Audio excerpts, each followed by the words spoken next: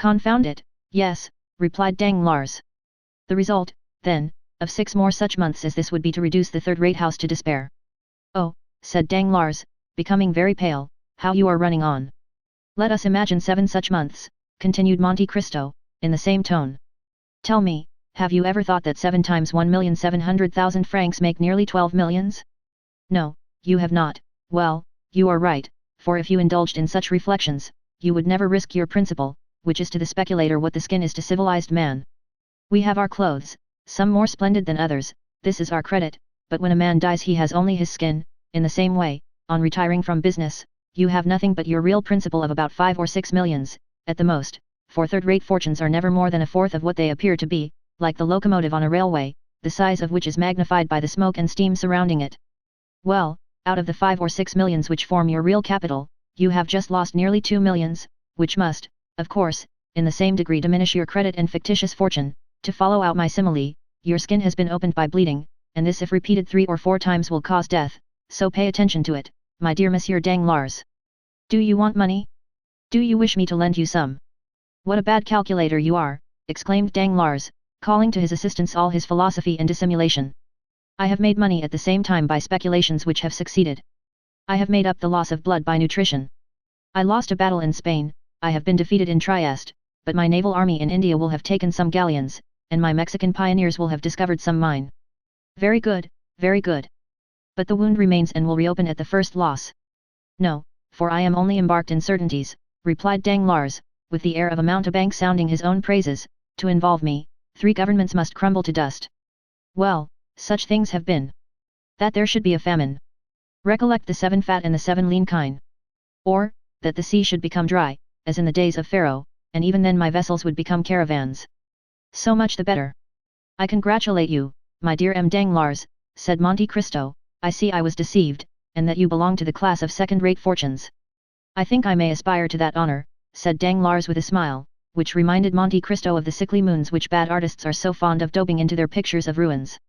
But, while we are speaking of business, Danglars added, pleased to find an opportunity of changing the subject, tell me what I am to do for M. Cavalcanti.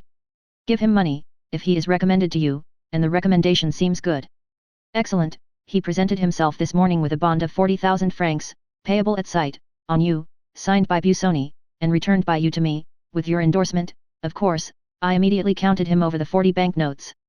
Monte Cristo nodded his head in token of assent. But that is not all, continued Danglars, he has opened an account with my house for his son. May I ask how much he allows the young man? 5,000 francs per month. 60,000 francs per year. I thought I was right in believing that Cavalcanti to be a stingy fellow. How can a young man live upon 5,000 francs a month? But you understand that if the young man should want a few thousands more, do not advance it, the father will never repay it. You do not know these ultramontane millionaires, they are regular misers. And by whom were they recommended to you? Oh, by the house of Fenzi, one of the best in Florence. I do not mean to say you will lose, but, nevertheless, mind you hold to the terms of the agreement. Would you not trust the Cavalcanti? I would advance 10 millions on his signature. I was only speaking in reference to the second-rate fortunes we were mentioning just now. And with all this, how unassuming he is. I should never have taken him for anything more than a mere major. And you would have flattered him, for certainly, as you say, he has no manner. The first time I saw him he appeared to me like an old lieutenant who had grown mouldy under his epaulets. But all the Italians are the same, they are like old Jews when they are not glittering in oriental splendor. The young man is better, said Danglars. Yes, a little nervous, perhaps, but, upon the whole, he appeared tolerable. I was uneasy about him. Why? Because you met him at my house, just after his introduction into the world, as they told me. He has been travelling with a very severe tutor, and had never been to Paris before. Ah, I believe noblemen marry amongst themselves, do they not? Asked Danglars carelessly. They like to unite their fortunes. It is usual, certainly, but Cavalcanti is an original who does nothing like other people. I cannot help thinking that he has brought his son to France to choose a wife. Do you think so? I am sure of it. And you have heard his fortune mentioned. Nothing else was talked of, only some said he was worth millions, and others that he did not possess a farthing. And what is your opinion? I ought not to influence you, because it is only my own personal impression. Well, and it is that. My opinion is, that all these old podestas, these ancient condottieri, for the Cavalcanti have commanded armies and governed provinces, my opinion, I say, is, that they have buried their millions in corners, the secret of which they have transmitted only to their eldest sons, who have done the same from generation to generation, and the proof of this is seen in their yellow and dry appearance, like the florins of the Republic, which, from being constantly gazed upon, have become reflected in them. Certainly, said Danglars, and this is further supported by the fact of their not possessing an inch of land. Very little, at least, I know of none which Cavalcanti possesses, excepting his palace in Lucca. Ah, he has a palace, said Danglars, laughing. Come, that is something. Yes, and more than that, he lets it to the Minister of Finance while he lives in a simple house. Oh, as I told you before, I think the old fellow is very close. Come, you do not flatter him. I scarcely know him, I think I have seen him 3 times in my life, all I know relating to him is through Busoni and himself. He was telling me this morning that, tired of letting his property lie dormant in Italy, which is a dead nation, he wished to find a method, either in France or England, of multiplying his millions, but remember, that though I place great confidence in Busoni, I am not responsible for this. Never mind, accept my thanks for the client you have sent me. It is a fine name to inscribe on my ledgers, and my cashier was quite proud of it when I explained to him who the Cavalcanti were. By the way, this is merely a simple question, when this sort of people marry their sons, do they give them any fortune? Oh, that depends upon circumstances. I know an Italian prince, rich as a gold mine, one of the noblest families in Tuscany, who, when his sons married according to his wish, gave them millions, and when they married against his consent, merely allowed them 30 crowns a month. Should Andrea marry according to his father's views, he will, perhaps, give him 1, 2, or 3 millions. For example, supposing it were the daughter of a banker, he might take an interest in the house of the father-in-law of his son. Then again, if he disliked his choice, the major takes the key, double locks his coffer, and Master Andrea would be obliged to live like the sons of a Parisian family, by shuffling cards or rattling the dice. Ah, that boy will find out some Bavarian or Peruvian princess, he will want a crown, an El Dorado, and Potosi. No, these grand lords on the other side of the Alps frequently marry into plain families, like Jupiter, they like to cross the race. But do you wish to marry Andrea, my dear M. Danglars, that you are asking so many questions? Ma foi, said Danglars, it would not be a bad speculation, I fancy, and you know I am a speculator. You are not thinking of Mademoiselle Danglars, I hope. You would not like poor Andrea to have his throat cut by Albert. Albert, repeated Danglars, shrugging his shoulders. Ah, well, he would care very little about it, I think. But he is betrothed to your daughter, I believe. Well, M. de Morcerf and I have talked about this marriage, but Madame de Morcerf and Albert. You do not mean to say that it would not be a good match? Indeed, I imagine that Mademoiselle Danglars is as good as M. de Morcerf. Mademoiselle Danglars' fortune will be great, no doubt, especially if the telegraph should not make any more mistakes. Oh, I do not mean her fortune only, but tell me. What? Why did you not invite M. and Madame de Morcerf to your dinner? I did so, but he excused himself on account of Madame de Morcerf being obliged to go to Dieppe for the benefit of sea air. Yes, yes, said Danglars, laughing, it would do her a great deal of good. Why so? Because it is the air she always breathed in her youth. Monte Cristo took no notice of this ill-natured remark. But still, if Albert be not so rich as Mademoiselle Danglars, said the Count, you must allow that he has a fine name. So he has, but I like mine as well.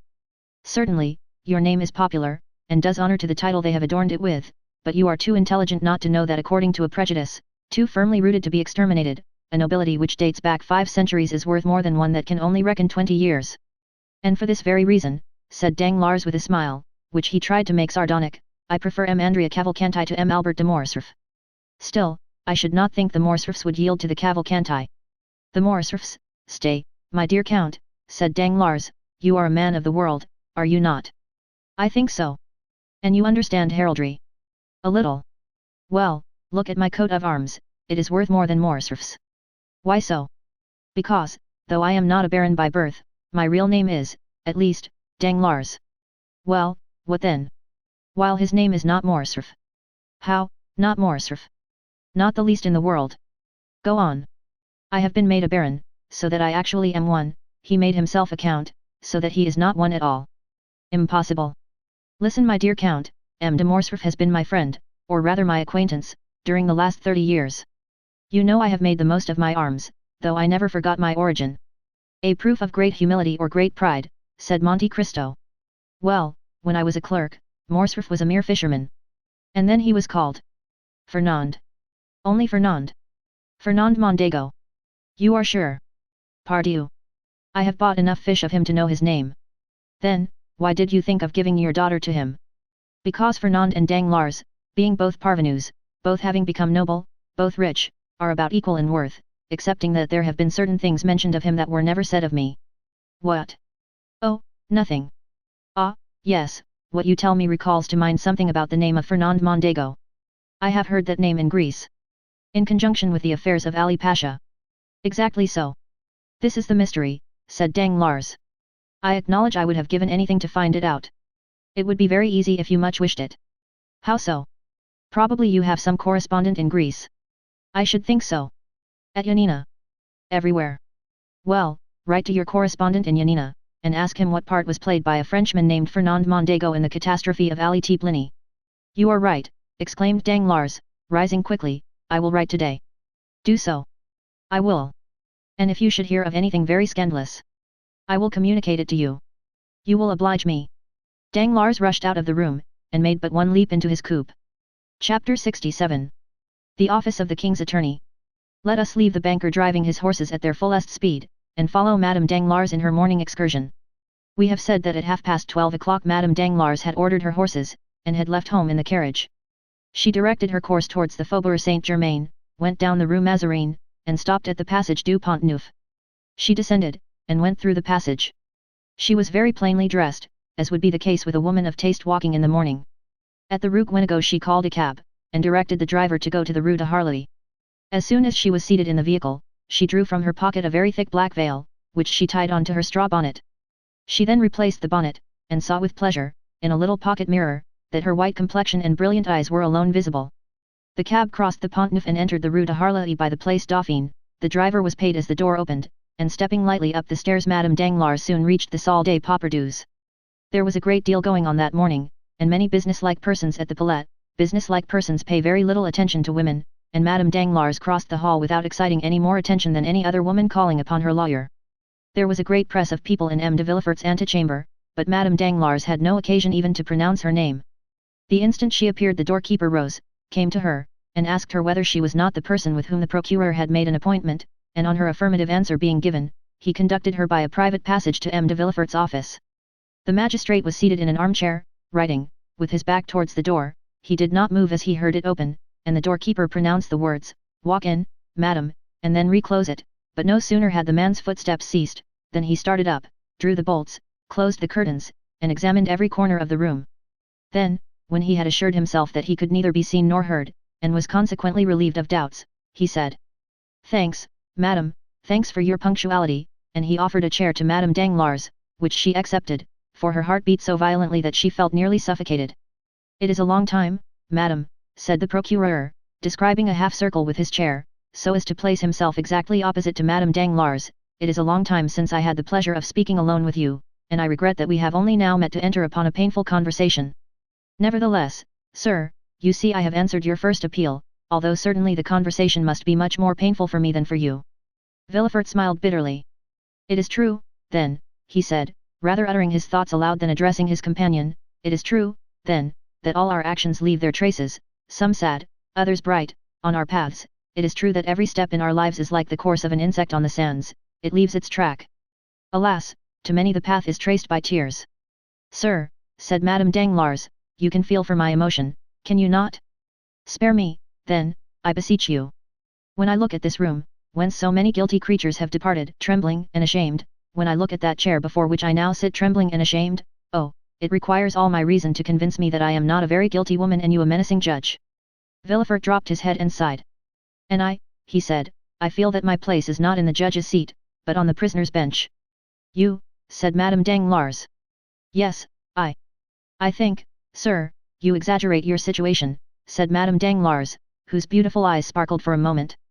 "The paths of which you were just speaking have been traced by all young men of ardent imaginations. Besides the pleasure, there is always remorse from the indulgence of our passions, and, after all, what have you men to fear from all this? The world excuses, and notoriety ennobles you." "Madam," replied Villefort, "you know that I am no hypocrite, or, at least, that I never deceive without a reason. If my brow be severe, it is because many misfortunes have clouded it; if my heart be petrified, it is that it might sustain the blows it has received. I was not so in my youth, I was not so on the night of the betrothal, when we were all seated around a table in the Rue du Cours at Marseilles. But since then everything has changed in and about me. I am accustomed to brave difficulties, and, in the conflict to crush those who, by their own free will, or by chance, voluntarily or involuntarily, interfere with me in my career. It is generally the case that what we most ardently desire is as ardently withheld from us by those who wish to obtain it, or from whom we attempt to snatch it. Thus, the greater number of a man's errors come before him disguised under the specious form of necessity. Then, after error has been committed in a moment of excitement, of delirium, or of fear, we see that we might have avoided and escaped it. The means we might have used, which we in our blindness could not see, then seem simple and easy, and we say, why did I not do this, instead of that? Women, on the contrary, are rarely tormented with remorse, for the decision does not come from you, your misfortunes are generally imposed upon you, and your faults the results of others' crimes. In any case, sir, you will allow, replied Madame Danglars, that, even if the fault were alone mine, I last night received a severe punishment for it. Poor thing, said Villefort, pressing her hand, it was too severe for your strength, for you were twice overwhelmed, and yet... Well, I must tell you. Collect all your courage, for you have not yet heard all. Ah, exclaimed Madame Danglars, alarmed, what is there more to hear? You only look back to the past, and it is, indeed, bad enough. Well, picture to yourself a future more gloomy still, certainly frightful, perhaps sanguinary. The Baroness knew how calm Villefort naturally was, and his present excitement frightened her so much that she opened her mouth to scream, but the sound died in her throat. How has this terrible past been recalled? Cried Villefort. How is it that it has escaped from the depths of the tomb and the recesses of our hearts, where it was buried, to visit us now, like a phantom, whitening our cheeks and flushing our brows with shame? Alas, said Hermine, doubtless it is chance. Chance, replied Villefort, no, madam, there is no such thing as chance. Oh, yes, has not a fatal chance revealed all this? Was it not by chance the Count of Monte Cristo bought that house? Was it not by chance he caused the earth to be dug up? Is it not by chance that the unfortunate child was disinterred under the trees, that poor innocent offspring of mine, which I never even kissed, but for whom I wept many, many tears? Ah, my heart clung to the Count when he mentioned the dear spoil found beneath the flowers. Well, no, madam, this is the terrible news I have to tell you, said Villefort in a hollow voice. No, nothing was found beneath the flowers, there was no child disinterred, no. You must not weep, no, you must not groan, you must tremble. What can you mean? Asked Madame Danglars, shuddering.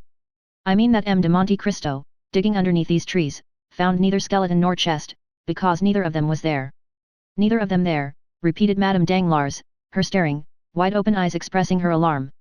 Neither of them there, she again said, as though striving to impress herself with the meaning of the words which escaped her. No, said Villefort, burying his face in his hands, no, 100 times no. Then you did not bury the poor child there, sir? Why did you deceive me? Where did you place it? Tell me, where? There. But listen to me, listen, and you will pity me who has for 20 years alone borne the heavy burden of grief I am about to reveal, without casting the least portion upon you. Oh, you frighten me. But speak, I will listen. You recollect that sad night, when you were half expiring on that bed in the red damask room, while I, scarcely less agitated than you, awaited your delivery. The child was born, was given to me, motionless, breathless, voiceless, we thought it dead. Madame Danglars moved rapidly, as though she would spring from her chair, but Villefort stopped, and clasped his hands as if to implore her attention. We thought it dead, he repeated, I placed it in the chest, which was to take the place of a coffin, I descended to the garden, I dug a hole, and then flung it down in haste. Scarcely had I covered it with earth, when the arm of the Corsican was stretched towards me, I saw a shadow rise, and, at the same time, a flash of light. I felt pain, I wished to cry out, but an icy shiver ran through my veins and stifled my voice, I fell lifeless, and fancied myself killed.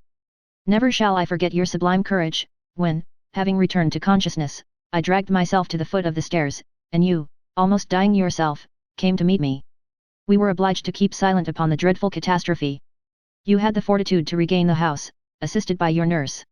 A duel was the pretext for my wound. Though we scarcely expected it, our secret remained in our own keeping alone. I was taken to Versailles. For 3 months I struggled with death, at last, as I seemed to cling to life, I was ordered to the south. 4 men carried me from Paris to Chalons, walking 6 leagues a day, Madame de Villefort followed the litter in her carriage. At Chalons I was put upon the Saône, thence I passed on to the Rhône, whence I descended, merely with the current, to Alls, at Alls I was again placed on my litter, and continued my journey to Marseilles. My recovery lasted 6 months. I never heard you mentioned, and I did not dare inquire for you. When I returned to Paris, I learned that you, the widow of M. de Nargon, had married M. Danglars. What was the subject of my thoughts from the time consciousness returned to me? Always the same, always the child's corpse, coming every night in my dreams, rising from the earth, and hovering over the grave with menacing look and gesture. I inquired immediately on my return to Paris. The house had not been inhabited since we left it, but it had just been let for 9 years. I found the tenant. I pretended that I disliked the idea that a house belonging to my wife's father and mother should pass into the hands of strangers. I offered to pay them for cancelling the lease. They demanded 6,000 francs. I would have given 10,000, I would have given 20,000. I had the money with me. I made the tenant sign the deed of resolution, and when I had obtained what I so much wanted, I galloped to Auteuil. No one had entered the house since I had left it. It was 5 o'clock in the afternoon. I ascended into the Red Room, and waited for night. There all the thoughts which had disturbed me during my year of constant agony came back with double force. The Corsican, who had declared the vendetta against me, who had followed me from Nîmes to Paris, who had hid himself in the garden, who had struck me, had seen me dig the grave, had seen me inter the child, he might become acquainted with your person, nay, he might even then have known it. Would he not one day make you pay for keeping this terrible secret? Would it not be a sweet revenge for him when he found that I had not died from the blow of his dagger? It was therefore necessary, before everything else, and at all risks, that I should cause all traces of the past to disappear, that I should destroy every material vestige. Too much reality would always remain in my recollection. It was for this I had annulled the lease, it was for this I had come, it was for this I was waiting. Night arrived. I allowed it to become quite dark. I was without a light in that room, when the wind shook all the doors, behind which I continually expected to see some spy concealed. I trembled. I seemed everywhere to hear your moans behind me in the bed, and I dared not turn around. My heart beat so violently that I feared my wound would open. At length, one by one, all the noises in the neighborhood ceased. I understood that I had nothing to fear, that I should neither be seen nor heard, so I decided upon descending to the garden.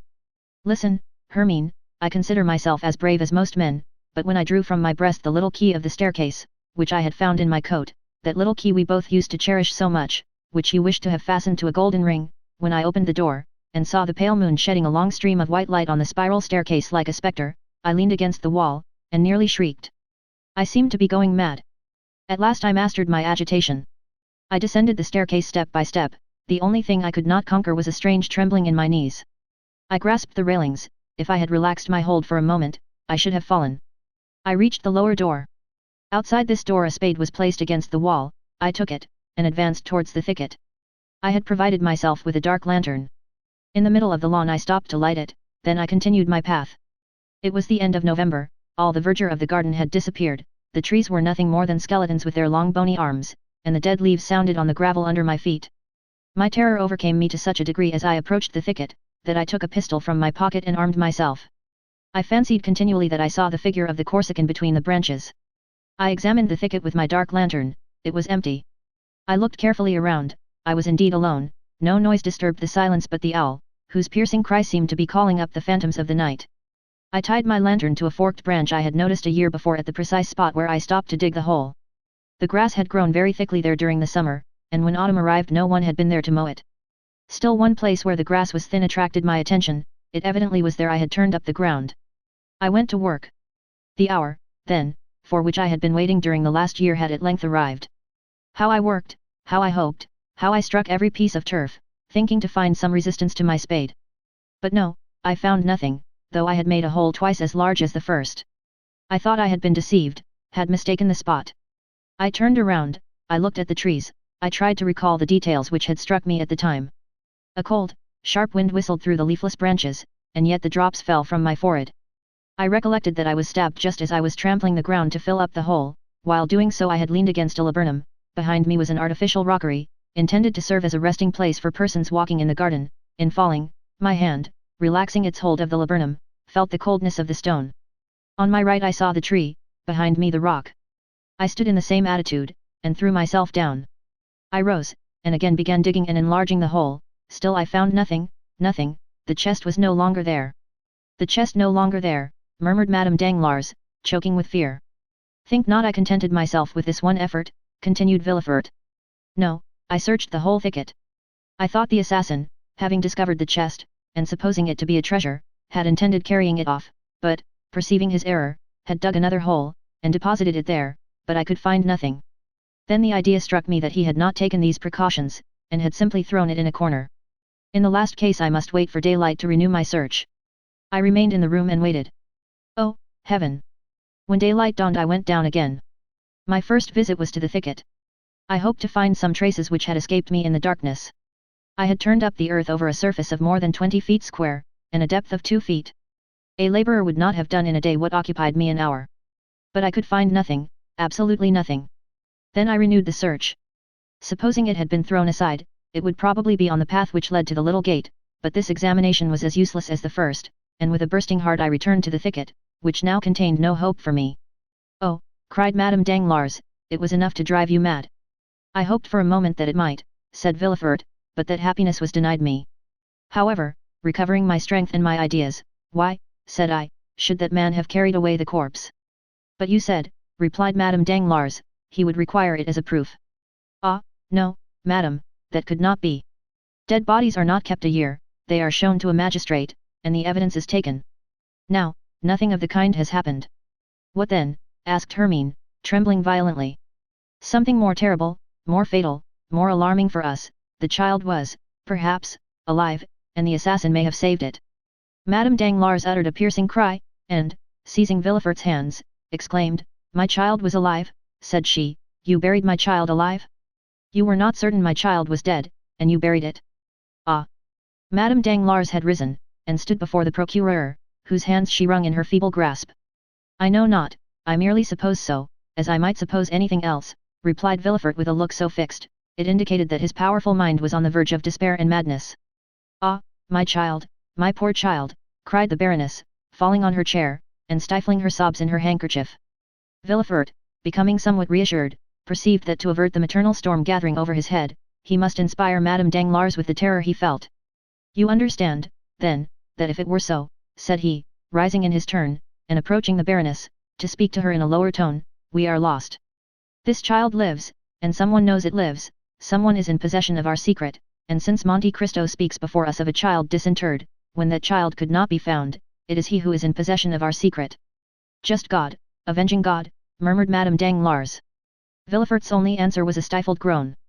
But the child, sir, repeated the agitated mother.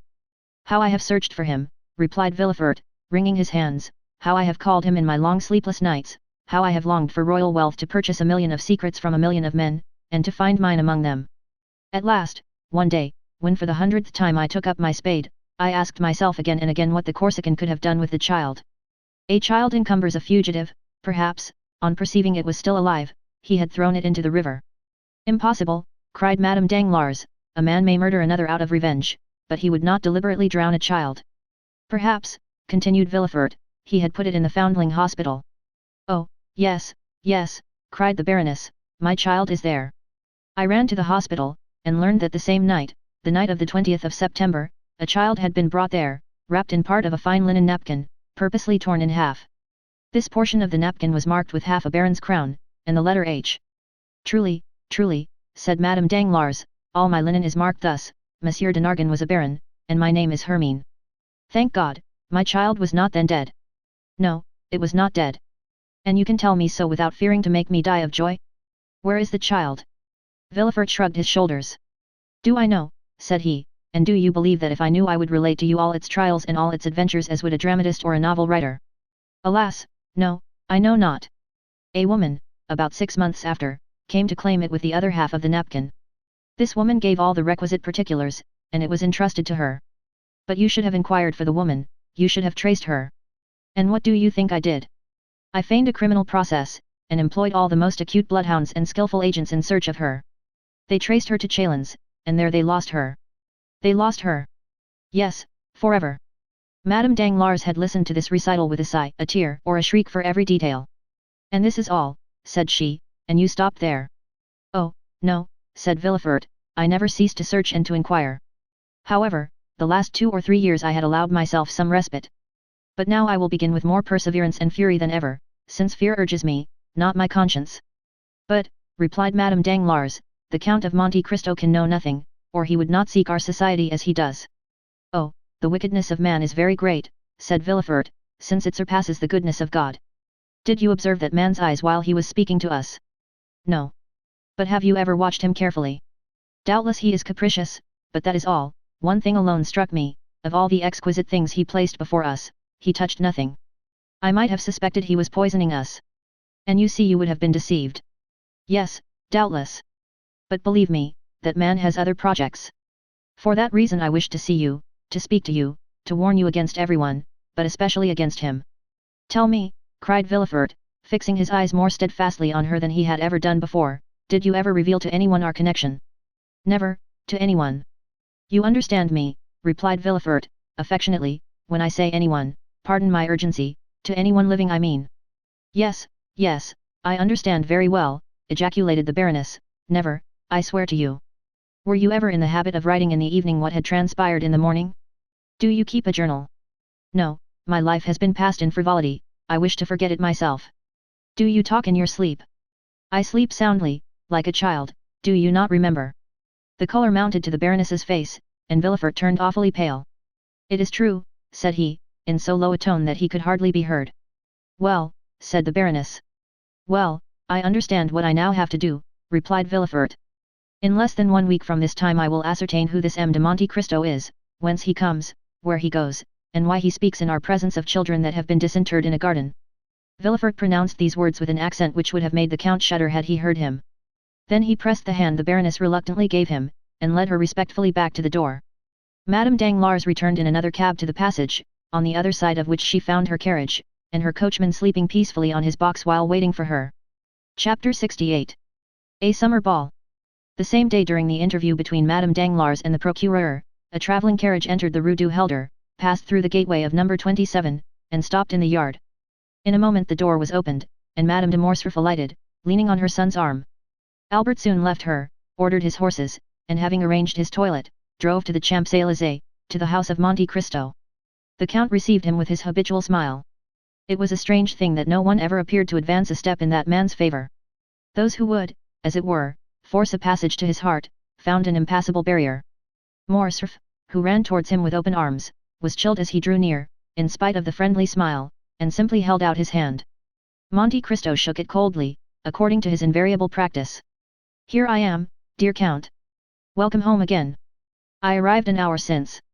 From Dieppe? No, from Treport. Indeed. And I have come at once to see you. That is extremely kind of you, said Monte Cristo with a tone of perfect indifference. And what is the news? You should not ask a stranger, a foreigner, for news. I know it, but in asking for news, I mean, have you done anything for me? Had you commissioned me, said Monte Cristo, feigning uneasiness. Come, come, said Albert, do not assume so much indifference.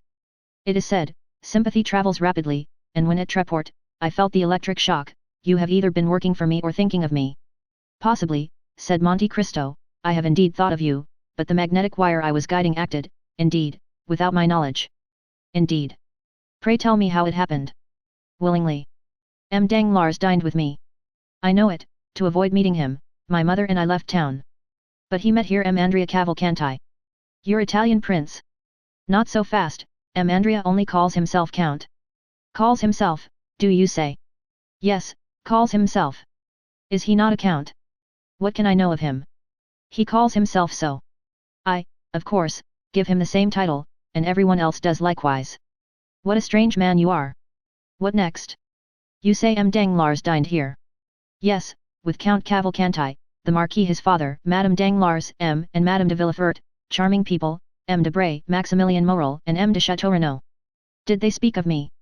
Not a word. So much the worse. Why so? I thought you wished them to forget you. If they did not speak of me, I am sure they thought about me, and I am in despair. How will that affect you, since Mademoiselle Danglars was not among the number here who thought of you? Truly, she might have thought of you at home. I have no fear of that, or, if she did, it was only in the same way in which I think of her. Touching sympathy. So you hate each other, said the Count. Listen, said Morcerf, if Mademoiselle Danglars were disposed to take pity on my supposed martyrdom on her account, and would dispense with all matrimonial formalities between our two families, I am ready to agree to the arrangement. In a word, Mademoiselle Danglars would make a charming mistress, but a wife, diable. And this, said Monte Cristo, is your opinion of your intended spouse. Yes, it is rather unkind, I acknowledge, but it is true. But as this dream cannot be realized, since Mademoiselle Danglars must become my lawful wife, live perpetually with me, sing to me, compose verses and music within 10 paces of me, and that for my whole life, it frightens me. One may forsake a mistress, but a wife, good heavens! There she must always be, and to marry Mademoiselle Danglars would be awful. You are difficult to please, Viscount. Yes, for I often wish for what is impossible. What is that? To find such a wife as my father found. Monte Cristo turned pale, and looked at Albert, while playing with some magnificent pistols. Your father was fortunate, then, said he. You know my opinion of my mother, Count, look at her, still beautiful, witty, more charming than ever. For any other son to have stayed with his mother for 4 days at Treport, it would have been a condescension or a martyrdom, while I return, more contented, more peaceful, shall I say more poetic, than if I had taken Queen Mab or Titania as my companion. That is an overwhelming demonstration, and you would make everyone vow to live a single life. Such are my reasons for not liking to marry Mademoiselle Danglars. Have you ever noticed how much a thing is heightened in value when we obtain possession of it? The diamond which glittered in the window at Merlies or Fossens shines with more splendor when it is our own, but if we are compelled to acknowledge the superiority of another, and still must retain the one that is inferior, do you not know what we have to endure? Worldling, murmured the Count. Thus I shall rejoice when Mademoiselle Eugenie perceives I am but a pitiful atom, with scarcely as many 100,000 francs as she has millions. Monte Cristo smiled. One plan occurred to me, continued Albert. Franz likes all that is eccentric. I tried to make him fall in love with Mademoiselle Danglars, but in spite of 4 letters, written in the most alluring style, he invariably answered, my eccentricity may be great, but it will not make me break my promise. That is what I call devoted friendship, to recommend to another one whom you would not marry yourself. Albert smiled. Apropos, continued he, Franz is coming soon, but it will not interest you, you dislike him, I think. I, said Monte Cristo, my dear Viscount, how have you discovered that I did not like Franz? I like everyone. And you include me in the expression everyone, many thanks. Let us not mistake, said Monte Cristo, I love everyone as God commands us to love our neighbor, as Christians, but I thoroughly hate but a few. Let us return to Franz d'Épinay. Did you say he was coming? Yes, summoned by de Villefort, who is apparently as anxious to get Mademoiselle Valentine married as Danglars is to see Mademoiselle Eugenie settled. It must be a very irksome office to be the father of a grown-up daughter, it seems to make one feverish, and to raise one's pulse to 90 beats a minute until the deed is done. But d'Épinay, unlike you, bears his misfortune patiently. Still more, he talks seriously about the matter, puts on a white tie, and speaks of his family. He entertains a very high opinion of and Madame de Villefort. Which they deserve, do they not? I believe they do. De Villefort has always passed for a severe but a just man. There is, then, one, said Monte Cristo, whom you do not condemn like poor Danglars.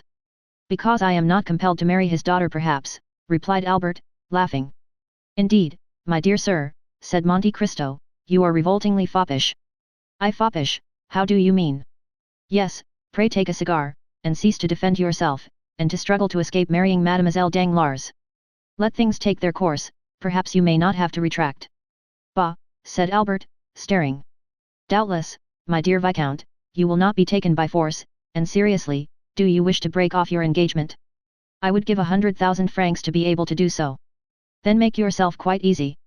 Danglars would give double that sum to attain the same end. Am I, indeed, so happy, said Albert, who still could not prevent an almost imperceptible cloud passing across his brow. But, my dear Count, has Danglars any reason? Ah, there is your proud and selfish nature. You would expose the self-love of another with a hatchet, but you shrink if your own is attacked with a needle. But yet, Danglars appeared delighted with you, was he not? Well, he is a man of bad taste, and is still more enchanted with another. I know not whom, look and judge for yourself. Thank you, I understand. But my mother, no, not my mother, I mistake, my father intends giving a ball. A ball at this season. Summer balls are fashionable. If they were not, the Countess has only to wish it, and they would become so. You are right, you know they are select affairs, those who remain in Paris in July must be true Parisians. Will you take charge of our invitation to Messrs. Cavalcanti? When will it take place? On Saturday. Cavalcanti's father will be gone. But the son will be here, will you invite young Cavalcanti? I do not know him, Viscount. You do not know him?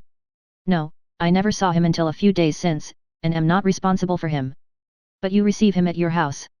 That is another thing, he was recommended to me by a good abbé, who may be deceived. Give him a direct invitation, but do not ask me to present him.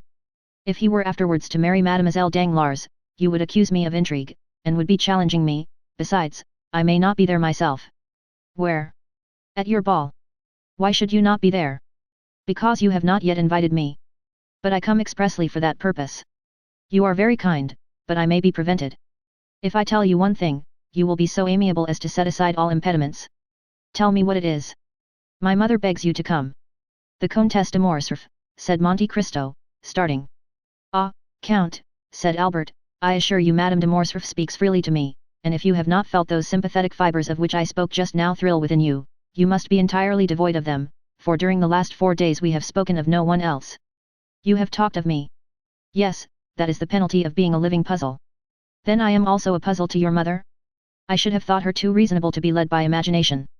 A problem, my dear Count, for everyone, for my mother as well as others, much studied, but not solved. You still remain an enigma, do not fear. My mother is only astonished that you remain so long unsolved.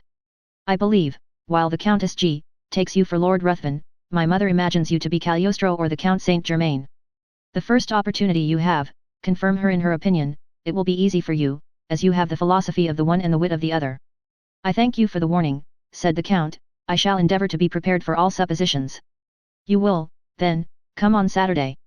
Yes, since Madame de Morcerf invites me. You are very kind. Will M. Danglars be there? He has already been invited by my father. We shall try to persuade the great D'Agucio, M. de Villefort, to come, but have not much hope of seeing him. Never despair of anything, says the proverb. Do you dance, Count? I dance. Yes, you, it would not be astonishing. That is very well before one is over 40. No, I do not dance, but I like to see others do so. Does Madame de Morcerf dance? Never, you can talk to her, she so delights in your conversation. Indeed. Yes, truly, and I assure you. You are the only man of whom I have heard her speak with interest. Albert rose and took his hat, the Count conducted him to the door. I have one thing to reproach myself with, said he, stopping Albert on the steps. What is it? I have spoken to you indiscreetly about Danglars. On the contrary, speak to me always in the same strain about him. I am glad to be reassured on that point. Apropos, when do you expect M. d'Épinay? 5 or 6 days hence at the latest. And when is he to be married? Immediately on the arrival of M. and Madame de Saint-Méran. Bring him to see me. Although you say I do not like him, I assure you I shall be happy to see him. I will obey your orders, my lord. Goodbye. Until Saturday, when I may expect you, may I not? Yes, I promised you. The Count watched Albert, waving his hand to him. When he had mounted his phaeton, Monte Cristo turned, and seeing Bertuccio, what news, said he. She went to the Palette, replied the steward. Did she stay long there? An hour and a half. Did she return home? Directly. Well, my dear Bertuccio, said the Count, I now advise you to go in quest of the little estate I spoke to you of in Normandy. Bertuccio bowed, and as his wishes were in perfect harmony with the order he had received, he started the same evening. Chapter 69. The Inquiry. M. de Villefort kept the promise he had made to Madame Danglars, to endeavour to find out how the Count of Monte Cristo had discovered the history of the house at Auteuil. He wrote the same day for the required information to M. de Beauville, who, from having been an inspector of prisons, was promoted to a high office in the police, and the latter begged for 2 days' time to ascertain exactly who would be most likely to give him full particulars. At the end of the second day M. de Villefort received the following note. The person called the Count of Monte Cristo is an intimate acquaintance of Lord Wilmore, a rich foreigner, who is sometimes seen in Paris and who is there at this moment. He is also known to the Abbé Busoni, a Sicilian priest, of high repute in the East, where he has done much good. M. de Villefort replied by ordering the strictest inquiries to be made respecting these 2 persons.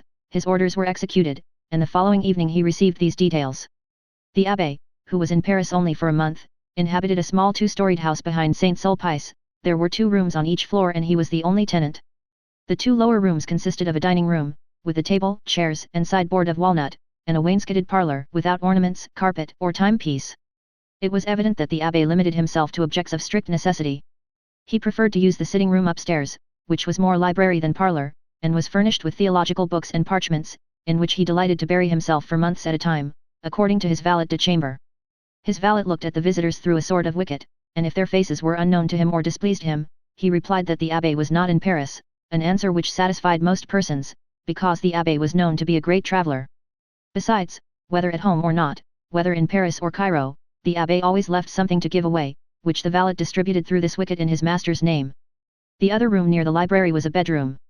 A bed without curtains, 4 armchairs, and a couch, covered with yellow Utrecht velvet, composed, with a prie-dieu, all its furniture. Lord Wilmore resided in Rue Fontaine St. George's.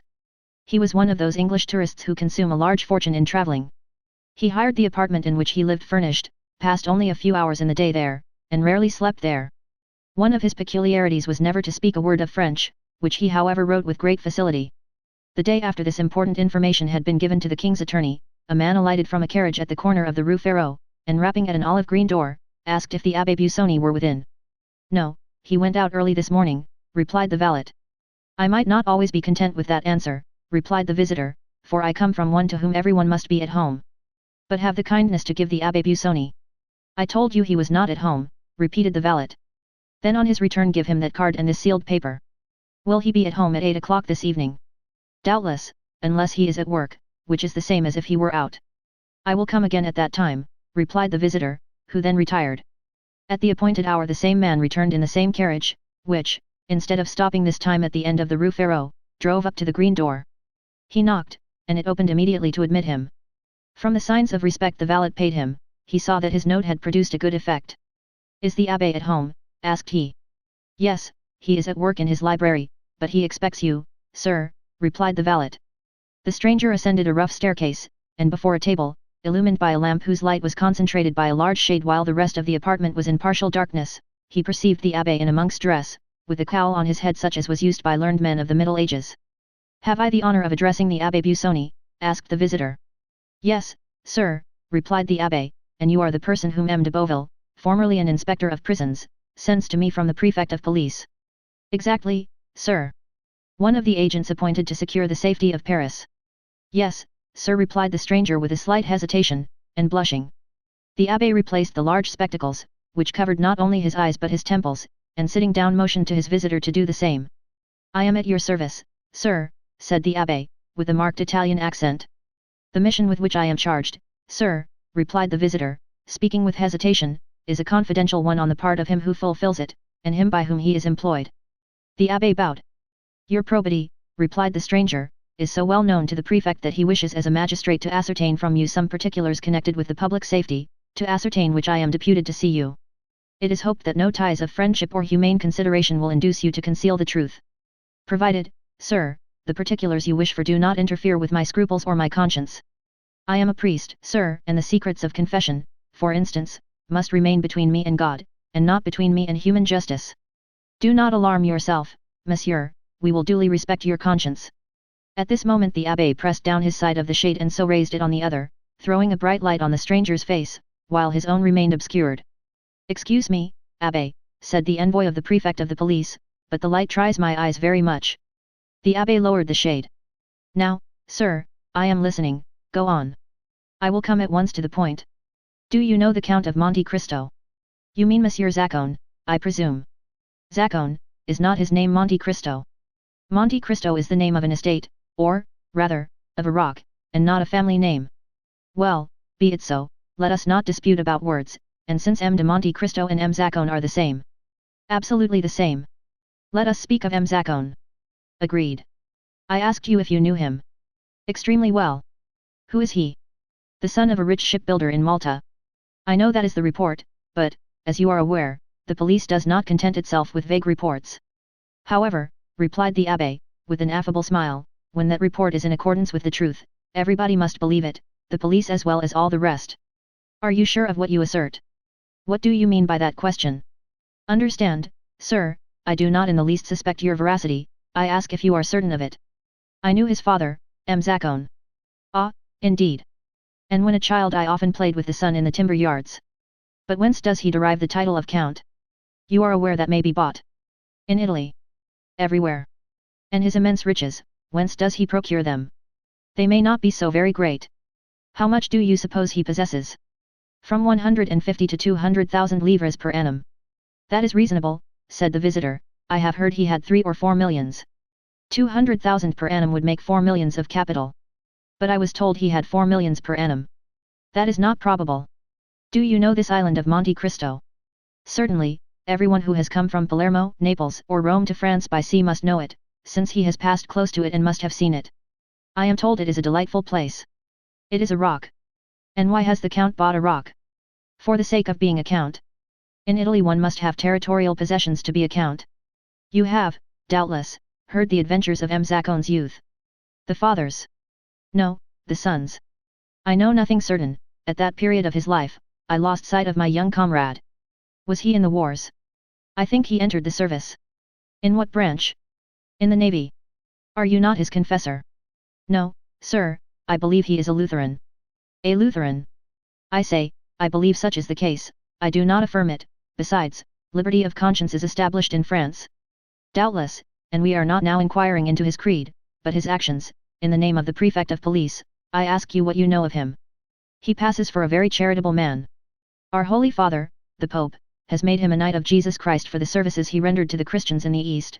He has 5 or 6 rings as testimonials from Eastern monarchs of his services. Does he wear them? No, but he is proud of them. He is better pleased with rewards given to the benefactors of man than to his destroyers. He is a Quaker then? Exactly, he is a Quaker, with the exception of the peculiar dress. Has he any friends? Yes, everyone who knows him is his friend. But has he any enemies? One only. What is his name? Lord Wilmore. Where is he? He is in Paris just now. Can he give me any particulars? Important ones. He was in India with Zaccone. Do you know his abode? It's somewhere in the Chaussée d'Antin, but I know neither the street nor the number. Are you at variance with the Englishman? I love Zaccone, and he hates him. We are consequently not friends. Do you think the Count of Monte Cristo had ever been in France before he made this visit to Paris? To that question I can answer positively, no, sir, he had not, because he applied to me 6 months ago for the particulars he required, and as I did not know when I might again come to Paris, I recommended M. Cavalcanti to him. Andrea? No, Bartolomeo, his father. Now, sir, I have but one question more to ask, and I charge you, in the name of honor, of humanity and of religion, to answer me candidly. What is it, sir? Do you know with what design M. de Monte Cristo purchased a house at Auteuil? Certainly, for he told me. What is it, sir? To make a lunatic asylum of it, similar to that founded by the Count of Pisani at Palermo. Do you know about that institution? I have heard of it. It is a magnificent charity. Having said this, the abbé bowed to imply he wished to pursue his studies. The visitor either understood the abbé's meaning, or had no more questions to ask. He arose, and the abbé accompanied him to the door. You are a great almsgiver, said the visitor, and although you are said to be rich, I will venture to offer you something for your poor people. Will you accept my offering? I thank you, sir, I am only jealous in one thing, and that is that the relief I give should be entirely from my own resources. However, my resolution, sir, is unchangeable, but you have only to search for yourself and you will find, alas, but too many objects upon whom to exercise your benevolence. The abbé once more bowed as he opened the door, the stranger bowed and took his leave, and the carriage conveyed him straight to the house of M. de Villefort. An hour afterwards the carriage was again ordered, and this time it went to the Rue Fontaine St. George's, and stopped at number 5, where Lord Wilmore lived. The stranger had written to Lord Wilmore, requesting an interview, which the latter had fixed for 10 o'clock.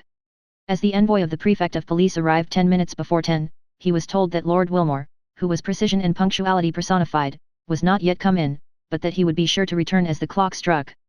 The visitor was introduced into the drawing room, which was like all other furnished drawing rooms. A mantelpiece, with 2 modern Sèvres vases, a timepiece representing Cupid with his bent bow, a mirror with an engraving on each side, one representing Homer carrying his guide, the other, Belisarius begging, a greyish paper, red and black tapestry. Such was the appearance of Lord Wilmore's drawing room. It was illuminated by lamps with ground glass shades which gave only a feeble light, as if out of consideration for the envoy's weak sight. After 10 minutes' expectation the clock struck 10, at the 5th stroke the door opened and Lord Wilmore appeared. He was rather above the middle height, with thin reddish whiskers, light complexion and light hair, turning rather grey. He was dressed with all the English peculiarity, namely, in a blue coat, with gilt buttons and high collar, in the fashion of 1811, a white kerseymere waistcoat, and nankeen pantaloons, 3 inches too short, but which were prevented by straps from slipping up to the knee. His first remark on entering was, "You know, sir, I do not speak French." "I know you do not like to converse in our language," replied the envoy. "But you may use it," replied Lord Wilmore, "I understand it." "And I," replied the visitor, changing his idiom, "know enough of English to keep up the conversation. Do not put yourself to the slightest inconvenience." "Ah," said Lord Wilmore, with that tone which is only known to natives of Great Britain. The envoy presented his letter of introduction, which the latter read with English coolness, and having finished, "I understand," said he, "perfectly." Then began the questions, which were similar to those which had been addressed to the Abbé Busoni. But as Lord Wilmore, in the character of the Count's enemy, was less restrained in his answers, they were more numerous. He described the youth of Monte Cristo, who he said, at 10 years of age, entered the service of one of the petty sovereigns of India who make war on the English. It was there Wilmore had first met him and fought against him, and in that war Zacone had been taken prisoner, sent to England, and consigned to the hulks, whence he had escaped by swimming. Then began his travels, his duels, his caprices, then the insurrection in Greece broke out, and he had served in the Grecian ranks. While in that service he had discovered a silver mine in the mountains of Thessaly, but he had been careful to conceal it from everyone. After the Battle of Navarino, when the Greek government was consolidated, he asked of King Otho a mining grant for that district, which was given him. Hence that immense fortune, which, in Lord Wilmore's opinion, possibly amounted to 1 or 2 millions per annum, a precarious fortune, which might be momentarily lost by the failure of the mine. "But," asked the visitor, "do you know why he came to France?" "He is speculating in railways," said Lord Wilmore, "and as he is an expert chemist and physicist, he has invented a new system of telegraphy, which he is seeking to bring to perfection." "How much does he spend yearly?" asked the prefect.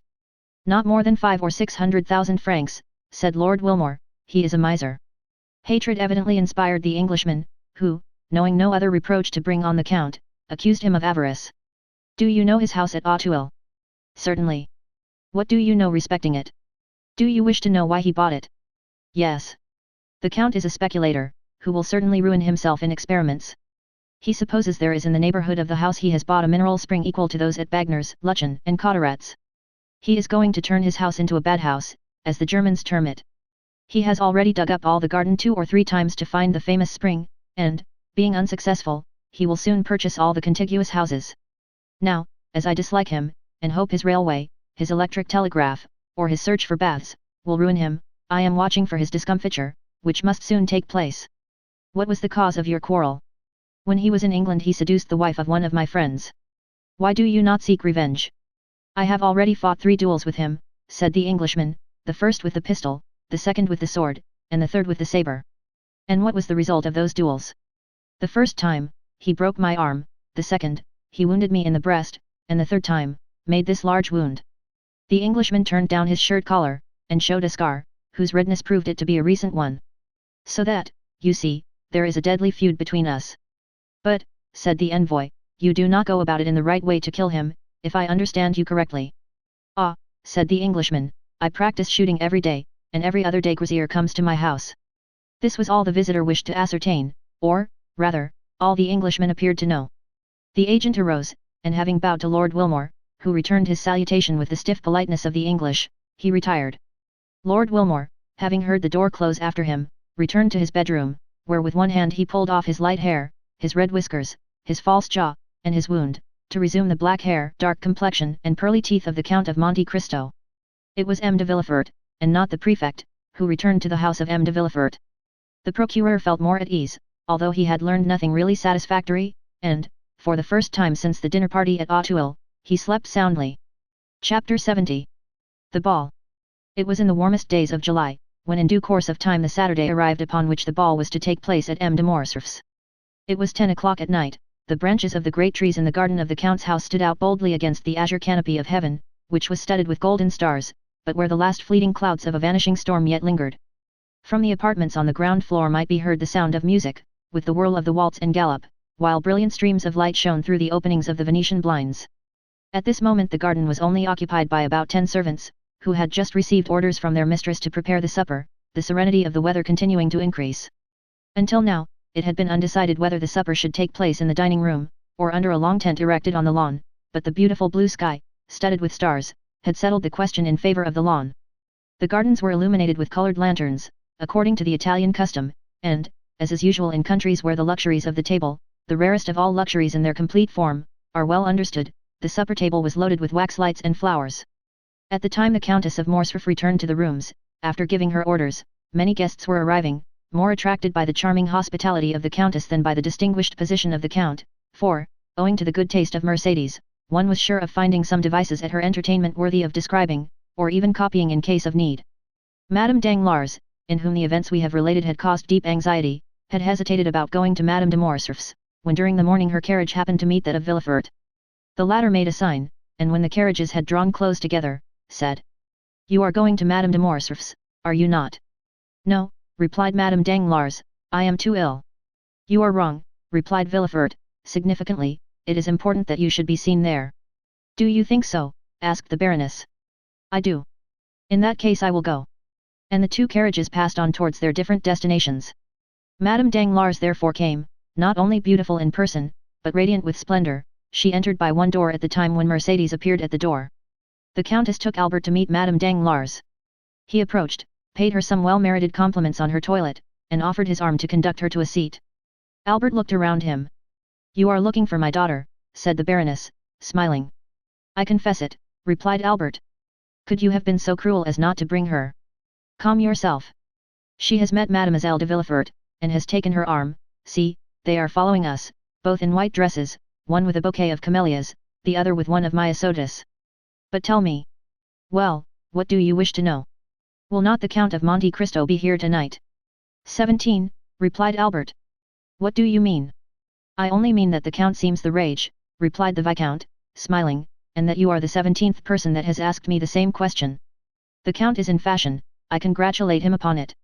"And have you replied to everyone as you have to me?" "Ah, to be sure, I have not answered you. Be satisfied, we shall have this lion, we are among the privileged ones." "Were you at the opera yesterday?"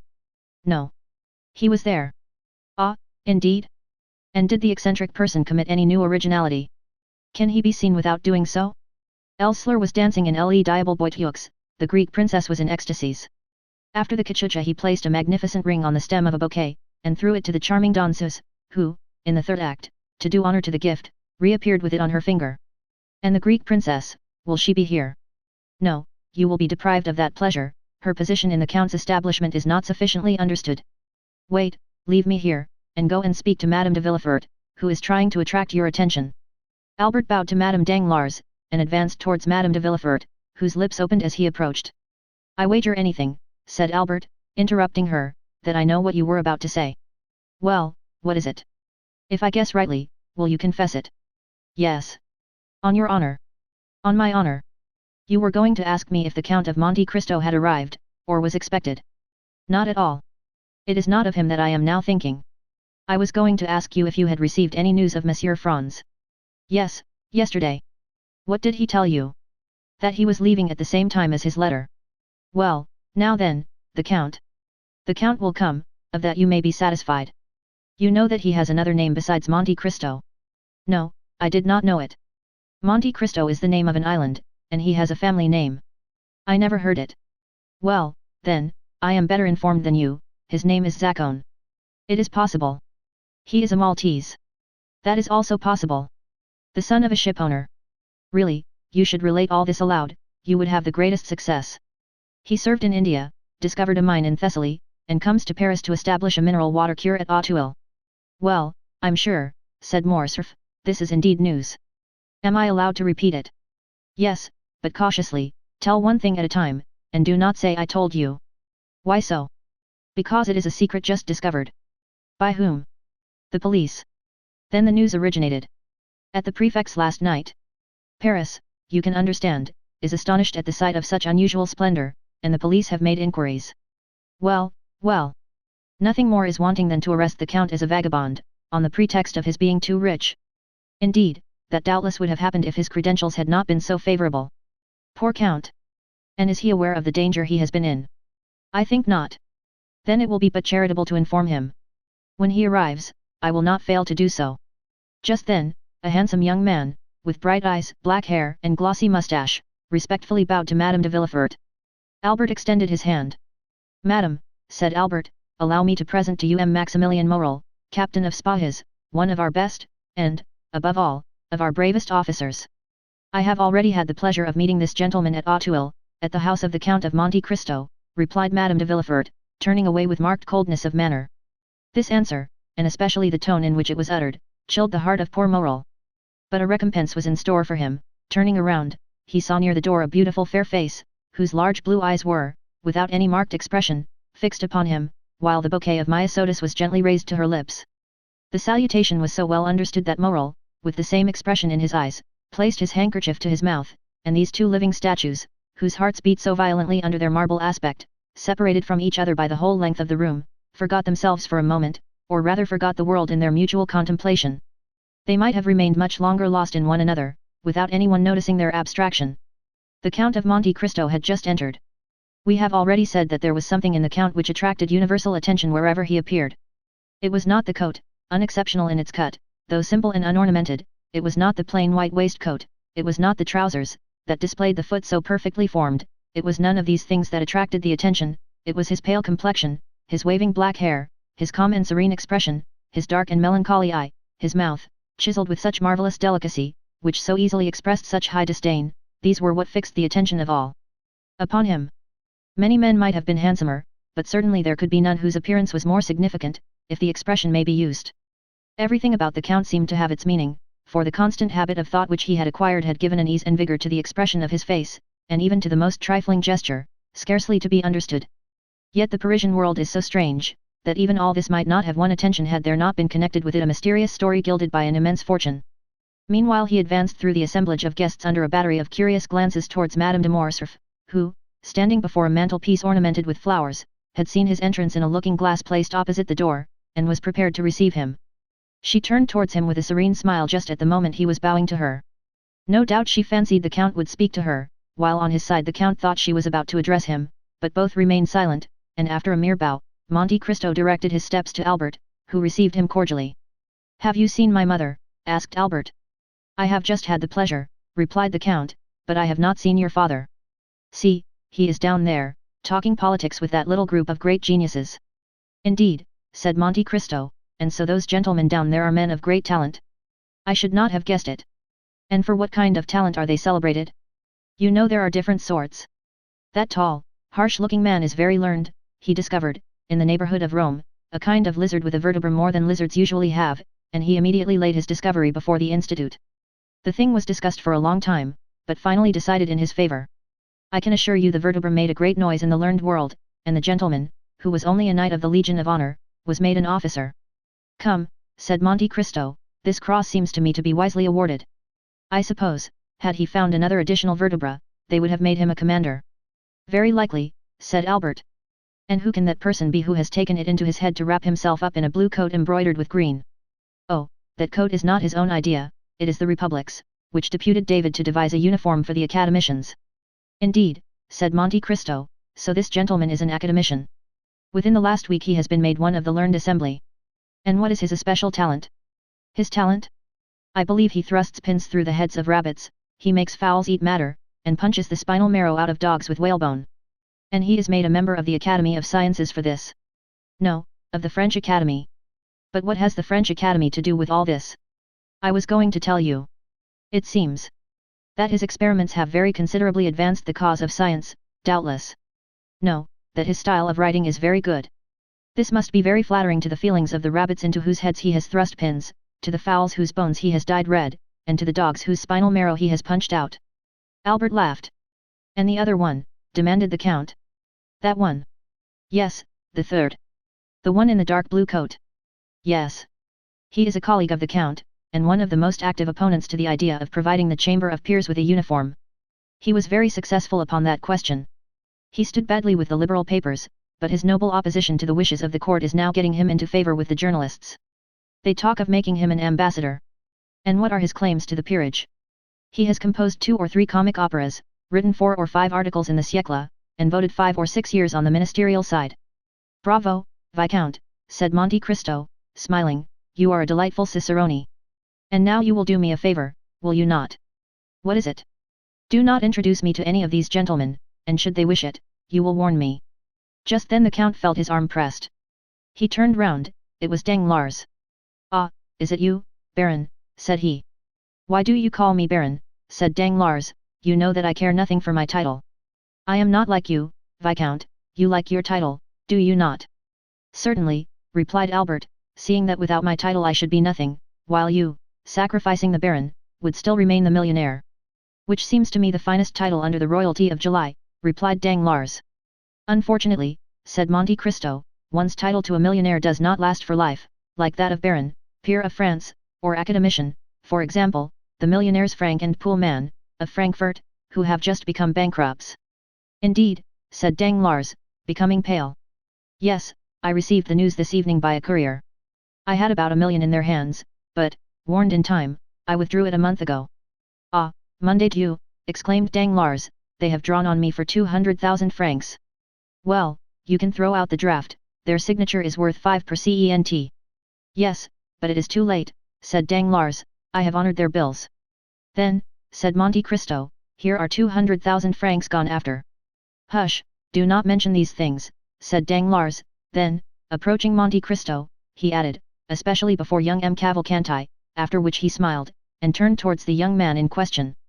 Albert had left the Count to speak to his mother, Danglars to converse with young Cavalcanti, Monte Cristo was for an instant alone. Meanwhile the heat became excessive. The footmen were hastening through the rooms with waiters loaded with ices. Monte Cristo wiped the perspiration from his forehead, but drew back when the waiter was presented to him, he took no refreshment. Madame de Morcerf did not lose sight of Monte Cristo, she saw that he took nothing, and even noticed his gesture of refusal. Albert, she asked, did you notice that? What, mother? That the Count has never been willing to partake of food under the roof of M. de Morcerf. Yes, but then he breakfasted with me, indeed, he made his first appearance in the world on that occasion. But your house is not M. de Morcerf's, murmured Mercédès, and since he has been here I have watched him. Well, he has taken nothing yet. The Count is very temperate. Mercédès smiled sadly. Approach him, said she, and when the next waiter passes, insist upon his taking something. But why, mother? Just to please me, Albert, said Mercédès. Albert kissed his mother's hand, and drew near the Count. Another salver passed, loaded like the preceding ones, she saw Albert attempt to persuade the Count, but he obstinately refused. Albert rejoined his mother, she was very pale. Well, said she, you see he refuses. Yes, but why need this annoy you? You know, Albert, women are singular creatures. I should like to have seen the Count take something in my house, if only an ice. Perhaps he cannot reconcile himself to the French style of living, and might prefer something else. Oh, no, I have seen him eat of everything in Italy, no doubt he does not feel inclined this evening. And besides, said the Countess, accustomed as he is to burning climates, possibly he does not feel the heat as we do. I do not think that, for he has complained of feeling almost suffocated, and asked why the Venetian blinds were not opened as well as the windows. In a word, said Mercédès, it was a way of assuring me that his abstinence was intended. And she left the room. A minute afterwards the blinds were thrown open, and through the jessamine and clematis that overhung the window one could see the garden ornamented with lanterns, and the supper laid under the tent. Dancers, players, talkers, all uttered an exclamation of joy, everyone inhaled with delight the breeze that floated in. At the same time Mercédès reappeared, paler than before, but with that imperturbable expression of countenance which she sometimes wore. She went straight to the group of which her husband formed the centre. Do not detain those gentlemen here, Count, she said, they would prefer, I should think, to breathe in the garden rather than suffocate here, since they are not playing. Ah, said a gallant old general, who, in 1809, had sung Partant pour la Syrie, we will not go alone to the garden. Then, said Mercédès, I will lead the way. Turning towards Monte Cristo, she added, Count, will you oblige me with your arm? The Count almost staggered at these simple words, then he fixed his eyes on Mercédès. It was only a momentary glance, but it seemed to the Countess to have lasted for a century, so much was expressed in that one look. He offered his arm to the Countess, she took it, or rather just touched it with her little hand, and they together descended the steps, lined with rhododendrons and camellias. Behind them, by another outlet, a group of about 20 persons rushed into the garden with loud exclamations of delight. Chapter 71. Bread and Salt. Madame de Morcerf entered an archway of trees with her companion. It led through a grove of lindens to a conservatory. It was too warm in the room, was it not, Count? She asked. Yes, madame, and it was an excellent idea of yours to open the doors and the blinds. As he ceased speaking, the Count felt the hand of Mercédès tremble. But you, he said, with that light dress, and without anything to cover you but that gauze scarf, perhaps you feel cold. Do you know where I am leading you? Said the Countess, without replying to the question. No, madame, replied Monte Cristo, but you see I make no resistance. We are going to the greenhouse that you see at the other end of the grove. The Count looked at Mercédès as if to interrogate her, but she continued to walk on in silence, and he refrained from speaking. They reached the building, ornamented with magnificent fruits, which ripen at the beginning of July in the artificial temperature which takes the place of the sun, so frequently absent in our climate. The Countess left the arm of Monte Cristo, and gathered a bunch of muscatel grapes. "See, Count," she said, with a smile so sad in its expression that one could almost detect the tears on her eyelids, "see, our French grapes are not to be compared, I know, with yours of Sicily and Cyprus, but you will make allowance for our northern Sunday." The Count bowed, but stepped back. "Do you refuse?" said Mercedes, in a tremulous voice. "Pray excuse me, madam," replied Monte Cristo, "but I never eat muscatel grapes." Mercedes let them fall, and sighed. A magnificent peach was hanging against an adjoining wall, ripened by the same artificial heat. Mercedes drew near, and plucked the fruit. "Take this peach, then," she said. The Count again refused. "What, again?" she exclaimed, in so plaintive an accent that it seemed to stifle a sob. "Really, you pain me." A long silence followed. The peach, like the grapes, fell to the ground. "Count," added Mercedes with a supplicating glance, "there is a beautiful Arabian custom, which makes eternal friends of those who have together eaten bread and salt under the same roof." "I know it, madam," replied the Count, "but we are in France, and not in Arabia, and in France eternal friendships are as rare as the custom of dividing bread and salt with one another." "But," said the Countess, breathlessly, with her eyes fixed on Monte Cristo, whose arm she convulsively pressed with both hands, "we are friends, are we not?" The Count became pale as death, the blood rushed to his heart, and then again rising, dyed his cheeks with crimson, his eyes swam like those of a man suddenly dazzled.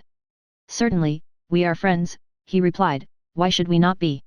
The answer was so little like the one Mercedes desired, that she turned away to give vent to a sigh, which sounded more like a groan. "Thank you," she said. And they walked on again. They went the whole length of the garden without uttering a word. "Sir," suddenly exclaimed the Countess, after their walk had continued 10 minutes in silence, "is it true that you have seen so much, travelled so far, and suffered so deeply?" "I have suffered deeply, madam," answered Monte Cristo. "But now you are happy." "Doubtless," replied the Count, "since no one hears me complain." "And your present happiness, has it softened your heart?" "My present happiness equals my past misery," said the Count. "Are you not married?" asked the Countess. "I, married," exclaimed Monte Cristo, shuddering, "who could have told you so?" "No one told me you were, but you have frequently been seen at the opera with a young and lovely woman." "She is a slave whom I bought at Constantinople, madam, the daughter of a prince. I have adopted her as my daughter, having no one else to love in the world." "You live alone, then?" "I do." "You have no sister, no son, no father?" "I have no one." "How can you exist thus without anyone to attach you to life?" "It is not my fault, madam. At Malta, I loved a young girl, was on the point of marrying her, when war came and carried me away. I thought she loved me well enough to wait for me, and even to remain faithful to my memory. When I returned she was married. This is the history of most men who have passed 20 years of age. Perhaps my heart was weaker than the hearts of most men, and I suffered more than they would have done in my place, that is all." The Countess stopped for a moment, as if gasping for breath. "Yes," she said, "and you have still preserved this love in your heart. One can only love once, and did you ever see her again?" "Never. Never. I never returned to the country where she lived." "To Malta?" "Yes, Malta." "She is, then, now at Malta?" "I think so." "And have you forgiven her for all she has made you suffer?" "Her, yes." "But only her. Do you then still hate those who separated you?" "I hate them? Not at all, why should I?" The Countess placed herself before Monte Cristo, still holding in her hand a portion of the perfumed grapes. "Take some," she said. "Madam, I never eat muscatel grapes," replied Monte Cristo, as if the subject had not been mentioned before. The Countess dashed the grapes into the nearest thicket, with a gesture of despair. "Inflexible man," she murmured. Monte Cristo remained as unmoved as if the reproach had not been addressed to him. Albert at this moment ran in. "Oh, mother," he exclaimed, "such a misfortune has happened." "What? What has happened?" asked the Countess, as though awakening from a sleep to the realities of life. "Did you say a misfortune?" "Indeed, I should expect misfortunes. M. de Villefort is here." "Well? He comes to fetch his wife and daughter." "Why so?" "Because Madame de Saint-Méran is just arrived in Paris, bringing the news of M. de Saint-Méran's death, which took place on the first stage after he left Marseilles." Madame de Villefort, who was in very good spirits, would neither believe nor think of the misfortune, but Mademoiselle Valentine, at the first words, guessed the whole truth. Notwithstanding all the precautions of her father, the blow struck her like a thunderbolt, and she fell senseless. "And how was M. de Saint-Méran related to Mademoiselle de Villefort?" said the Count. "He was her grandfather on the mother's side. He was coming here to hasten her marriage with Franz." "Ah, indeed. So Franz must wait." Why was not M. de Saint Méran also grandfather to Mademoiselle Danglars? Albert, Albert, said Madame de Morcerf, in a tone of mild reproof, what are you saying? Ah, Count, he esteems you so highly, tell him that he has spoken amiss. And she took 2 or 3 steps forward. Monte Cristo watched her with an air so thoughtful, and so full of affectionate admiration, that she turned back and grasped his hand, at the same time she seized that of her son, and joined them together. We are friends, are we not? She asked. Oh, madam, I do not presume to call myself your friend, but at all times I am your most respectful servant. The Countess left with an indescribable pang in her heart, and before she had taken 10 steps the Count saw her raise her handkerchief to her eyes. Do not my mother and you agree? Asked Albert, astonished. On the contrary, replied the Count, did you not hear her declare that we were friends? They re-entered the drawing-room, which Valentine and Madame de Villefort had just quitted. It is perhaps needless to add that Morel departed almost at the same time. Chapter 72. Madame de Saint Méran. A gloomy scene had indeed just passed at the house of M. de Villefort. After the ladies had departed for the ball, whither all the entreaties of Madame de Villefort had failed in persuading him to accompany them, the procureur had shut himself up in his study, according to his custom, with a heap of papers calculated to alarm anyone else, but which generally scarcely satisfied his inordinate desires. But this time the papers were a mere matter of form.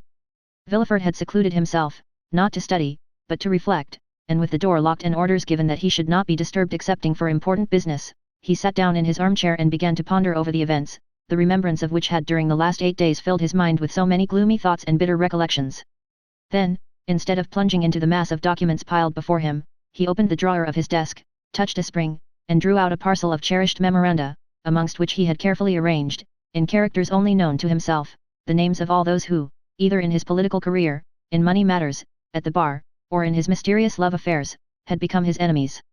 Their number was formidable, now that he had begun to fear, and yet these names, powerful though they were, had often caused him to smile with the same kind of satisfaction experienced by a traveller who from the summit of a mountain beholds at his feet the craggy eminences, the almost impassable paths, and the fearful chasms, through which he has so perilously climbed.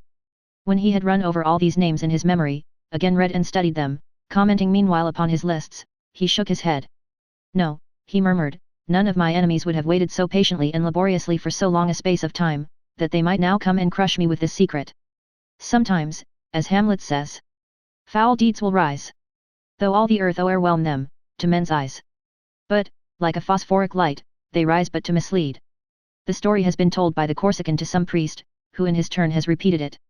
M. de Monte Cristo may have heard it, and to enlighten himself. But why should he wish to enlighten himself upon the subject? Asked Villefort, after a moment's reflection. What interest can this M. de Monte Cristo or M. Zaccone, son of a shipowner of Malta, discoverer of a mine in Thessaly, now visiting Paris for the first time, what interest, I say, can he take in discovering a gloomy, mysterious, and useless fact like this? However, among all the incoherent details given to me by the Abbé Busoni and by Lord Wilmore, by that friend and that enemy, one thing appears certain and clear in my opinion, that in no period, in no case, in no circumstance, could there have been any contact between him and me. But Villefort uttered words which even he himself did not believe.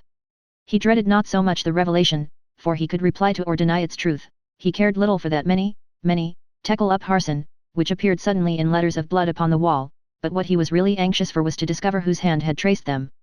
While he was endeavouring to calm his fears, and instead of dwelling upon the political future that had so often been the subject of his ambitious dreams, was imagining a future limited to the enjoyments of home, in fear of awakening the enemy that had so long slept, the noise of a carriage sounded in the yard, then he heard the steps of an aged person ascending the stairs, followed by tears and lamentations, such as servants always give vent to when they wish to appear interested in their master's grief. He drew back the bolt of his door, and almost directly an old lady entered, unannounced, carrying her shawl on her arm, and her bonnet in her hand. The white hair was thrown back from her yellow forehead, and her eyes, already sunken by the furrows of age, now almost disappeared beneath the eyelids swollen with grief. "Oh, sir," she said, "oh, sir, what a misfortune! I shall die of it, oh, yes, I shall certainly die of it." And then, falling upon the chair nearest the door, she burst into a paroxysm of sobs. The servants, standing in the doorway, not daring to approach nearer, were looking at Noirtier's old servant, who had heard the noise from his master's room, and run there also, remaining behind the others. Villefort rose, and ran towards his mother-in-law, for it was she. "Why, what can have happened?" he exclaimed, "what has thus disturbed you? Is M. de Saint Méran with you?" "M. de Saint Méran is dead," answered the old Marchioness without preface and without expression. She appeared to be stupefied. Villefort drew back, and clasping his hands together, exclaimed. Dead, so suddenly. A week ago, continued Madame de Saint Méran, we went out together in the carriage after dinner. M. de Saint Méran had been unwell for some days, still, the idea of seeing our dear Valentine again inspired him with courage, and notwithstanding his illness he would leave. At 6 leagues from Marseilles, after having eaten some of the lozenges he is accustomed to take, he fell into such a deep sleep, that it appeared to me unnatural, still I hesitated to wake him, although I fancied that his face was flushed, and that the veins of his temples throbbed more violently than usual. However, as it became dark, and I could no longer see, I fell asleep. I was soon aroused by a piercing shriek, as from a person suffering in his dreams, and he suddenly threw his head back violently. I called the valet, I stopped the postilion, I spoke to M. de Saint Méran, I applied my smelling salts, but all was over, and I arrived at Aix by the side of a corpse. Villefort stood with his mouth half open, quite stupefied. Of course you sent for a doctor. Immediately, but, as I have told you, it was too late. Yes, but then he could tell of what complaint the poor Marquis had died. Oh, yes, sir, he told me, it appears to have been an apoplectic stroke. And what did you do then? M. de Saint Méran had always expressed a desire, in case his death happened during his absence from Paris, that his body might be brought to the family vault. I had him put into a leaden coffin, and I am preceding him by a few days. Oh, my poor mother, said Villefort, to have such duties to perform at your age after such a blow. God has supported me through all, and then, my dear Marquis, he would certainly have done everything for me that I performed for him. It is true that since I left him, I seem to have lost my senses. I cannot cry, at my age they say that we have no more tears, still I think that when one is in trouble one should have the power of weeping. Where is Valentine, sir? It is on her account I am here, I wish to see Valentine. Villefort thought it would be terrible to reply that Valentine was at a ball, so he only said that she had gone out with her stepmother, and that she should be fetched. This instant, sir, this instant, I beseech you, said the old lady. Villefort placed the arm of Madame de Saint Méran within his own, and conducted her to his apartment. Rest yourself, mother, he said. The Marchioness raised her head at this word, and beholding the man who so forcibly reminded her of her deeply regretted child, who still lived for her in Valentine, she felt touched at the name of mother, and bursting into tears, she fell on her knees before an armchair, where she buried her venerable head. Villefort left her to the care of the women, while old Barrois ran, half scared, to his master, for nothing frightens old people so much as when death relaxes its vigilance over them for a moment in order to strike some other old person. Then, while Madame de Saint Méran remained on her knees, praying fervently, Villefort sent for a cab, and went himself to fetch his wife and daughter from Madame de Morcerf's. He was so pale when he appeared at the door of the ballroom, that Valentine ran to him, saying, "Oh, father, some misfortune has happened." "Your grandmamma has just arrived, Valentine," said M. de Villefort. "And grandpapa?" inquired the young girl, trembling with apprehension. M. de Villefort only replied by offering his arm to his daughter. It was just in time, for Valentine's head swam, and she staggered. Madame de Villefort instantly hastened to her assistance, and aided her husband in dragging her to the carriage, saying, "What a singular event! Who could have thought it? Ah, yes, it is indeed strange." And the wretched family departed, leaving a cloud of sadness hanging over the rest of the evening. At the foot of the stairs, Valentine found Barrois awaiting her. "M. Noirtier wishes to see you tonight," he said, in an undertone. "Tell him I will come when I leave my dear grandmamma," she replied, feeling, with true delicacy, that the person to whom she could be of the most service just then was Madame de Saint Méran.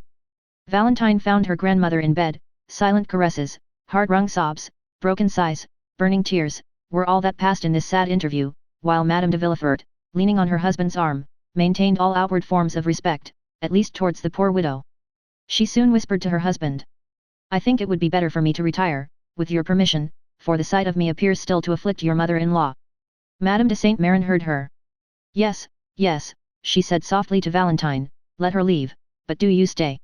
Madame de Villefort left, and Valentine remained alone beside the bed, for the procureur, overcome with astonishment at the unexpected death, had followed his wife.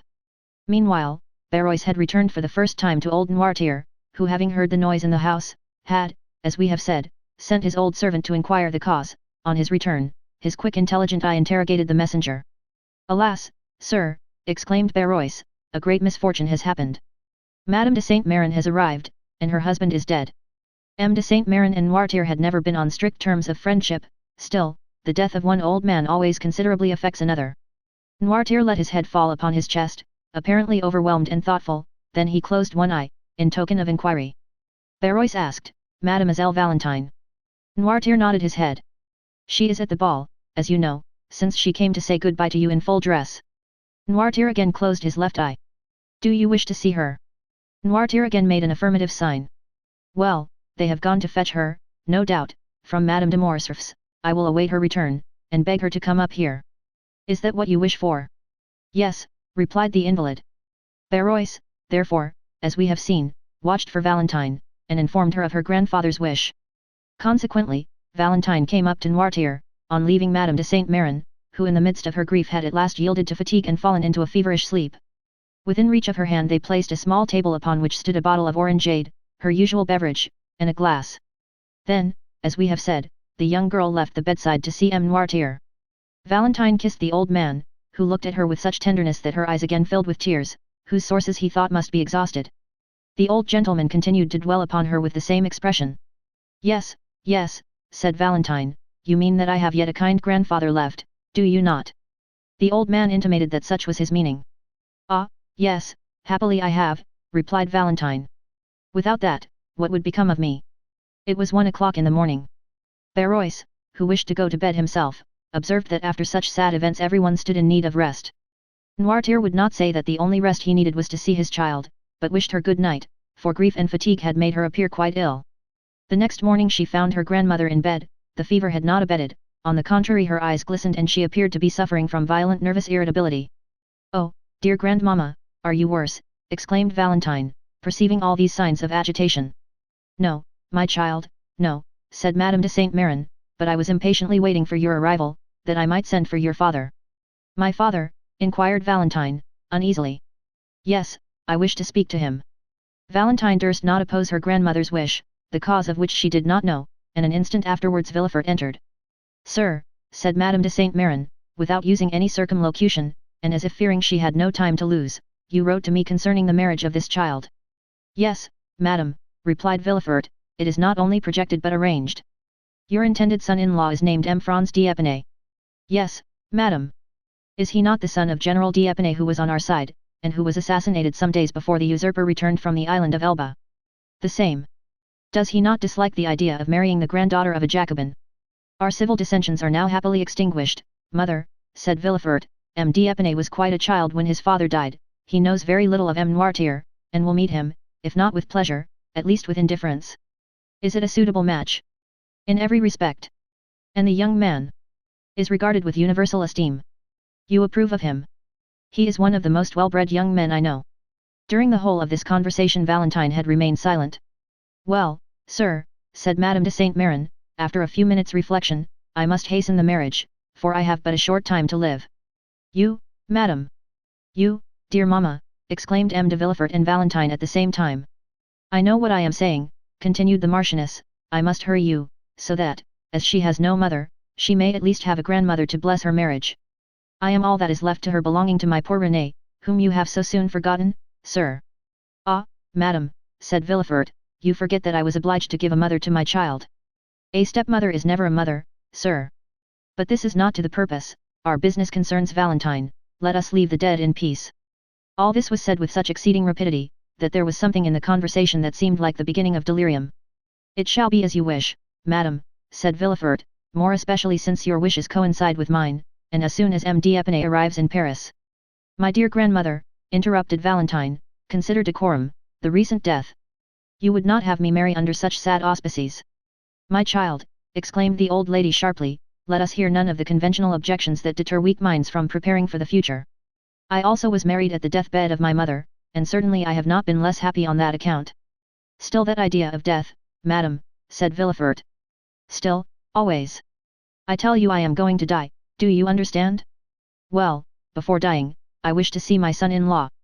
I wish to tell him to make my child happy, I wish to read in his eyes whether he intends to obey me, in fact, I will know him, I will, continued the old lady, with a fearful expression, that I may rise from the depths of my grave to find him, if he should not fulfill his duty. Madame, said Villefort, you must lay aside these exalted ideas, which almost assume the appearance of madness. The dead, once buried in their graves, rise no more. And I tell you, sir, that you are mistaken. This night I have had a fearful sleep. It seemed as though my soul were already hovering over my body, my eyes, which I tried to open, closed against my will, and what will appear impossible above all to you, sir, I saw, with my eyes shut, in the spot where you are now standing, issuing from that corner where there is a door leading into Madame Villefort's dressing room, I saw, I tell you, silently enter, a white figure. Valentine screamed. It was the fever that disturbed you, madam, said Villefort. Doubt, if you please, but I am sure of what I say.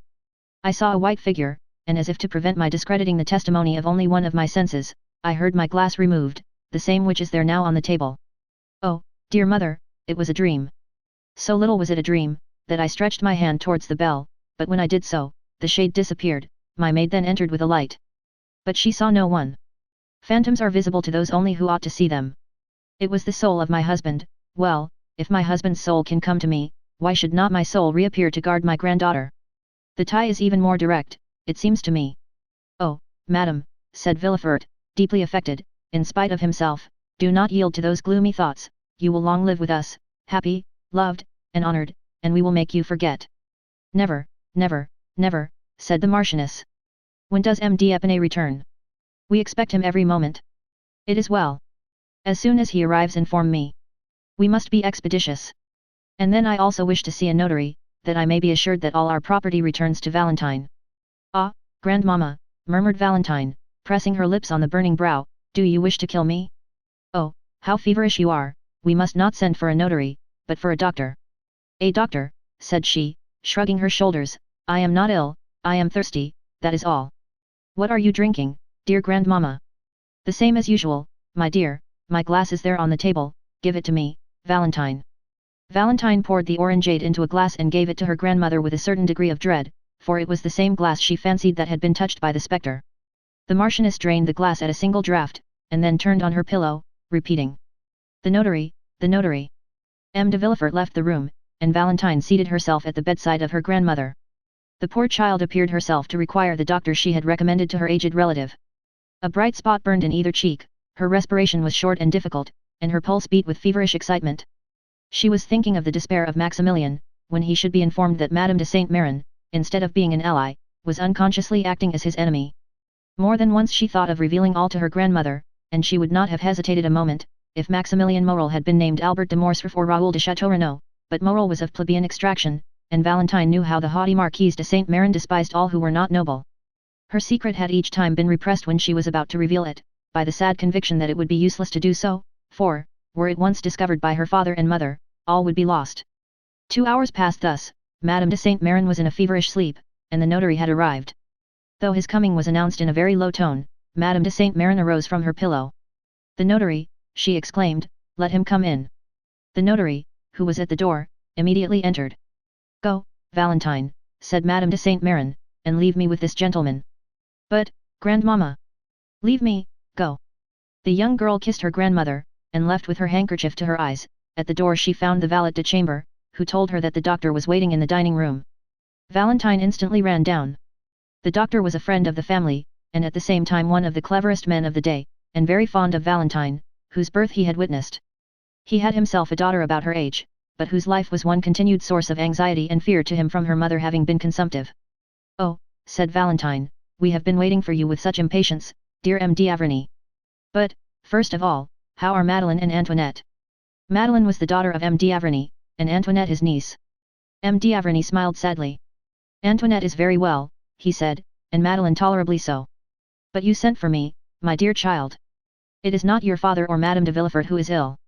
As for you, although we doctors cannot divest our patients of nerves, I fancy you have no further need of me than to recommend you not to allow your imagination to take too wide a field. Valentine coloured. M. d'Avrigny carried the science of divination almost to a miraculous extent, for he was one of the physicians who always work upon the body through the mind. No, she replied, it is for my poor grandmother. You know the calamity that has happened to us, do you not? I know nothing, said M. d'Avrigny. Alas, said Valentine, restraining her tears, my grandfather is dead. M. de Saint Méran. Yes. Suddenly. From an apoplectic stroke. An apoplectic stroke, repeated the doctor. Yes, and my poor grandmother fancies that her husband, whom she never left, has called her, and that she must go and join him. Oh, M. d'Avrigny, I beseech you, do something for her. Where is she? In her room with the notary. An M. Noirtier. Just as he was, his mind perfectly clear, but the same incapability of moving or speaking. And the same love for you, My dear child. Yes, said Valentine, he was very fond of me. Who does not love you? Valentine smiled sadly. What are your grandmother's symptoms? An extreme nervous excitement and a strangely agitated sleep. She fancied this morning in her sleep that her soul was hovering above her body, which she at the same time watched. It must have been delirium. She fancies, too, that she saw a phantom enter her chamber and even heard the noise it made on touching her glass. It is singular, said the doctor, I was not aware that Madame de Saint Méran was subject to such hallucinations. It is the first time I ever saw her in this condition, said Valentine, and this morning she frightened me so that I thought her mad, and my father, who you know is a strong-minded man, himself appeared deeply impressed. We will go and see, said the doctor, what you tell me seems very strange. The notary here descended, and Valentine was informed that her grandmother was alone. Go upstairs, she said to the doctor. And you? Oh, I dare not, she forbade my sending for you, and, as you say, I am myself agitated, feverish and out of sorts. I will go and take a turn in the garden to recover myself.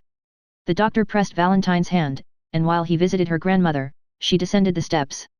We need not say which portion of the garden was her favorite walk. After remaining for a short time in the parterre surrounding the house, and gathering a rose to place in her waist or hair, she turned into the dark avenue which led to the bench, then from the bench she went to the gate. As usual, Valentine strolled for a short time among her flowers, but without gathering them.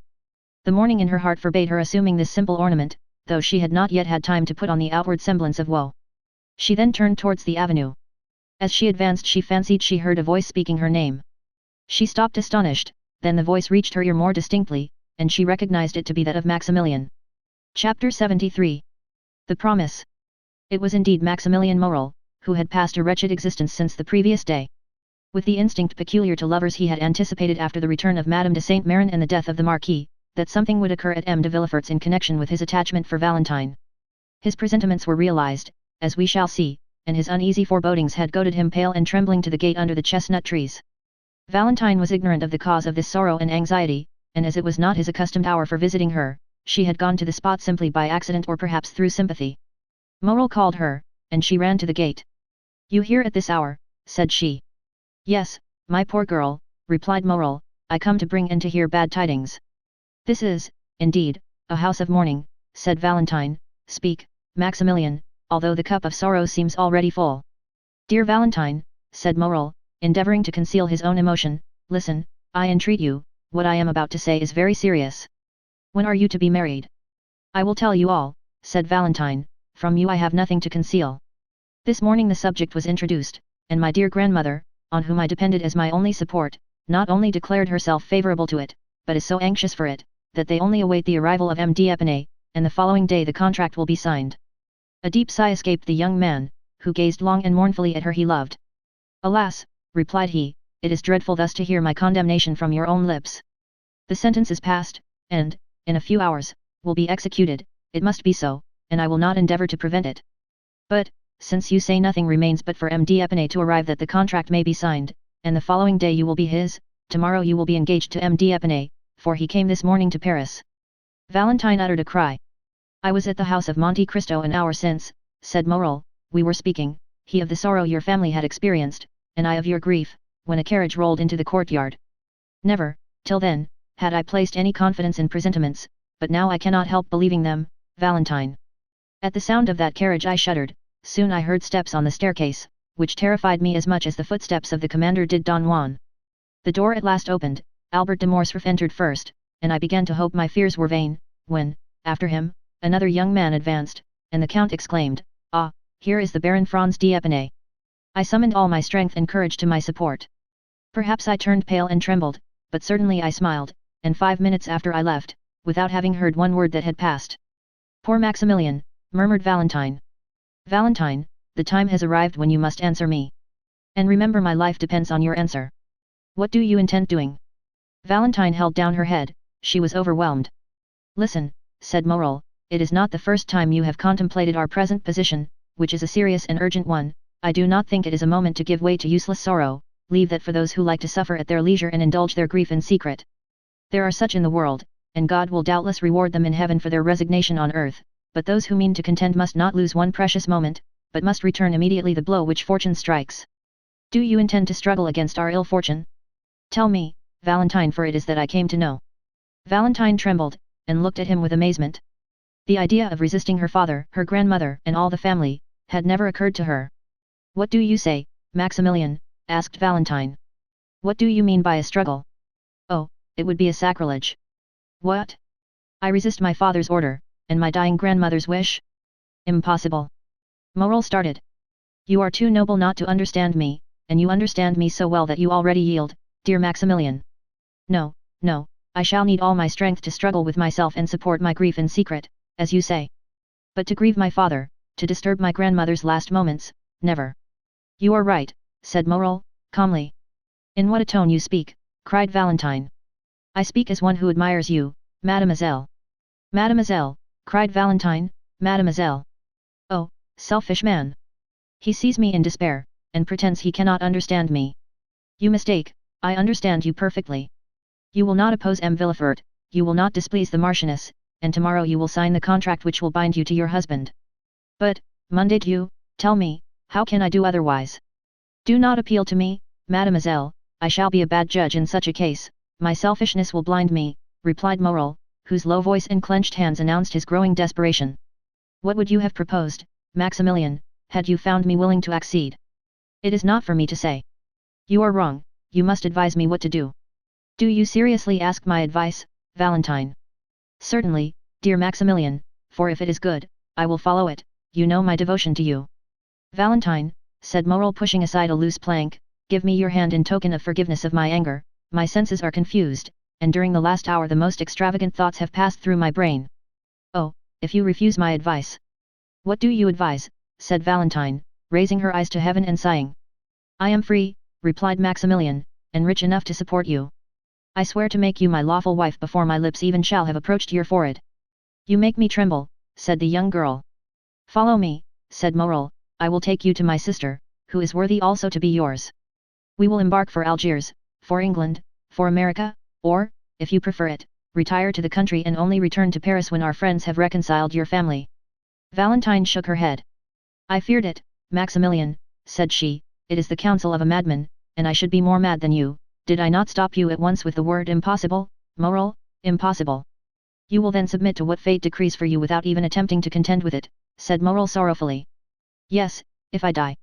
"Well, Valentine," resumed Maximilian, "I can only say again that you are right. Truly, it is I who am mad, and you prove to me that passion blinds the most well-meaning. I appreciate your calm reasoning. It is then understood that tomorrow you will be irrevocably promised to M. Franz d'Épinay, not only by that theatrical formality invented to heighten the effect of a comedy called the signature of the contract, but your own will." "Again you drive me to despair, Maximilian," said Valentine, "again you plunge the dagger into the wound. What would you do, tell me, if your sister listened to such a proposition?" "Mademoiselle," replied Morel with a bitter smile, "I am selfish, you have already said so, and as a selfish man I think not of what others would do in my situation, but of what I intend doing myself. I think only that I have known you not a whole year. From the day I first saw you, all my hopes of happiness have been in securing your affection. One day you acknowledged that you loved me, and since that day my hope of future happiness has rested on obtaining you, for to gain you would be life to me. Now, I think no more, I say only that fortune has turned against me, I had thought to gain heaven, and now I have lost it. It is an everyday occurrence for a gambler to lose not only what he possesses but also what he has not." Morel pronounced these words with perfect calmness. Valentine looked at him a moment with her large, scrutinizing eyes, endeavoring not to let Morel discover the grief which struggled in her heart. "But, in a word, what are you going to do?" asked she. "I am going to have the honor of taking my leave of you, mademoiselle, solemnly assuring you that I wish your life may be so calm, so happy, and so fully occupied, that there may be no place for me even in your memory." "Oh," murmured Valentine. "Adieu, Valentine, adieu," said Morel, bowing. "Where are you going?" cried the young girl, extending her hand through the opening, and seizing Maximilian by his coat, for she understood from her own agitated feelings that her lover's calmness could not be real. "Where are you going?" "I am going, that I may not bring fresh trouble into your family, and to set an example which every honest and devoted man, situated as I am, may follow." "Before you leave me, tell me what you are going to do, Maximilian." The young man smiled sorrowfully. "Speak, speak," said Valentine, "I entreat you." "Has your resolution changed, Valentine?" "It cannot change, unhappy man, you know it must not," cried the young girl. "Then adieu, Valentine." Valentine shook the gate with a strength of which she could not have been supposed to be possessed. As Morel was going away, and passing both her hands through the opening, she clasped and wrung them. "I must know what you mean to do," said she. "Where are you going?" "Oh, fear not," said Maximilian, stopping at a short distance, "I do not intend to render another man responsible for the rigorous fate reserved for me. Another might threaten to seek M. Franz, to provoke him, and to fight with him, all that would be folly. What has M. Franz to do with it? He saw me this morning for the first time, and has already forgotten he has seen me. He did not even know I existed when it was arranged by your two families that you should be united. I have no enmity against M. Franz, and promise you the punishment shall not fall on him." "On whom, then? On me? On you? Valentine? Oh, heaven forbid! Woman is sacred, the woman one loves is holy. On yourself, then, unhappy man, on yourself. I am the only guilty person, am I not?" said Maximilian. "Maximilian," said Valentine, "Maximilian, come back, I entreat you." He drew near with his sweet smile, and but for his paleness one might have thought him in his usual happy mood. "Listen, my dear, my adored Valentine," said he in his melodious and grave tone, "those who, like us, have never had a thought for which we need blush before the world, such may read each other's hearts. I never was romantic, and am no melancholy hero. I imitate neither Manfred nor Anthony, but without words, protestations, or vows, my life has entwined itself with yours. You leave me, and you are right in doing so, I repeat it, you are right, but in losing you, I lose my life. The moment you leave me, Valentine, I am alone in the world. My sister is happily married, her husband is only my brother-in-law, that is, a man whom the ties of social life alone attach to me, no one then longer needs my useless life. This is what I shall do, I will wait until the very moment you are married, for I will not lose the shadow of one of those unexpected chances which are sometimes reserved for us, since M. Franz may, after all, die before that time, a thunderbolt may fall even on the altar as you approach it, nothing appears impossible to one condemned to die, and miracles appear quite reasonable when his escape from death is concerned. I will, then, wait until the last moment, and when my misery is certain, irremediable, hopeless, I will write a confidential letter to my brother-in-law, another to the prefect of police, to acquaint them with my intention, and at the corner of some wood, on the brink of some abyss, on the bank of some river, I will put an end to my existence, as certainly as I am the son of the most honest man who ever lived in France." Valentine trembled convulsively, she loosened her hold of the gate, her arms fell by her side, and 2 large tears rolled down her cheeks. The young man stood before her, sorrowful and resolute. "Oh, for pity's sake," said she, "you will live, will you not?" "No, on my honor," said Maximilian, "but that will not affect you. You have done your duty, and your conscience will be at rest." Valentine fell on her knees, and pressed her almost bursting heart. "Maximilian," said she, "Maximilian, my friend, my brother on earth, my true husband in heaven, I entreat you, do as I do, live in suffering, perhaps we may one day be united." "Adieu, Valentine," repeated Morel. "My God," said Valentine, raising both her hands to heaven with a sublime expression, "I have done my utmost to remain a submissive daughter, I have begged, entreated, implored, he has regarded neither my prayers, my entreaties, nor my tears.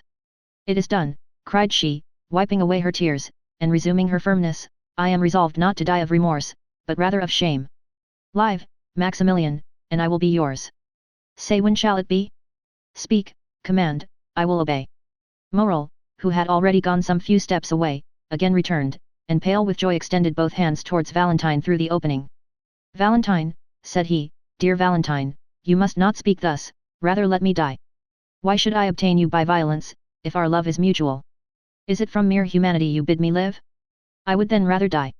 "Truly," murmured Valentine, "who on this earth cares for me, if he does not? Who has consoled me in my sorrow but he? On whom do my hopes rest? On whom does my bleeding heart repose? On him, always on him. Yes, you are right, Maximilian, I will follow you. I will leave the paternal home, I will give up all." "Oh, ungrateful girl that I am," cried Valentine, sobbing, "I will give up all, even my dear old grandfather, whom I had nearly forgotten." "No," said Maximilian, "you shall not leave him. M. Noirtier has evinced, you say, a kind feeling towards me. Well, before you leave, tell him all, his consent would be your justification in God's sight. As soon as we are married, he shall come and live with us, instead of one child, he shall have 2. You have told me how you talk to him and how he answers you, I shall very soon learn that language by signs, Valentine, and I promise you solemnly, that instead of despair, it is happiness that awaits us. Oh, see, Maximilian, see the power you have over me, you almost make me believe you, and yet, what you tell me is madness, for my father will curse me, he is inflexible, he will never pardon me. Now listen to me, Maximilian, if by artifice, by entreaty, by accident, in short, if by any means I can delay this marriage, will you wait? Yes, I promise you, as faithfully as you have promised me that this horrible marriage shall not take place, and that if you are dragged before a magistrate or a priest, you will refuse. I promise you by all that is most sacred to me in the world, namely, by my mother. We will wait, then, said Morel. Yes, we will wait, replied Valentine, who revived at these words. There are so many things which may save unhappy beings such as we are. I rely on you, Valentine, said Morel. All you do will be well done, only if they disregard your prayers, if your father and Madame de Saint Méran insist that M. d'Épinay should be called tomorrow to sign the contract. Then you have my promise, Maximilian. Instead of signing, I will go to you, and we will fly, but from this moment until then, let us not tempt Providence, let us not see each other. It is a miracle, it is a providence that we have not been discovered. If we were surprised, if it were known that we met thus, we should have no further resource. You are right, Valentine, but how shall I ascertain? From the notary, M. Deschamps. I know him. And for myself, I will write to you, depend on me.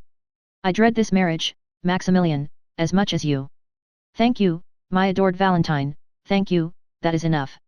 When once I know the hour, I will hasten to this spot. You can easily get over this fence with my assistance.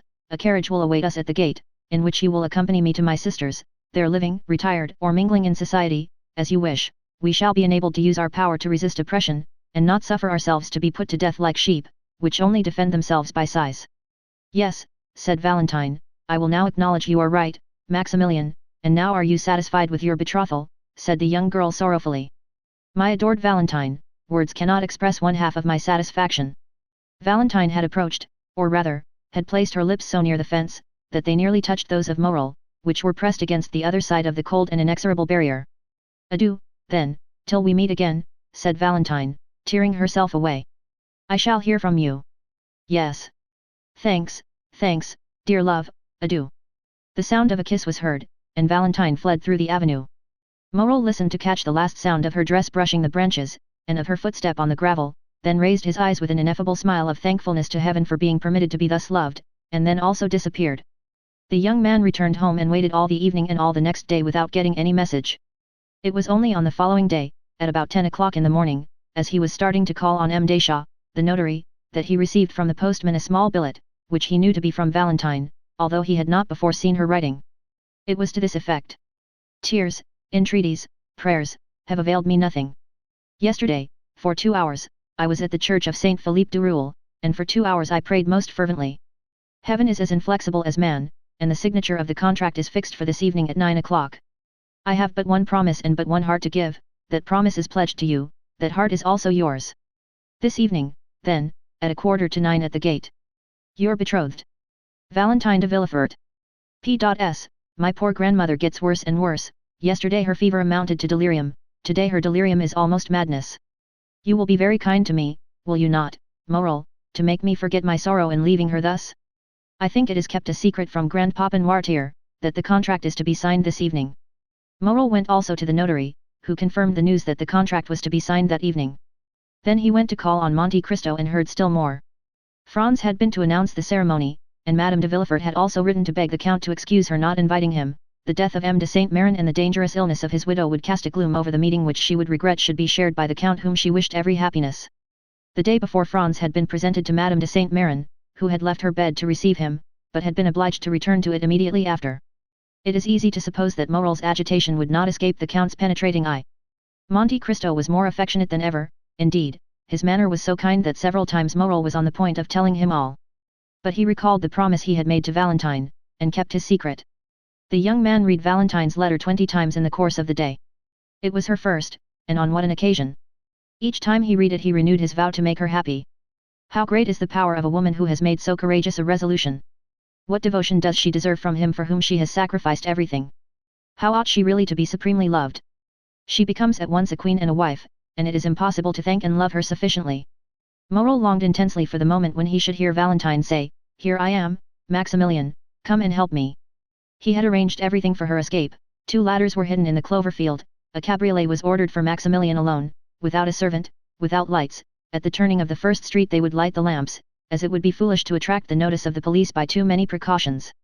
Occasionally he shuddered, he thought of the moment when, from the top of that wall, he should protect the descent of his dear Valentine, pressing in his arms for the first time her of whom he had yet only kissed the delicate hand.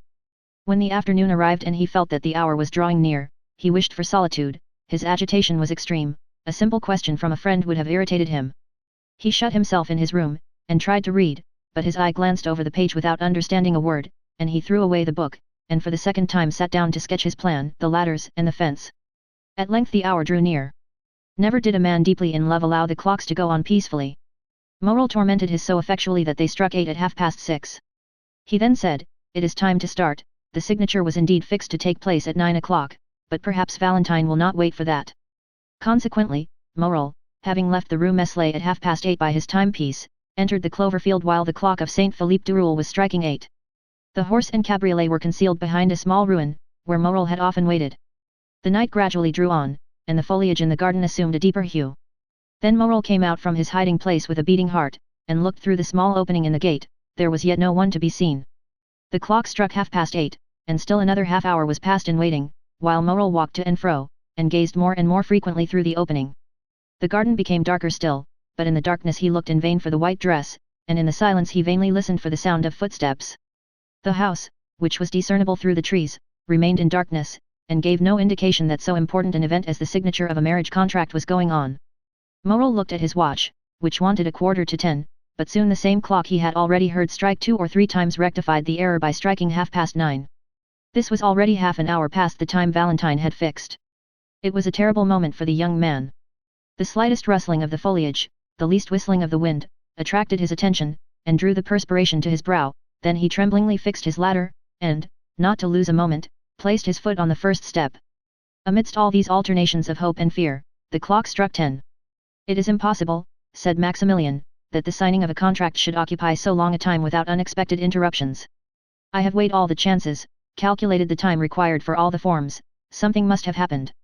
And then he walked rapidly to and fro, and pressed his burning forehead against the fence. Had Valentine fainted? Or had she been discovered and stopped in her flight? These were the only obstacles which appeared possible to the young man.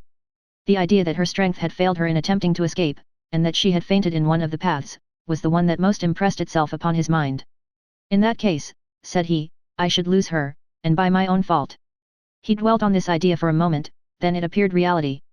He even thought he could perceive something on the ground at a distance. He ventured to call, and it seemed to him that the wind wafted back an almost inarticulate sigh. At last the half-hour struck. It was impossible to wait longer. His temples throbbed violently, his eyes were growing dim. He passed one leg over the wall, and in a moment leaped down on the other side. He was on Villefort's premises, had arrived there by scaling the wall. What might be the consequences? However, he had not ventured thus far to draw back. He followed a short distance close under the wall, then crossed a path, had entered a clump of trees. In a moment he had passed through them, and could see the house distinctly. Then Morel saw that he had been right in believing that the house was not illuminated. Instead of lights at every window, as is customary on days of ceremony, he saw only a grey mass, which was veiled also by a cloud, which at that moment obscured the moon's feeble light. A light moved rapidly from time to time past 3 windows of the second floor. These 3 windows were in Madame de Saint Méran's room. Another remained motionless behind some red curtains which were in Madame de Villefort's bedroom. Morel guessed all this. So many times, in order to follow Valentine in thought at every hour in the day, had he made her describe the whole house, that without having seen it he knew it all. This darkness and silence alarmed Morel still more than Valentine's absence had done. Almost mad with grief, and determined to venture everything in order to see Valentine once more, and be certain of the misfortune he feared, Morel gained the edge of the clump of trees, and was going to pass as quickly as possible through the flower garden, when the sound of a voice, still at some distance, but which was borne upon the wind, reached him. At this sound, as he was already partially exposed to view, he stepped back and concealed himself completely, remaining perfectly motionless. He had formed his resolution. If it was Valentine alone, he would speak as she passed. If she was accompanied, and he could not speak, still he should see her, and know that she was safe. If they were strangers, he would listen to their conversation, and might understand something of this hitherto incomprehensible mystery. The moon had just then escaped from behind the cloud which had concealed it, and Morel saw Villefort come out upon the steps, followed by a gentleman in black. They descended, and advanced towards the clump of trees, and Morel soon recognized the other gentleman as Dr. d'Avrigny. The young man, seeing them approach, drew back mechanically, until he found himself stopped by a sycamore tree in the center of the clump. There he was compelled to remain. Soon the 2 gentlemen stopped also. "Ah, My dear doctor, said the procureur, heaven declares itself against my house.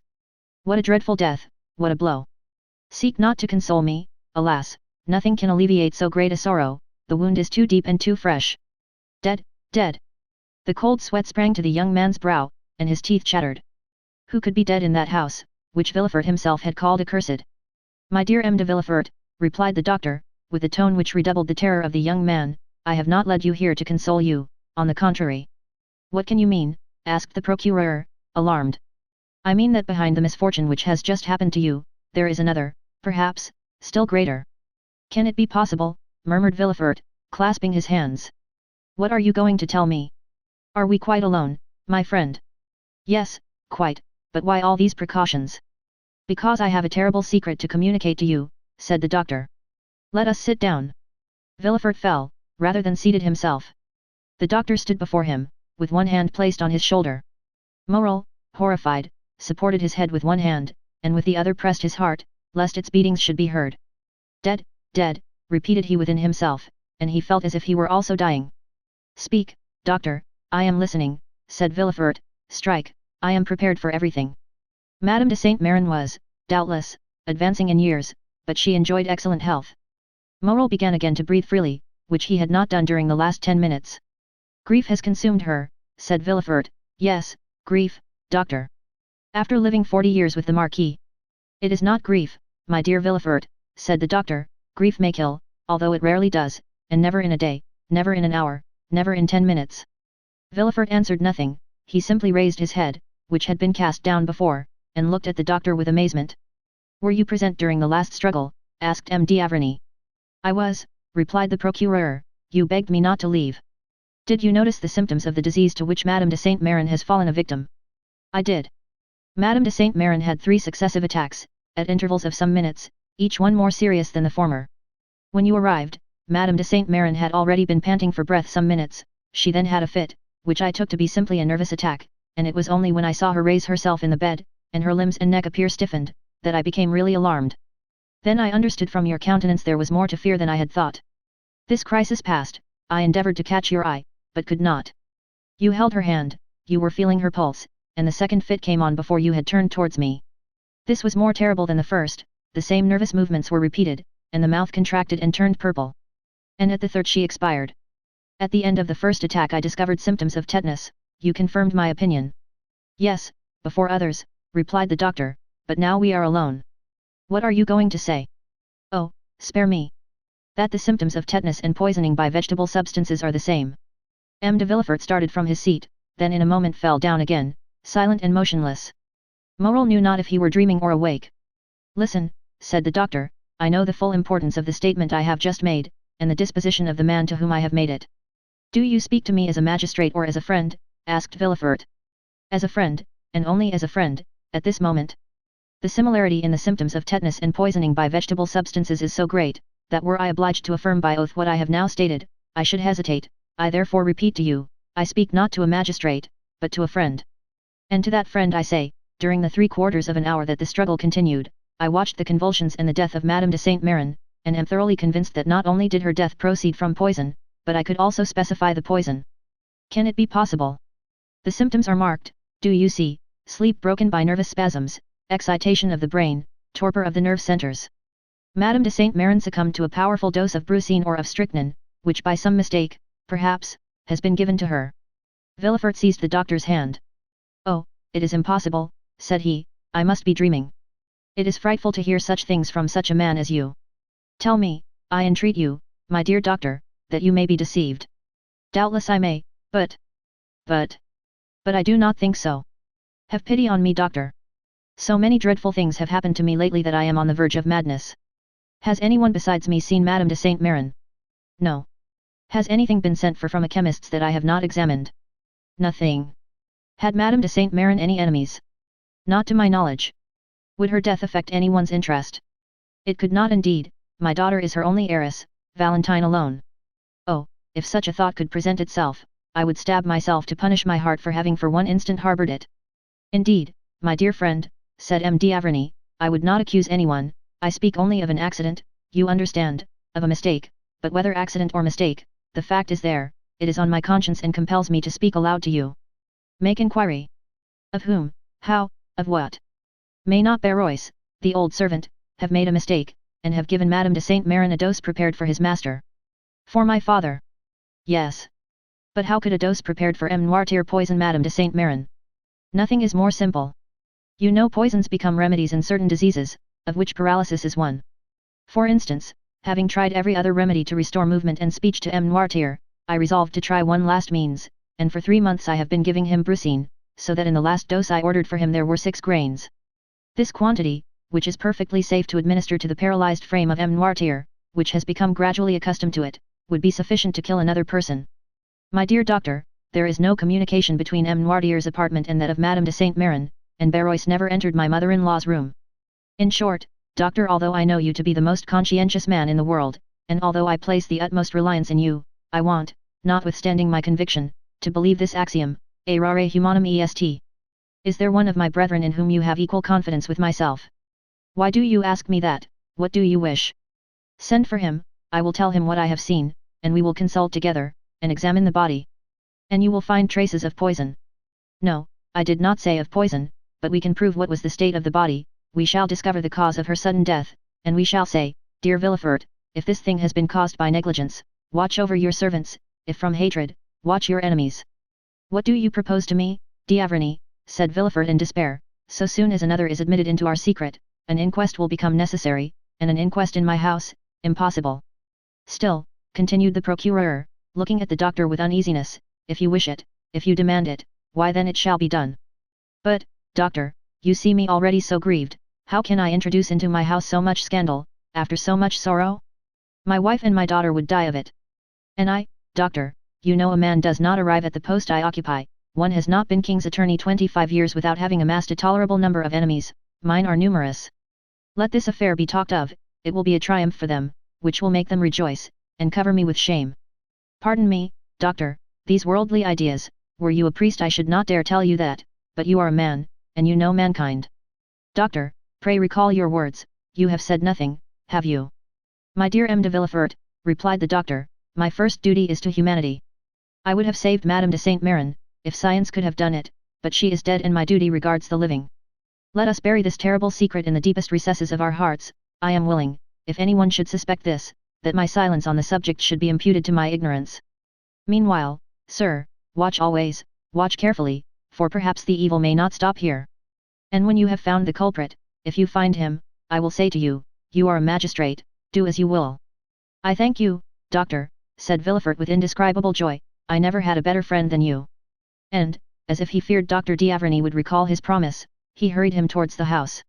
When they were gone, Morel ventured out from under the trees, and the moon shone upon his face, which was so pale it might have been taken for that of a ghost. I am manifestly protected in a most wonderful, but most terrible manner, said he, but Valentine, poor girl, how will she bear so much sorrow? As he thought thus, he looked alternately at the window with red curtains and the 3 windows with white curtains. The light had almost disappeared from the former, doubtless Madame de Villefort had just put out her lamp, and the night lamp alone reflected its dull light on the window. At the extremity of the building, on the contrary, he saw one of the 3 windows open. A wax light placed on the mantelpiece threw some of its pale rays without, and a shadow was seen for one moment on the balcony. Morel shuddered, he thought he heard a sob. It cannot be wondered at that his mind, generally so courageous, but now disturbed by the 2 strongest human passions, love and fear, was weakened even to the indulgence of superstitious thoughts. Although it was impossible that Valentine should see him, hidden as he was, he thought he heard the shadow at the window call him, his disturbed mind told him so. This double error became an irresistible reality, and by one of the incomprehensible transports of youth, he bounded from his hiding place, and with 2 strides, at the risk of being seen, at the risk of alarming Valentine, at the risk of being discovered by some exclamation which might escape the young girl, he crossed the flower garden, which by the light of the moon resembled a large white lake, and having passed the rows of orange trees which extended in front of the house, he reached the step, ran quickly up and pushed the door, which opened without offering any resistance. Valentine had not seen him. Her eyes, raised towards heaven, were watching a silvery cloud gliding over the azure, its form that of a shadow mounting towards heaven. Her poetic and excited mind pictured it as the soul of her grandmother. Meanwhile, Morel had traversed the anteroom and found the staircase, which, being carpeted, prevented his approach being heard, and he had regained that degree of confidence that the presence of M. de Villefort even would not have alarmed him. He was quite prepared for any such encounter. He would at once approach Valentine's father and acknowledge all, begging Villefort to pardon and sanction the love which united two fond and loving hearts. Morel was mad. Happily he did not meet anyone. Now, especially, did he find the description Valentine had given of the interior of the house useful to him. He arrived safely at the top of the staircase, and while he was feeling his way, a sob indicated the direction he was to take. He turned back, a door partly open enabled him to see his road, and to hear the voice of one in sorrow. He pushed the door open and entered.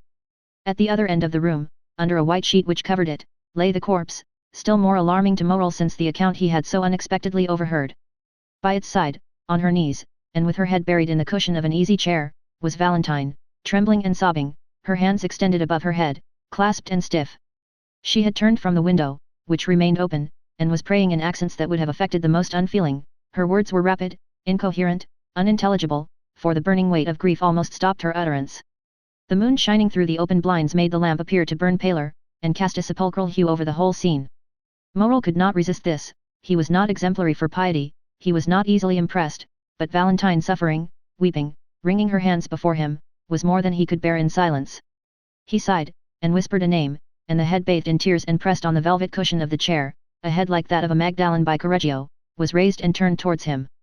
Valentine perceived him without betraying the least surprise. A heart overwhelmed with one great grief is insensible to minor emotions. Morel held out his hand to her. Valentine, as her only apology for not having met him, pointed to the corpse under the sheet, and began to sob again. Neither dared for some time to speak in that room. They hesitated to break the silence which death seemed to impose. At length Valentine ventured. "My friend," said she, "how came you here? Alas, I would say you are welcome, had not death opened the way for you into this house." "Valentine," said Morel with a trembling voice, "I had waited since 8:30, and did not see you come. I became uneasy, leaped the wall, found my way through the garden, when voices conversing about the fatal event." "What voices?" asked Valentine. Morel shuddered as he thought of the conversation of the doctor and M. de Villefort, and he thought he could see through the sheet the extended hands, the stiff neck, and the purple lips. "Your servants," said he, "who were repeating the whole of the sorrowful story, from them I learned it all.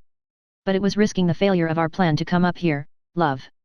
"Forgive me," replied Morel, "I will go away." "No," said Valentine, "you might meet someone, stay. But if anyone should come here?" The young girl shook her head. "No one will come," said she, "do not fear, there is our safeguard," pointing to the bed. "But what has become of M. d'Epinay?" replied Morel.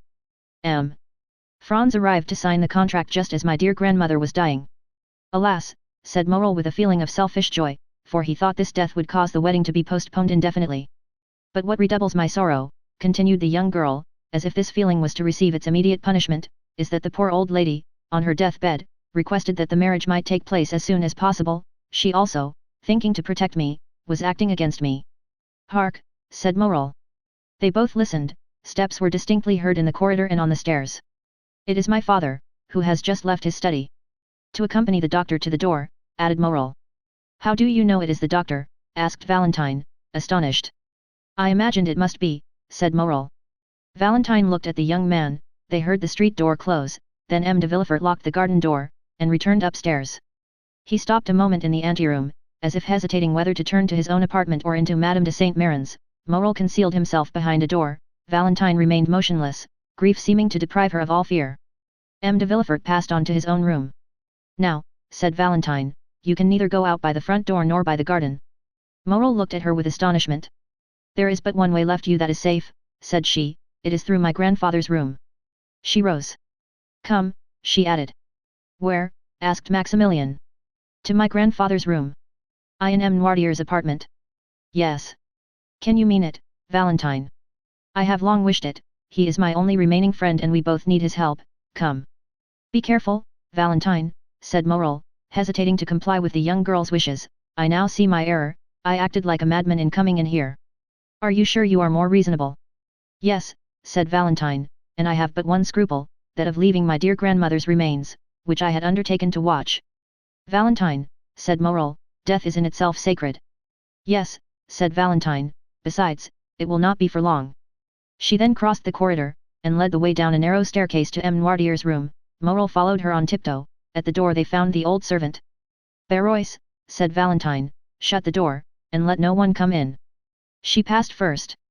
Noirtier, seated in his chair, and listening to every sound, was watching the door. he saw Valentine, and his eye brightened. There was something grave and solemn in the approach of the young girl which struck the old man, and immediately his bright eye began to interrogate. "Dear grandfather," said she hurriedly, "you know poor grandmama died an hour since, and now I have no friend in the world but you." His expressive eyes evinced the greatest tenderness. "To you alone, then, may I confide my sorrows and my hopes?" The paralytic motioned yes. Valentine took Maximilian's hand. "Look attentively, then, at this gentleman." The old man fixed his scrutinizing gaze with slight astonishment on Morel. "It is Maximilian Morel," said she, "the son of that good merchant of Marseilles, whom you doubtless recollect." "Yes," said the old man. "He brings an irreproachable name, which Maximilian is likely to render glorious, since at 30 years of age he is a captain, an officer of the Legion of Honor." The old man signified that he recollected him. "Well, grandpapa," said Valentine, kneeling before him, and pointing to Maximilian, "I love him, and will be only his. Were I compelled to marry another, I would destroy myself." The eyes of the paralytic expressed a multitude of tumultuous thoughts. "You like Maximilian Morel, do you not, grandpapa?" asked Valentine. "Yes. And you will protect us, who are your children, against the will of my father." Noirtier cast an intelligent glance at Morel, as if to say, "Perhaps I may." Maximilian understood him. "Mademoiselle," said he, "you have a sacred duty to fulfill in your deceased grandmother's room. Will you allow me the honor of a few minutes' conversation with Noirtier?" "That is it," said the old man's eye. Then he looked anxiously at Valentine. "Do you fear he will not understand?" "Yes. Oh, we have so often spoken of you, that he knows exactly how I talk to you." Then turning to Maximilian, with an adorable smile, although shaded by sorrow, "He knows everything I know," said she. Valentine arose, placed a chair for Morel, requested Berois not to admit anyone, and having tenderly embraced her grandfather, and sorrowfully taken leave of Morel, she went away. To prove to Noirtier that he was in Valentine's confidence and knew all their secrets, Morel took the dictionary, a pen and some paper, and placed them all on a table where there was a light. "But first," said Morel, "allow me, sir, to tell you who I am, how much I love Mademoiselle Valentine, and what are my designs respecting her." Noirtier made a sign that he would listen. It was an imposing sight to witness this old man, apparently a mere useless burden, becoming the sole protector, support and advisor of the lovers who were both young, beautiful, and strong. His remarkably noble and austere expression struck Morel, who began his story with trembling. He related the manner in which he had become acquainted with Valentine, and how he had loved her, and that Valentine, in her solitude and her misfortune, had accepted the offer of his devotion. He told him his birth, his position, his fortune, and more than once, when he consulted the look of the paralytic, that look answered, "That is good, proceed." "And now," said Morel, when he had finished the first part of his recital, "now I have told you of my love and my hopes, may I inform you of my intentions?" "Yes," signified the old man. "This was our resolution. A cabriolet was in waiting at the gate, in which I intended to carry off Valentine to my sister's house, to marry her, and to wait respectfully de Villefort's pardon." "No," said Noirtier. "We must not do so." "No. You do not sanction our project." "No. There is another way," said Morel. The old man's interrogative eye said, "Which?" "I will go," continued Maximilian, "I will seek Franz d'Epinay. I am happy to be able to mention this in Mademoiselle de Villefort's absence, and will conduct myself toward him so as to compel him to challenge me." Noirtier's look continued to interrogate. "You wish to know what I will do?" "Yes. I will find him, as I told you. I will tell him the ties which bind me to Mademoiselle Valentine. If he be a sensible man, he will prove it by renouncing of his own accord the hand of his betrothed, and will secure my friendship, and love until death. If he refuse, either through interest or ridiculous pride, after I have proved to him that he would be forcing my wife from me, that Valentine loves me, and will have no other, I will fight with him, give him every advantage, and I shall kill him, or he will kill me. If I am victorious, he will not marry Valentine, and if I die, I am very sure Valentine will not marry him." Noirtier watched, with indescribable pleasure, this noble and sincere countenance, on which every sentiment his tongue uttered was depicted, adding by the expression of his fine features all that colouring adds to a sound and faithful drawing. Still, when Morel had finished, he shut his eyes several times, which was his manner of saying no. "No," said Morel, "you disapprove of this second project, as you did of the first." "I do," signified the old man. "But what then must be done?" asked Morel. "Madame de Saint Méran's last request was, that the marriage might not be delayed. Must I let things take their course?" Noirtier did not move. "I understand," said Morel, "I am to wait." "Yes. But delay may ruin our plan, sir," replied the young man. "Alone, Valentine has no power, she will be compelled to submit." I am here almost miraculously, and can scarcely hope for so good an opportunity to occur again. Believe me, there are only the two plans I have proposed to you, forgive my vanity, and tell me which you prefer. Do you authorize Mademoiselle Valentine to entrust herself to my honor? No. Do you prefer I should seek M. d'Épinay? No. Whence then will come the help we need? From chance, resumed Morel. No. From you. Yes. You thoroughly understand me, sir? Pardon my eagerness, for my life depends on your answer. Will our help come from you? Yes. You are sure of it? Yes. There was so much firmness in the look which gave this answer, no one could, at any rate, doubt his will, if they did his power. Oh, thank you 1,000 times. But how, unless a miracle should restore your speech, your gesture, your movement, how can you, chained to that armchair, dumb and motionless, oppose this marriage? A smile lit up the old man's face, a strange smile of the eyes in a paralyzed face. Then I must wait, asked the young man. Yes. But the contract? The same smile returned. Will you assure me it shall not be signed? Yes, said Noirtier. The contract shall not be signed, cried Morel. Oh, pardon me, sir, I can scarcely realize so great a happiness. Will they not sign it? No, said the paralytic. Notwithstanding that assurance, Morel still hesitated. This promise of an impotent old man was so strange that, instead of being the result of the power of his will, it might emanate from enfeebled organs. Is it not natural that the madman, ignorant of his folly, should attempt things beyond his power? The weak man talks of burdens he can raise, the timid of giants he can confront, the poor of treasures he spends, the most humble peasant, in the height of his pride, calls himself Jupiter. Whether Noirtier understood the young man's indecision, or whether he had not full confidence in his docility, he looked uneasily at him. What do you wish, sir? Asked Morel, that I should renew my promise of remaining tranquil. Noirtier's eye remained fixed and firm, as if to imply that a promise did not suffice, then it passed from his face to his hands. Shall I swear to you, sir? Asked Maximilian. Yes, said the paralytic with the same solemnity. Morel understood that the old man attached great importance to an oath. He extended his hand.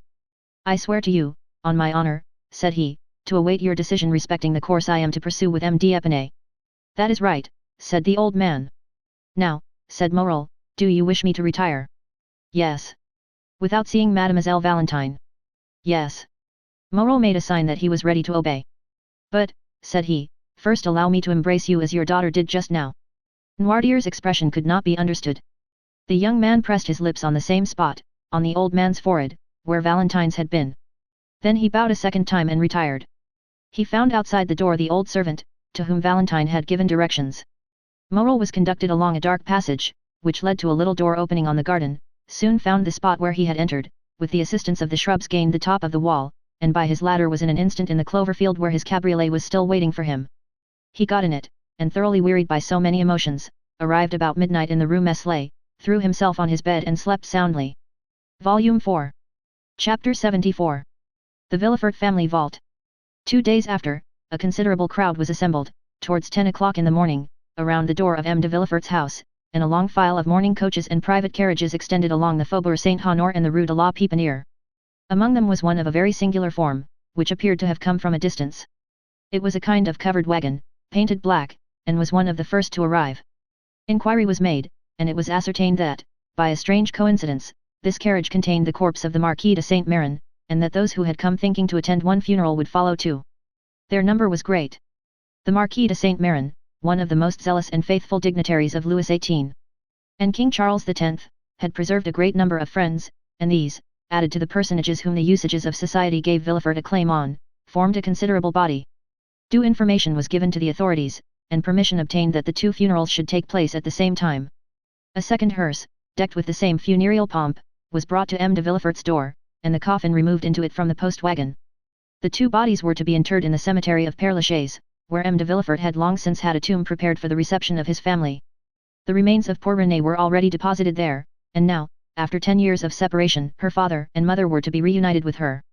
The Parisians, always curious, always affected by funereal display, looked on with religious silence while the splendid procession accompanied to their last abode two of the number of the old aristocracy, the greatest protectors of commerce and sincere devotees to their principles. In one of the mourning coaches Beauchamp, Debray and Chateau Renaud were talking of the very sudden death of the Marchioness. I saw Madame de Saint-Méran only last year at Marseilles, when I was coming back from Algiers, said Chateau Renaud, she looked like a woman destined to live to be 100 years old, from her apparent sound health and great activity of mind and body. How old was she? Franz assured me, replied Albert, that she was 66 years old. But she has not died of old age, but of grief. It appears that since the death of the Marquis, which affected her very deeply, she has not completely recovered her reason. But of what disease, then, did she die? Asked Debray. It is said to have been a congestion of the brain, or apoplexy, which is the same thing, is it not? Nearly. It is difficult to believe that it was apoplexy, said Beauchamp. Madame de Saint-Méran, whom I once saw, was short, of slender form, and of a much more nervous than sanguine temperament. Grief could hardly produce apoplexy in such a constitution as that of Madame de Saint-Méran. At any rate, said Albert, whatever disease or doctor may have killed her, M. de Villefort, or rather, Mademoiselle Valentine, or, still rather, our friend Franz, inherits a magnificent fortune, amounting, I believe, to 80,000 livres per annum. And this fortune will be doubled at the death of the old Jacobin, Noirtier. That is a tenacious old grandfather, said Beauchamp. Tenaciem propositivirum. I think he must have made an agreement with death to outlive all his heirs, and he appears likely to succeed. He resembles the old conventionalist of 93, who said to Napoleon, in 1814, you bend because your empire is a young stem, weakened by rapid growth. Take the Republic for a tutor, let us return with renewed strength to the battlefield, and I promise you 500,000 soldiers, another Marengo and a second Austerlitz. Ideas do not become extinct, sire, they slumber sometimes, but only revive the stronger before they sleep entirely. Ideas and men appeared the same to him, said Albert. One thing only puzzles me, namely, how Franz d'Épinay will like a grandfather who cannot be separated from his wife. But where is Franz? In the first carriage, with M. de Villefort, who considers him already as one of the family. Such was the conversation in almost all the carriages. These two sudden deaths, so quickly following each other, astonished everyone, but no one suspected the terrible secret which M. d'Avrigny had communicated, in his nocturnal walk to M. de Villefort. They arrived in about an hour at the cemetery. The weather was mild but dull and in harmony with the funeral ceremony. Among the groups which flocked towards the family vault, Chateau Renaud recognized Morel, who had come alone in a cabriolet, and walked silently along the path bordered with yew trees. You here, said Chateau Renaud, passing his arms through the young captain's, are you a friend of Villefort's? How is it that I have never met you at his house? I am no acquaintance of M. de Villefort's, answered Morel, but I was of Madame de Saint-Méran. Albert came up to them at this moment with Franz. The time and place are but ill-suited for an introduction, said Albert, but we are not superstitious. M. Morel, allow me to present to you M. Franz d'Épinay, a delightful travelling companion, with whom I made the tour of Italy. My dear Franz, M. Maximilian Morel, an excellent friend I have acquired in your absence, and whose name you will hear me mention every time I make any allusion to affection, wit, or amiability. Morel hesitated for a moment. He feared it would be hypocritical to accost in a friendly manner the man whom he was tacitly opposing, but his oath and the gravity of the circumstances recurred to his memory. He struggled to conceal his emotion and bowed to Franz. Mademoiselle de Villefort is in deep sorrow, is she not? Said Debray to Franz. Extremely, replied he, she looked so pale this morning, I scarcely knew her. These apparently simple words pierced Morel to the heart. This man had seen Valentine, and spoken to her. The young and high-spirited officer required all his strength of mind to resist breaking his oath. He took the arm of Chateau Renaud, and turned towards the vault, where the attendants had already placed the two coffins. This is a magnificent habitation, said Beauchamp, looking towards the mausoleum, a summer and winter palace. You will, in turn, enter it, my dear d'Épinay, for you will soon be numbered as one of the family. I, as a philosopher, should like a little country house, a cottage down there under the trees, without so many freestones over my poor body. In dying, I will say to those around me what Voltaire wrote to Pyrrhon, Eo Rus, and all will be over. But come, Franz, take courage, your wife is an heiress. Indeed, Beauchamp, you are unbearable. Politics has made you laugh at everything, and political men have made you disbelieve everything. But when you have the honor of associating with ordinary men, and the pleasure of leaving politics for a moment, try to find your affectionate heart, which you leave with your stick when you go to the chamber. But tell me, said Beauchamp, what is life? Is it not a halt in death's anteroom? I am prejudiced against Beauchamp, said Albert, drawing Franz away, and leaving the former to finish his philosophical dissertation with Debray. The Villefort vault formed a square of white stones, about 20 feet high. An interior partition separated the two families, and each apartment had its entrance door. Here were not, as in other tombs, ignoble drawers, one above another, where thrift bestows its dead and labels them like specimens in a museum. All that was visible within the bronze gates was a gloomy-looking room, separated by a wall from the vault itself. The two doors before mentioned were in the middle of this wall, and enclosed the Villefort and Saint-Méran coffins. Their grief might freely expend itself without being disturbed by the trifling loungers who came from a picnic party to visit Père Lachaise, or by lovers who make it their rendezvous. The 2 coffins were placed on trestles previously prepared for their reception in the right-hand crypt belonging to the Saint Marin family. Villefort, Franz, and a few near relatives alone entered the sanctuary. As the religious ceremonies had all been performed at the door, and there was no address given, the party all separated. Chateau Renaud, Albert, and Morel, went one way and Debray and Beauchamp the other. Franz remained with M. de Villefort. At the gate of the cemetery Morel made an excuse to wait. He saw Franz and M. de Villefort get into the same morning coach, and thought this meeting foreboded evil. He then returned to Paris, and although in the same carriage with Chateau Renaud and Albert, he did not hear one word of their conversation. As Franz was about to take leave of M. de Villefort, "When shall I see you again?" said the latter. "At what time you please, sir," replied Franz. "As soon as possible." "I am at your command, sir. Shall we return together? If not unpleasant to you." "On the contrary, I shall feel much pleasure." Thus, the future father and son-in-law stepped into the same carriage, and Morel, seeing them pass, became uneasy.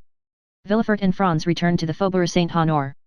The procureur, without going to see either his wife or his daughter, went at once to his study, and, offering the young man a chair, "M. d'Épinay," said he, "allow me to remind you at this moment, which is perhaps not so ill-chosen as at first sight may appear, for obedience to the wishes of the departed is the first offering which should be made at their tomb. Allow me then to remind you of the wish expressed by Madame de Saint Marin on her deathbed, that Valentine's wedding might not be deferred.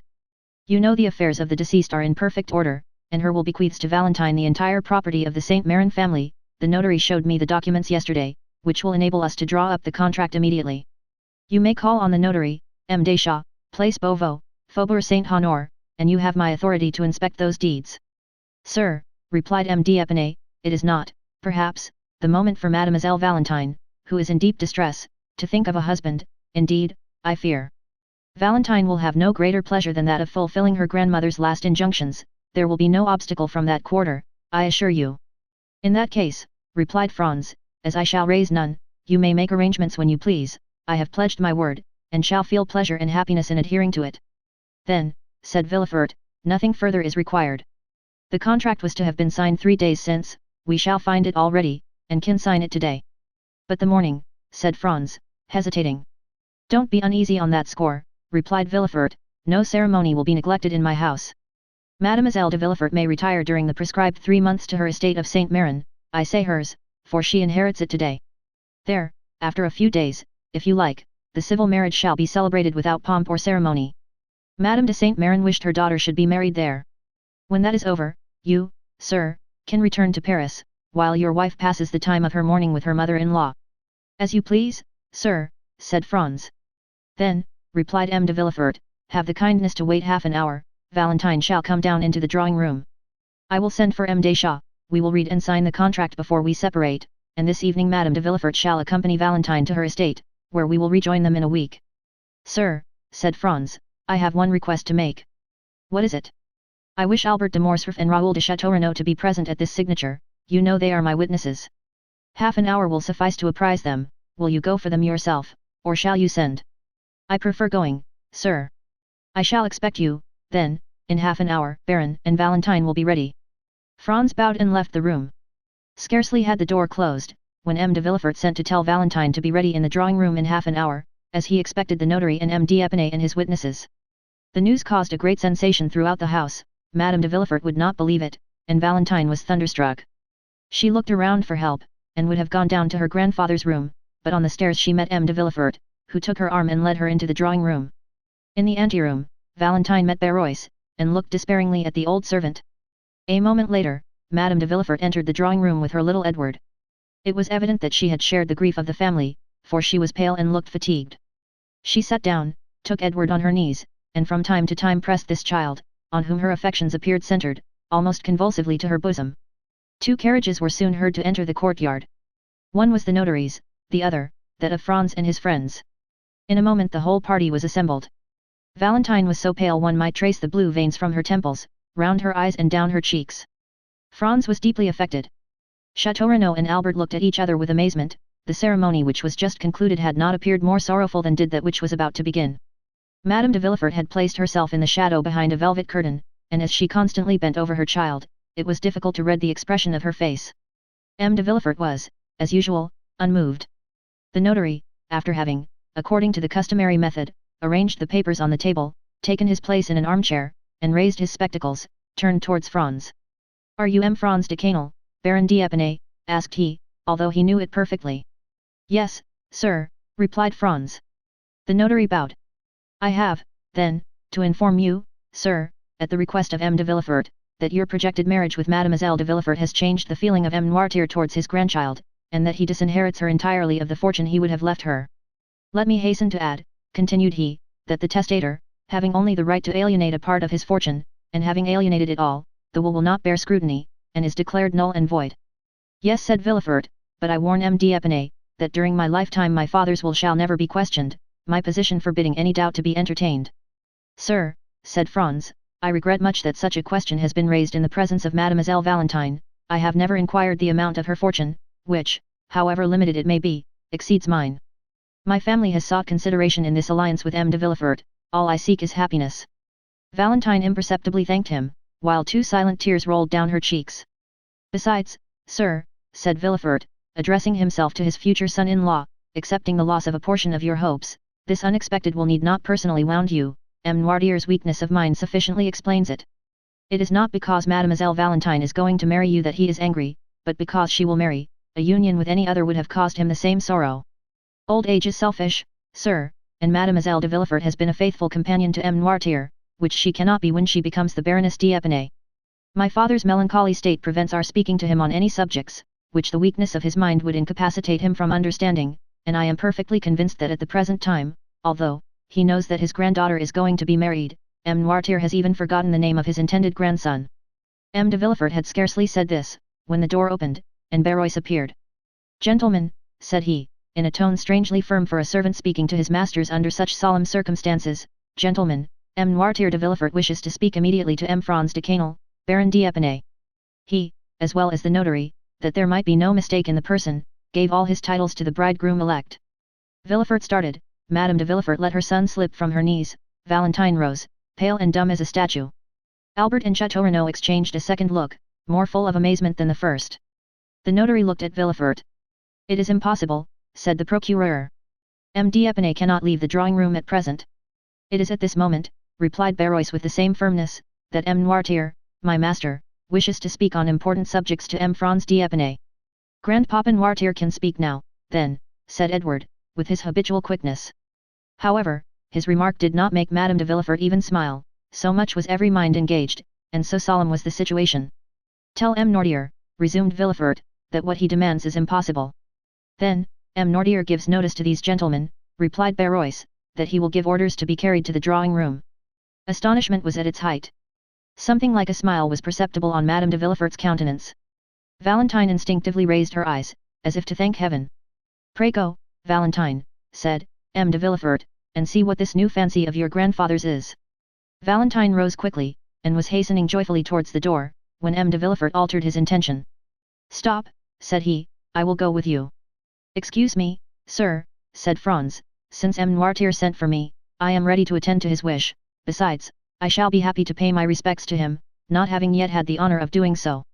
"Pray, sir," said Villefort with marked uneasiness, "do not disturb yourself." "Forgive me, sir," said Franz in a resolute tone. "I would not lose this opportunity of proving to M. Noirtier how wrong it would be of him to encourage feelings of dislike to me, which I am determined to conquer, whatever they may be, by my devotion." And without listening to Villefort he arose, and followed Valentine, who was running downstairs with the joy of a shipwrecked mariner who finds a rock to cling to. M. de Villefort followed them. Chateau Renaud and Morcerf exchanged a third look of still increasing wonder. Chapter 75. A signed statement. Noirtier was prepared to receive them, dressed in black, and installed in his armchair. When the 3 persons he expected had entered, he looked at the door, which his valet immediately closed. "Listen," whispered Villefort to Valentine, who could not conceal her joy, "if M. Noirtier wishes to communicate anything which would delay your marriage, I forbid you to understand him." Valentine blushed, but did not answer. Villefort approached Noirtier. "Here is M. Franz d'Épinay," said he, "you requested to see him. We have all wished for this interview, and I trust it will convince you how ill-formed are your objections to Valentine's marriage." Noirtier answered only by a look which made Villefort's blood run cold. He motioned to Valentine to approach. In a moment, thanks to her habit of conversing with her grandfather, she understood that he asked for a key. Then his eye was fixed on the drawer of a small chest between the windows. She opened the drawer, and found a key, and, understanding that was what he wanted, again watched his eyes, which turned toward an old secretaire which had been neglected for many years and was supposed to contain nothing but useless documents. "Shall I open the secretaire?" asked Valentine. "Yes," said the old man. "And the drawers?" "Yes." "Those at the side?" "No." "The middle one?" "Yes." Valentine opened it and drew out a bundle of papers. "Is that what you wish for?" asked she. "No." She took successively all the other papers out till the drawer was empty. "But there are no more," said she. Noirtier's eye was fixed on the dictionary. "Yes, I understand, grandfather," said the young girl. She pointed to each letter of the alphabet. At the letter S the old man stopped her. She opened, and found the word secret. "Ah, is there a secret spring?" said Valentine. "Yes," said Noirtier. "And who knows it?" Noirtier looked at the door where the servant had gone out. "Barois," said she. "Yes." "Shall I call him?" "Yes." Valentine went to the door, and called Barois. Villefort's impatience during this scene made the perspiration roll from his forehead, and Franz was stupefied. The old servant came. "Barois," said Valentine, "my grandfather has told me to open that drawer in the secretaire, but there is a secret spring in it, which you know, will you open it?" Barois looked at the old man. "Obey," said Noirtier's intelligent eye. Barois touched a spring, the false bottom came out, and they saw a bundle of papers tied with a black string. "Is that what you wish for?" said Barois. "Yes." "Shall I give these papers to M. de Villefort?" "No." "To Mademoiselle Valentine?" "No." "To M. Franz d'Epinay?" "Yes." Franz, astonished, advanced a step. "To me, sir," said he. "Yes." Franz took them from Barois and casting a glance at the cover, read. "To be given, after my death, to General Durand, who shall bequeath the packet to his son, with an injunction to preserve it as containing an important document." "Well, sir," asked Franz, "what do you wish me to do with this paper?" "To preserve it, sealed up as it is, doubtless," said the procureur. "No," replied Noirtier eagerly. "Do you wish him to read it?" said Valentine. "Yes," replied the old man. "You understand, Baron, my grandfather wishes you to read this paper," said Valentine. "Then let us sit down," said Villefort impatiently, "for it will take some time." "Sit down," said the old man. Villefort took a chair, but Valentine remained standing by her father's side, and Franz before him, holding the mysterious paper in his hand. "Read," said the old man. Franz untied it, and in the midst of the most profound silence read. Extract of the report of a meeting of the Bonapartist Club in the Rue Saint-Jacques, held February 5, 1815. Franz stopped. "February 5, 1815, said he, "it is the day my father was murdered." Valentine and Villefort were dumb, the eye of the old man alone seemed to say clearly, "Go on." "But it was on leaving this club," said he, "my father disappeared." Noirtier's eye continued to say, "Read." He resumed. "The undersigned Louis Jacques Beaurepaire, Lieutenant Colonel of Artillery, Etienne Duchesne, General of Brigade, and Claude Letriple, Keeper of Woods and Forests, declare, that on the 4th of February, a letter arrived from the island of Elba, recommending to the kindness and the confidence of the Bonapartist Club, General Flavien de Canel, who having served the Emperor from 1804 to 1814 was supposed to be devoted to the interests of the Napoleon dynasty, notwithstanding the title of Baron, which Louis XVIII had just granted to him with his estate of Epinay. A note was in consequence addressed to General de Canel, begging him to be present at the meeting next day, the 5th. The note indicated neither the street nor the number of the house where the meeting was to be held, it bore no signature, but it announced to the general that someone would call for him if he would be ready at 9 o'clock. The meetings were always held from that time till midnight. At 9 o'clock the president of the club presented himself, the general was ready, the president informed him that one of the conditions of his introduction was that he should be eternally ignorant of the place of meeting, and that he would allow his eyes to be bandaged, swearing that he would not endeavor to take off the bandage. General de Canel accepted the condition, and promised on his honor not to seek to discover the road they took. The general's carriage was ready, but the president told him it was impossible for him to use it, since it was useless to blindfold the master if the coachman knew through what streets he went. "What must be done then?" asked the general. "I have my carriage here," said the president. "Have you, then, so much confidence in your servant that you can entrust him with a secret you will not allow me to know?" "Our coachman is a member of the club," said the president. "We shall be driven by a state councillor." "Then we run another risk," said the general, laughing, "that of being upset. We insert this joke to prove that the general was not in the least compelled to attend the meeting, but that he came willingly." When they were seated in the carriage, the president reminded the general of his promise to allow his eyes to be bandaged, to which he made no opposition. On the road the president thought he saw the general make an attempt to remove the handkerchief, and reminded him of his oath. Sure enough, said the general. The carriage stopped at an alley leading out of the Rue Saint-Jacques. The general alighted, leaning on the arm of the president, of whose dignity he was not aware, considering him simply as a member of the club. They went through the alley, mounted a flight of stairs, and entered the assembly room. The deliberations had already begun. The members, apprised of the sort of presentation which was to be made that evening, were all in attendance. When in the middle of the room the general was invited to remove his bandage, he did so immediately, and was surprised to see so many well-known faces in a society of whose existence he had till then been ignorant. They questioned him as to his sentiments, but he contented himself with answering, that the letters from the island of Elba ought to have informed them. Franz interrupted himself by saying, "My father was a royalist, they need not have asked his sentiments, which were well known. And hence," said Villefort, "arose my affection for your father, my dear M. Franz. Opinions held in common are a ready bond of union." "Read again," said the old man. Franz continued. The president then sought to make him speak more explicitly, but M. de Canel replied that he wished first to know what they wanted with him. He was then informed of the contents of the letter from the island of Elba, in which he was recommended to the club as a man who would be likely to advance the interests of their party. One paragraph spoke of the return of Bonaparte and promised another letter and further details, on the arrival of the Pharaon belonging to the shipbuilder Morel, of Marseilles, whose captain was entirely devoted to the emperor. During all this time, the general, on whom they thought to have relied as on a brother, manifested evidently signs of discontent and repugnance. When the reading was finished, he remained silent, with knitted brows. "Well," asked the president, "what do you say to this letter, general?" "I say that it is too soon after declaring myself for Louis XVIII to break my vow in behalf of the ex-emperor." This answer was too clear to permit of any mistake as to his sentiments. "General," said the president, "we acknowledge no King Louis XVIII, or an ex-emperor, but His Majesty the Emperor and King, driven from France, which is his kingdom, by violence and treason." "Excuse me, gentlemen," said the general, "you may not acknowledge Louis XVIII, but I do, as he has made me a baron and a field marshal, and I shall never forget that for these two titles I am indebted to his happy return to France." "Sir," said the president, rising with gravity, "be careful what you say, your words clearly show us that they are deceived concerning you in the island of Elba, and have deceived us. The communication has been made to you in consequence of the confidence placed in you, and which does you honor. Now we discover our error, a title and promotion attach you to the government we wish to overturn. We will not constrain you to help us, we enroll no one against his conscience, but we will compel you to act generously, even if you are not disposed to do so. You would call acting generously, knowing your conspiracy and not informing against you, that is what I should call becoming your accomplice.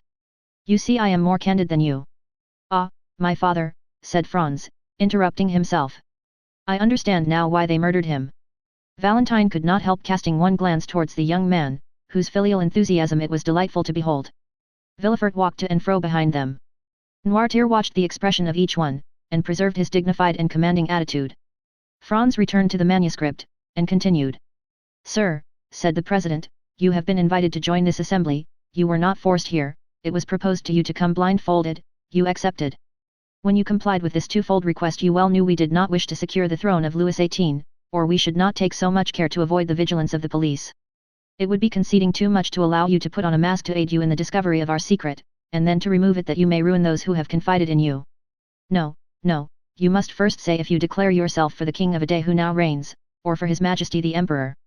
"I am a royalist," replied the general, "I have taken the oath of allegiance to Louis XVIII, and I will adhere to it." These words were followed by a general murmur, and it was evident that several of the members were discussing the propriety of making the general repent of his rashness. The president again arose, and having imposed silence, said, "Sir, you are too serious and too sensible a man not to understand the consequences of our present situation, and your candor has already dictated to us the conditions which remain for us to offer you."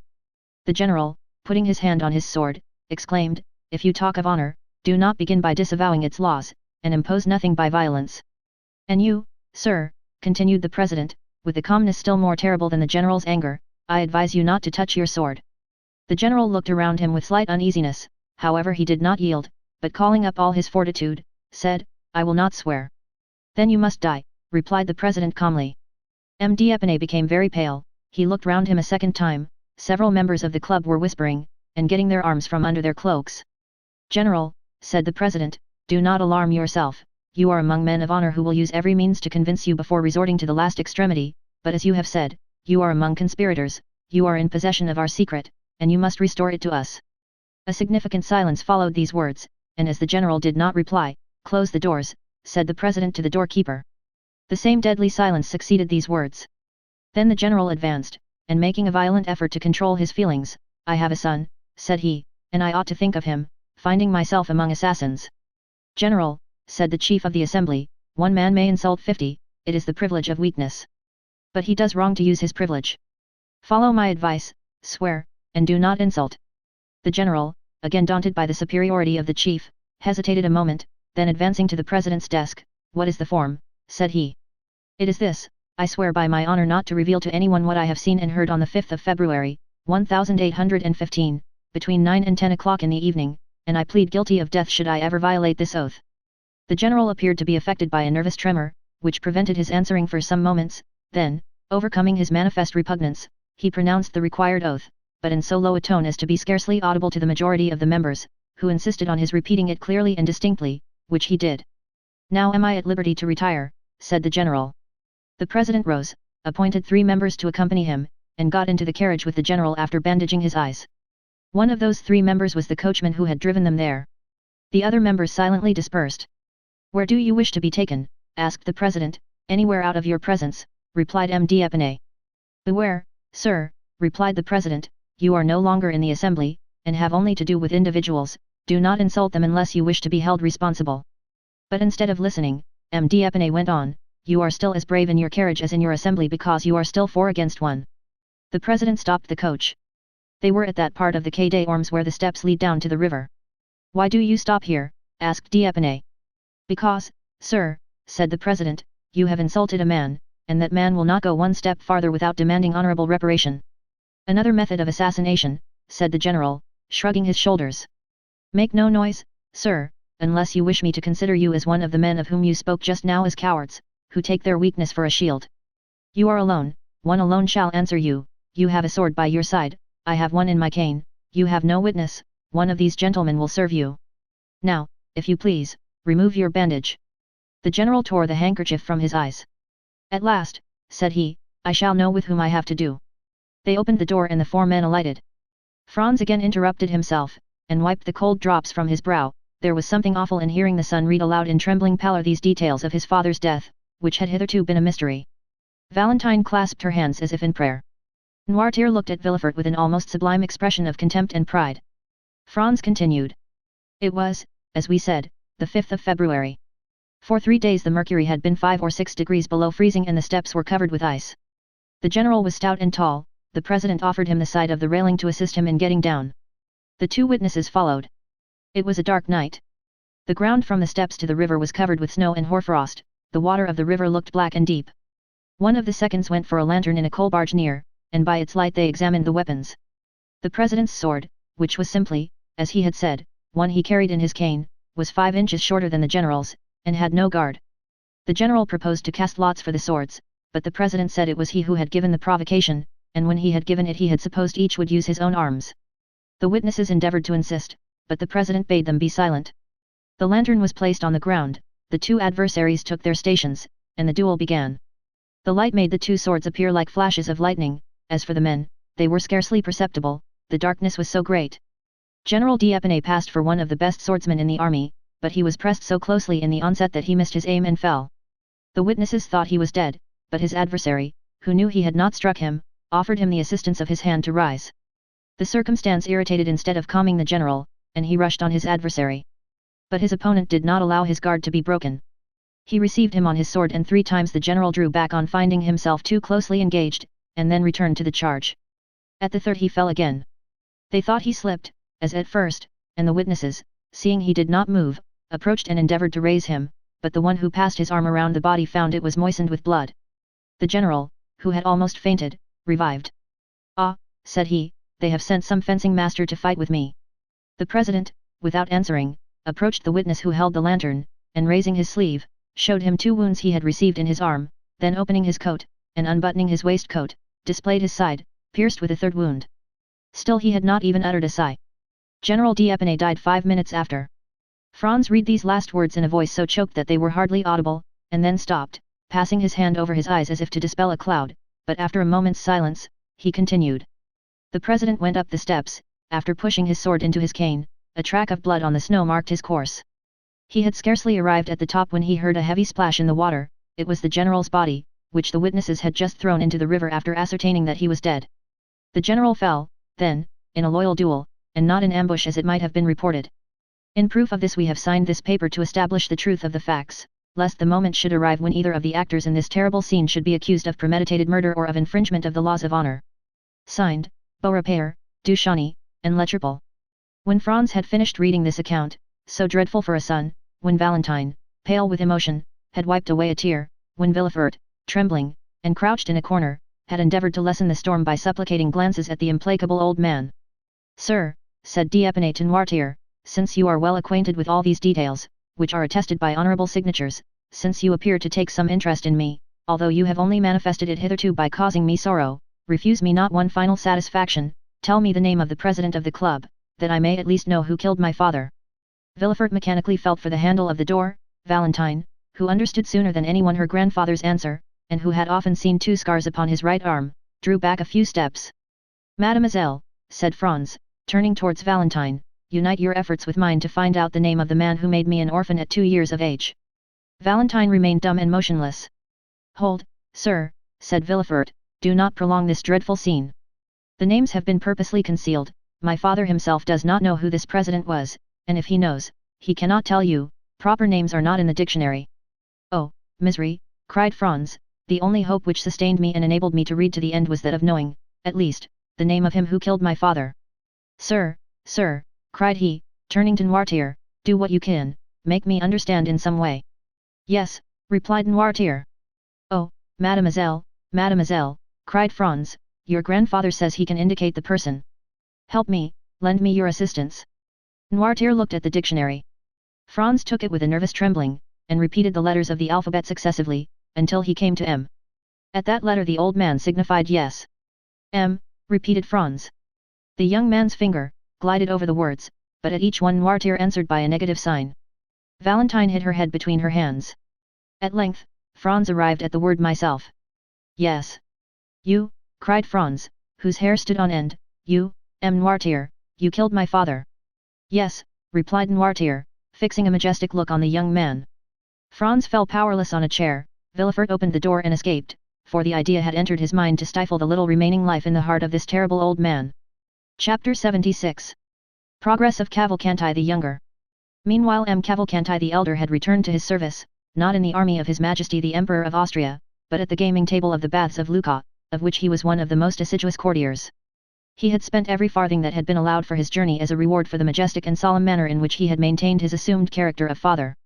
M. Andrea at his departure inherited all the papers which proved that he had indeed the honour of being the son of the Marquis Bartolomeo and the Marchioness Oliva Corzinari.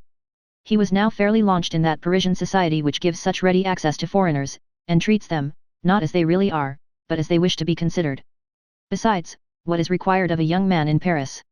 To speak its language tolerably, to make a good appearance, to be a good gamester, and to pay in cash. They are certainly less particular with a foreigner than with a Frenchman. Andrea had, then, in a fortnight, attained a very fair position. He was called Count, he was said to possess 50,000 livres per annum, and his father's immense riches, buried in the quarries of Saravezza, were a constant theme. A learned man, before whom the last circumstance was mentioned as a fact, declared he had seen the quarries in question, which gave great weight to assertions hitherto somewhat doubtful, but which now assumed the garb of reality. Such was the state of society in Paris at the period we bring before our readers, when Monte Cristo went one evening to pay M. Danglars a visit. M. Danglars was out, but the Count was asked to go and see the Baroness, and he accepted the invitation. It was never without a nervous shudder, since the dinner at Auteuil, and the events which followed it, that Madame Danglars heard Monte Cristo's name announced. If he did not come, the painful sensation became most intense. If, on the contrary, he appeared, his noble countenance, his brilliant eyes, his amiability, his polite attention even towards Madame Danglars, soon dispelled every impression of fear. It appeared impossible to the Baroness that a man of such delightfully pleasing manners should entertain evil designs against her. Besides, the most corrupt minds only suspect evil when it would answer some interested end. Useless injury is repugnant to every mind. When Monte Cristo entered the boudoir, to which we have already once introduced our readers, and where the Baroness was examining some drawings, which her daughter passed to her after having looked at them with M. Cavalcanti, his presence soon produced its usual effect, and it was with smiles that the Baroness received the Count, although she had been a little disconcerted at the announcement of his name. The latter took in the whole scene at a glance. The Baroness was partially reclining on a sofa, Eugenie sat near her, and Cavalcanti was standing. Cavalcanti, dressed in black, like one of Goethe's heroes, with varnished shoes and white silk open-work stockings, passed a white and tolerably nice-looking hand through his light hair, and so displayed a sparkling diamond, that in spite of Monte Cristo's advice the vain young man had been unable to resist putting on his little finger. This movement was accompanied by killing glances at Mademoiselle Danglars, and by sighs launched in the same direction. Mademoiselle Danglars was still the same, cold, beautiful, and satirical. Not one of these glances, nor one sigh, was lost on her. They might have been said to fall on the shield of Minerva, which some philosophers assert protected sometimes the breast of Sappho. Eugenie bowed coldly to the Count, and availed herself of the first moment when the conversation became earnest to escape to her study, whence very soon two cheerful and noisy voices being heard in connection with occasional notes of the piano assured Monte Cristo that Mademoiselle Danglars preferred to his society and to that of M. Cavalcanti the company of Mademoiselle Louise d'Armilly, her singing teacher. It was then, especially while conversing with Madame Danglars, and apparently absorbed by the charm of the conversation, that the Count noticed M. Andrea Cavalcanti's solicitude, his manner of listening to the music at the door he dared not pass, and of manifesting his admiration. The banker soon returned. His first look was certainly directed towards Monte Cristo, but the second was for Andrea. As for his wife, he bowed to her, as some husbands do to their wives, but in a way that bachelors will never comprehend, until a very extensive code is published on conjugal life. "Have not the ladies invited you to join them at the piano?" said Danglars to Andrea. "Alas, no, sir," replied Andrea with a sigh, still more remarkable than the former ones. Danglars immediately advanced towards the door and opened it. The two young ladies were seen seated on the same chair, at the piano, accompanying themselves, each with one hand, a fancy to which they had accustomed themselves, and performed admirably. Mademoiselle d'Armilly, whom they then perceived through the open doorway, formed with Eugenie one of the tableaux vivants of which the Germans are so fond. She was somewhat beautiful, and exquisitely formed, a little fairy-like figure, with large curls falling on her neck, which was rather too long, as Perugino sometimes makes his virgins, and her eyes dull from fatigue. She was said to have a weak chest, and like Antonia in the Cremona violin, she would die one day while singing. Monte Cristo cast one rapid and curious glance round this sanctum. It was the first time he had ever seen Mademoiselle d'Armilly, of whom he had heard much. "Well," said the banker to his daughter, "are we then all to be excluded?" He then led the young man into the study, and either by chance or maneuver the door was partially closed after Andrea, so that from the place where they sat neither the Count nor the Baroness could see anything, but as the banker had accompanied Andrea, Madame Danglars appeared to take no notice of it. The Count soon heard Andrea's voice, singing a Corsican song, accompanied by the piano. While the Count smiled at hearing this song, which made him lose sight of Andrea in the recollection of Benedetto, Madame Danglars was boasting to Monte Cristo of her husband's strength of mind, who that very morning had lost 300,000 or 400,000 francs by a failure at Milan. The praise was well deserved, for had not the Count heard it from the Baroness, or by one of those means by which he knew everything, the Baron's countenance would not have led him to suspect it. "Hem," thought Monte Cristo, "he begins to conceal his losses, a month since he boasted of them." Then aloud, "Oh, Madame, M. Danglars is so skillful, he will soon regain at the Bourse what he loses elsewhere." "I see that you participate in a prevalent error," said Madame Danglars. "What is it?" said Monte Cristo. "That M. Danglars speculates, whereas he never does." "Truly, Madame, I recollect M. Debray told me, apropos, what has become of him. I have seen nothing of him the last 3 or 4 days." "Nor I," said Madame Danglars, "but you began a sentence, sir, and did not finish." "Which? M. Debray had told you?" "Ah, yes, he told me it was you who sacrificed to the demon of speculation. I was once very fond of it, but I do not indulge now." "Then you are wrong, Madame. Fortune is precarious, and if I were a woman and fate had made me a banker's wife, whatever might be my confidence in my husband's good fortune, still in speculation you know there is great risk. Well, I would secure for myself a fortune independent of him, even if I acquired it by placing my interests in hands unknown to him." Madame Danglars blushed, in spite of all her efforts. "Stay," said Monte Cristo, as though he had not observed her confusion, "I have heard of a lucky hit that was made yesterday on the Neapolitan bonds." "I have none, nor have I ever possessed any, but really we have talked long enough of money, Count, we are like two stockbrokers. Have you heard how fate is persecuting the poor Villeforts?" "What has happened?" said the Count, simulating total ignorance. "You know the Marquis of Saint Méran died a few days after he had set out on his journey to Paris, and the Marchioness a few days after her arrival." "Yes," said Monte Cristo, "I have heard that, but, as Claudius said to Hamlet, it is a law of nature, their fathers died before them, and they mourned their loss, they will die before their children, who will, in their turn, grieve for them. But that is not all. Not all. No, they were going to marry their daughter. To M. Franz d'Epinay. Is it broken off? Yesterday morning, it appears, Franz declined the honor. Indeed? And is the reason known? No. How extraordinary! And how does M. de Villefort bear it? As usual. Like a philosopher. Danglars returned at this moment alone. Well, said the Baroness, do you leave M. Cavalcanti with your daughter? And Mademoiselle d'Armilly, said the banker, do you consider her no one? Then, turning to Monte Cristo, he said, Prince Cavalcanti is a charming young man, is he not? But is he really a prince? I will not answer for it, said Monte Cristo. His father was introduced to me as a marquis, so he ought to be a count, but I do not think he has much claim to that title. Why, said the banker. If he is a prince, he is wrong not to maintain his rank. I do not like anyone to deny his origin. Oh, you are a thorough democrat, said Monte Cristo, smiling. But do you see to what you are exposing yourself, said the Baroness. If, perchance, M. de Morcerf came, he would find M. Cavalcanti in that room, where he, the betrothed of Eugenie, has never been admitted. You may well say, perchance, replied the banker, for he comes so seldom, it would seem only chance that brings him. But should he come and find that young man with your daughter, he might be displeased. He? You are mistaken. M. Albert would not do us the honor to be jealous, he does not like Eugenie sufficiently. Besides, I care not for his displeasure. Still, situated as we are. Yes, do you know how we are situated? At his mother's ball he danced once with Eugenie, and M. Cavalcanti 3 times, and he took no notice of it. The valet announced the Vicomte Albert de Morcerf. The Baroness rose hastily, and was going into the study, when Danglars stopped her. Let her alone, said he. She looked at him in amazement. Monte Cristo appeared to be unconscious of what passed.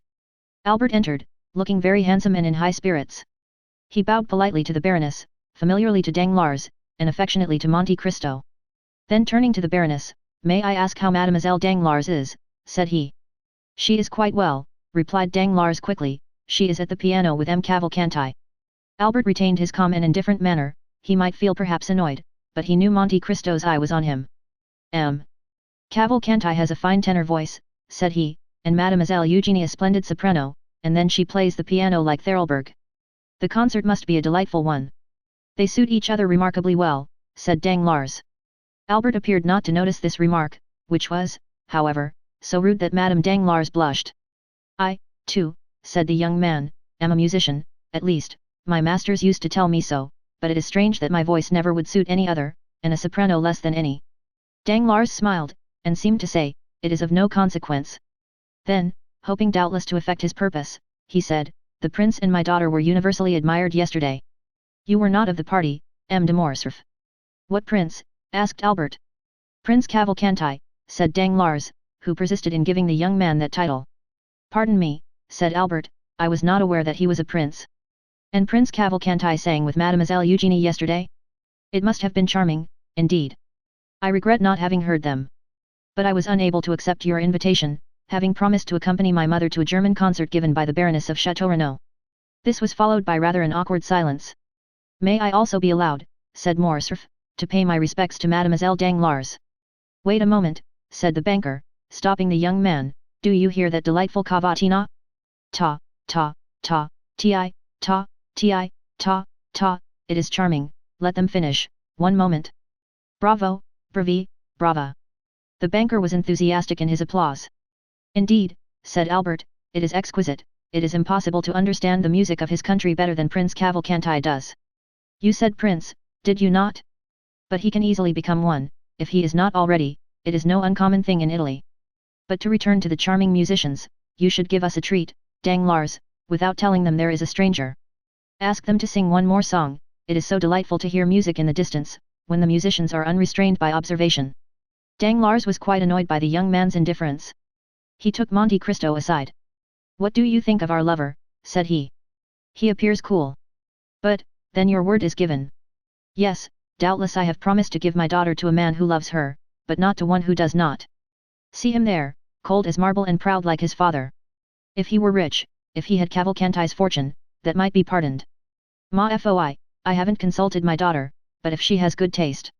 Oh, said Monte Cristo, my fondness may blind me, but I assure you I consider Morcerf a charming young man who will render your daughter happy and will sooner or later attain a certain amount of distinction, and his father's position is good. Hem, said Danglars. Why do you doubt? The past, that obscurity on the past. But that does not affect the son. Very true. Now, I beg of you, don't go off your head. It's a month now that you have been thinking of this marriage, and you must see that it throws some responsibility on me, for it was at my house you met this young Cavalcanti, whom I do not really know at all. But I do. Have you made inquiry? Is there any need of that? Does not his appearance speak for him? And he is very rich. I am not so sure of that. And yet you said he had money. 50,000 livres, a mere trifle. He is well educated. Hem, said Monte Cristo in his turn. He is a musician. So are all Italians. Come, Count, you do not do that young man justice.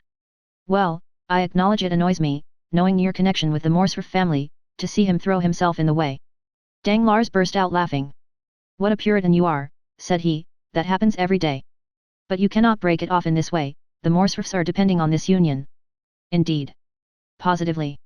Then let them explain themselves, you should give the father a hint, you are so intimate with the family. Where the devil did you find out that? At their ball, it was apparent enough.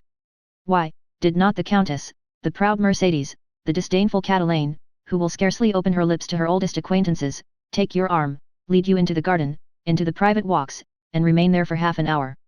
Ah, Baron, said Albert, you are not listening, what barbarism in a megalomaniac like you. Oh, don't worry about me, Sir Mocker, said Danglars, then turning to Monte Cristo he said. But will you undertake to speak to the father? Willingly, if you wish it. But let it be done explicitly and positively. If he demands my daughter, let him fix the day, declare his conditions, in short, let us either understand each other, or quarrel. You understand, no more delay. Yes, sir, I will give my attention to the subject. I do not say that I await with pleasure his decision, but I do await it. A banker must, you know, be a slave to his promise. And Danglars sighed as M. Cavalcanti had done half an hour before. Bravi, bravo, brava, cried Morcerf, parodying the banker, as the selection came to an end. Danglars began to look suspiciously at Morcerf, when someone came and whispered a few words to him. I shall soon return, said the banker to Monte Cristo, wait for me. I shall, perhaps, have something to say to you. And he went out. The Baroness took advantage of her husband's absence to push open the door of her daughter's study, and M. Andrea, who was sitting before the piano with Mademoiselle Eugénie, started up like a jack-in-the-box. Albert bowed with a smile to Mademoiselle Danglars, who did not appear in the least disturbed, and returned his bow with her usual coolness.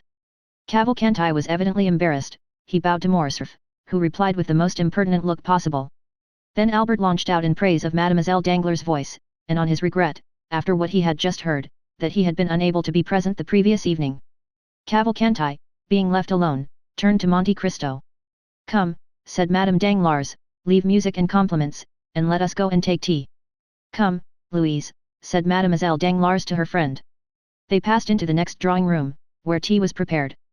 Just as they were beginning, in the English fashion, to leave the spoons in their cups, the door again opened and Danglars entered, visibly agitated. Monte Cristo observed it particularly, and by a look asked the banker for an explanation. I have just received my courier from Greece, said Danglars. Ah, yes, said the Count, that was the reason of your running away from us. Yes. How is King Otho getting on? Asked Albert in the most sprightly tone. Danglars cast another suspicious look towards him without answering, and Monte Cristo turned away to conceal the expression of pity which passed over his features, but which was gone in a moment. We shall go together, shall we not? Said Albert to the Count. If you like, replied the latter. Albert could not understand the banker's look, and turning to Monte Cristo, who understood it perfectly, did you see, said he, how he looked at me? Yes, said the Count, but did you think there was anything particular in his look? Indeed, I did, and what does he mean by his news from Greece? How can I tell you? Because I imagine you have correspondents in that country. Monte Cristo smiled significantly. Stop, said Albert, here he comes. I shall compliment Mademoiselle Danglars on her cameo, while the father talks to you. If you compliment her at all, let it be on her voice, at least, said Monte Cristo. No, everyone would do that. My dear Viscount, you are dreadfully impertinent. Albert advanced towards Eugénie, smiling. Meanwhile, Danglars, stooping to Monte Cristo's ear, your advice was excellent, said he, there is a whole history connected with the names Fernand and Yanina. Indeed, said Monte Cristo. Yes, I will tell you all, but take away the young man, I cannot endure his presence. He is going with me. Shall I send the father to you? Immediately. Very well. The count made a sign to Albert and they bowed to the ladies, and took their leave, Albert perfectly indifferent to Mademoiselle Danglars' contempt, Monte Cristo reiterating his advice to Madame Danglars on the prudence a banker's wife should exercise in providing for the future. M. Cavalcanti remained master of the field. Chapter 77. Haiti. Scarcely had the count's horses cleared the angle of the boulevard, when Albert, turning towards the count, burst into a loud fit of laughter, much too loud in fact not to give the idea of its being rather forced and unnatural. Well, said he, I will ask you the same question which Charles IX put to Catherine de' Medici, after the massacre of Saint Bartholomew, how have I played my little part? To what do you allude? Asked Monte Cristo. To the installation of my rival at M. Danglars. What rival? Ma foi, what rival? Why, your protégé, M. Andrea Cavalcanti. Ah, no joking, Viscount, if you please, I do not patronize M. Andrea, at least, not as concerns M. Danglars. And you would be to blame for not assisting him, if the young man really needed your help in that quarter, but, happily for me, he can dispense with it. What, do you think he is paying his addresses? I am certain of it, his languishing looks and modulated tones when addressing Mademoiselle Danglars fully proclaim his intentions. He aspires to the hand of the proud Eugenie. What does that signify, so long as they favour your suit? But it is not the case, my dear Count, on the contrary. I am repulsed on all sides. What? It is so indeed, Mademoiselle Eugenie scarcely answers me, and Mademoiselle d'Armilly, her confidante, does not speak to me at all. But the father has the greatest regard possible for you, said Monte Cristo. He? Oh, no, he has plunged 1,000 daggers into my heart, tragedy weapons, I own, which instead of wounding sheathe their points in their own handles, but daggers which he nevertheless believed to be real and deadly. Jealousy indicates affection. True, but I am not jealous. He is. Of whom? Of Debray? No, of you. Of me? I will engage to say that before a week is past the door will be closed against me. You are mistaken, my dear Viscount. Prove it to me. Do you wish me to do so? Yes. Well, I am charged with the commission of endeavouring to induce the Comte de Morcerf to make some definite arrangement with the Baron. By whom are you charged? By the Baron himself. Oh, said Albert with all the cajolery of which he was capable. You surely will not do that, my dear Count. Certainly I shall, Albert, as I have promised to do it. Well, said Albert, with a sigh, it seems you are determined to marry me. I am determined to try and be on good terms with everybody, at all events, said Monte Cristo. But apropos of Debray, how is it that I have not seen him lately at the Baron's house? There has been a misunderstanding. What, with the Baroness? No, with the Baron. Has he perceived anything? Ah, that is a good joke. Do you think he suspects? Said Monte Cristo with charming artlessness. Where have you come from, my dear Count? Said Albert. From Congo, if you will. It must be farther off than even that. But what do I know of your Parisian husbands? Oh, my dear Count, husbands are pretty much the same everywhere, an individual husband of any country is a pretty fair specimen of the whole race. But then, what can have led to the quarrel between Danglars and Debray? They seem to understand each other so well, said Monte Cristo with renewed energy. Ah, now you are trying to penetrate into the mysteries of Isis, in which I am not initiated. When M. Andrea Cavalcanti has become one of the family, you can ask him that question. The carriage stopped. Here we are, said Monte Cristo, it is only 10:30, come in. Certainly, I will. My carriage shall take you back. No, thank you, I gave orders for my coupe to follow me. There it is, then, said Monte Cristo, as he stepped out of the carriage. They both went into the house, the drawing room was lighted up, they went in there. You will make tea for us, Baptistin, said the Count. Baptistin left the room without waiting to answer, and in 2 seconds reappeared, bringing on a tray, all that his master had ordered, ready prepared and appearing to have sprung from the ground, like the repasts which we read of in fairy tales. Really, my dear Count, said Morcerf, what I admire in you is, not so much your riches, for perhaps there are people even wealthier than yourself, nor is it only your wit, for Beaumarchais might have possessed as much, but it is your manner of being served, without any questions, in a moment, in a second, it is as if they guessed what you wanted by your manner of ringing, and made a point of keeping everything you can possibly desire in constant readiness. What you say is perhaps true, they know my habits. For instance, you shall see, how do you wish to occupy yourself during tea time? Ma foi, I should like to smoke. Monte Cristo took the gong and struck it once. In about the space of a second a private door opened, and Ali appeared, bringing 2 chabuks filled with excellent latakia. It is quite wonderful, said Albert. Oh no, it is as simple as possible, replied Monte Cristo. Ali knows I generally smoke while I am taking my tea or coffee, he has heard that I ordered tea, and he also knows that I brought you home with me. When I summoned him he naturally guessed the reason of my doing so, and as he comes from a country where hospitality is especially manifested through the medium of smoking, he naturally concludes that we shall smoke in company, and therefore brings 2 chabuks instead of 1, and now the mystery is solved. Certainly you give a most commonplace air to your explanation, but it is not the less true that you, but what do I hear, and Morcerf inclined his head towards the door, through which sounds seemed to issue resembling those of a guitar. Ma-foi, my dear Viscount, you are fated to hear music this evening, you have only escaped from Mademoiselle Danglars' piano, to be attacked by Hades Guzla. Haidee, what an adorable name! Are there, then, really women who bear the name of Haidee anywhere but in Byron's poems? Certainly there are. Haidee is a very uncommon name in France, but is common enough in Albania and Epirus. It is as if you said, for example, chastity, modesty, innocence. It is a kind of baptismal name, as you Parisians call it. Oh, that is charming, said Albert. How I should like to hear my countrywomen called Mademoiselle Goodness, Mademoiselle Silence, Mademoiselle Christian Charity. Only think, then, if Mademoiselle Danglars, instead of being called Claire Marie Eugenie, had been named Mademoiselle Chastity Modesty Innocence Danglars, what a fine effect that would have produced on the announcement of her marriage. Hush, said the Count, do not joke in so loud a tone, Haidee may hear you, perhaps. And you think she would be angry? No, certainly not, said the Count with a haughty expression. She is very amiable, then, is she not, said Albert. It is not to be called amiability, it is her duty, a slave does not dictate to a master. Come, you are joking yourself now. Are there any more slaves to be had who bear this beautiful name? Undoubtedly. Really, Count, you do nothing, and have nothing like other people. The slave of the Count of Monte Cristo. Why, it is a rank of itself in France, and from the way in which you lavish money, it is a place that must be worth 100,000 francs a year. 100,000 francs. The poor girl originally possessed much more than that, she was born to treasures in comparison with which those recorded in the 1001 Nights would seem but poverty. She must be a princess then. You are right, and she is one of the greatest in her country too. I thought so. But how did it happen that such a great princess became a slave?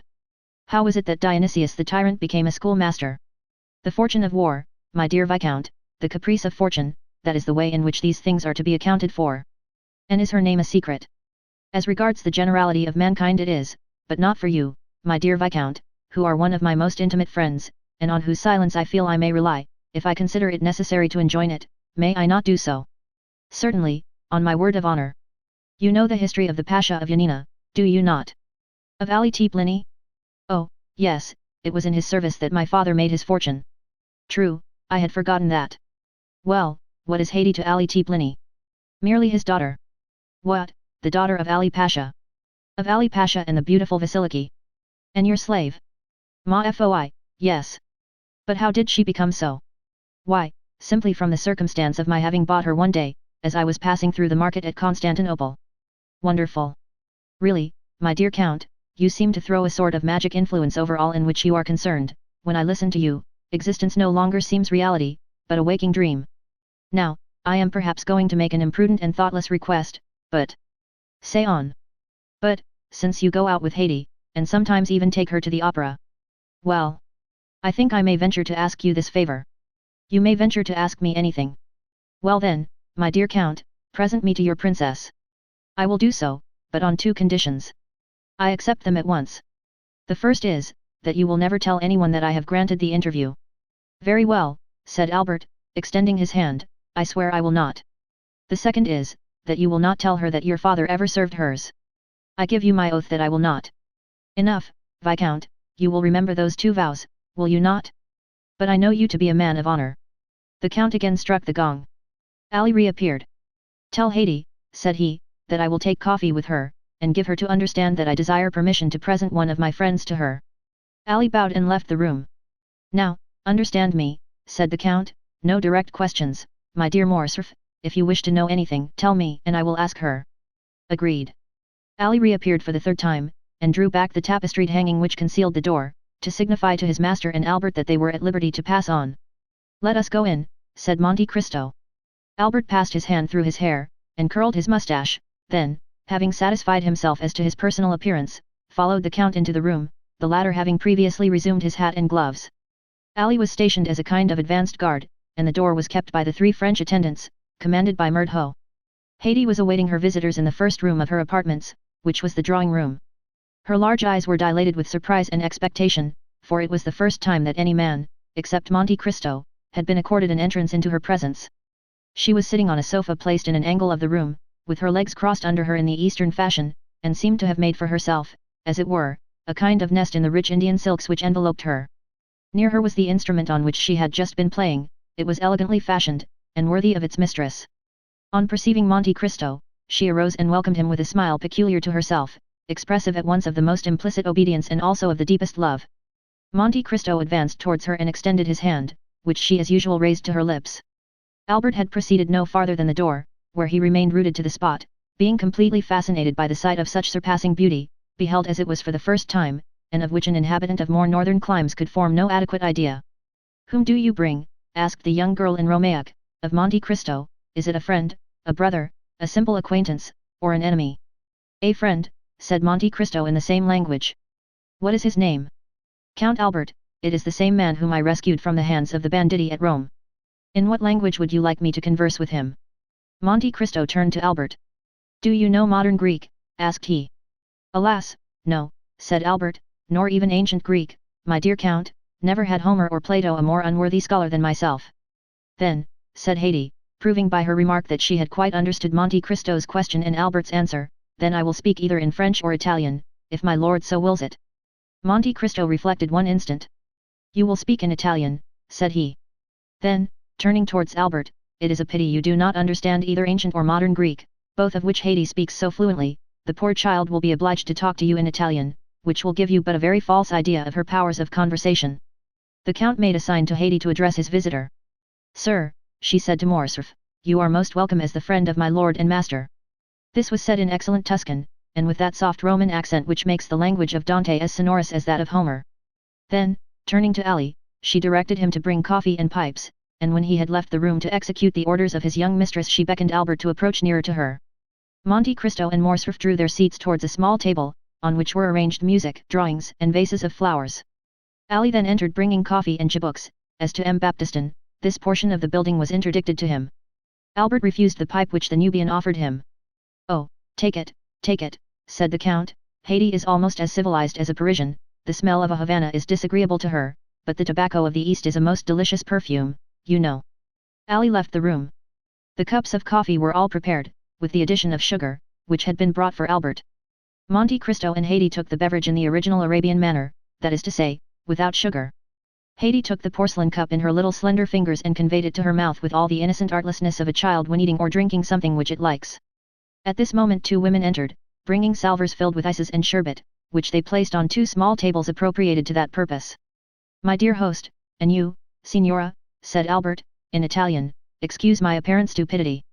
I am quite bewildered, and it is natural that it should be so. Here I am in the heart of Paris, but a moment ago I heard the rumbling of the omnibuses and the tinkling of the bells of the lemonade sellers, and now I feel as if I were suddenly transported to the East, not such as I have seen it, but such as my dreams have painted it. Oh, Signora, if I could but speak Greek, your conversation, added to the fairy scene which surrounds me, would furnish an evening of such delight as it would be impossible for me ever to forget.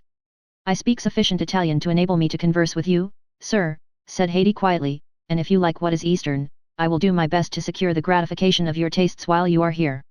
"On what subject shall I converse with her?" said Albert, in a low tone to Monte Cristo. "Just what you please. You may speak of her country and of her youthful reminiscences, or if you like it better you can talk of Rome, Naples or Florence."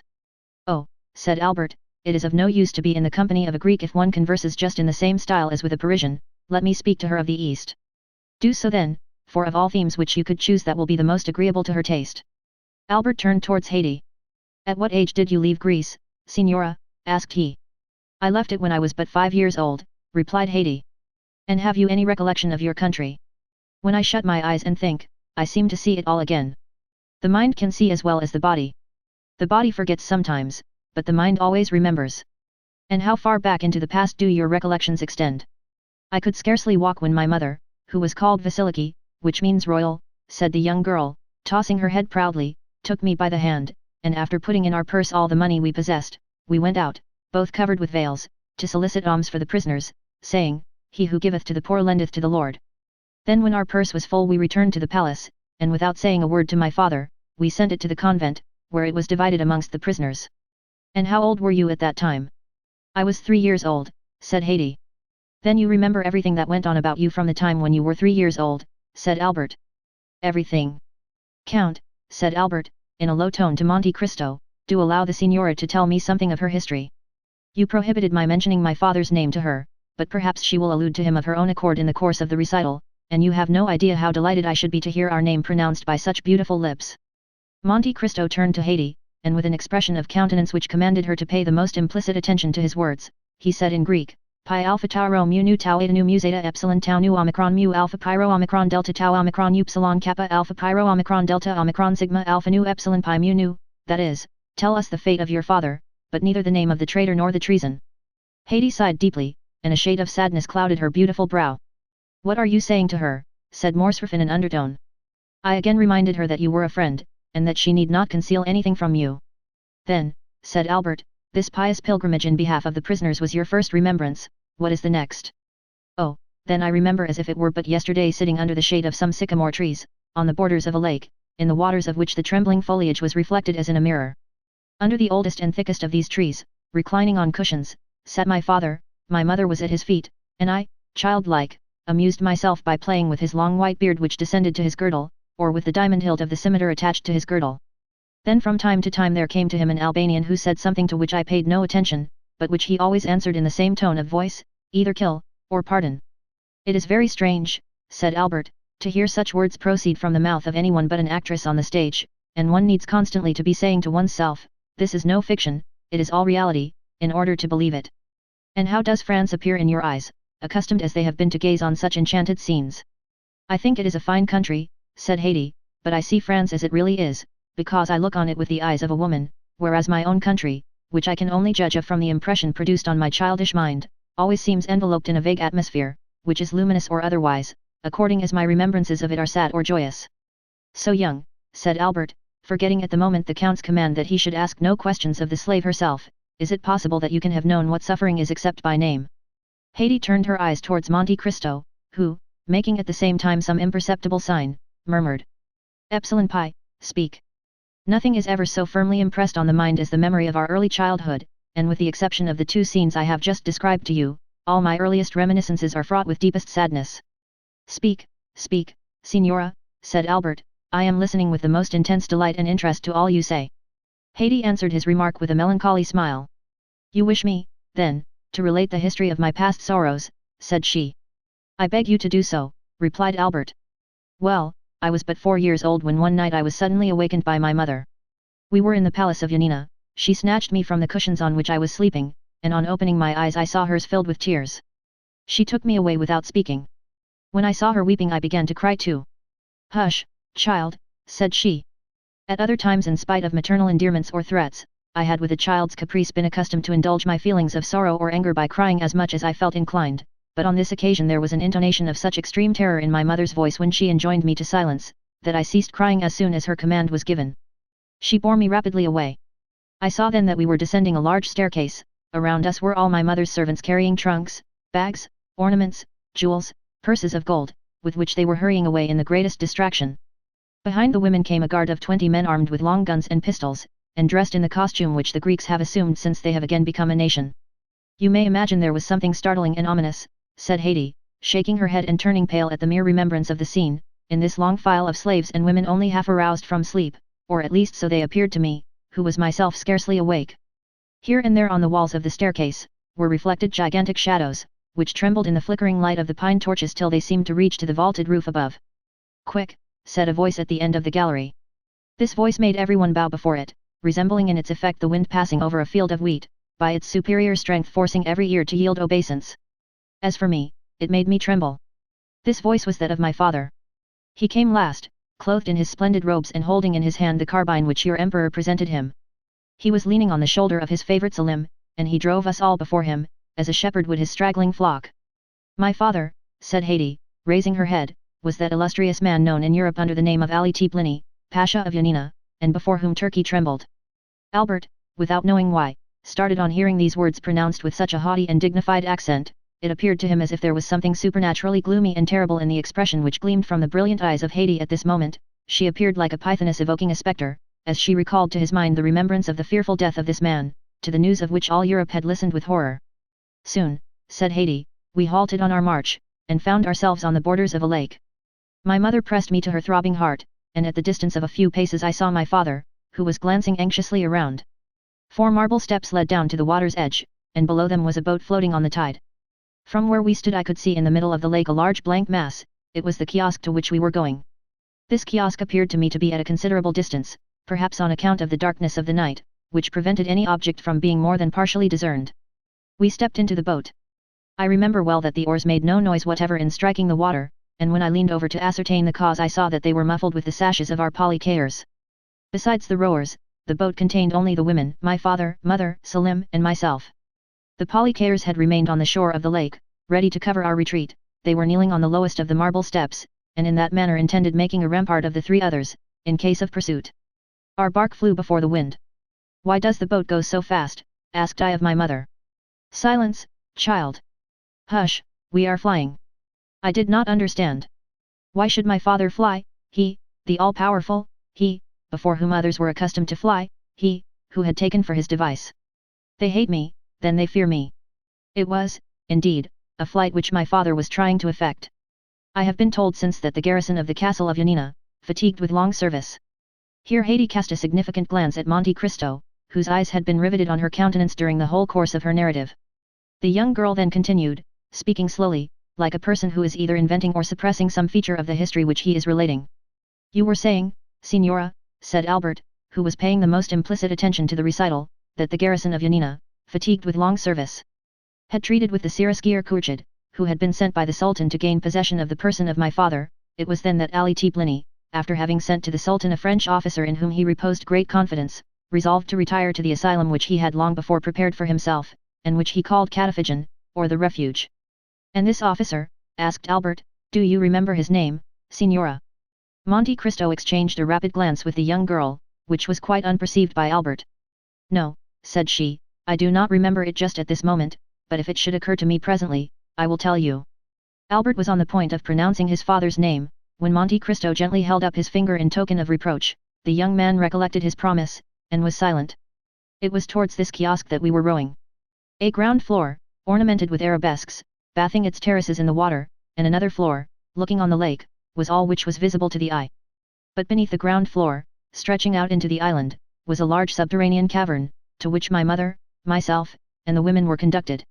In this place were together 60,000 pouches and 200 barrels. The pouches contained 25 million of money in gold, and the barrels were filled with 30,000 pounds of gunpowder. Near the barrels stood Salim, my father's favorite, whom I mentioned to you just now. He stood watch day and night with a lance provided with a lighted slow match in his hand, and he had orders to blow up everything, kiosk, guards, women, gold, and Ali Tiplini himself, at the first signal given by my father. I remember well that the slaves, convinced of the precarious tenure on which they held their lives, passed whole days and nights in praying, crying, and groaning. As for me, I can never forget the pale complexion and black eyes of the young soldier, and whenever the angel of death summons me to another world, I am quite sure I shall recognize Salim. I cannot tell you how long we remained in this state. At that period I did not even know what time meant. Sometimes, but very rarely, my father summoned me and my mother to the terrace of the palace. These were hours of recreation for me, as I never saw anything in the dismal cavern but the gloomy countenances of the slaves and Salim's fiery lance. My father was endeavouring to pierce with his eager looks the remotest verge of the horizon, examining attentively every black speck which appeared on the lake, while my mother, reclining by his side, rested her head on his shoulder, and I played at his feet, admiring everything I saw with that unsophisticated innocence of childhood which throws a charm round objects insignificant in themselves, but which in its eyes are invested with the greatest importance. The heights of Pindus towered above us, the castle of Yanina rose white and angular from the blue waters of the lake, and the immense masses of black vegetation which, viewed in the distance, gave the idea of lichens clinging to the rocks, were in reality gigantic fir trees and myrtles.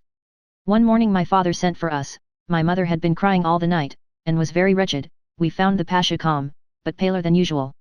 Take courage, Vasiliki, said he, today arrives the firman of the master, and my fate will be decided. If my pardon be complete, we shall return triumphant to Yanina. If the news be inauspicious, we must fly this night, but supposing our enemy should not allow us to do so, said my mother. Oh, Make yourself easy on that head, said Ali, smiling. Selim and his flaming lance will settle that matter. They would be glad to see me dead, but they would not like themselves to die with me. My mother only answered by sighs to consolations which she knew did not come from my father's heart. She prepared the iced water which he was in the habit of constantly drinking, for since his sojourn at the kiosk he had been parched by the most violent fever, after which she anointed his white beard with perfumed oil, and lighted his chibuk, which he sometimes smoked for hours together, quietly watching the wreaths of vapor that ascended in spiral clouds and gradually melted away in the surrounding atmosphere. Presently he made such a sudden movement that I was paralyzed with fear. Then, without taking his eyes from the object which had first attracted his attention, he asked for his telescope.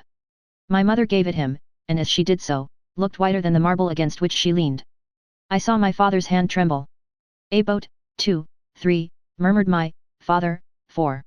He then arose, seizing his arms and priming his pistols.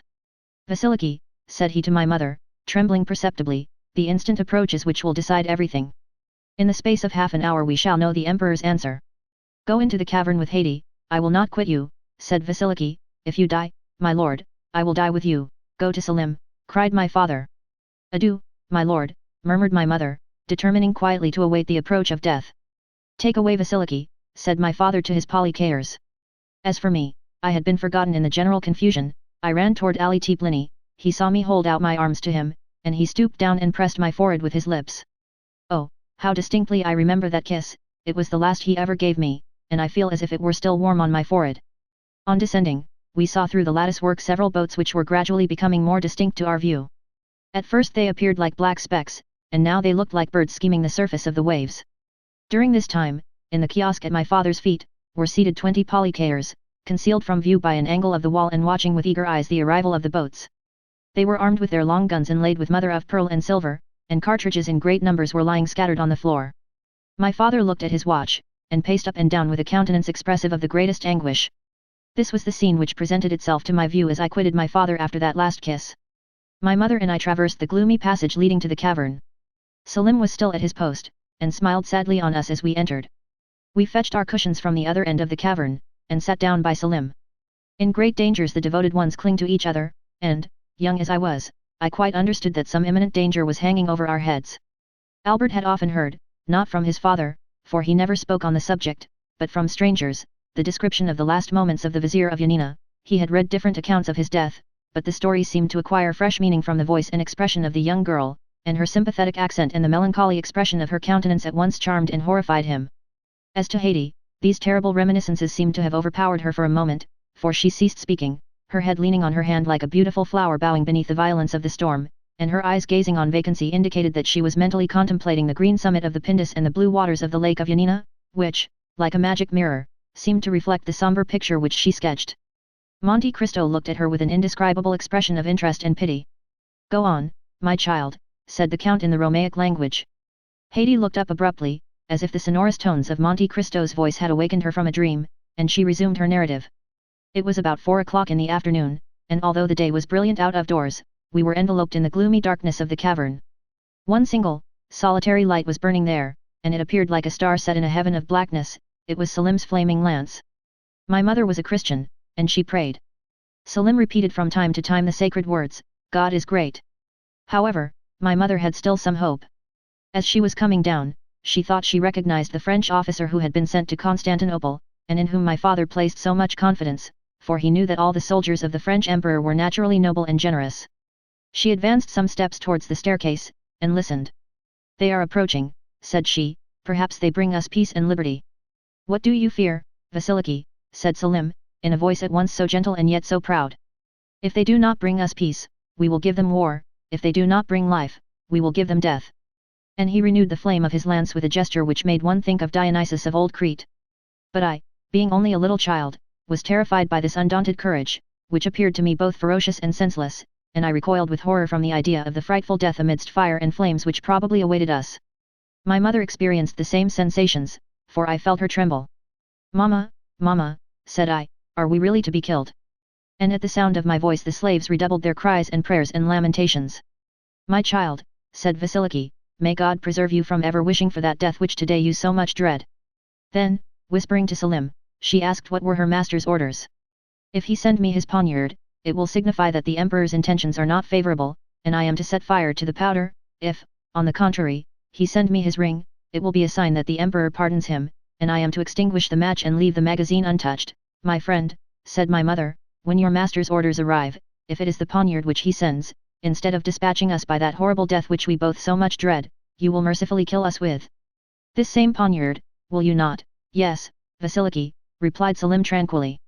Suddenly we heard loud cries, and, listening, discerned that they were cries of joy. The name of the French officer who had been sent to Constantinople resounded on all sides amongst our Polycaers. It was evident that he brought the answer of the emperor, and that it was favourable. And do you not remember the Frenchman's name? Said Morcerf, quite ready to aid the memory of the narrator. Monte Cristo made a sign to him to be silent. I do not recollect it, said Haydée. The noise increased, steps were heard approaching nearer and nearer, they were descending the steps leading to the cavern. Selim made ready his lance. Soon a figure appeared in the grey twilight at the entrance of the cave, formed by the reflection of the few rays of daylight which had found their way into this gloomy retreat. Who are you? Cried Selim. But whoever you may be, I charge you not to advance another step. Long live the emperor, said the figure. He grants a full pardon to the Vizier Ali, and not only gives him his life, but restores to him his fortune and his possessions. My mother uttered a cry of joy, and clasped me to her bosom. Stop, said Selim, seeing that she was about to go out, you see I have not yet received the ring. True, said my mother. And she fell on her knees, at the same time holding me up towards heaven, as if she desired, while praying to God in my behalf, to raise me actually to his presence. And for the second time Haydée stopped, overcome by such violent emotion that the perspiration stood upon her pale brow, and her stifled voice seemed hardly able to find utterance, so parched and dry were her throat and lips. Monte Cristo poured a little iced water into a glass, and presented it to her, saying with a mildness in which was also a shade of command, courage. Haydée dried her eyes, and continued. By this time our eyes, habituated to the darkness, had recognized the messenger of the Pasha. It was a friend. Selim had also recognized him, but the brave young man only acknowledged one duty, which was to obey. In whose name do you come? Said he to him. I come in the name of our master, Ali Teplini. If you come from Ali himself, said Selim, you know what you were charged to remit to me? Yes, said the messenger, and I bring you his ring. At these words he raised his hand above his head, to show the token, but it was too far off, and there was not light enough to enable Selim, where he was standing, to distinguish and recognize the object presented to his view. I do not see what you have in your hand, said Selim. Approach then, said the messenger, or I will come nearer to you. If you prefer it, I will agree to neither one nor the other, replied the young soldier. Place the object which I desire to see in the ray of light which shines there, and retire while I examine it. Be it so, said the envoy, and he retired, after having first deposited the token agreed on in the place pointed out to him by Selim. Oh, how our hearts palpitated, for it did, indeed, seem to be a ring which was placed there. But was it my father's ring? That was the question. Selim, still holding in his hand the lighted match, walked towards the opening in the cavern, and, aided by the faint light which streamed in through the mouth of the cave, picked up the token. It is well, said he, kissing it, it is my master's ring. And throwing the match on the ground, he trampled on it and extinguished it. The messenger uttered a cry of joy and clapped his hands. At this signal 4 soldiers of the Siraskier Kurchid suddenly appeared, and Selim fell, pierced by 5 blows. Each man had stabbed him separately, and, intoxicated by their crime, though still pale with fear, they sought all over the cavern to discover if there was any fear of fire, after which they amused themselves by rolling on the bags of gold. At this moment my mother seized me in her arms, and hurrying noiselessly along numerous turnings and windings known only to ourselves, she arrived at a private staircase of the kiosk, where was a scene of frightful tumult and confusion. The lower rooms were entirely filled with Kurchid's troops, that is to say, with our enemies. Just as my mother was on the point of pushing open a small door, we heard the voice of the Pasha sounding in a loud and threatening tone. My mother applied her eye to the crack between the boards.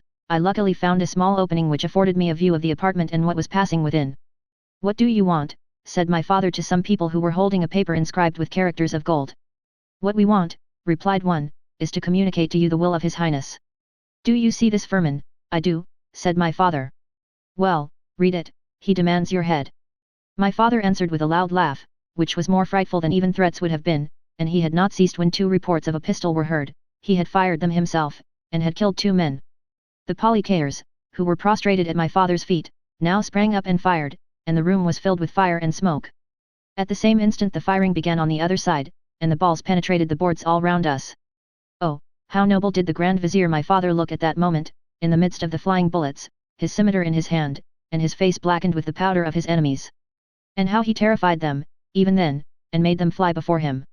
"Salim, Salim," cried he, "guardian of the fire, do your duty." "Salim is dead," replied a voice which seemed to come from the depths of the earth, "and you are lost, Ali."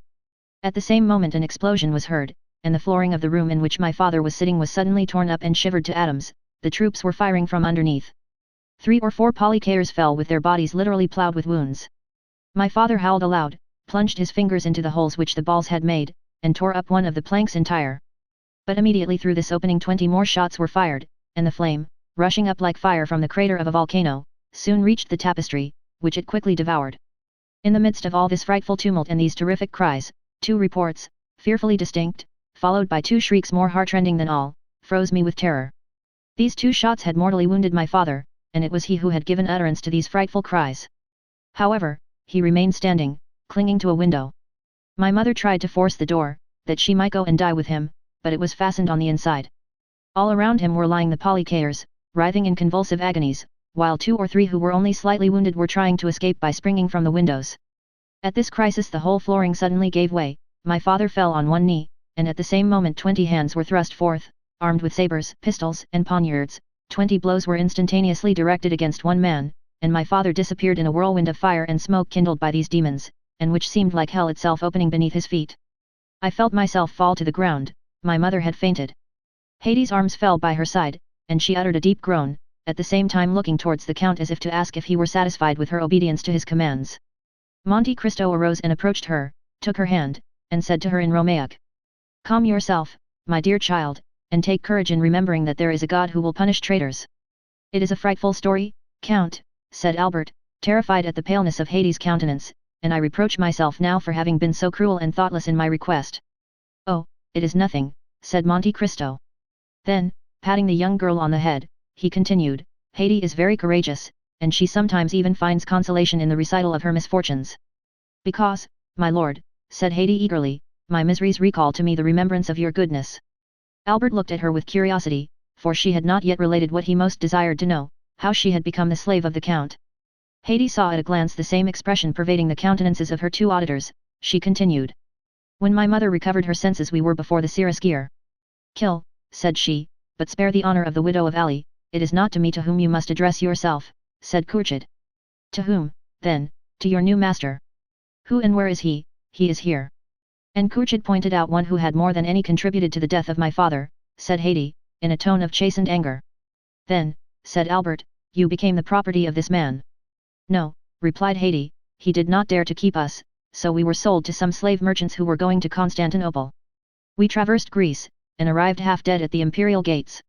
They were surrounded by a crowd of people, who opened a way for us to pass, when suddenly my mother, having looked closely at an object which was attracting their attention, uttered a piercing cry and fell to the ground, pointing as she did so to a head which was placed over the gates, and beneath which were inscribed these words: "This is the head of Ali Teplini, Pasha of Yanina." I cried bitterly, and tried to raise my mother from the earth, but she was dead. I was taken to the slave market, and was purchased by a rich Armenian. He caused me to be instructed, gave me masters, and when I was 13 years of age he sold me to the Sultan Mahmud. "Of whom I bought her," said Monte Cristo, "as I told you, Albert, with the emerald which formed a match to the one I had made into a box for the purpose of holding my hashish pills." "Oh, you are good, you are great, my lord," said Hades, kissing the count's hand, "and I am very fortunate in belonging to such a master." Albert remained quite bewildered with all that he had seen and heard. "Come, finish your cup of coffee," said Monte Cristo, "the history is ended." Chapter 78. We hear from Yanina. If Valentine could have seen the trembling step and agitated countenance of Franz when he quitted the chamber of M. Noirtier, even she would have been constrained to pity him. Villefort had only just given utterance to a few incoherent sentences, and then retired to his study, where he received about 2 hours afterwards the following letter. After all the disclosures which were made this morning, M. Noirtier de Villefort must see the utter impossibility of any alliance being formed between his family and that of M. Franz d'Épinay. M. d'Épinay must say that he is shocked and astonished that M. de Villefort, who appeared to be aware of all the circumstances detailed this morning, should not have anticipated him in this announcement. No one who had seen the magistrate at this moment, so thoroughly unnerved by the recent inauspicious combination of circumstances, would have supposed for an instant that he had anticipated the annoyance, although it certainly never had occurred to him that his father would carry candour, or rather rudeness, so far as to relate such a history.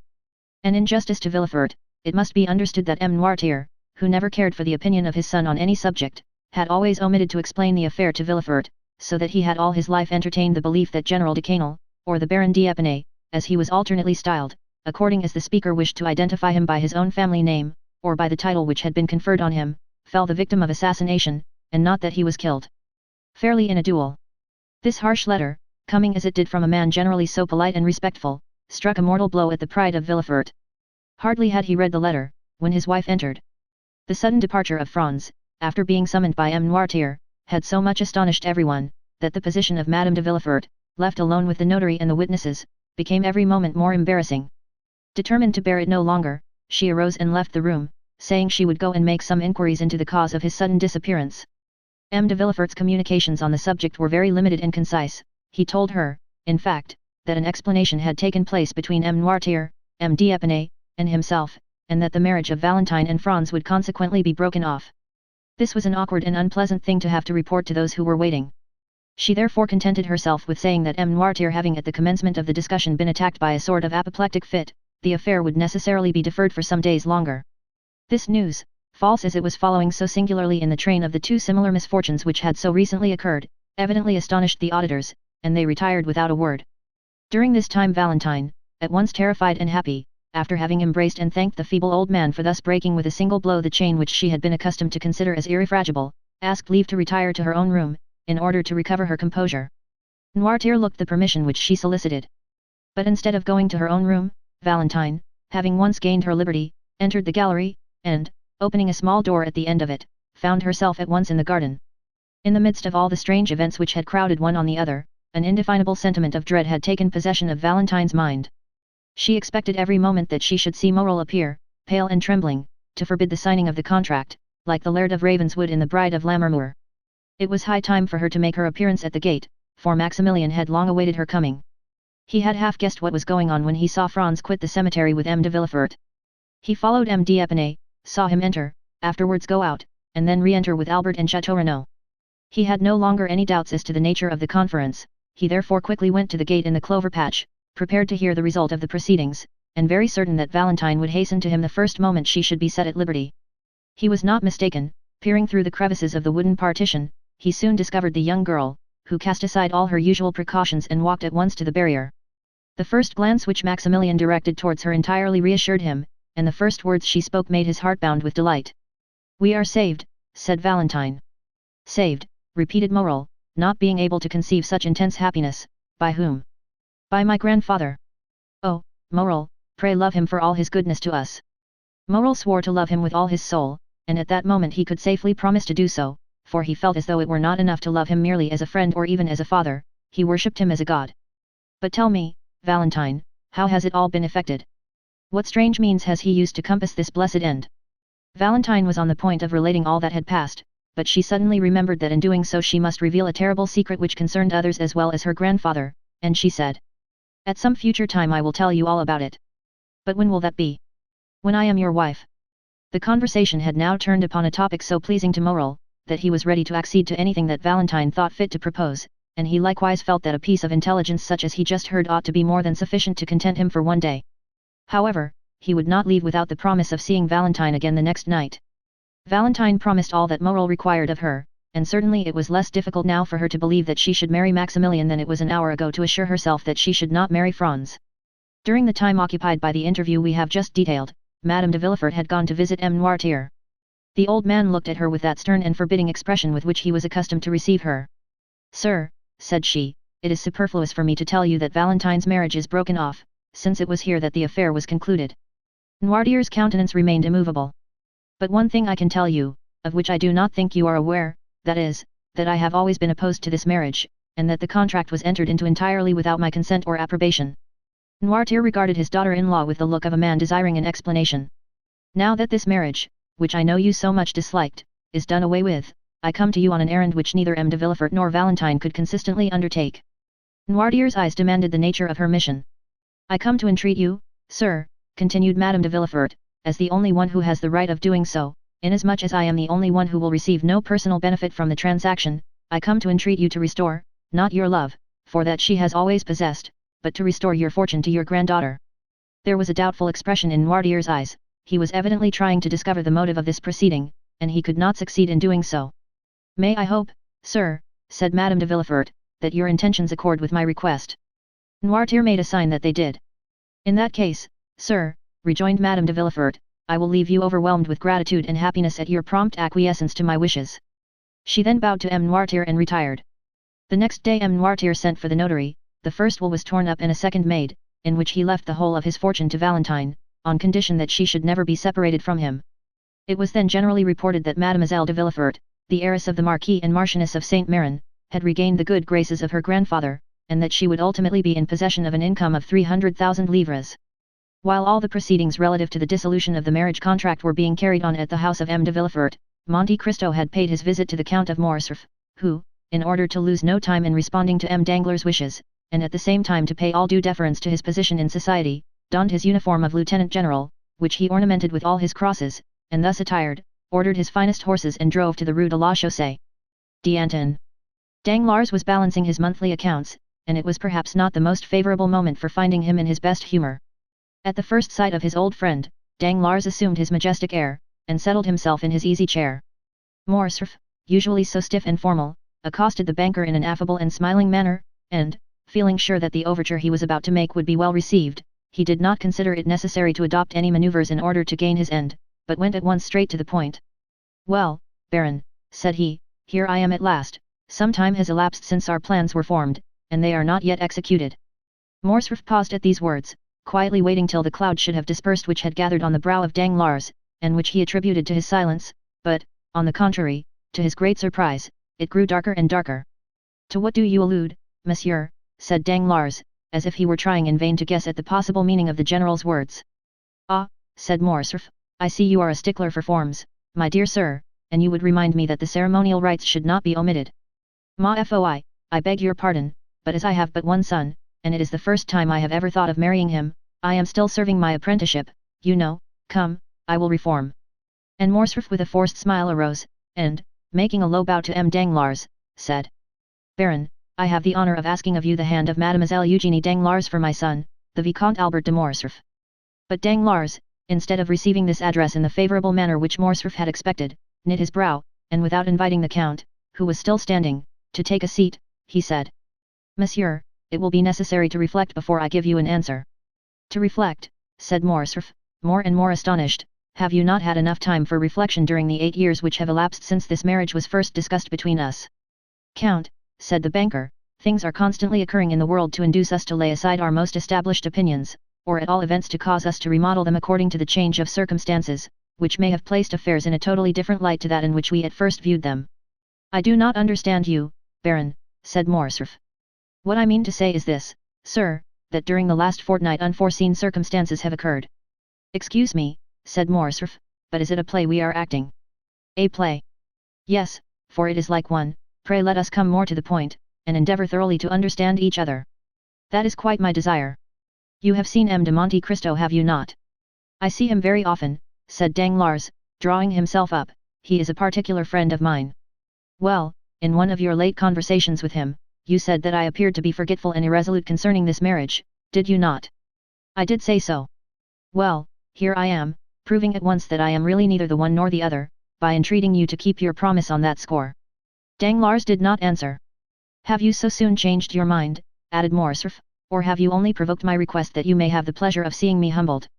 Danglars, seeing that if he continued the conversation in the same tone in which he had begun it, the whole thing might turn out to his own disadvantage, turned to Morcerf, and said, "Count, you must doubtless be surprised at my reserve, and I assure you it costs me much to act in such a manner towards you, but, believe me when I say that imperative necessity has imposed the painful task upon me." "These are all so many empty words, my dear sir," said Morcerf, "they might satisfy a new acquaintance, but the Comte de Morcerf does not rank in that list, and when a man like him comes to another, recalls to him his plighted word, and this man fails to redeem the pledge, he has at least a right to exact from him a good reason for so doing." Danglars was a coward, but did not wish to appear so. He was piqued at the tone which Morcerf had just assumed. "I am not without a good reason for my conduct," replied the banker. "What do you mean to say?" "I mean to say that I have a good reason, but that it is difficult to explain. You must be aware, at all events, that it is impossible for me to understand motives before they are explained to me, but one thing at least is clear, which is, that you decline allying yourself with my family." "No, sir," said Danglars, "I merely suspend my decision, that is all." And do you really flatter yourself that I shall yield to all your caprices, and quietly and humbly await the time of again being received into your good graces? Then, Count, if you will not wait, we must look upon these projects as if they had never been entertained. The Count bit his lips till the blood almost started, to prevent the ebullition of anger which his proud and irritable temper scarcely allowed him to restrain, understanding, however, that in the present state of things the laugh would decidedly be against him. He turned from the door, towards which he had been directing his steps, and again confronted the banker.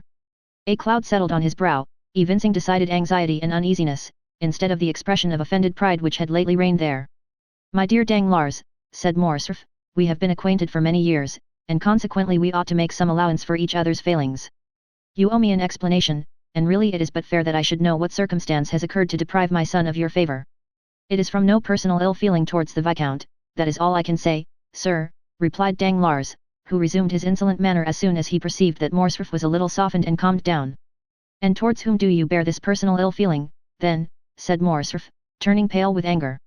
The expression of the Count's face had not remained unperceived by the banker. He fixed on him a look of greater assurance than before, and said, "You may, perhaps, be better satisfied that I should not go farther into particulars." A tremor of suppressed rage shook the whole frame of the Count, and making a violent effort over himself, he said, "I have a right to insist on your giving me an explanation. Is it Madame de Morcerf who has displeased you? Is it my fortune which you find insufficient? Is it because my opinions differ from yours?" "Nothing of the kind, sir," replied Danglars. "If such had been the case, I only should have been to blame, inasmuch as I was aware of all these things when I made the engagement. No, do not seek any longer to discover the reason. I really am quite ashamed to have been the cause of your undergoing such severe self-examination. Let us drop the subject, and adopt the middle course of delay, which implies neither a rupture nor an engagement. Ma foi, there is no hurry. My daughter is only 17 years old, and your son 21. While we wait, time will be progressing, events will succeed each other, things which in the evening look dark and obscure, appear but too clearly in the light of morning, and sometimes the utterance of one word, or the lapse of a single day, will reveal the most cruel calumnies." "Calumnies, did you say, sir?" cried Morcerf, turning livid with rage. "Does anyone dare to slander me?" "Monsieur, I told you that I considered it best to avoid all explanation." "Then, sir, I am patiently to submit to your refusal." "Yes, sir, although I assure you the refusal is as painful for me to give as it is for you to receive, for I had reckoned on the honour of your alliance, and the breaking off of a marriage contract always injures the lady more than the gentleman." "Enough, sir," said Morcerf, "we will speak no more on the subject." And clutching his gloves in anger, he left the apartment. Danglars observed that during the whole conversation Morcerf had never once dared to ask if it was on his own account that Danglars recalled his word. That evening he had a long conference with several friends, and M. Cavalcanti, who had remained in the drawing-room with the ladies, was the last to leave the banker's house. The next morning, as soon as he awoke, Danglars asked for the newspapers. They were brought to him. He laid aside 3 or 4, and at last fixed on L'Impartial, the paper of which Beauchamp was the chief editor. He hastily tore off the cover, opened the journal with nervous precipitation, passed contemptuously over the Paris jottings, and arriving at the miscellaneous intelligence, stopped with a malicious smile, at a paragraph headed, "We hear from Yanina." "Very good," observed Danglars, after having read the paragraph. "Here is a little article on Colonel Fernand, which, if I am not mistaken, would render the explanation which the Comte de Morcerf required of me perfectly unnecessary." At the same moment, that is, at 9 o'clock in the morning, Albert de Morcerf, dressed in a black coat buttoned up to his chin, might have been seen walking with a quick and agitated step in the direction of Monte Cristo's house in the Champs-Élysées. When he presented himself at the gate the porter informed him that the Count had gone out about half an hour previously. "Did he take Baptistin with him?" "No, my lord." "Call him, then, I wish to speak to him." The concierge went to seek the valet de chambre, and returned with him in an instant. "My good friend," said Albert, "I beg pardon for my intrusion, but I was anxious to know from your own mouth if your master was really out or not." "He is really out, sir," replied Baptistin. "Out, even to me." "I know how happy my master always is to receive the Vicomte," said Baptistin, "and I should therefore never think of including him in any general order." "You are right, and now I wish to see him on an affair of great importance." "Do you think it will be long before he comes in?"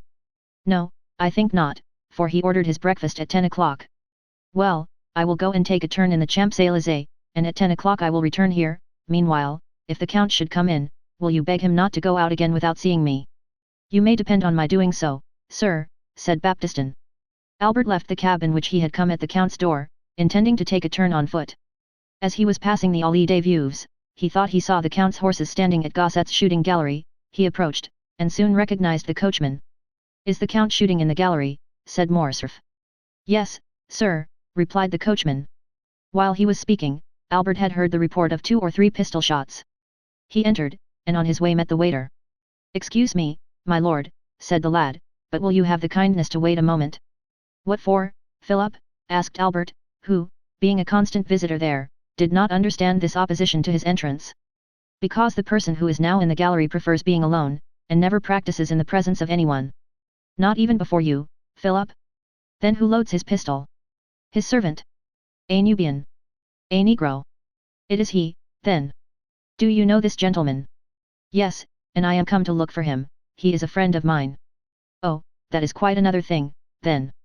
I will go immediately and inform him of your arrival." And Philip, urged by his own curiosity, entered the gallery. A second afterwards, Monte Cristo appeared on the threshold. "I ask your pardon, my dear Count," said Albert, "for following you here, and I must first tell you that it was not the fault of your servants that I did so. I alone am to blame for the indiscretion. I went to your house, and they told me you were out, but that they expected you home at 10 o'clock to breakfast. I was walking about in order to pass away the time till 10 o'clock, when I caught sight of your carriage and horses. What you have just said induces me to hope that you intend breakfasting with me." "No, thank you, I am thinking of other things besides breakfast just now. Perhaps we may take that meal at a later hour and in worse company." "What on earth are you talking of?" "I am to fight today." "For what?" "For the sake of fighting." "Yes, I understand that, but what is the quarrel?" "People fight for all sorts of reasons, you know. I fight in the cause of honor." "Ah, that is something serious." "So serious, that I come to beg you to render me a service." "What is it?" "To be my second." "That is a serious matter, and we will not discuss it here. Let us speak of nothing till we get home. Ali, bring me some water." The Count turned up his sleeves, and passed into the little vestibule where the gentlemen were accustomed to wash their hands after shooting. "Come in, my lord," said Philip in a low tone, "and I will show you something droll." Morcerf entered, and in place of the usual target, he saw some playing cards fixed against the wall. At a distance Albert thought it was a complete suit, for he counted from the ace to the 10. "Ah, ha," said Albert, "I see you were preparing for a game of cards." "No," said the Count, "I was making a suit."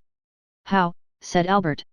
"Those are really aces and twos which you see, but my shots have turned them into 3s, 5s, 7s, 8s, 9s, and 10s. Albert approached. In fact, the bullets had actually pierced the cards in the exact places which the painted signs would otherwise have occupied, the lines and distances being as regularly kept as if they had been ruled with pencil. In going up to the target Morcerf picked up 2 or 3 swallows that had been rash enough to come within the range of the Count's pistol. "Diable," said Morcerf. "What would you have, my dear Viscount?" said Monte Cristo, wiping his hands on the towel which Ali had brought him. "I must occupy my leisure moments in some way or other. But come, I am waiting for you." Both men entered Monte Cristo's carriage, which in the course of a few minutes deposited them safely at number 30. Monte Cristo took Albert into his study, and pointing to a seat, placed another for himself. "Now let us talk the matter over quietly," said the Count. "You see I am perfectly composed," said Albert. "With whom are you going to fight?" "With Beauchamp." "One of your friends?" "Of course, it is always with friends that one fights. I suppose you have some cause of quarrel." "I have." "What has he done to you?" "There appeared in his journal last night, but wait, and read for yourself." And Albert handed over the paper to the Count, who read as follows. "A correspondent at Yanina informs us of a fact of which until now we had remained in ignorance. The castle which formed the protection of the town was given up to the Turks by a French officer named Fernand, in whom the Grand Vizier, Ali Teplini, had reposed the greatest confidence." "Well," said Monte Cristo, "what do you see in that to annoy you?" "What do I see in it?" "Yes, what does it signify to you if the castle of Yanina was given up by a French officer?" "It signifies to my father, the Count of Morcerf, whose Christian name is Fernand." "Did your father serve under Ali Pasha?" "Yes, that is to say, he fought for the independence of the Greeks, and hence arises the calumny." "Oh, my dear Viscount, do talk reason." "I do not desire to do otherwise. Now, just tell me who the devil should know in France that the officer Fernand and the Count of Morcerf are one and the same person, and who cares now about Yanina, which was taken as long ago as the year 1822 or 1823. That just shows the meanness of this slander. They have allowed all this time to elapse, and then all of a sudden rake up events which have been forgotten to furnish materials for scandal, in order to tarnish the luster of our high position. I inherit my father's name, and I do not choose that the shadow of disgrace should darken it. I am going to Beauchamp, in whose journal this paragraph appears, and I shall insist on his retracting the assertion before 2 witnesses. Beecham will never retract. Then we must fight. No, you will not, for he will tell you, what is very true, that perhaps there were 50 officers in the Greek army bearing the same name. We will fight, nevertheless. I will efface that blot on my father's character. My father, who was such a brave soldier, whose career was so brilliant. Oh, well, he will add, we are warranted in believing that this Fernand is not the illustrious Count of Morcerf, who also bears the same Christian name. I am determined not to be content with anything short of an entire retractation. And you intend to make him do it in the presence of 2 witnesses, do you? Yes. You do wrong. Which means, I suppose, that you refuse the service which I asked of you. You know my theory regarding duels. I told you my opinion on that subject, if you remember, when we were at Rome. Nevertheless, my dear Count, I found you this morning engaged in an occupation but little consistent with the notions you profess to entertain. Because, my dear fellow, you understand one must never be eccentric. If one's lot is cast among fools, it is necessary to study folly. I shall perhaps find myself one day called out by some harebrained scamp, who has no more real cause of quarrel with me than you have with Beecham. He may take me to task for some foolish trifle or other, he will bring his witnesses, or will insult me in some public place, and I am expected to kill him for all that. You admit that you would fight, then? Well, if so, why do you object to my doing so? I do not say that you ought not to fight, I only say that a duel is a serious thing, and ought not to be undertaken without due reflection. Did he reflect before he insulted my father? If he spoke hastily, and owns that he did so, you ought to be satisfied. Ah, my dear Count, you are far too indulgent. And you are far too exacting. Supposing, for instance, and do not be angry at what I am going to say. Well, supposing the assertion to be really true. A son ought not to submit to such a stain on his father's honor. Ma foi, we live in times when there is much to which we must submit. That is precisely the fault of the age. And do you undertake to reform it? Yes, as far as I am personally concerned. Well, you are indeed exacting, my dear fellow. Yes, I own it. Are you quite impervious to good advice? Not when it comes from a friend. And do you account me that title? Certainly I do. Well, then, before going to Beecham with your witnesses, seek further information on the subject. From whom? From Haiti. Why, what can be the use of mixing a woman up in the affair, what can she do in it? She can declare to you, for example, that your father had no hand whatever in the defeat and death of the vizier, or if by chance he had, indeed, the misfortune to. I have told you, my dear Count, that I would not for one moment admit of such a proposition. You reject this means of information, then? I do, most decidedly. Then let me offer one more word of advice. Do so, then, but let it be the last. You do not wish to hear it, perhaps. On the contrary, I request it. Do not take any witnesses with you when you go to Beecham, visit him alone. That would be contrary to all custom. Your case is not an ordinary one. And what is your reason for advising me to go alone? Because then the affair will rest between you and Beecham. Explain yourself. I will do so. If Beecham be disposed to retract, you ought at least to give him the opportunity of doing it of his own free will, the satisfaction to you will be the same. If, on the contrary, he refuses to do so, it will then be quite time enough to admit 2 strangers into your secret. They will not be strangers, they will be friends. Ah, but the friends of today are the enemies of tomorrow, Beecham, for instance. So you recommend? I recommend you to be prudent. Then you advise me to go alone to Beecham. I do, and I will tell you why. When you wish to obtain some concession from a man's self-love, you must avoid even the appearance of wishing to wound it. I believe you are right. I am glad of it. Then I will go alone. Go, but you would do better still by not going at all. That is impossible. Do so, then, it will be a wiser plan than the first which you proposed. But if, in spite of all my precautions, I am at last obliged to fight, will you not be my second? My dear Viscount, said Monte Cristo gravely, you must have seen before today that at all times and in all places I have been at your disposal, but the service which you have just demanded of me is one which it is out of my power to render you. Why?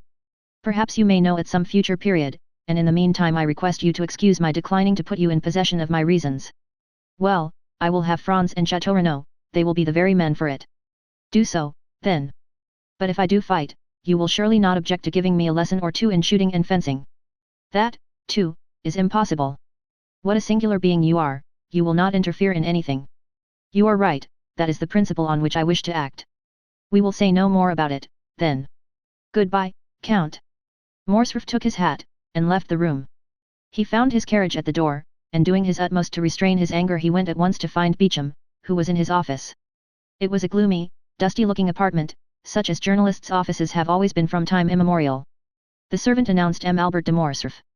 Beecham repeated the name to himself, as though he could scarcely believe that he had heard aright, and then gave orders for him to be admitted. Albert entered. Beecham uttered an exclamation of surprise on seeing his friend leap over and trample underfoot all the newspapers which were strewed about the room. This way, my dear Albert," said he, holding out his hand to the young man. "Are you out of your senses, or do you come peaceably to take breakfast with me?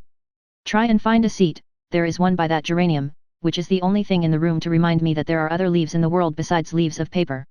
"Beecham," said Albert, "it is of your journal that I come to speak." "Indeed? What do you wish to say about it?" "I desire that a statement contained in it should be rectified." "To what do you refer? But pray sit down." "Thank you," said Albert, with a cold and formal bow. "Will you now have the kindness to explain the nature of the statement which has displeased you? An announcement has been made which implicates the honor of a member of my family." "What is it?" said Beecham, much surprised. "Surely you must be mistaken. The story sent you from Yanina." "Yanina?" "Yes, really you appear to be totally ignorant of the cause which brings me here." "Such is really the case, I assure you, upon my honor." "Baptiste, give me yesterday's paper," cried Beecham. "Here, I have brought mine with me," replied Albert. Beecham took the paper, and read the article to which Albert pointed in an undertone. "You see it is a serious annoyance," said Morcerf, when Beecham had finished the perusal of the paragraph. "Is the officer referred to a relation of yours, then?" demanded the journalist. "Yes," said Albert, blushing. "Well, what do you wish me to do for you?" said Beecham mildly. "My dear Beecham, I wish you to contradict this statement." Beecham looked at Albert with a benevolent expression. "Come," said he, "this matter will want a good deal of talking over, a retractation is always a serious thing, you know. Sit down, and I will read it again." Albert resumed his seat, and Beecham read, with more attention than at first, the lines denounced by his friend. "Well," said Albert in a determined tone, "you see that your paper has insulted a member of my family, and I insist on a retractation being made." "You insist?" "Yes, I insist. Permit me to remind you that you are not in the chamber, my dear Viscount." "Nor do I wish to be there," replied the young man, rising. "I repeat that I am determined to have the announcement of yesterday contradicted." "You have known me long enough," continued Albert, biting his lips convulsively, for he saw that Beauchamp's anger was beginning to rise. "You have been my friend, and therefore sufficiently intimate with me to be aware that I am likely to maintain my resolution on this point. If I have been your friend, Morcerf, your present manner of speaking would almost lead me to forget that I ever bore that title. But wait a moment, do not let us get angry, or at least not yet. You are irritated and vexed, tell me how this Fernand is related to you." "He is merely my father," said Albert. "M. Fernand Mondego, Count of Morcerf, an old soldier who has fought in 20 battles and whose honorable scars they would denounce as badges of disgrace." "Is it your father?" said Beecham. "That is quite another thing. Then I can well understand your indignation, my dear Albert. I will look at it again," and he read the paragraph for the third time, laying a stress on each word as he proceeded. "But the paper nowhere identifies this Fernand with your father." "No, but the connection will be seen by others, and therefore I will have the article contradicted." At the words "I will," Beecham steadily raised his eyes to Albert's countenance, and then as gradually lowering them, he remained thoughtful for a few moments. "You will retract this assertion, will you not, Beecham?" said Albert with increased though stifled anger. "Yes," replied Beecham. "Immediately," said Albert. "When I am convinced that the statement is false." "What?" "The thing is worth looking into, and I will take pains to investigate the matter thoroughly." "But what is there to investigate, sir?" said Albert, enraged beyond measure at Beauchamp's last remark. "If you do not believe that it is my father, say so immediately, and if, on the contrary, you believe it to be him, state your reasons for doing so." Beecham looked at Albert with the smile which was so peculiar to him, and which in its numerous modifications served to express every varied emotion of his mind. "Sir," replied he, "if you came to me with the idea of demanding satisfaction, you should have gone at once to the point, and not have entertained me with the idle conversation to which I have been patiently listening for the last half-hour. Am I to put this construction on your visit?" "Yes, if you will not consent to retract that infamous calumny." "Wait a moment, no threats, if you please, M. Fernand Mondego, Vicomte de Morcerf, I never allow them from my enemies, and therefore shall not put up with them from my friends. You insist on my contradicting the article relating to General Fernand, an article with which, I assure you on my word of honor, I had nothing whatever to do." "Yes, I insist on it," said Albert, whose mind was beginning to get bewildered with the excitement of his feelings. "And if I refuse to retract, you wish to fight, do you?" said Beecham in a calm tone. "Yes," replied Albert, raising his voice. Well, said Beecham, here is my answer, my dear sir. The article was not inserted by me, I was not even aware of it, but you have, by the step you have taken, called my attention to the paragraph in question, and it will remain until it shall be either contradicted or confirmed by someone who has a right to do so. Sir, said Albert, rising, I will do myself the honor of sending my seconds to you, and you will be kind enough to arrange with them the place of meeting and the weapons. Certainly, my dear sir. And this evening, if you please, or tomorrow at the latest, we will meet. No, I will be on the ground at the proper time, but in my opinion, and I have a right to dictate the preliminaries, as it is I who have received the provocation, in my opinion the time ought not to be yet. I know you to be well skilled in the management of the sword, while I am only moderately so. I know, too, that you are a good marksman, there we are about equal. I know that a duel between us two would be a serious affair, because you are brave, and I am brave also. I do not therefore wish either to kill you, or to be killed myself without a cause. Now, I am going to put a question to you, and one very much to the purpose too. Do you insist on this retractation so far as to kill me if I do not make it, although I have repeated more than once, and affirmed on my honor, that I was ignorant of the thing with which you charge me, and although I still declare that it is impossible for anyone but you to recognize the Count of Morcerf under the name of Fernand? I maintain my original resolution. Very well, my dear sir, then I consent to cut throats with you. But I require 3 weeks' preparation, at the end of that time I shall come and say to you, the assertion is false, and I retract it, or the assertion is true, when I shall immediately draw the sword from its sheath, or the pistols from the case, whichever you please. 3 weeks, cried Albert, they will pass as slowly as 3 centuries when I am all the time suffering dishonor. Had you continued to remain on amicable terms with me, I should have said, patience, my friend, but you have constituted yourself my enemy, therefore I say, what does that signify to me, sir? Well, let it be 3 weeks then, said Morcerf, but remember, at the expiration of that time no delay or subterfuge will justify you in. Albert de Morcerf, said Beecham, rising in his turn, I cannot throw you out of window for 3 weeks, that is to say, for 24 days to come, nor have you any right to split my skull open till that time has elapsed.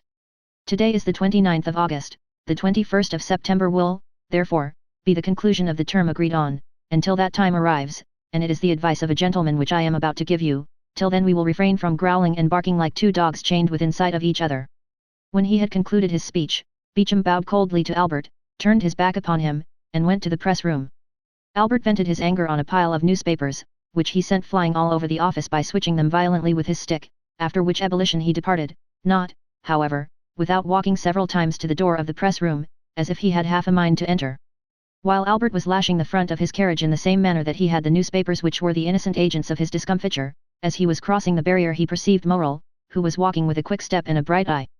He was passing the Chinese baths, and appeared to have come from the direction of the Porte Saint Martin, and to be going towards the Madeleine.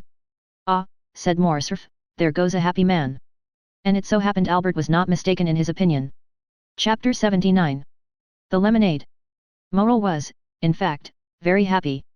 Noirtier had just sent for him, and he was in such haste to know the reason of his doing so that he had not stopped to take a cab, placing infinitely more dependence on his own 2 legs than on the 4 legs of a cab horse. He had therefore set off at a furious rate from the Rue Meslay, and was hastening with rapid strides in the direction of the Faubourg Saint-Honore. Morel advanced with a firm, manly tread, and poor Barrois followed him as he best might. Morel was only 31, Barrois was 60 years of age, Morel was deeply in love, and Barrois was dying with heat and exertion. These 2 men, thus opposed in age and interests, resembled 2 parts of a triangle, presenting the extremes of separation, yet nevertheless possessing their point of union. This point of union was Noirtier, and it was he who had just sent for Morel, with the request that the latter would lose no time in coming to him, a command which Morel obeyed to the letter, to the great discomfiture of Barrois. On arriving at the house, Morel was not even out of breath, for love lends wings to our desires, but Barrois, who had long forgotten what it was to love, was sorely fatigued by the expedition he had been constrained to use. The old servant introduced Morel by a private entrance, closed the door of the study, and soon the rustling of a dress announced the arrival of Valentine.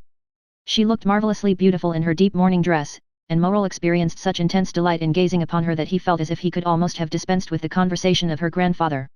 But the easy chair of the old man was heard rolling along the floor, and he soon made his appearance in the room. Noirtier acknowledged by a look of extreme kindness and benevolence the thanks which Morel lavished on him for his timely intervention on behalf of Valentine and himself, an intervention which had saved them from despair. Morel then cast on the invalid an interrogative look as to the new favour which he designed to bestow on him. Valentine was sitting at a little distance from them, timidly awaiting the moment when she should be obliged to speak. Noirtier fixed his eyes on her. Am I to say what you told me? Asked Valentine. Noirtier made a sign that she was to do so. Monsieur Morel, said Valentine to the young man, who was regarding her with the most intense interest, my grandfather, M. Noirtier, had 1,000 things to say, which he told me 3 days ago, and now, he has sent for you, that I may repeat them to you. I will repeat them, then, and since he has chosen me as his interpreter, I will be faithful to the trust, and will not alter a word of his intentions. Oh, I am listening with the greatest impatience, replied the young man, speak, I beg of you.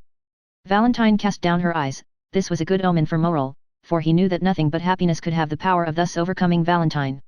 My grandfather intends leaving this house, said she, and Barrois is looking out for suitable apartments for him in another. But you, Mademoiselle de Villefort, you, who are necessary to M. Noirtier's happiness. I, interrupted Valentine, I shall not leave my grandfather, that is an understood thing between us. My apartment will be close to his. Now, M. de Villefort must either give his consent to this plan or his refusal. In the first case, I shall leave directly, and in the second, I shall wait till I am of age, which will be in about 10 months. Then I shall be free, I shall have an independent fortune, and what? Demanded Morel. And with my grandfather's consent I shall fulfill the promise which I have made you. Valentine pronounced these last few words in such a low tone, that nothing but Morel's intense interest in what she was saying could have enabled him to hear them. Have I not explained your wishes, grandpapa? Said Valentine, addressing Noirtier. Yes, looked the old man.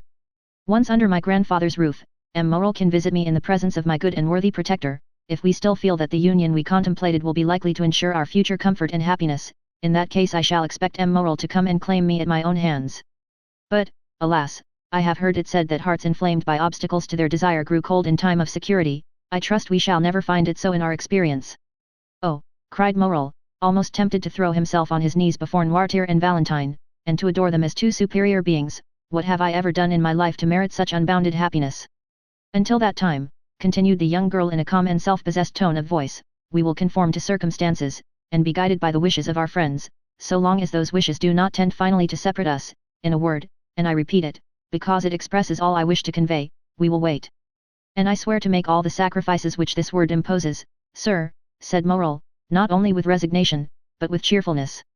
Therefore, continued Valentine, looking playfully at Maximilian, no more inconsiderate actions, no more rash projects, for you surely would not wish to compromise one who from this day regards herself as destined, honorably and happily, to bear your name. Morel looked obedience to her commands. Noirtier regarded the lovers with a look of ineffable tenderness, while Barrois, who had remained in the room in the character of a man privileged to know everything that passed, smiled on the youthful couple as he wiped the perspiration from his bald forehead. How hot you look, my good Barrois, said Valentine. Ah, I have been running very fast, mademoiselle, but I must do M. Morel the justice to say that he ran still faster. Noirtier directed their attention to a waiter, on which was placed a decanter containing lemonade and a glass. The decanter was nearly full, with the exception of a little, which had been already drunk by M. Noirtier. Come, Barrois, said the young girl, take some of this lemonade, I see you are coveting a good draught of it. The fact is, mademoiselle, said Barrois, I am dying with thirst, and since you are so kind as to offer it me, I cannot say I should at all object to drinking your health in a glass of it. Take some, then, and come back immediately. Barrois took away the waiter, and hardly was he outside the door, which in his haste he forgot to shut, then they saw him throw back his head and empty to the very dregs the glass which Valentine had filled. Valentine and Morel were exchanging their adieus in the presence of Noirtier when a ring was heard at the door-bell. It was the signal of a visit. Valentine looked at her watch. It is past noon, said she, and today is Saturday, I dare say it is the doctor, grandpapa. Noirtier looked his conviction that she was right in her supposition. He will come in here, and M. Morel had better go, do you not think so, grandpapa? Yes, signed the old man. Barrois, cried Valentine, Barrois. I am coming, mademoiselle, replied he. Barrois will open the door for you, said Valentine, addressing Morel.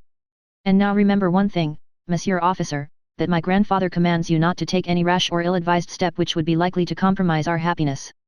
I promised him to wait, replied Morel, and I will wait. At this moment Barrois entered. Who rang? Asked Valentine. Dr. D'Avrigny, said Barrois, staggering as if he would fall. What is the matter, Barrois? Said Valentine. The old man did not answer, but looked at his master with wild staring eyes, while with his cramped hand he grasped a piece of furniture to enable him to stand upright. He is going to fall, cried Morel. The rigors which had attacked Barrois gradually increased, the features of the face became quite altered, and the convulsive movement of the muscles appeared to indicate the approach of a most serious nervous disorder.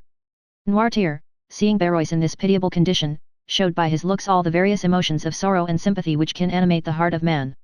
Barrois made some steps towards his master. "Ah, sir," said he, "tell me what is the matter with me. I am suffering, I cannot see. 1,000 fiery darts are piercing my brain. Ah, don't touch me, pray don't." By this time his haggard eyes had the appearance of being ready to start from their sockets, his head fell back, and the lower extremities of the body began to stiffen.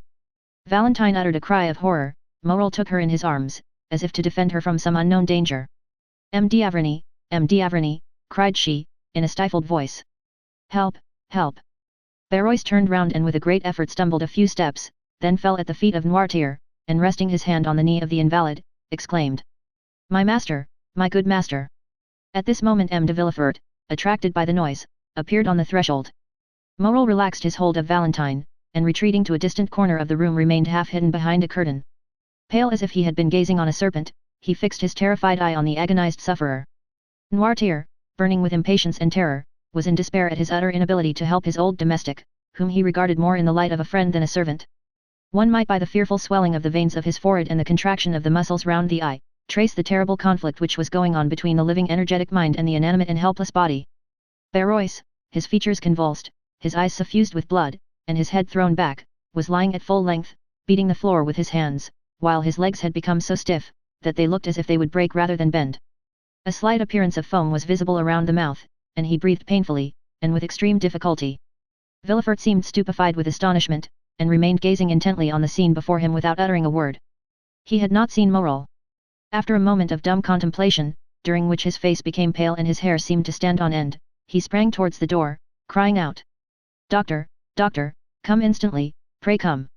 "Madam, madam," cried Valentine, calling her stepmother, and running upstairs to meet her, "come quick, quick, and bring your bottle of smelling salts with you." "What is the matter?" said Madame de Villefort in a harsh and constrained tone. "Oh, come, come." "But where is the doctor?" exclaimed Villefort, "where is he?" Madame de Villefort now deliberately descended the staircase. In one hand she held her handkerchief, with which she appeared to be wiping her face, and in the other a bottle of English smelling salts. Her first look on entering the room was at Noirtier, whose face, independent of the emotion which such a scene could not fail of producing, proclaimed him to be in possession of his usual health. Her second glance was at the dying man. She turned pale, and her eye passed quickly from the servant and rested on the master. "In the name of heaven, madam," said Villefort, "where is the doctor? He was with you just now. You see this is a fit of apoplexy, and he might be saved if he could but be bled." "Has he eaten anything lately?" asked Madame de Villefort, eluding her husband's question. "Madam," replied Valentine, "he has not even breakfasted. He has been running very fast on an errand with which my grandfather charged him, and when he returned, took nothing but a glass of lemonade." "Ah," said Madame de Villefort, "why did he not take wine? Lemonade was a very bad thing for him." Grandpapa's bottle of lemonade was standing just by his side. Poor Barrois was very thirsty, and was thankful to drink anything he could find. Madame de Villefort started. Noirtier looked at her with a glance of the most profound scrutiny. "He has such a short neck," said she. "Madam," said Villefort, "I ask where is M. d'Avrigny? In God's name answer me." "He is with Edward, who is not quite well," replied Madame de Villefort, no longer being able to avoid answering. Villefort rushed upstairs to fetch him. "Take this," said Madame de Villefort, giving her smelling bottle to Valentine. "They will, no doubt, bleed him, therefore I will retire, for I cannot endure the sight of blood," and she followed her husband upstairs. Morel now emerged from his hiding place, where he had remained quite unperceived, so great had been the general confusion. "Go away as quick as you can, Maximilian," said Valentine, "and stay till I send for you. Go." Morel looked towards Noirtier for permission to retire. The old man, who had preserved all his usual coolness, made a sign to him to do so. The young man pressed Valentine's hand to his lips, and then left the house by a back staircase. At the same moment that he quitted the room, Villefort and the doctor entered by an opposite door. Barrois was now showing signs of returning consciousness. The crisis seemed past, a low moaning was heard, and he raised himself on one knee. D'Avrigny and Villefort laid him on a couch. "What do you prescribe, doctor?" demanded Villefort. "Give me some water and ether. You have some in the house, have you not?" "Yes." "Send for some oil of turpentine and tartar emetic." Villefort immediately dispatched a messenger. "And now let everyone retire." "Must I go too?" asked Valentine timidly. "Yes, mademoiselle, you especially," replied the doctor abruptly. Valentine looked at M. d'Avrigny with astonishment, kissed her grandfather on the forehead, and left the room. The doctor closed the door after her with a gloomy air. Look, doctor, said Villefort, he is quite coming round again. I really do not think, after all, it is anything of consequence. M. d'Avrigny answered by a melancholy smile. How do you feel, Barrois? Asked he. A little better, sir. Will you drink some of this ether and water? I will try, but don't touch me. Why not? Because I feel that if you were only to touch me with the tip of your finger the fit would return. Drink. Barrois took the glass, and, raising it to his purple lips, took about half of the liquid offered him. Where do you suffer? Asked the doctor. Everywhere. I feel cramps over my whole body. Do you find any dazzling sensation before the eyes? Yes. Any noise in the ears? Frightful. When did you first feel that? Just now. Suddenly. Yes, like a clap of thunder. Did you feel nothing of it yesterday or the day before? Nothing. No drowsiness? None. What have you eaten today? I have eaten nothing, I only drank a glass of my master's lemonade, that's all. And Barrois turned towards Noirtier, who, immovably fixed in his armchair, was contemplating this terrible scene without allowing a word or a movement to escape him. Where is this lemonade? Asked the doctor eagerly. Downstairs in the decanter. Whereabouts downstairs? In the kitchen. Shall I go and fetch it, doctor? Inquired Villefort. No, stay here and try to make Barrois drink the rest of this glass of ether and water. I will go myself and fetch the lemonade.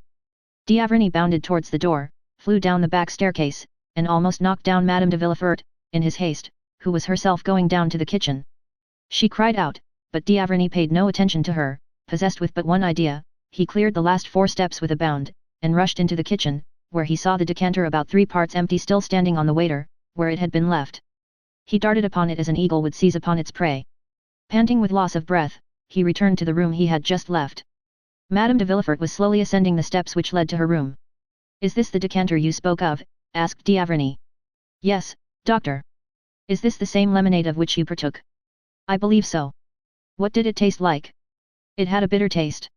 The doctor poured some drops of the lemonade into the palm of his hand, put his lips to it, and after having rinsed his mouth as a man does when he is tasting wine, he spat the liquor into the fireplace. It is no doubt the same, said he. Did you drink some too, M. Noirtier? Yes. And did you also discover a bitter taste? Yes. Oh, doctor, cried Barrois, the fit is coming on again. Oh, do something for me. The doctor flew to his patient. That emetic, Villefort, see if it is coming. Villefort sprang into the passage, exclaiming, the emetic, is it come yet? No one answered. The most profound terror reigned throughout the house. If I had anything by means of which I could inflate the lungs, said D'Avrigny, looking around him, perhaps I might prevent suffocation. But there is nothing which would do, nothing. Oh, sir, cried Barrois, are you going to let me die without help? Oh, I am dying. Oh, save me. A pen, said the doctor. There was one lying on the table. He endeavoured to introduce it into the mouth of the patient, who, in the midst of his convulsions, was making vain attempts to vomit, but the jaws were so clenched that the pen could not pass them. This second attack was much more violent than the first, and he had slipped from the couch to the ground, where he was writhing in agony. The doctor left him in this paroxysm, knowing that he could do nothing to alleviate it, and, going up to Noirtier, said abruptly. How do you find yourself? Well? Yes. Have you any weight on the chest, or does your stomach feel light and comfortable? Yes. Then you feel pretty much as you generally do after you have had the dose which I am accustomed to give you every Sunday. Yes. Did Barrois make your lemonade? Yes. Was it you who asked him to drink some of it? No. Was it M. de Villefort? No. Madame? No. It was your granddaughter, then, was it not? Yes. A groan from Barrois, accompanied by a yawn which seemed to crack the very jawbones, attracted the attention of M. d'Avrigny. He left M. Noirtier, and returned to the sick man. Barrois, said the doctor, can you speak? Barrois muttered a few unintelligible words. Try and make an effort to do so, my good man, said d'Avrigny. Barrois reopened his bloodshot eyes. Who made the lemonade? I did. Did you bring it to your master directly it was made? No. You left it somewhere, then, in the meantime? Yes, I left it in the pantry, because I was called away. Who brought it into this room, then? Mademoiselle Valentine. D'Avrigny struck his forehead with his hand. Gracious heaven, exclaimed he. Doctor, doctor, cried Barrois, who felt another fit coming. Will they never bring that emetic? Asked the doctor. Here is a glass with one already prepared, said Villefort, entering the room. Who prepared it? The chemist who came here with me. Drink it, said the doctor to Barrois. Impossible, doctor, it is too late, my throat is closing up. I am choking. Oh, my heart. Ah, my head, oh, what agony, shall I suffer like this long? No, no, friend, replied the doctor, you will soon cease to suffer. Ah, I understand you, said the unhappy man. My God, have mercy upon me, and, uttering a fearful cry, Barrois fell back as if he had been struck by lightning. D'Avrigny put his hand to his heart, and placed a glass before his lips. Well, said Villefort. Go to the kitchen and get me some syrup of violets. Villefort went immediately. Do not be alarmed, M. Noirtier, said D'Avrigny, I am going to take my patient into the next room to bleed him, this sort of attack is very frightful to witness. And taking Barrois under the arms, he dragged him into an adjoining room, but almost immediately he returned to fetch the lemonade. Noirtier closed his right eye. You want Valentine, do you not? I will tell them to send her to you. Villefort returned, and D'Avrigny met him in the passage. Well, how is he now? Asked he. Come in here, said D'Avrigny, and he took him into the chamber where the sick man lay. Is he still in a fit? Said the procureur. He is dead. Villefort drew back a few steps, and, clasping his hands, exclaimed, with real amazement and sympathy, dead, and so soon too. Yes, it is very soon, said the doctor, looking at the corpse before him, but that ought not to astonish you, Monsieur and Madame de Saint Méran died as soon. People die very suddenly in your house, M. de Villefort.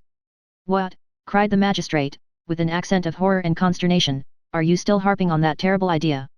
Still, sir, and I shall always do so, replied D'Avrigny, for it has never for one instant ceased to retain possession of my mind, and that you may be quite sure I am not mistaken this time, listen well to what I am going to say, M. de Villefort. The magistrate trembled convulsively. There is a poison which destroys life almost without leaving any perceptible traces. I know it well, I have studied it in all its forms and in the effects which it produces. I recognized the presence of this poison in the case of poor Barrois as well as in that of Madame de Saint Méran. There is a way of detecting its presence. It restores the blue color of litmus paper reddened by an acid, and it turns syrup of violets green. We have no litmus paper, but, see, here they come with the syrup of violets. The doctor was right, steps were heard in the passage. M. D'Avrigny opened the door, and took from the hands of the chambermaid a cup which contained 2 or 3 spoonfuls of the syrup, he then carefully closed the door. Look, said he to the procureur, whose heart beat so loudly that it might almost be heard, here is in this cup some syrup of violets, and this decanter contains the remainder of the lemonade of which M. Noirtier and Barrois partook.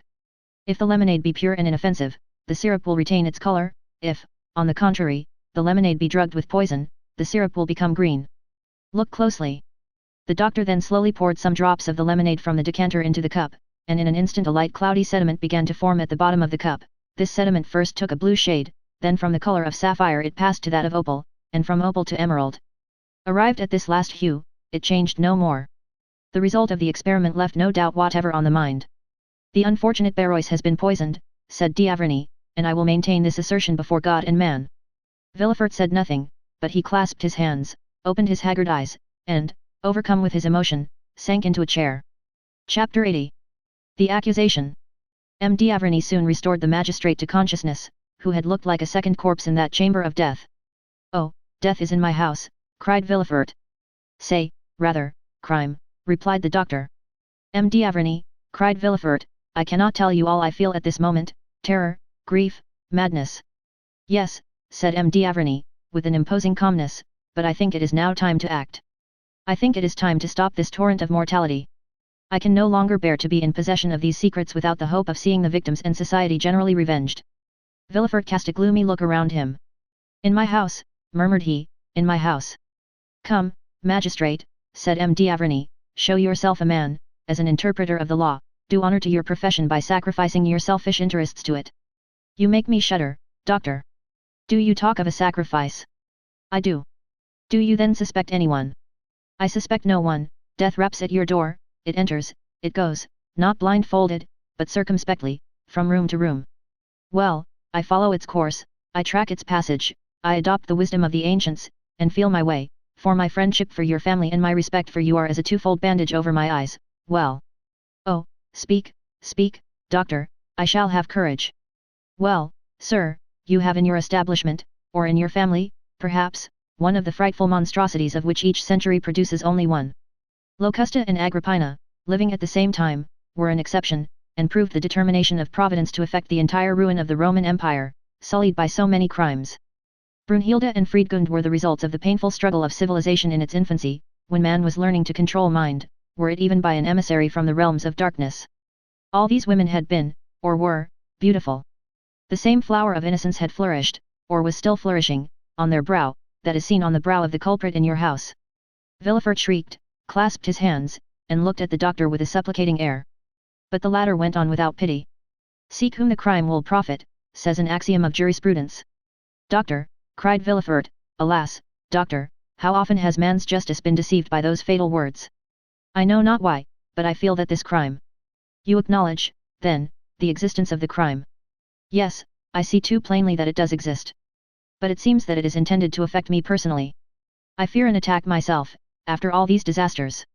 Oh, man, murmured D'Avrigny, the most selfish of all animals, the most personal of all creatures, who believes the earth turns, the sun shines, and death strikes for him alone, an ant cursing God from the top of a blade of grass. And have those who have lost their lives lost nothing, M. de Saint Méran, Madame de Saint Méran, M. Noirtier? How? M. Noirtier? Yes, think you it was the poor servant's life was coveted? No, no, like Shakespeare's Polonius, he died for another. It was Noirtier the lemonade was intended for, it is Noirtier, logically speaking, who drank it. The other drank it only by accident, and, although Barrois is dead, it was Noirtier whose death was wished for. But why did it not kill my father? I told you one evening in the garden after Madame de Saint Méran's death, because his system is accustomed to that very poison, and the dose was trifling to him, which would be fatal to another, because no one knows, not even the assassin, that, for the last 12 months, I have given M. Noirtier brucine for his paralytic affection, while the assassin is not ignorant, for he has proved that brucine is a violent poison. Oh, have pity, murmured Villefort, wringing his hands. Follow the culprit's steps, he first kills M. de Saint Méran. Oh, doctor!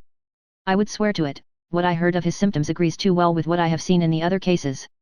Villefort ceased to contend, he only groaned. He first kills M. de Saint Méran, repeated the doctor, then Madame de Saint Méran, a double fortune to inherit. Villefort wiped the perspiration from his forehead. Listen attentively. Alas, stammered Villefort, I do not lose a single word. M.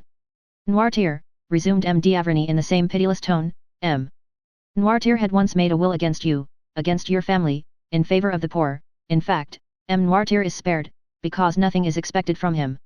But he has no sooner destroyed his first will and made a second, than, for fear he should make a third, he is struck down. The will was made the day before yesterday, I believe, you see there has been no time lost. Oh, mercy, M. D'Avrigny. No mercy, sir. The physician has a sacred mission on earth, and to fulfill it he begins at the source of life, and goes down to the mysterious darkness of the tomb. When crime has been committed, and God, doubtless in anger, turns away his face, it is for the physician to bring the culprit to justice. Have mercy on my child, sir, murmured Villefort. You see it is yourself who have first named her, you, her father. Have pity on Valentine. Listen, it is impossible. I would as willingly accuse myself. Valentine, whose heart is pure as a diamond or a lily. No pity, procureur, the crime is fragrant. Mademoiselle herself packed all the medicines which were sent to M. de Saint Méran, and M. de Saint Méran is dead. Mademoiselle de Villefort prepared all the cooling draughts which Madame de Saint Méran took, and Madame de Saint Méran is dead. Mademoiselle de Villefort took from the hands of Barrois, who was sent out, the lemonade which M. Noirtier had every morning, and he has escaped by a miracle.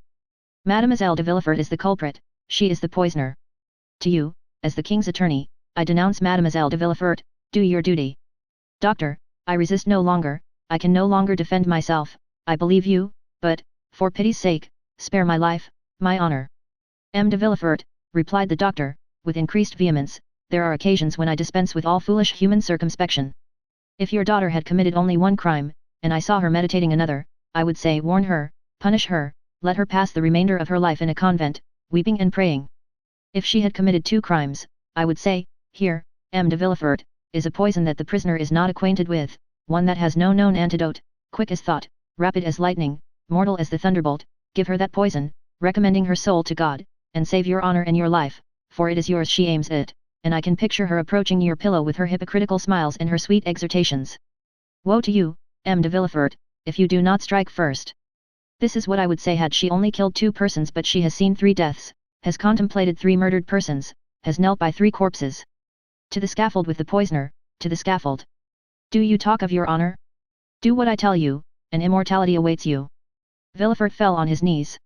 Listen, said he, I have not the strength of mind you have, or rather that which you would not have, if instead of my daughter Valentine your daughter Madeleine were concerned. The doctor turned pale. Doctor, every son of woman is born to suffer and to die, I am content to suffer and to await death. Beware, said M. d'Avrigny, it may come slowly, you will see it approach after having struck your father, your wife, perhaps your son. Villefort, suffocating, pressed the doctor's arm. Listen, cried he, pity me, help me. No, my daughter is not guilty. If you drag us both before a tribunal I will still say, no, my daughter is not guilty, there is no crime in my house. I will not acknowledge a crime in my house, for when crime enters a dwelling, it is like death, it does not come alone. Listen. What does it signify to you if I am murdered? Are you my friend? Are you a man? Have you a heart? No, you are a physician. Well, I tell you I will not drag my daughter before a tribunal, and give her up to the executioner. The bare idea would kill me, would drive me like a madman to dig my heart out with my fingernails. And if you were mistaken, doctor, if it were not my daughter, if I should come one day, pale as a spectre, and say to you, assassin, you have killed my child, hold, if that should happen, although I am a Christian, M. d'Avrigny, I should kill myself. Well, said the doctor, after a moment's silence, I will wait. Villefort looked at him as if he had doubted his words. Only, continued M. d'Avrigny, with a slow and solemn tone, if anyone falls ill in your house, if you feel yourself attacked, do not send for me, for I will come no more.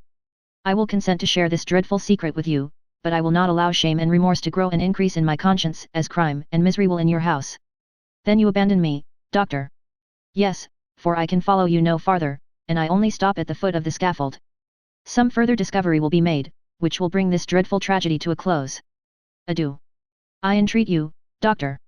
All the horrors that disturb my thoughts make your house odious and fatal. Adieu, sir. One word, one single word more, doctor. You go, leaving me in all the horror of my situation, after increasing it by what you have revealed to me. But what will be reported of the sudden death of the poor old servant? True, said M. d'Avrigny, we will return.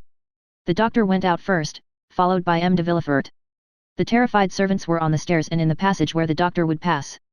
Sir, said d'Avrigny to Villefort, so loud that all might hear, poor Barrois has led too sedentary a life of late, accustomed formerly to ride on horseback, or in the carriage, to the 4 corners of Europe.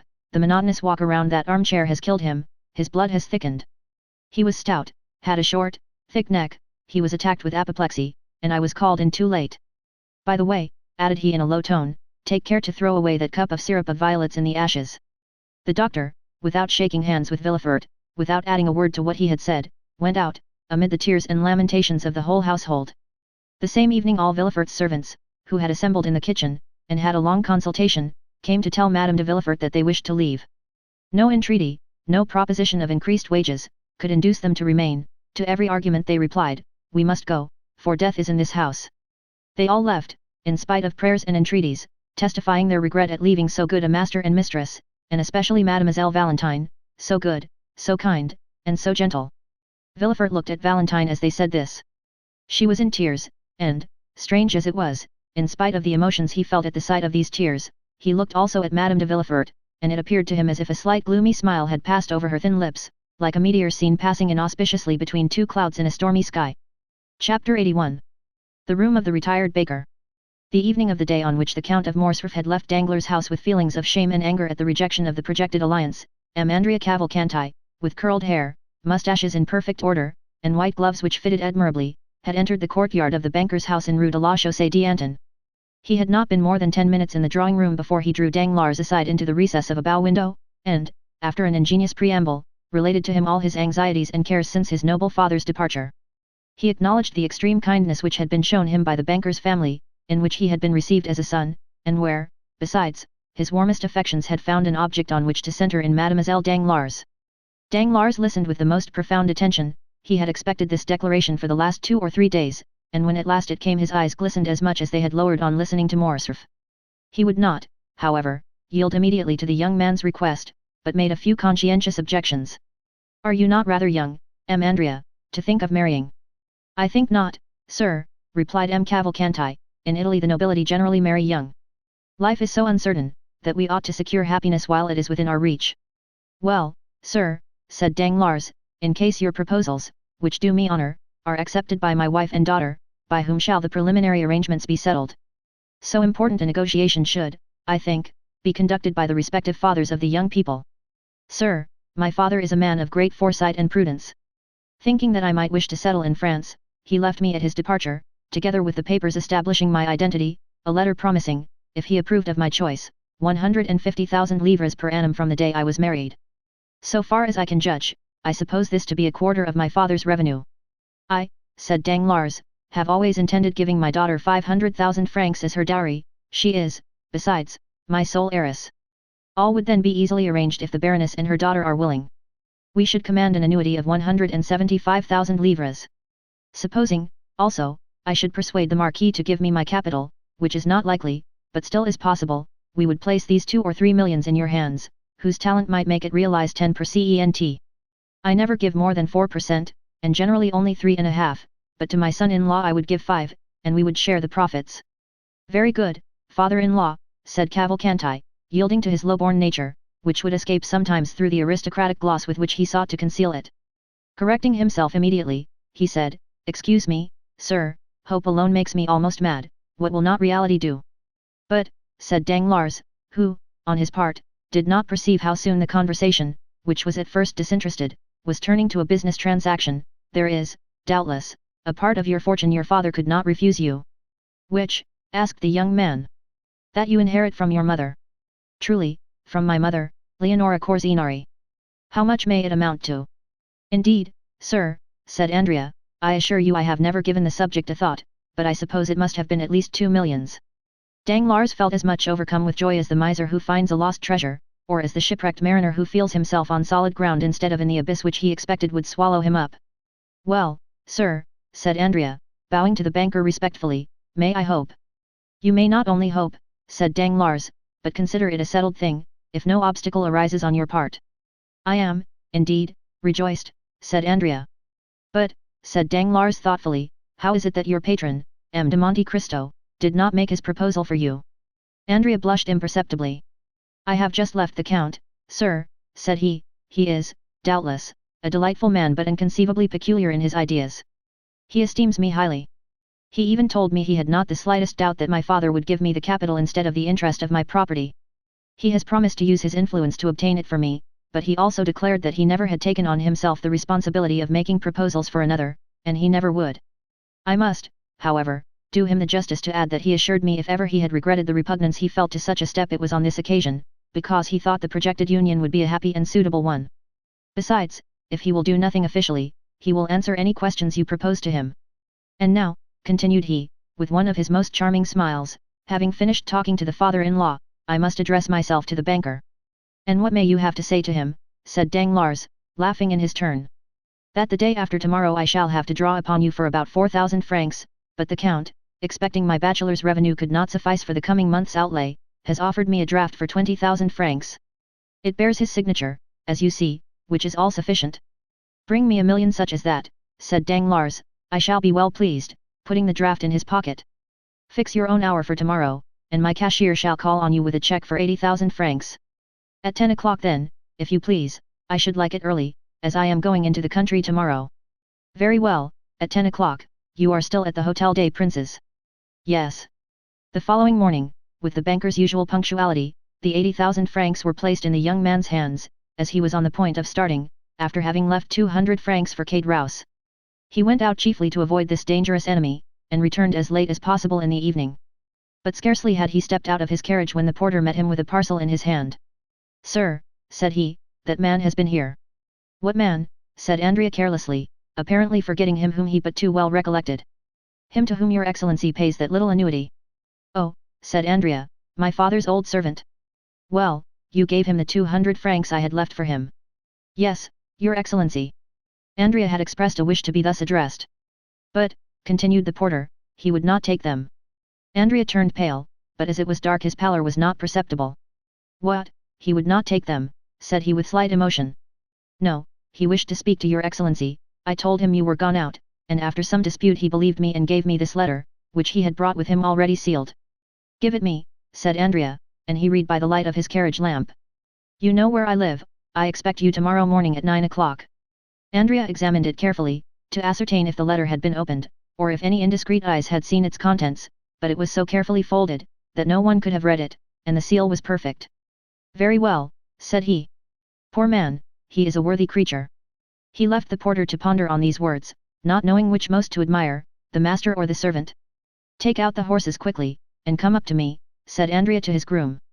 In 2 seconds the young man had reached his room and burnt Cadirus's letter. The servant entered just as he had finished. You are about my height, Pierre, said he. I have that honor, your excellency. You had a new livery yesterday. Yes, sir. I have an engagement with a pretty little girl for this evening, and do not wish to be known. Lend me your livery till tomorrow. I may sleep, perhaps, at an inn. Pierre obeyed. 5 minutes after, Andrea left the hotel, completely disguised, took a cabriolet, and ordered the driver to take him to the Cheval Rouge, at Picpus. The next morning he left that inn as he had left the Hotel des Princes, without being noticed, walked down the Faubourg Saint-Antoine, along the boulevard to Rue Menilmontant, and stopping at the door of the third house on the left looked for someone of whom to make inquiry in the porter's absence. For whom are you looking, my fine fellow? Asked the fruiteress on the opposite side. Monsieur Pailletin, if you please, my good woman, replied Andrea. A retired baker? Asked the fruiteress. Exactly. He lives at the end of the yard, on the left, on the 3rd story. Andrea went as she directed him, and on the 3rd floor he found a hare's paw, which, by the hasty ringing of the bell, it was evident he pulled with considerable ill temper. A moment after Cadirus's face appeared at the grating in the door. Ah, you are punctual, said he, as he drew back the door. Confound you and your punctuality, said Andrea, throwing himself into a chair in a manner which implied that he would rather have flung it at the head of his host.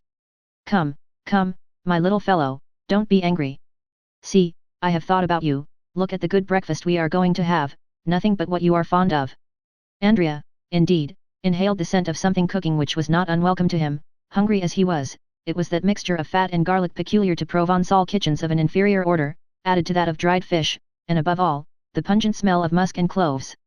These odors escaped from 2 deep dishes which were covered and placed on a stove, and from a copper pan placed in an old iron pot. In an adjoining room Andrea saw also a tolerably clean table prepared for two bottles of wine sealed, the one with green, the other with yellow, a supply of brandy in a decanter, and a measure of fruit in a cabbage leaf, cleverly arranged on an earthenware plate. What do you think of it, my little fellow? Said Kate Rouse. That smells good. You know I used to be a good cook, do you recollect how you used to lick your fingers? You were among the first who tasted any of my dishes, and I think you relished them tolerably. While speaking, Kate Rouse went on peeling a fresh supply of onions. But, said Andrea, ill-temperedly, by my faith, if it was only to breakfast with you, that you disturbed me, I wish the devil had taken you. My boy, said Kate Rouse sententiously, one can talk while eating. And then, you ungrateful being, you are not pleased to see an old friend? I am weeping with joy. He was truly crying, but it would have been difficult to say whether joy or the onions produced the greatest effect on the lacrimal glands of the old innkeeper of the Pont du Gard. Hold your tongue, hypocrite, said Andrea, you love me. Yes, I do, or may the devil take me. I know it is a weakness, said Kate Rouse, but it overpowers me. And yet it has not prevented your sending for me to play me some trick. Come, said Kate Rouse, wiping his large knife on his apron, if I did not like you, do you think I should endure the wretched life you lead me? Think for a moment. You have your servant's clothes on, you therefore keep a servant, I have none, and am obliged to prepare my own meals. You abuse my cookery because you dine at the table d'hôte of the Hotel des Princes, or the Café de Paris. Well, I too could keep a servant, I too could have a Tilbury, I too could dine where I like, but why do I not? Because I would not annoy my little Benedetto. Come, just acknowledge that I could, et. This address was accompanied by a look which was by no means difficult to understand. Well, said Andrea, admitting your love, why do you want me to breakfast with you? That I may have the pleasure of seeing you, my little fellow. What is the use of seeing me after we have made all our arrangements?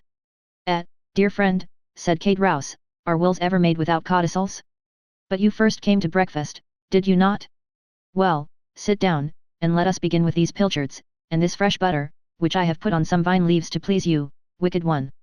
Ah, yes, you look at my room, my 4 straw chairs, my images, 3 francs each.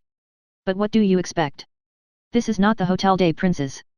Come, you are growing discontented, you are no longer happy, you, who only wish to live like a retired baker. Kate Rouse sighed. Well, what have you to say, you have seen your dream realized. I can still say it is a dream, a retired baker, my poor Benedetto, is rich, he has an annuity. Well, you have an annuity. I have. Yes, since I bring you your 200 francs. Kate Rouse shrugged his shoulders. It is humiliating, said he, thus to receive money given grudgingly, an uncertain supply which may soon fail. You see I am obliged to economize, in case your prosperity should cease. Well, my friend, fortune is inconstant, as the chaplain of the regiment said. I know your prosperity is great, you rascal, you are to marry the daughter of Danglars. What, of Danglars? Yes, to be sure, must I say Baron Danglars? I might as well say Count Benedetto. He was an old friend of mine, and if he had not so bad a memory he ought to invite me to your wedding, seeing he came to mine. Yes, yes, to mine, gad, he was not so proud then, he was an under-clerk to the good M. Morel. I have dined many times with him and the Count of Morcerf, so you see I have some high connections, and were I to cultivate them a little, we might meet in the same drawing rooms. Come, your jealousy represents everything to you in the wrong light. That is all very fine, Benedetto mio, but I know what I am saying.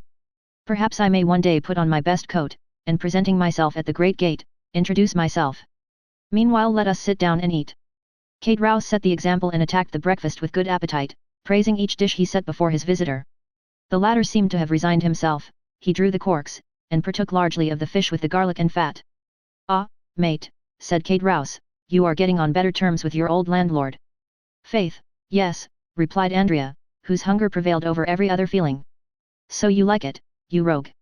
So much that I wonder how a man who can cook thus can complain of hard living. Do you see, said Kate Rouse, all my happiness is marred by one thought. What is that? That I am dependent on another, I who have always gained my own livelihood honestly. Do not let that disturb you, I have enough for two. No, truly, you may believe me if you will, at the end of every month I am tormented by remorse. Good Kate Rouse. So much so, that yesterday I would not take the 200 francs.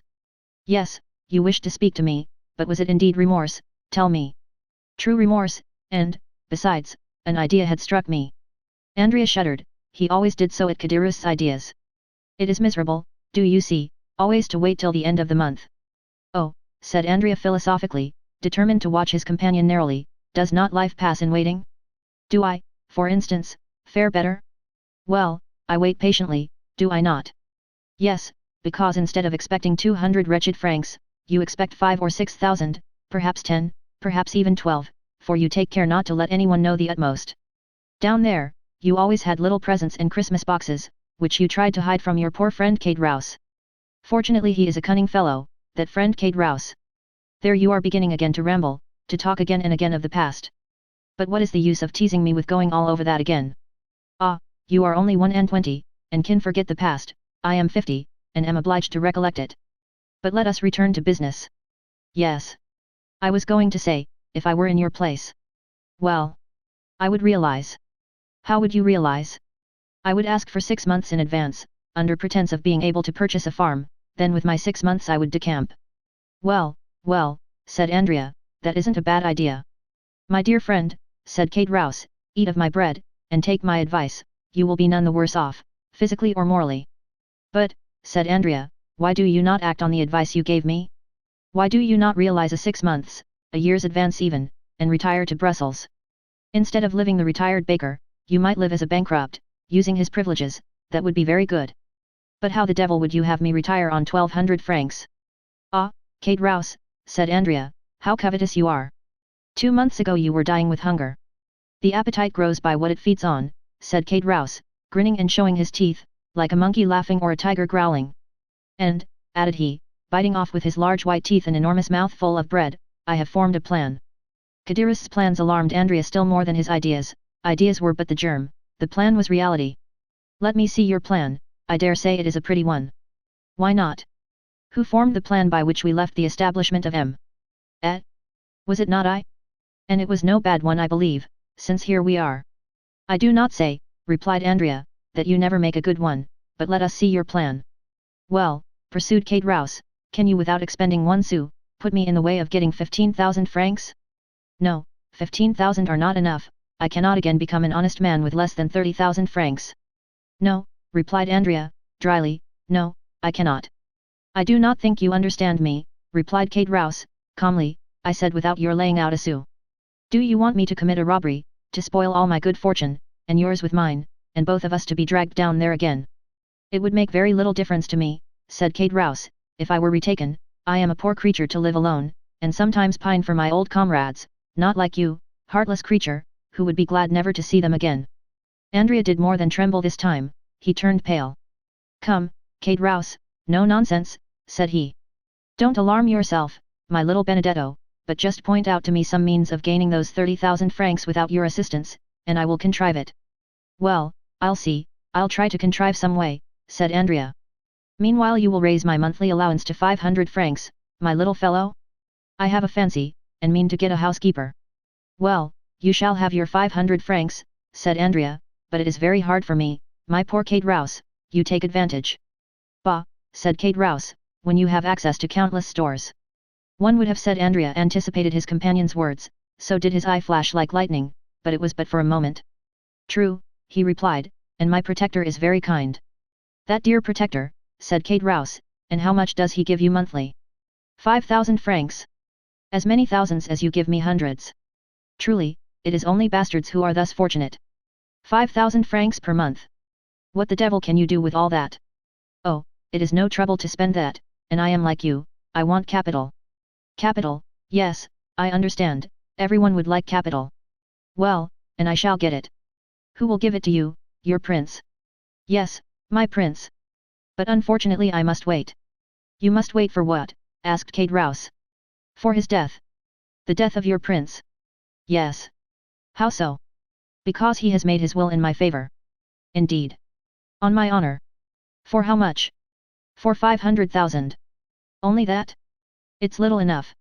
But so it is. No, it cannot be. Are you my friend, Kate Rouse? Yes, in life or death. Well, I will tell you a secret. What is it? But remember. Ah, pardieu, mute as a carp. Well, I think. Andrea stopped and looked around. You think? Do not fear, pardieu. We are alone. I think I have discovered my father. Your true father? Yes. Not old Cavalcanti. No, for he has gone again, the true one, as you say. And that father is? Well, Kate Rouse, it is Monte Cristo. Bah. Yes, you understand, that explains all. He cannot acknowledge me openly, it appears, but he does it through M. Cavalcanti, and gives him 50,000 francs for it. 50,000 francs for being your father? I would have done it for half that, for 20,000, for 15,000, why did you not think of me, ungrateful man? Did I know anything about it, when it was all done when I was down there? Ah, truly? And you say that by his will? He leaves me 500,000 livres. Are you sure of it? He showed it me, but that is not all, there is a codicil, as I said just now. Probably. And in that codicil he acknowledges me. Oh, the good father, the brave father, the very honest father, said Kate Rouse, twirling a plate in the air between his two hands. Now, say if I conceal anything from you. No, and your confidence makes you honorable in my opinion, and your princely father, is he rich, very rich? Yes, he is that, he does not himself know the amount of his fortune. Is it possible? It is evident enough to me, who am always at his house. The other day a banker's clerk brought him 50,000 francs in a portfolio about the size of your plate, yesterday his banker brought him 100,000 francs in gold. Kate Rouse was filled with wonder, the young man's words sounded to him like metal, and he thought he could hear the rushing of cascades of Louis. And you go into that house, cried he briskly. When I like. Kate Rouse was thoughtful for a moment. It was easy to perceive he was revolving some unfortunate idea in his mind. Then suddenly. How I should like to see all that, cried he, how beautiful it must be. It is, in fact, magnificent, said Andrea. And does he not live in the Champs-Élysées? Yes, no 30. Ah, said Kate Rouse, no 30. Yes, a fine house standing alone, between a courtyard and a garden, you must know it. Possibly, but it is not the exterior I care for, it is the interior. What beautiful furniture there must be in it. Have you ever seen the Tuileries? No. Well, it surpasses that. It must be worth one's while to stoop, Andrea, when that good M. Monte Cristo lets fall his purse. It is not worthwhile to wait for that, said Andrea, money is as plentiful in that house as fruit in an orchard. But you should take me there one day with you. How can I? On what plea? You are right, but you have made my mouth water. I must absolutely see it, I shall find a way. No nonsense, Kate Rouse. I will offer myself as floor polisher. The rooms are all carpeted. Well, then, I must be contented to imagine it. That is the best plan, believe me. Try, at least, to give me an idea of what it is. How can I? Nothing is easier. Is it large? Middling. How is it arranged? Faith, I should require pen, ink, and paper to make a plan. They are all here, said Kate Rouse, briskly. He fetched from an old secretaire a sheet of white paper and pen and ink. Here, said Kate Rouse, draw me all that on the paper, my boy. Andrea took the pen with an imperceptible smile and began. The house, as I said, is between the court and the garden, in this way, do you see? Andrea drew the garden, the court, and the house. High walls. Not more than 8 or 10 feet. That is not prudent, said Kate Rouse. In the court are orange trees in pots, turf, and clumps of flowers. And no steel traps. No. The stables are on either side of the gate, which you see there. And Andrea continued his plan. Let us see the ground floor, said Kate Rouse. On the ground floor, dining room, 2 drawing rooms, billiard room, staircase in the hall, and a little back staircase. Windows. Magnificent windows, so beautiful, so large, that I believe a man of your size should pass through each frame. Why the devil have they any stairs with such windows? Luxury has everything. But shutters. Yes, but they are never used. That Count of Monte Cristo is an original, who loves to look at the sky even at night. And where do the servants sleep? Oh, they have a house to themselves. Picture to yourself a pretty coach house at the right-hand side where the ladders are kept. Well, over that coach house are the servants' rooms, with bells corresponding with the different apartments. Ah, diable, bells did you say? What do you mean? Oh, nothing. I only say they cost a load of money to hang, and what is the use of them, I should like to know. There used to be a dog let loose in the yard at night, but it has been taken to the house at Auteuil, to that you went to, you know. Yes. I was saying to him only yesterday, you are imprudent, Monsieur Count, for when you go to Auteuil and take your servants the house is left unprotected. Well, said he, what next? Well, next, some day you will be robbed. What did he answer? He quietly said, what do I care if I am? Andrea, he has some secretaire with a spring. How do you know? Yes, which catches the thief in a trap and plays a tune. I was told there were such at the last exhibition. He has simply a mahogany secretaire, in which the key is always kept. And he is not robbed.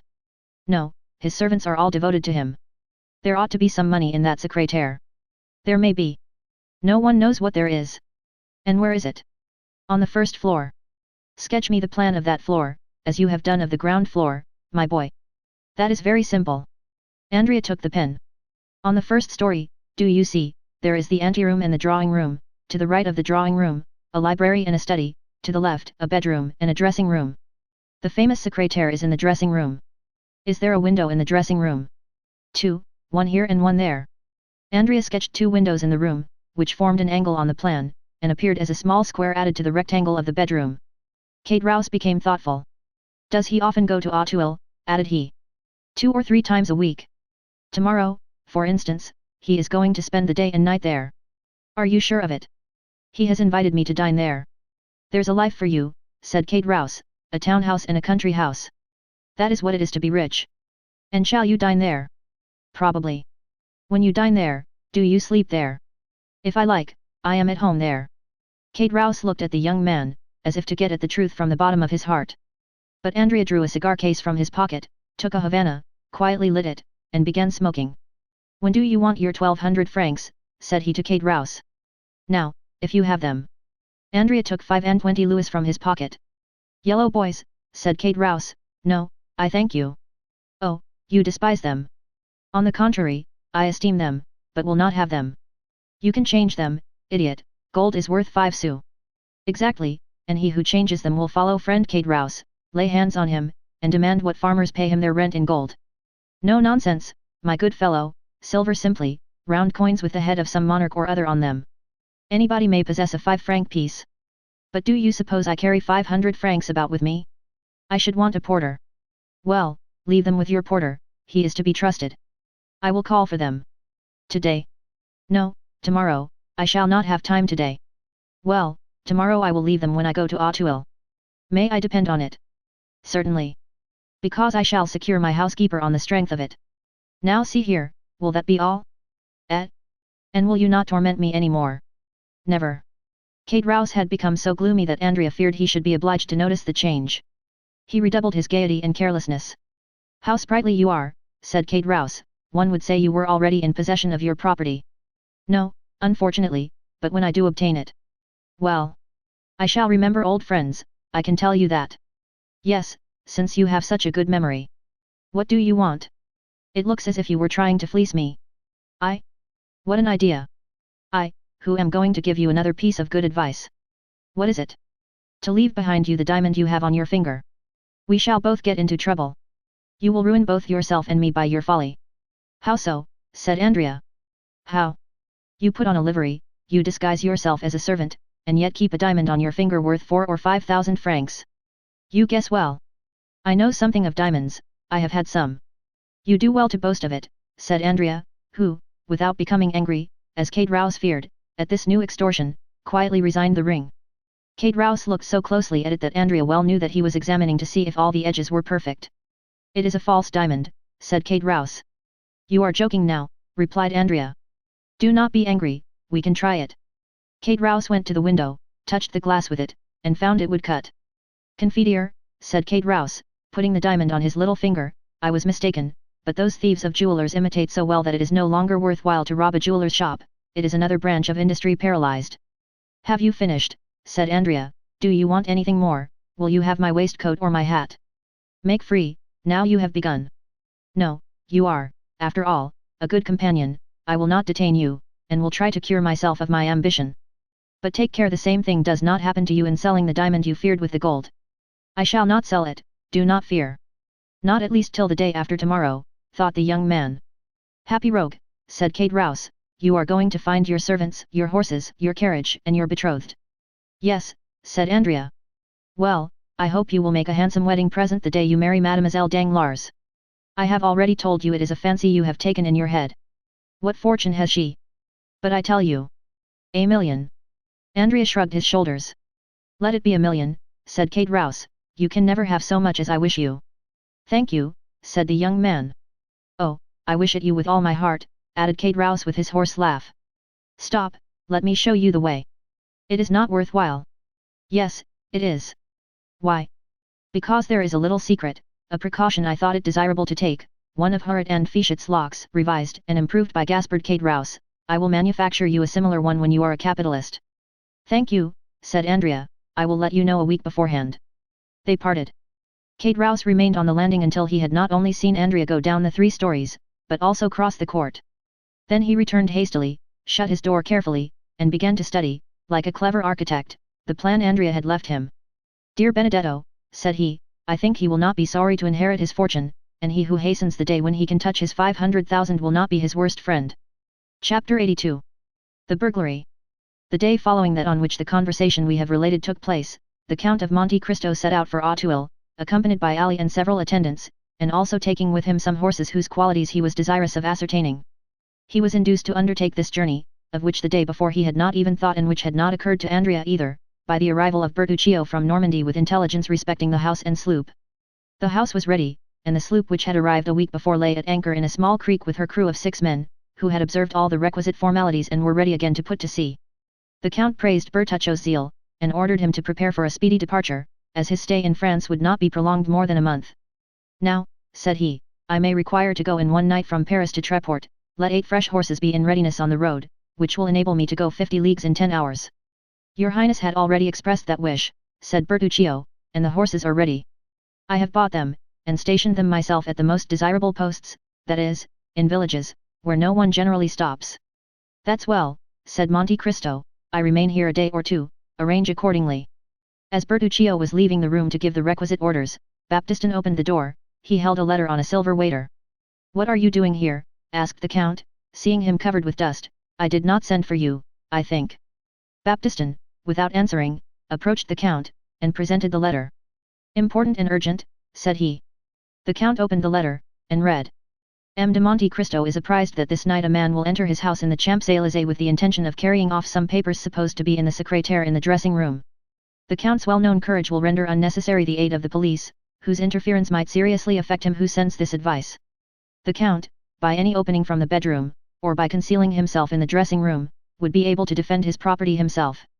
Many attendants or apparent precautions would prevent the villain from the attempt, and M. de Monte Cristo would lose the opportunity of discovering an enemy whom chance has revealed to him, who now sends this warning to the Count, a warning he might not be able to send another time, if this first attempt should fail and another be made. The Count's first idea was that this was an artifice, a gross deception, to draw his attention from a minor danger in order to expose him to a greater. He was on the point of sending the letter to the commissary of police, notwithstanding the advice of his anonymous friend, or perhaps because of that advice, when suddenly the idea occurred to him that it might be some personal enemy, whom he alone should recognize and over whom, if such were the case, he alone would gain any advantage, as Fiesco had done over the Moor who would have killed him. We know the Count's vigorous and daring mind, denying anything to be impossible, with that energy which marks the great man. From his past life, from his resolution to shrink from nothing, the Count had acquired an inconceivable relish for the contests in which he had engaged, sometimes against nature, that is to say, against God, and sometimes against the world, that is, against the devil. "They do not want my papers," said Monte Cristo, "they want to kill me. They are no robbers, but assassins. I will not allow the prefect of police to interfere with my private affairs. I am rich enough, forsooth, to distribute his authority on this occasion." The Count recalled Baptistin, who had left the room after delivering the letter. "Return to Paris," said he, "assemble the servants who remain there. I want all my household at Auteuil." "But will no one remain in the house, my lord?" asked Baptistin. "Yes, the porter. My lord will remember that the lodge is at a distance from the house." "Well, the house might be stripped without his hearing the least noise." "By whom?" "By thieves." "You are a fool, M. Baptistin. Thieves might strip the house, it would annoy me less than to be disobeyed." Baptistin bowed. "You understand me," said the Count. "Bring your comrades here, one and all, but let everything remain as usual, only close the shutters of the ground floor. And those of the first floor. You know they are never closed. Go." The Count signified his intention of dining alone, and that no one but Ali should attend him.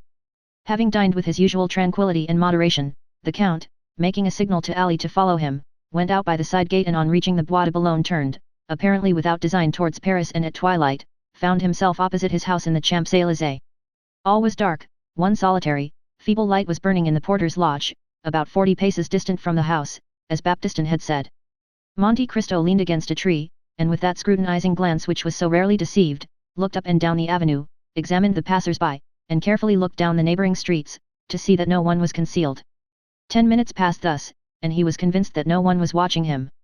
He hastened to the side door with Ali, entered hurriedly, and by the servants' staircase, of which he had the key, gained his bedroom without opening or disarranging a single curtain, without even the porter having the slightest suspicion that the house, which he supposed empty, contained its chief occupant. Arrived in his bedroom, the Count motioned to Ali to stop, then he passed into the dressing room, which he examined. Everything appeared as usual, the precious secrétaire in its place, and the key in the secrétaire. He double-locked it, took the key, returned to the bedroom door, removed the double staple of the bolt, and went in. Meanwhile Ali had procured the arms the Count required, namely, a short carbine and a pair of double-barreled pistols, with which as sure an aim might be taken as with a single-barreled one. Thus armed, the Count held the lives of 5 men in his hands. It was about 9:30. The Count and Ali ate in haste a crust of bread and drank a glass of Spanish wine, then Monte Cristo slipped aside one of the movable panels, which enabled him to see into the adjoining room. He had within his reach his pistols and carbine, and Ali, standing near him, held one of the small Arabian hatchets, whose form has not varied since the Crusades. Through one of the windows of the bedroom, on a line with that in the dressing room, the Count could see into the street. 2 hours passed thus. It was intensely dark, still Ali, thanks to his wild nature, and the Count, thanks doubtless to his long confinement, could distinguish in the darkness the slightest movement of the trees. The little light in the lodge had long been extinct. It might be expected that the attack, if indeed an attack was projected, would be made from the staircase of the ground floor, and not from a window. In Monte Cristo's opinion, the villains sought his life, not his money. It would be his bedroom they would attack, and they must reach it by the back staircase, or by the window in the dressing room. The clock of the invalids struck 11:45, the west wind bore on its moistened gusts the doleful vibration of the 3 strokes. As the last stroke died away, the Count thought he heard a slight noise in the dressing room. This first sound, or rather this first grinding, was followed by a second, then a third. At the fourth, the Count knew what to expect.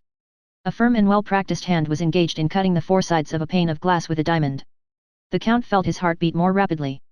Inured as men may be to danger, forewarned as they may be of peril, they understand, by the fluttering of the heart and the shuddering of the frame, the enormous difference between a dream and a reality, between the project and the execution. However, Monte Cristo only made a sign to apprise Ali, who, understanding that danger was approaching from the other side, drew nearer to his master. Monte Cristo was eager to ascertain the strength and number of his enemies. The window whence the noise proceeded was opposite the opening by which the Count could see into the dressing room.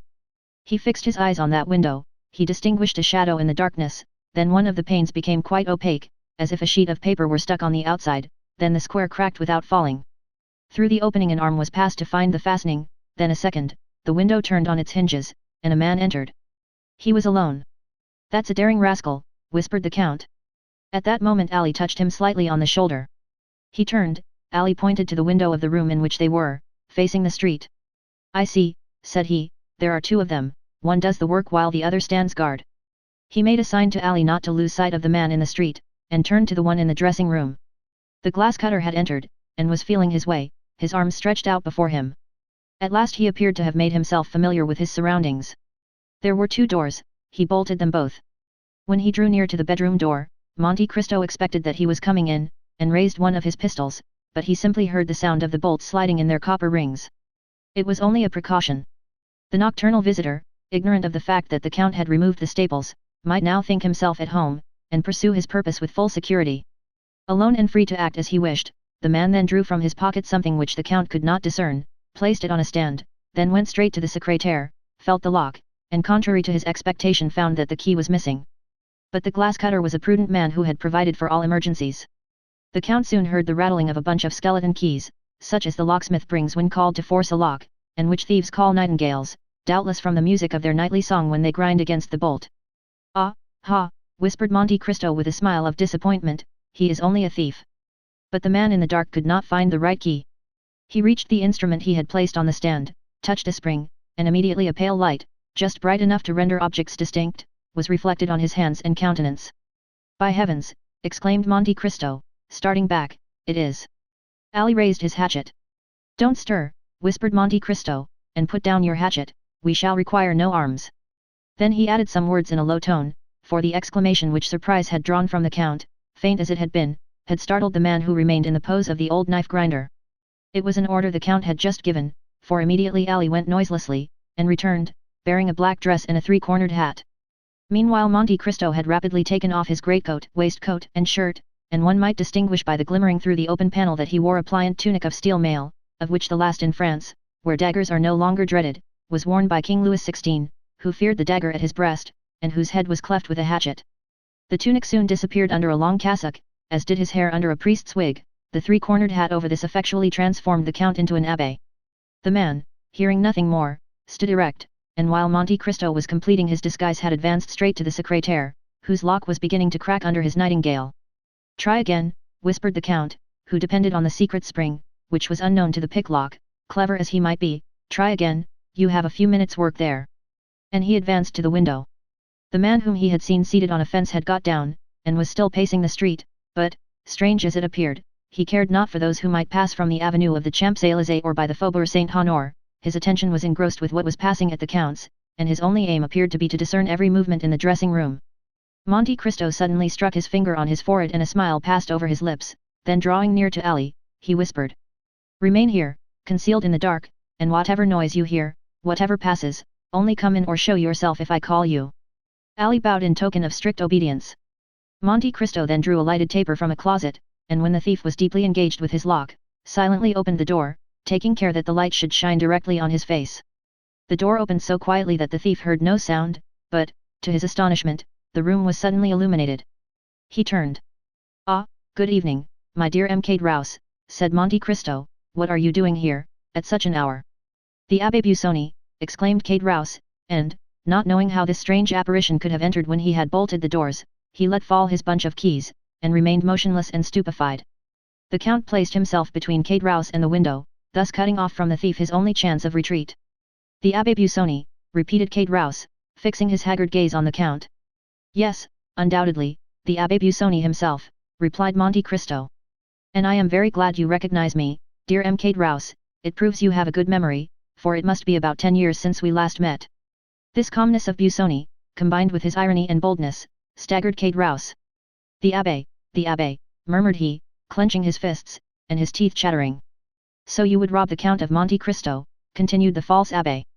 Reverend sir, murmured Kate Rouse, seeking to regain the window, which the Count pitilessly blocked.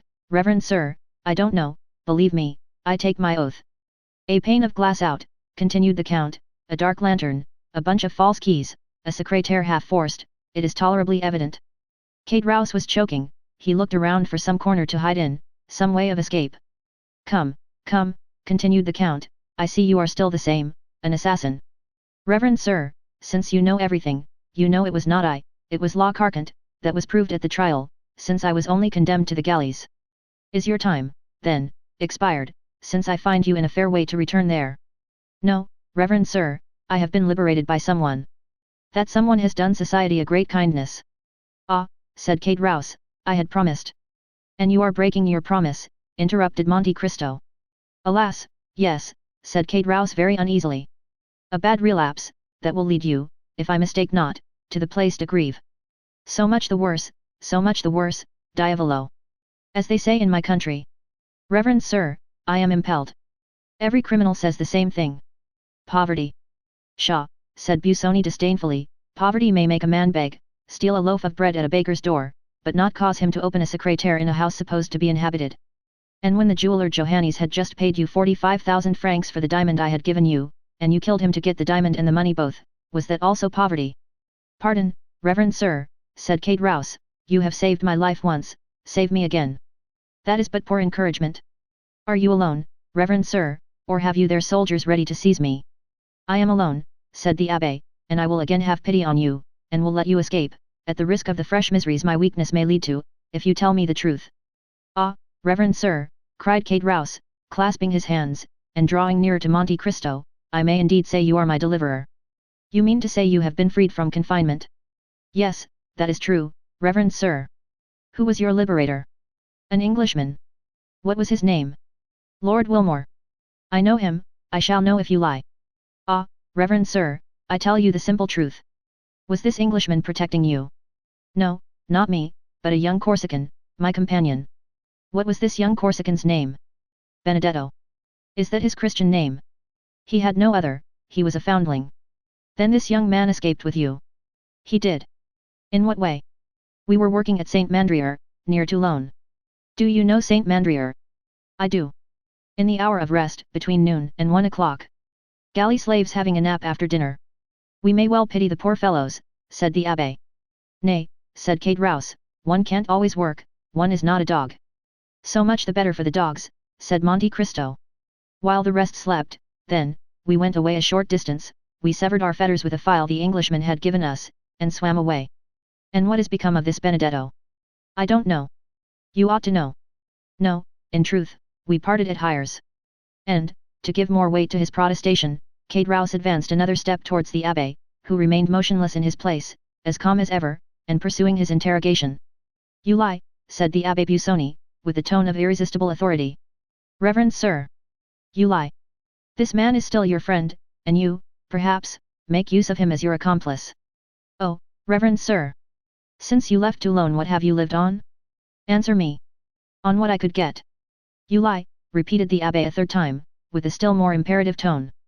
Kate Rouse, terrified, looked at the Count. You have lived on the money he has given you. True, said Kate Rouse, Benedetto has become the son of a great lord. How can he be the son of a great lord? A natural son.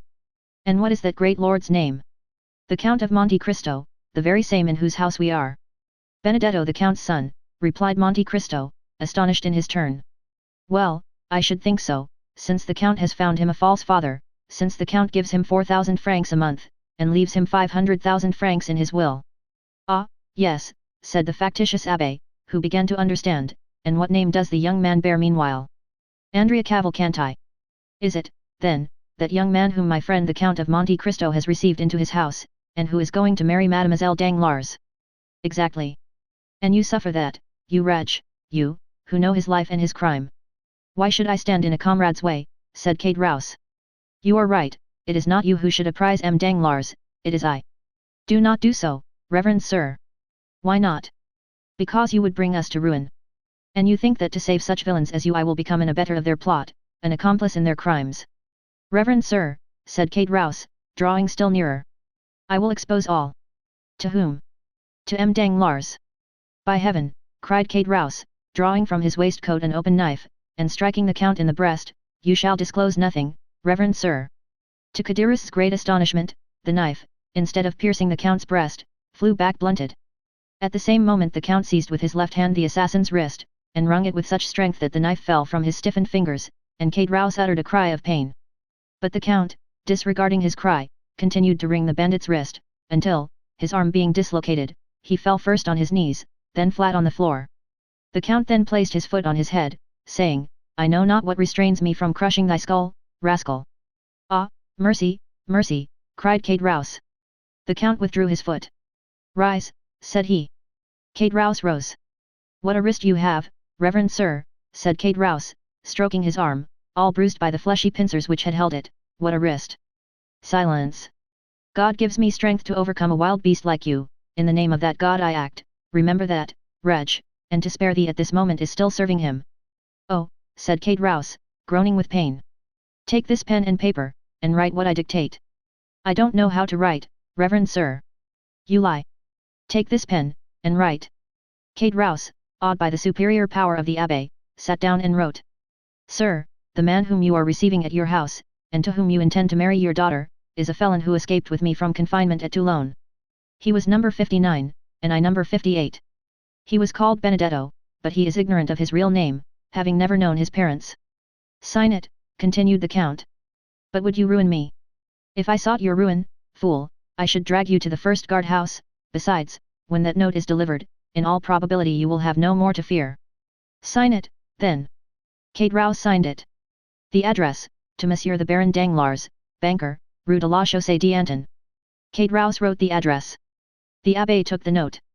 Now, said he, that suffices, begone. Which way? The way you came. You wish me to get out at that window. You got in very well.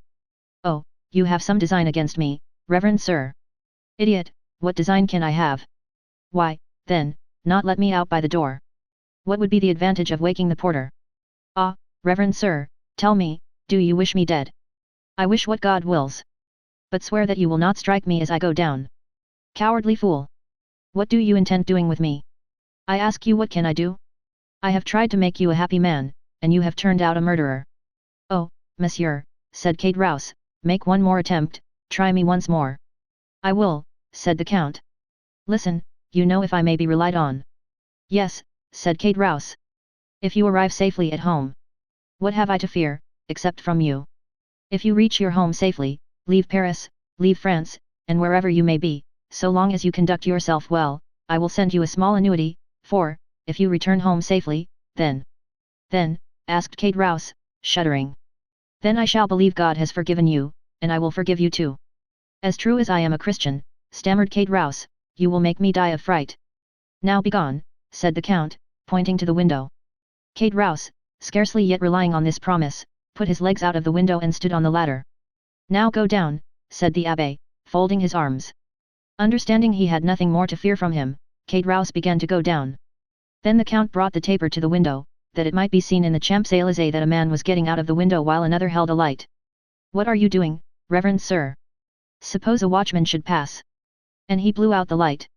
He then descended, but it was only when he felt his foot touch the ground that he was satisfied of his safety.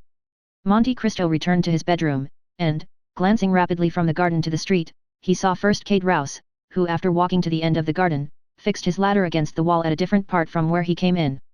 The Count then looking over into the street, saw the man who appeared to be waiting run in the same direction, and place himself against the angle of the wall where Kate Rouse would come over. Kate Rouse climbed the ladder slowly, and looked over the coping to see if the street was quiet. No one could be seen or heard. The clock of the invalids struck 1. Then Kate Rouse sat astride the coping, and drawing up his ladder passed it over the wall, then he began to descend, or rather to slide down by the 2 stanchions, which he did with an ease which proved how accustomed he was to the exercise. But, once started, he could not stop. In vain did he see a man start from the shadow when he was halfway down, in vain did he see an arm raised as he touched the ground. Before he could defend himself that arm struck him so violently in the back that he let go the ladder, crying, "Help!" A second blow struck him almost immediately in the side, and he fell, calling, "Help, murder!"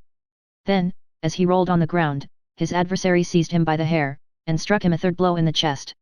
This time Kate Rouse endeavoured to call again, but he could only utter a groan, and he shuddered as the blood flowed from his 3 wounds. The assassin, finding that he no longer cried out, lifted his head up by the hair, his eyes were closed, and the mouth was distorted. The murderer, supposing him dead, let fall his head and disappeared. Then Kate Rouse, feeling that he was leaving him, raised himself on his elbow, and with a dying voice cried with great effort. "Murder! I am dying! Help, Reverend Sir, help!" This mournful appeal pierced the darkness. The door of the back staircase opened, then the side gate of the garden and alley and his master were on the spot with lights. Chapter 83.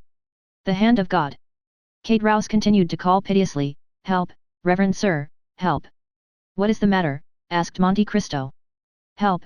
cried Kate Rouse, "I am murdered." "We are here, take courage." "Ah, it's all over. You are come too late, you are come to see me die." "What blows, what blood!" He fainted. Ali and his master conveyed the wounded man into a room.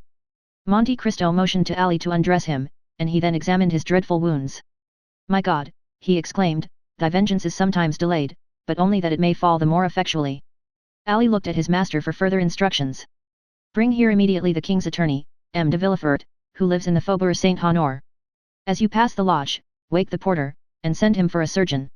Ali obeyed, leaving the abbe alone with Kate Rouse, who had not yet revived. When the wretched man again opened his eyes, the count looked at him with a mournful expression of pity, and his lips moved as if in prayer. "A surgeon, Reverend Sir, a surgeon," said Kate Rouse. "I have sent for one," replied the abbe. "I know he cannot save my life, but he may strengthen me to give my evidence." "Against whom?" "Against my murderer." "Did you recognize him?" "Yes, it was Benedetto. The young Corsican." "Himself. Your comrade?" "Yes. After giving me the plan of this house, doubtless hoping I should kill the count and he thus become his heir, or that the count would kill me and I should be out of his way, he waylaid me, and has murdered me. I have also sent for the procureur. He will not come in time, I feel my life fast ebbing." "Wait a moment," said Monte Cristo. He left the room, and returned in 5 minutes with a file. The dying man's eyes were all the time riveted on the door, through which he hoped succour would arrive. "Hasten, Reverend Sir, hasten! I shall faint again." Monte Cristo approached, and dropped on his purple lips 3 or 4 drops of the contents of the phial. Kate Rouse drew a deep breath. "Oh," said he, "that is life to me, more, more." "2 drops more would kill you," replied the abbe. "Oh, send for someone to whom I can denounce the wretch." "Shall I write your deposition?" "You can sign it." "Yes, yes," said Kate Rouse, and his eyes glistened at the thought of this posthumous revenge. Monte Cristo wrote, "I die, murdered by the Corsican Benedetto, my comrade in the galleys at Toulon, No. 59. "Quick, quick," said Kate Rouse, "or I shall be unable to sign it."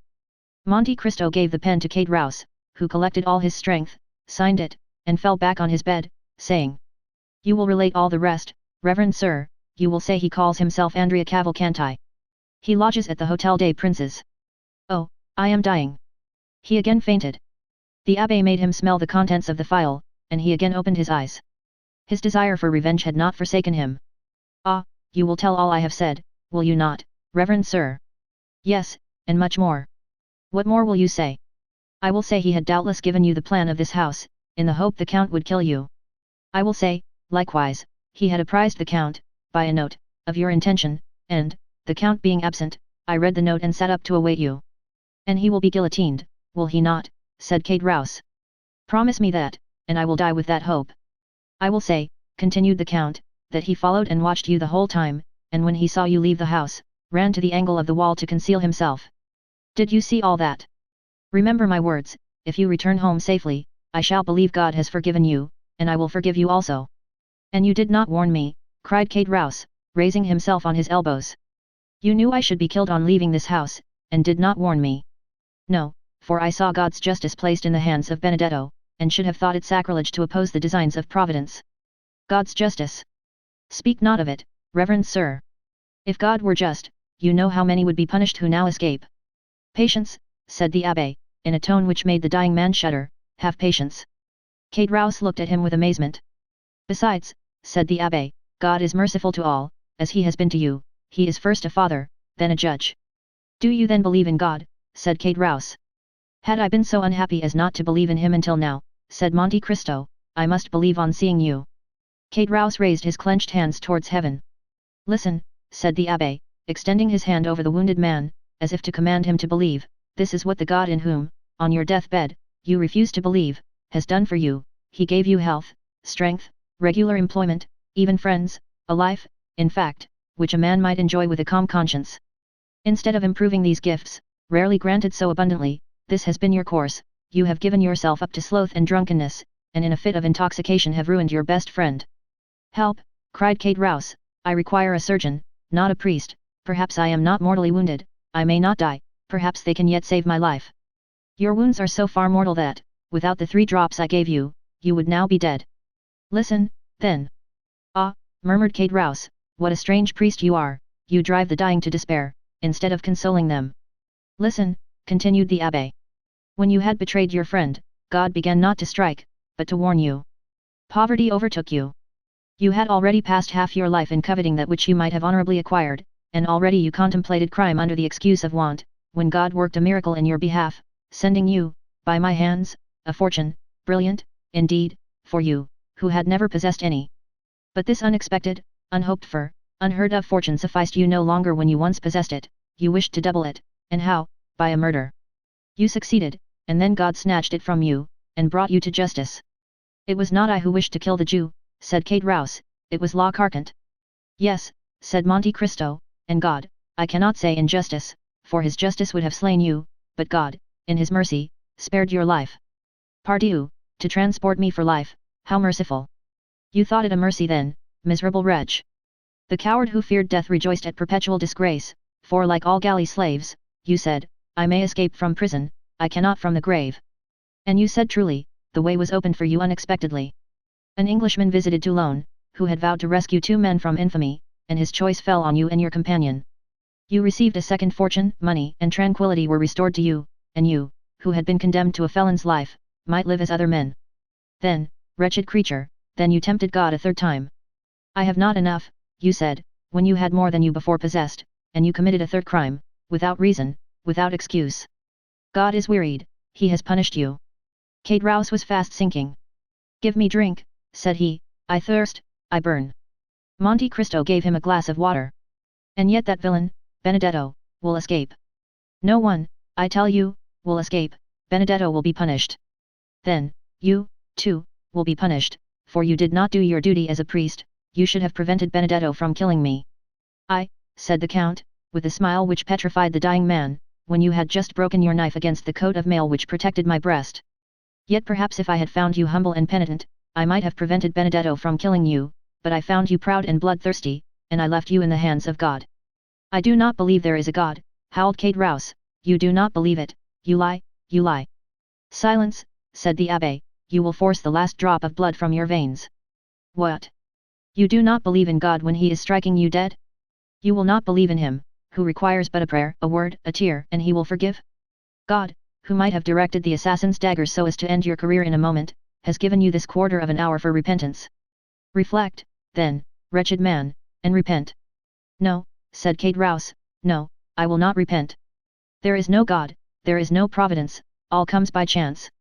There is a providence, there is a God, said Monte Cristo, of whom you are a striking proof, as you lie in utter despair, denying him, while I stand before you, rich, happy, safe and entreating that God in whom you endeavor not to believe, while in your heart you still believe in him.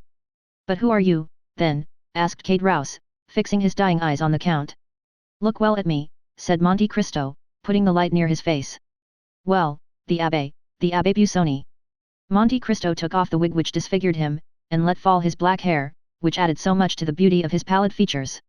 Oh, said Kate Rouse, thunderstruck, but for that black hair, I should say you were the Englishman, Lord Wilmore. I am neither the Abbé Busoni nor Lord Wilmore, said Monte Cristo, think again, do you not recollect me? There was a magic effect in the Count's words, which once more revived the exhausted powers of the miserable man. Yes, indeed, said he, I think I have seen you and known you formerly. Yes, Kate Rouse, you have seen me, you knew me once. Who, then, are you, and why, if you knew me, do you let me die? Because nothing can save you, your wounds are mortal. Had it been possible to save you, I should have considered it another proof of God's mercy, and I would again have endeavored to restore you, I swear by my father's tomb. By your father's tomb, said Kate Rouse, supported by a supernatural power, and half raising himself to see more distinctly the man who had just taken the oath which all men hold sacred. Who, then, are you? The count had watched the approach of death. He knew this was the last struggle. He approached the dying man, and, leaning over him with a calm and melancholy look, he whispered, I am. And his almost closed lips uttered a name so low that the count himself appeared afraid to hear it. Kate Rouse, who had raised himself on his knees, and stretched out his arm, tried to draw back, then clasping his hands, and raising them with a desperate effort, Oh, my God, said he, pardon me for having denied thee, thou dost exist, thou art indeed man's father in heaven, and his judge on earth. My God, my Lord, I have long despised thee. Pardon me, my God, receive me, oh, my Lord. Kate Rouse sighed deeply, and fell back with a groan. The blood no longer flowed from his wounds. He was dead. One, said the count mysteriously, his eyes fixed on the corpse, disfigured by so awful a death. 10 minutes afterwards the surgeon and the procureur arrived, the one accompanied by the porter, the other by Ali, and were received by the Abbé Busoni, who was praying by the side of the corpse. Chapter 84. Beauchamp. The daring attempt to rob the count was the topic of conversation throughout Paris for the next fortnight. The dying man had signed a deposition declaring Benedetto to be the assassin. The police had orders to make the strictest search for the murderer. Kadirist's knife, dark lantern, bunch of keys, and clothing, excepting the waistcoat, which could not be found, were deposited at the registry. The corpse was conveyed to the morgue. The count told everyone that this adventure had happened during his absence at Auteuil, and that he only knew what was related by the Abbé Busoni, who that evening, by mere chance, had requested to pass the night in his house, to examine some valuable books in his library. Bertuccio alone turned pale whenever Benedetto's name was mentioned in his presence, but there was no reason why anyone should notice his doing so.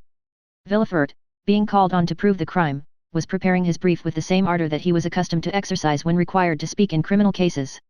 But 3 weeks had already passed, and the most diligent search had been unsuccessful. The attempted robbery and the murder of the robber by his comrade were almost forgotten in anticipation of the approaching marriage of Mademoiselle Danglars to the Count Andrea Cavalcanti. It was expected that this wedding would shortly take place, as the young man was received at the banker's as the betrothed. Letters had been dispatched to M. Cavalcanti, as the Count's father, who highly approved of the union, regretted his inability to leave Parma at that time, and promised a wedding gift of 150,000 livres. It was agreed that the 3 millions should be entrusted to Danglars to invest. Some persons had warned the young man of the circumstances of his future father-in-law, who had of late sustained repeated losses, but with sublime disinterestedness and confidence the young man refused to listen, or to express a single doubt to the Baron.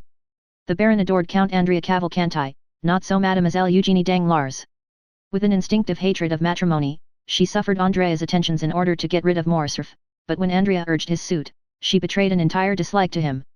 The Baron might possibly have perceived it, but, attributing it to a caprice, feigned ignorance. The delay demanded by Beauchamp had nearly expired. Morcerf appreciated the advice of Monte Cristo to let things die away of their own accord. No one had taken up the remark about the general, and no one had recognized in the officer who betrayed the castle of Yanina the noble count in the House of Peers. Albert, however, felt no less insulted. The few lines which had irritated him were certainly intended as an insult. Besides, the manner in which Beauchamp had closed the conference left a bitter recollection in his heart. He cherished the thought of the duel, hoping to conceal its true cause even from his seconds. Beauchamp had not been seen since the day he visited Albert, and those of whom the latter inquired always told him he was out on a journey which would detain him some days. Where he was no one knew. One morning Albert was awakened by his valet de chambre, who announced Beauchamp. Albert rubbed his eyes, ordered his servant to introduce him into the small smoking room on the ground floor, dressed himself quickly, and went down. He found Beauchamp pacing the room. On perceiving him Beauchamp stopped. Your arrival here, without waiting my visit at your house today, looks well, sir, said Albert. Tell me, may I shake hands with you, saying, Beauchamp, acknowledge you have injured me, and retain my friendship, or must I simply propose to you a choice of arms? Albert, said Beauchamp, with a look of sorrow which stupefied the young man, let us first sit down and talk.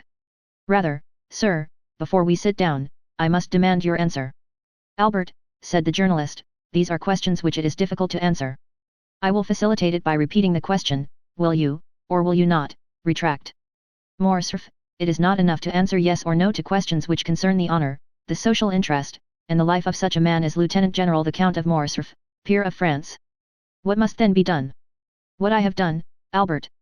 I reasoned thus, money, time, and fatigue are nothing compared with the reputation and interests of a whole family. Probabilities will not suffice, only facts will justify a deadly combat with a friend.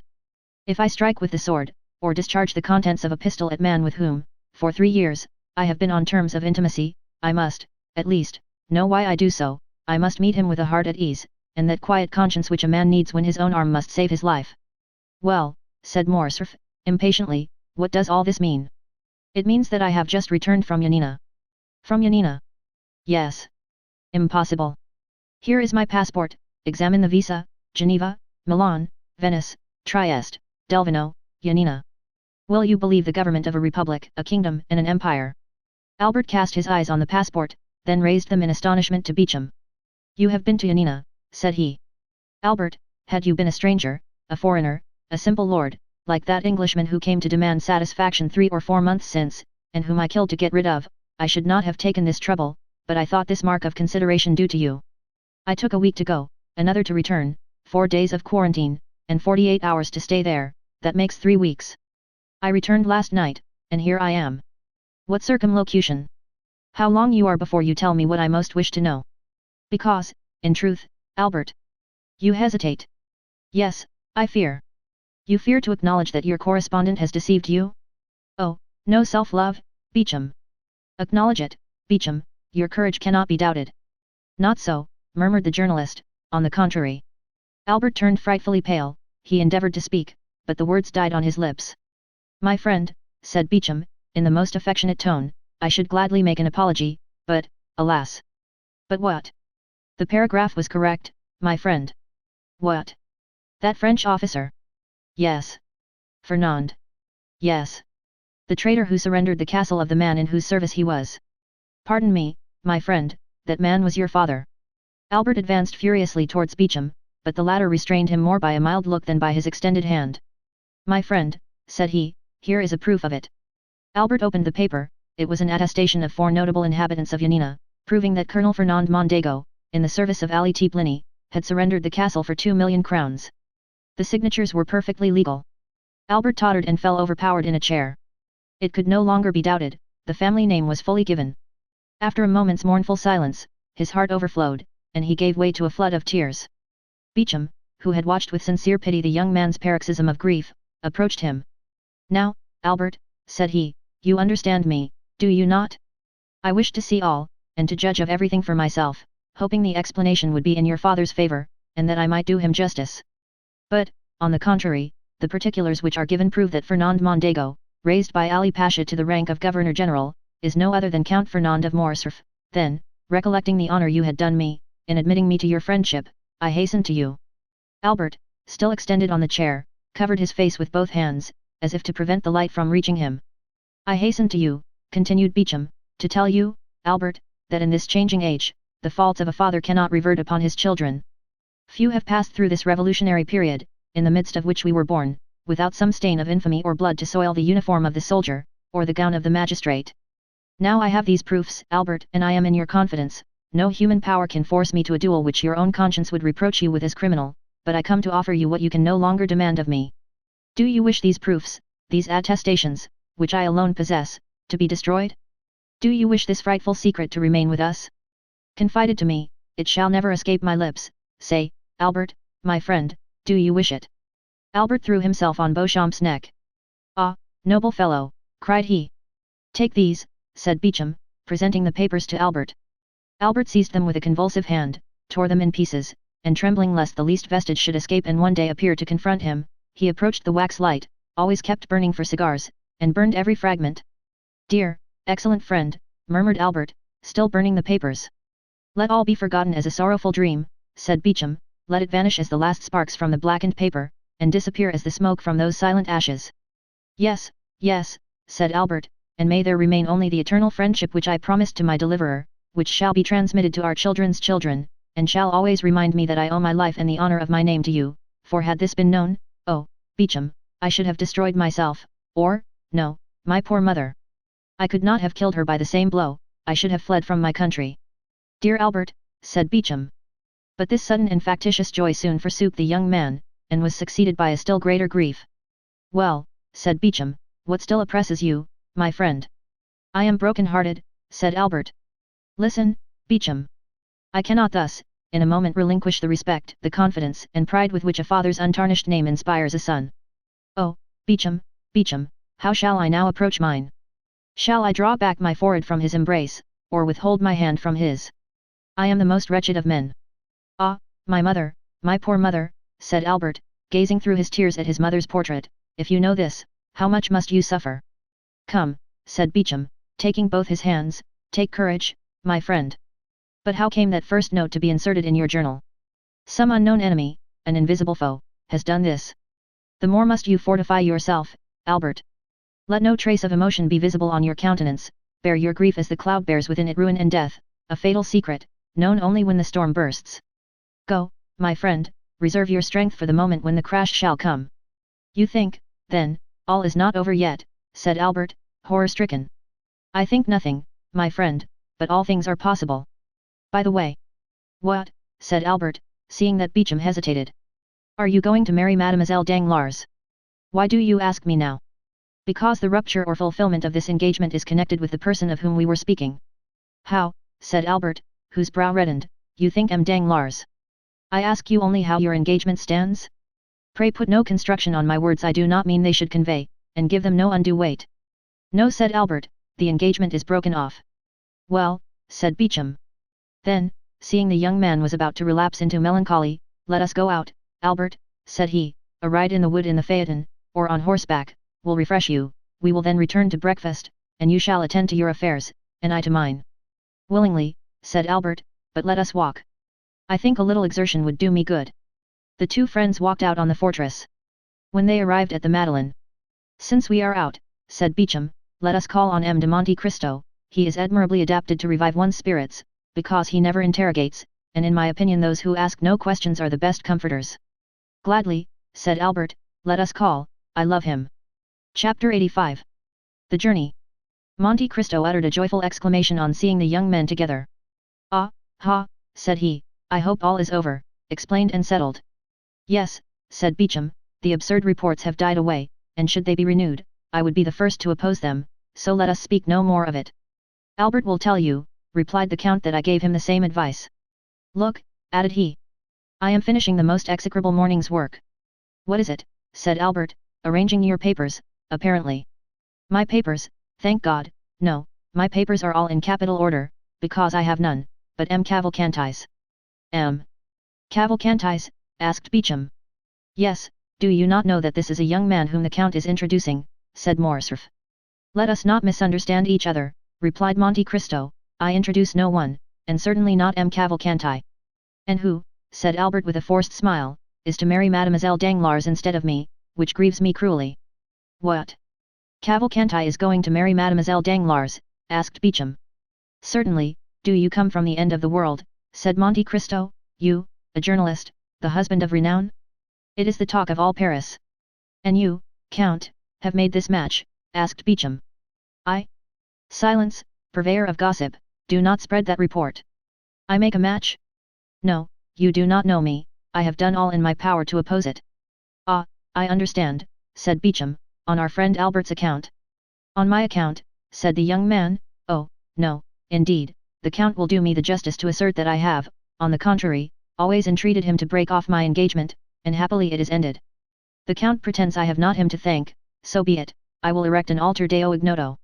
Listen, said Monte Cristo, I have had little to do with it, for I am at variance both with the father-in-law and the young man, there is only Mademoiselle Eugénie, who appears but little charmed with the thoughts of matrimony, and who, seeing how little I was disposed to persuade her to renounce her dear liberty, retains any affection for me. And do you say this wedding is at hand? Oh, yes, in spite of all I could say. I do not know the young man, he is said to be of good family and rich, but I never trust to vague assertions. I have warned M. Danglars of it till I am tired, but he is fascinated with his Lucanesset. I have even informed him of a circumstance I consider very serious, the young man was either charmed by his nurse, stolen by gypsies, or lost by his tutor, I scarcely know which. But I do know his father lost sight of him for more than 10 years, what he did during these 10 years, God only knows. Well, all that was useless. They have commissioned me to write to the Major to demand papers, and here they are. I send them, but like Pilate, washing my hands. And what does Mademoiselle d'Armilly say to you for robbing her of her pupil? Oh, well, I don't know, but I understand that she is going to Italy. Madame Danglars asked me for letters of recommendation for the impresarii, I gave her a few lines for the director of the Valle Theatre, who is under some obligation to me. But what is the matter, Albert? You look dull, are you, after all, unconsciously in love with Mademoiselle Eugenie? I am not aware of it, said Albert, smiling sorrowfully. Beecham turned to look at some paintings. But, continued Monte Cristo, you are not in your usual spirits. I have a dreadful headache, said Albert. Well, my dear Viscount, said Monte Cristo, I have an infallible remedy to propose to you. What is that? Asked the young man. A change. Indeed, said Albert. Yes, and as I am just now excessively annoyed, I shall go from home. Shall we go together? You annoyed, Count, said Beecham, and by what? Ah, you think very lightly of it, I should like to see you with a brief preparing in your house. What brief? The one M. de Villefort is preparing against my amiable assassin, some brigand escaped from the gallows apparently. True, said Beecham, I saw it in the paper. Who is this Cade Rouse? Some Provençal, it appears.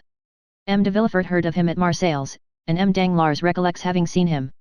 Consequently, the procureur is very active in the affair, and the prefect of police very much interested, and, thanks to that interest, for which I am very grateful, they send me all the robbers of Paris and the neighborhood, under pretence of their being Cadirist's murderers, so that in 3 months, if this continues, every robber and assassin in France will have the plan of my house at his fingers' ends.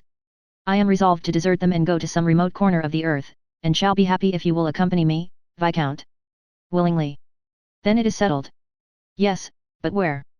I have told you, where the air is pure, where every sound soothes, where one is sure to be humbled, however proud may be his nature. I love that humiliation, I, who am master of the universe, as was Augustus. But where are you really going? To sea, Viscount, you know I am a sailor. I was rocked when an infant in the arms of old ocean, and on the bosom of the beautiful Amphitrite, I have sported with the green mantle of the one and the azure robe of the other, I love the sea as a mistress, and pine if I do not often see her. Let us go, Count. To sea. Yes. You accept my proposal? I do. Well, Viscount, there will be in my courtyard this evening a good travelling britchka, with 4 post horses, in which one may rest as in a bed. M. Beecham, it holds 4 very well, will you accompany us? Thank you, I have just returned from sea. What, you have been to sea? Yes, I have just made a little excursion to the Borromean Islands. What of that, come with us, said Albert. No, dear Morcerf, you know I only refuse when the thing is impossible. Besides, it is important, added he in a low tone, that I should remain in Paris just now to watch the paper. Ah, you are a good and an excellent friend, said Albert. Yes, you are right, watch, Beecham, and try to discover the enemy who made this disclosure. Albert and Beecham parted, the last pressure of their hands expressing what their tongues could not before a stranger. Beecham is a worthy fellow, said Monte Cristo, when the journalist was gone, is he not, Albert? Yes, and a sincere friend, I love him devotedly. But now we are alone, although it is immaterial to me, where are we going? Into Normandy, if you like. Delightful, shall we be quite retired, have no society, no neighbors?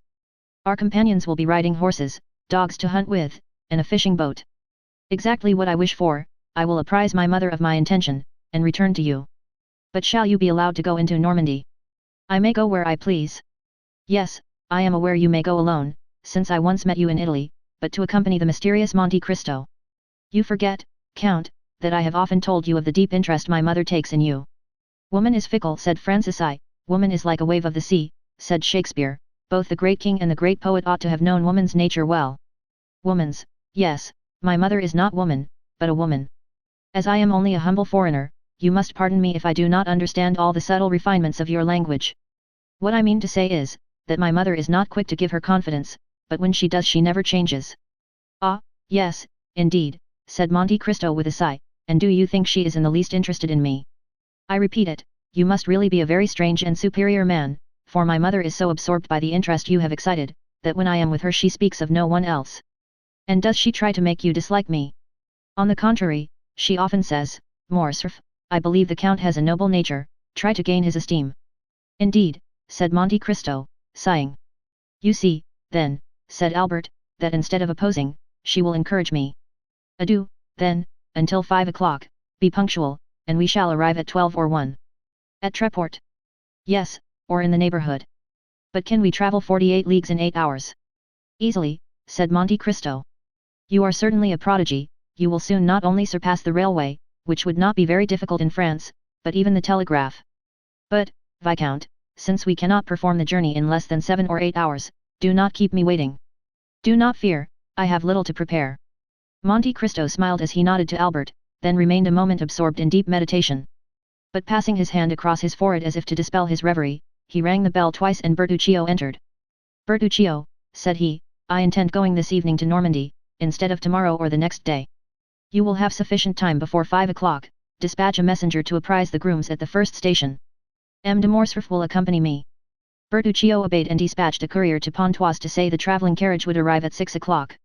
From Pontoise another express was sent to the next stage, and in 6 hours all the horses stationed on the road were ready.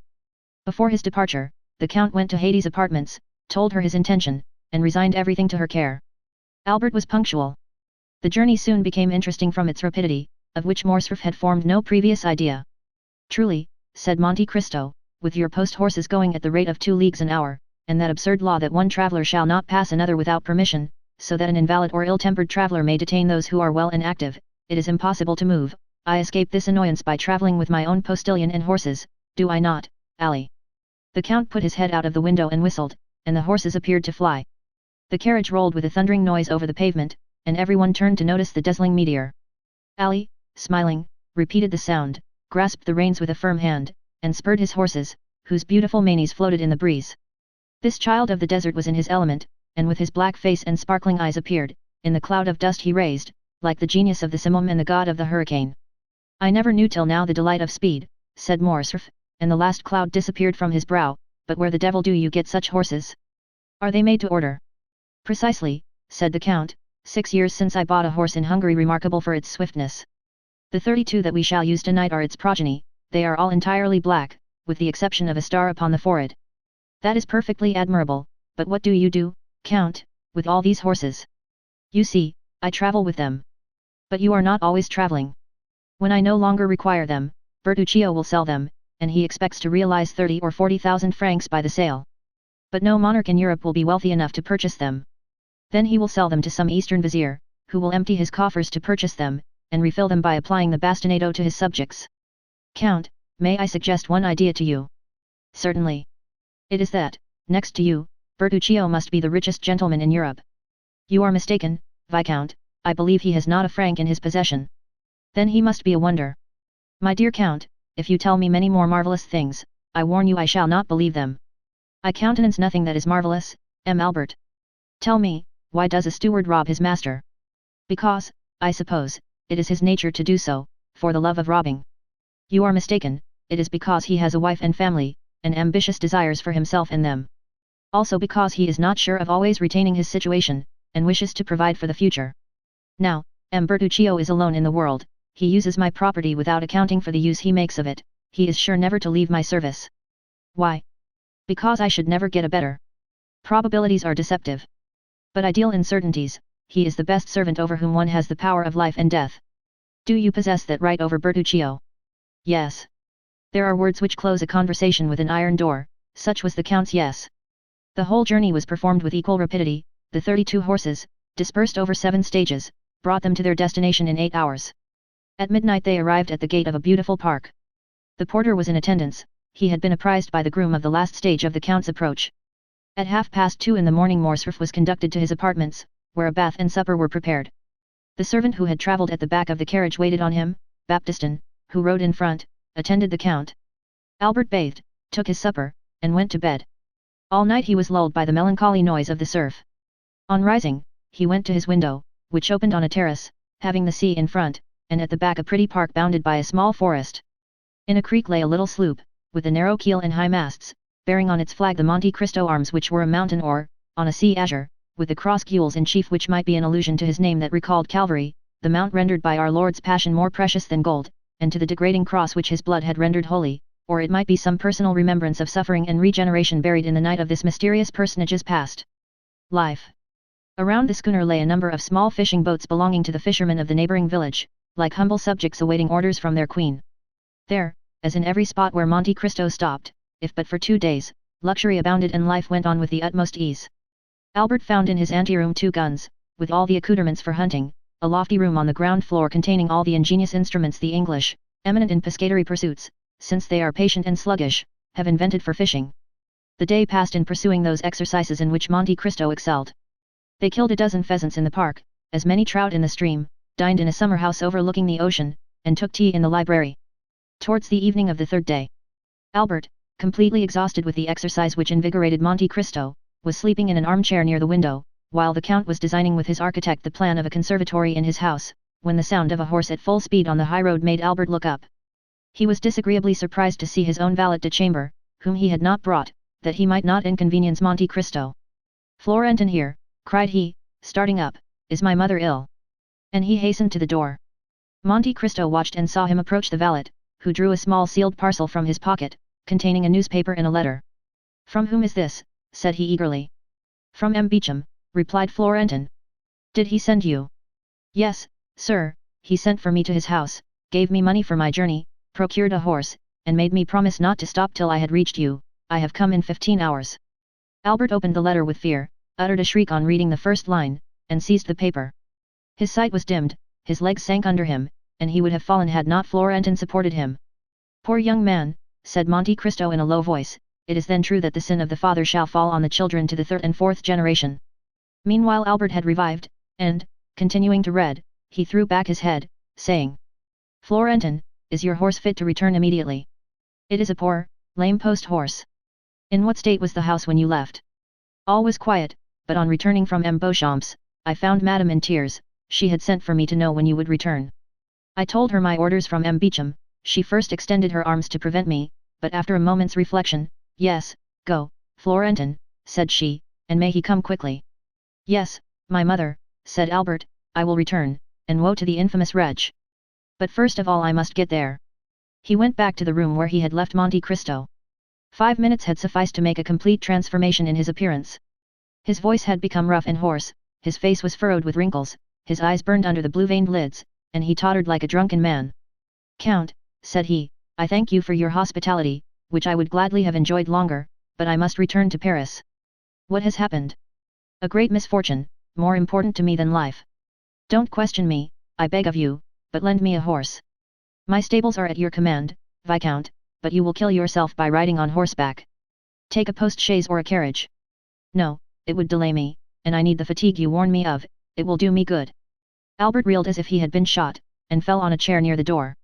Monte Cristo did not see this second manifestation of physical exhaustion. He was at the window, calling, "Ali, a horse for M. de Morcerf, quick, he is in a hurry."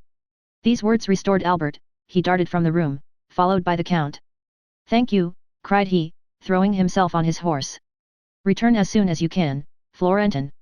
"Must I use any password to procure a horse?" "Only dismount, another will be immediately saddled." Albert hesitated a moment. "You may think my departure strange and foolish," said the young man, "you do not know how a paragraph in a newspaper may exasperate one." "Read that," said he, "when I am gone, that you may not be witness of my anger." While the Count picked up the paper he put spurs to his horse, which leaped in astonishment at such an unusual stimulus, and shot away with the rapidity of an arrow. The Count watched him with a feeling of compassion, and when he had completely disappeared, read as follows. The French officer in the service of Ali Pasha of Yanina alluded to 3 weeks since in El Impartial, who not only surrendered the castle of Yanina, but sold his benefactor to the Turks, styled himself truly at that time Fernand, as our esteemed contemporary states, but he has since added to his Christian name a title of nobility and a family name. He now calls himself the Count of Morcerf, and ranks among the peers. Thus the terrible secret, which Beauchamp had so generously destroyed, appeared again like an armed phantom, and another paper, deriving its information from some malicious source, had published 2 days after Albert's departure for Normandy the few lines which had rendered the unfortunate young man almost crazy. Chapter 86. The Trial. At 8 o'clock in the morning Albert had arrived at Beauchamp's door. The valet de chambre had received orders to usher him in at once. Beauchamp was in his bath. "Here I am," Albert said. "Well, my poor friend," replied Beauchamp, "I expected you. I need not say I think you are too faithful and too kind to have spoken of that painful circumstance. Your having sent for me is another proof of your affection. So, without losing time, tell me, have you the slightest idea whence this terrible blow proceeds?" "I think I have some clue. But first tell me all the particulars of this shameful plot." Beauchamp proceeded to relate to the young man, who was overwhelmed with shame and grief, the following facts. 2 days previously, the article had appeared in another paper besides El Impartial, and, what was more serious, one that was well known as a government paper. Beauchamp was breakfasting when he read the paragraph. He sent immediately for a cabriolet, and hastened to the publisher's office. Although professing diametrically opposite principles from those of the editor of the other paper, Beecham, as it sometimes, we may say often, happens, was his intimate friend. The editor was reading, with apparent delight, a leading article in the same paper on beet sugar, probably a composition of his own. "Ah, pardieu," said Beecham, with the paper in your hand, "my friend, I need not tell you the cause of my visit." "Are you interested in the sugar question?" asked the editor of the ministerial paper. "No," replied Beecham, "I have not considered the question, a totally different subject interests me." "What is it?" "The article relative to Morcerf." "Indeed? Is it not a curious affair?" "So curious, that I think you are running a great risk of a prosecution for defamation of character." "Not at all, we have received with the information all the requisite proofs, and we are quite sure M. de Morcerf will not raise his voice against us. Besides, it is rendering a service to one's country to denounce these wretched criminals who are unworthy of the honor bestowed on them." Beecham was thunderstruck. "Who, then, has so correctly informed you?" asked he, "for my paper, which gave the first information on the subject, has been obliged to stop for want of proof, and yet we are more interested than you in exposing M. de Morcerf, as he is a peer of France, and we are of the opposition." "Oh, that is very simple, we have not sought to scandalize. This news was brought to us. A man arrived yesterday from Yanina, bringing a formidable array of documents, and when we hesitated to publish the accusatory article, he told us it should be inserted in some other paper." Beecham understood that nothing remained but to submit, and left the office to dispatch a courier to Morcerf.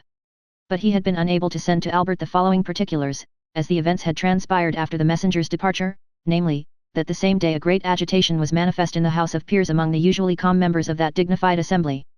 Everyone had arrived almost before the usual hour, and was conversing on the melancholy event which was to attract the attention of the public towards one of their most illustrious colleagues.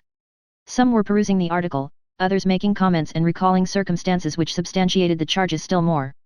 The Count of Morcerf was no favourite with his colleagues. Like all upstarts, he had had recourse to a great deal of haughtiness to maintain his position. The true nobility laughed at him, the talented repelled him, and the honourable instinctively despised him. He was, in fact, in the unhappy position of the victim marked for sacrifice. The finger of God once pointed at him, everyone was prepared to raise the hue and cry.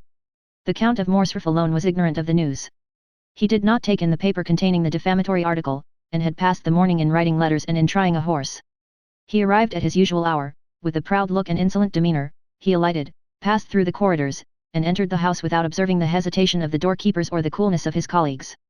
Business had already been going on for half an hour when he entered.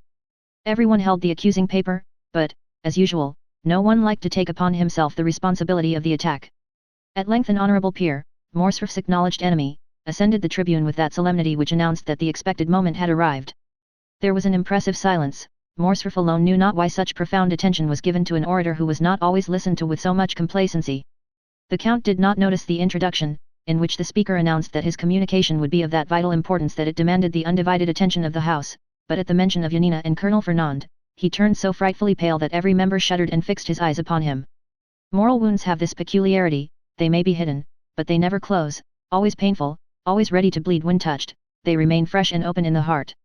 The article having been read during the painful hush that followed, a universal shudder pervaded the assembly, and immediately the closest attention was given to the orator as he resumed his remarks.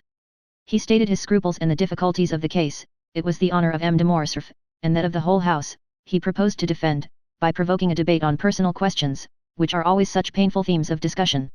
He concluded by calling for an investigation, which might dispose of the calumnious report before it had time to spread, and restore M. de Morcerf to the position he had long held in public opinion. Morcerf was so completely overwhelmed by this great and unexpected calamity that he could scarcely stammer a few words as he looked around on the assembly. This timidity, which might proceed from the astonishment of innocence as well as the shame of guilt, conciliated some in his favour, for men who are truly generous are always ready to compassionate when the misfortune of their enemy surpasses the limits of their hatred. The President put it to the vote, and it was decided that the investigation should take place. The Count was asked what time he required to prepare his defence. Morcerf's courage had revived when he found himself alive after this horrible blow.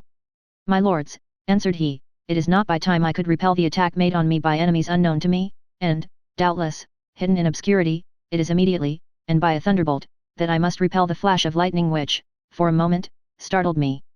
Oh, that I could, instead of taking up this defence, shed my last drop of blood to prove to my noble colleagues that I am their equal in worth." These words made a favourable impression on behalf of the accused. "I demand, then, that the examination shall take place as soon as possible, and I will furnish the House with all necessary information." "What day do you fix?" asked the President. Today I am at your service, replied the Count. The President rang the bell. Does the House approve that the examination should take place today? Yes, was the unanimous answer. A committee of 12 members was chosen to examine the proofs brought forward by Morcerf. The investigation would begin at 8 o'clock that evening in the committee room, and if postponement were necessary, the proceedings would be resumed each evening at the same hour. Morcerf asked leave to retire. He had to collect the documents he had long been preparing against this storm, which his sagacity had foreseen. Beecham related to the young man all the facts we have just narrated. His story, however, had over ours all the advantage of the animation of living things over the coldness of dead things. Albert listened, trembling now with hope, then with anger, and then again with shame, for from Beauchamp's confidence he knew his father was guilty, and he asked himself how, since he was guilty, he could prove his innocence. Beecham hesitated to continue his narrative. What next? Asked Albert. What next? My friend, you impose a painful task on me. Must you know all? Absolutely, and rather from your lips than another's. Muster up all your courage, then, for never have you required it more. Albert passed his hand over his forehead, as if to try his strength, as a man who is preparing to defend his life proves his shield and bends his sword. He thought himself strong enough, for he mistook fever for energy. Go on, said he. The evening arrived, all Paris was in expectation. Many said your father had only to show himself to crush the charge against him, many others said he would not appear, while some asserted that they had seen him start for Brussels, and others went to the police office to inquire if he had taken out a passport. I used all my influence with one of the committee, a young peer of my acquaintance, to get admission to one of the galleries.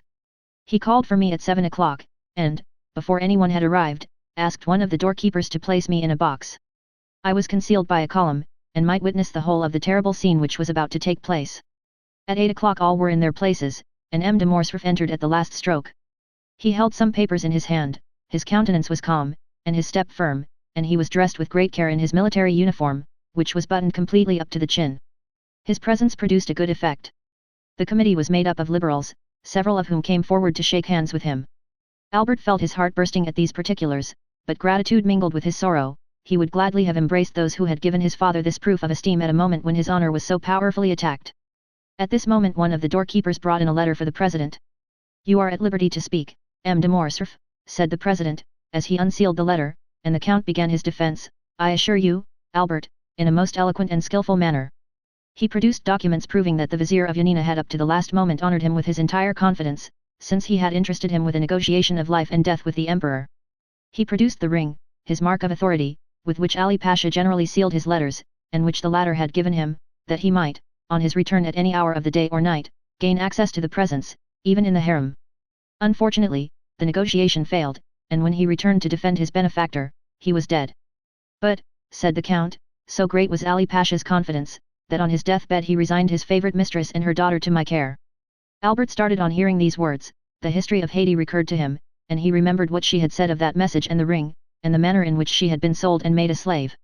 And what effect did this discourse produce? Anxiously inquired Albert.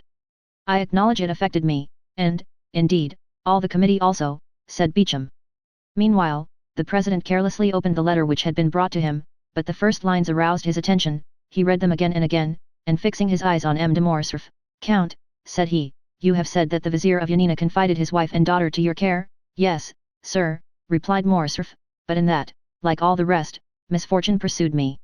On my return, Vasiliki and her daughter Haydée had disappeared. Did you know them? My intimacy with the Pasha and his unlimited confidence had gained me an introduction to them, and I had seen them above 20 times. Have you any idea what became of them? Yes, sir, I heard they had fallen victims to their sorrow, and, perhaps, to their poverty. I was not rich, my life was in constant danger, I could not seek them, to my great regret. The President frowned imperceptibly. Gentlemen, said he, you have heard the Comte de Morcerf's defense. Can you, sir, produce any witnesses to the truth of what you have asserted? Alas, no, monsieur, replied the Count, all those who surrounded the Vizier, or who knew me at his court, are either dead or gone away, I know not where. I believe that I alone, of all my countrymen, survived that dreadful war. I have only the letters of Ali T. Pliny, which I have placed before you, the ring, a token of his good will, which is here, and, lastly, the most convincing proof I can offer, after an anonymous attack, and that is the absence of any witness against my veracity and the purity of my military life. A murmur of approbation ran through the assembly, and at this moment, Albert, had nothing more transpired, your father's cause had been gained. It only remained to put it to the vote, when the President resumed, Gentlemen, and you, Monsieur, you will not be displeased, I presume, to listen to one who calls himself a very important witness, and who has just presented himself. He is, doubtless, come to prove the perfect innocence of our colleague. Here is a letter I have just received on the subject. Shall it be read, or shall it be passed over? And shall we take no notice of this incident?" M. de Morcerf turned pale, and clenched his hands on the papers he held. The committee decided to hear the letter. The count was thoughtful and silent. The president read. "Mr. President, I can furnish the committee of inquiry into the conduct of the Lieutenant General the Count of Morcerf in Epirus and in Macedonia with important particulars." The president paused, and the count turned pale. The president looked at his auditors. "Proceed," was heard on all sides. The president resumed. "I was on the spot at the death of Ali Pasha. I was present during his last moments. I know what has become of Vasiliki and Haiti. I am at the command of the committee, and even claim the honor of being heard. I shall be in the lobby when this note is delivered to you." "And who is this witness, or rather this enemy?" asked the count, in a tone in which there was a visible alteration. "We shall know, sir," replied the president. "Is the committee willing to hear this witness?" "Yes, yes," they all said at once. The doorkeeper was called. "Is there anyone in the lobby?" said the president. "Yes, sir." "Who is it?" "A woman, accompanied by a servant." Everyone looked at his neighbor. "Bring her in," said the president.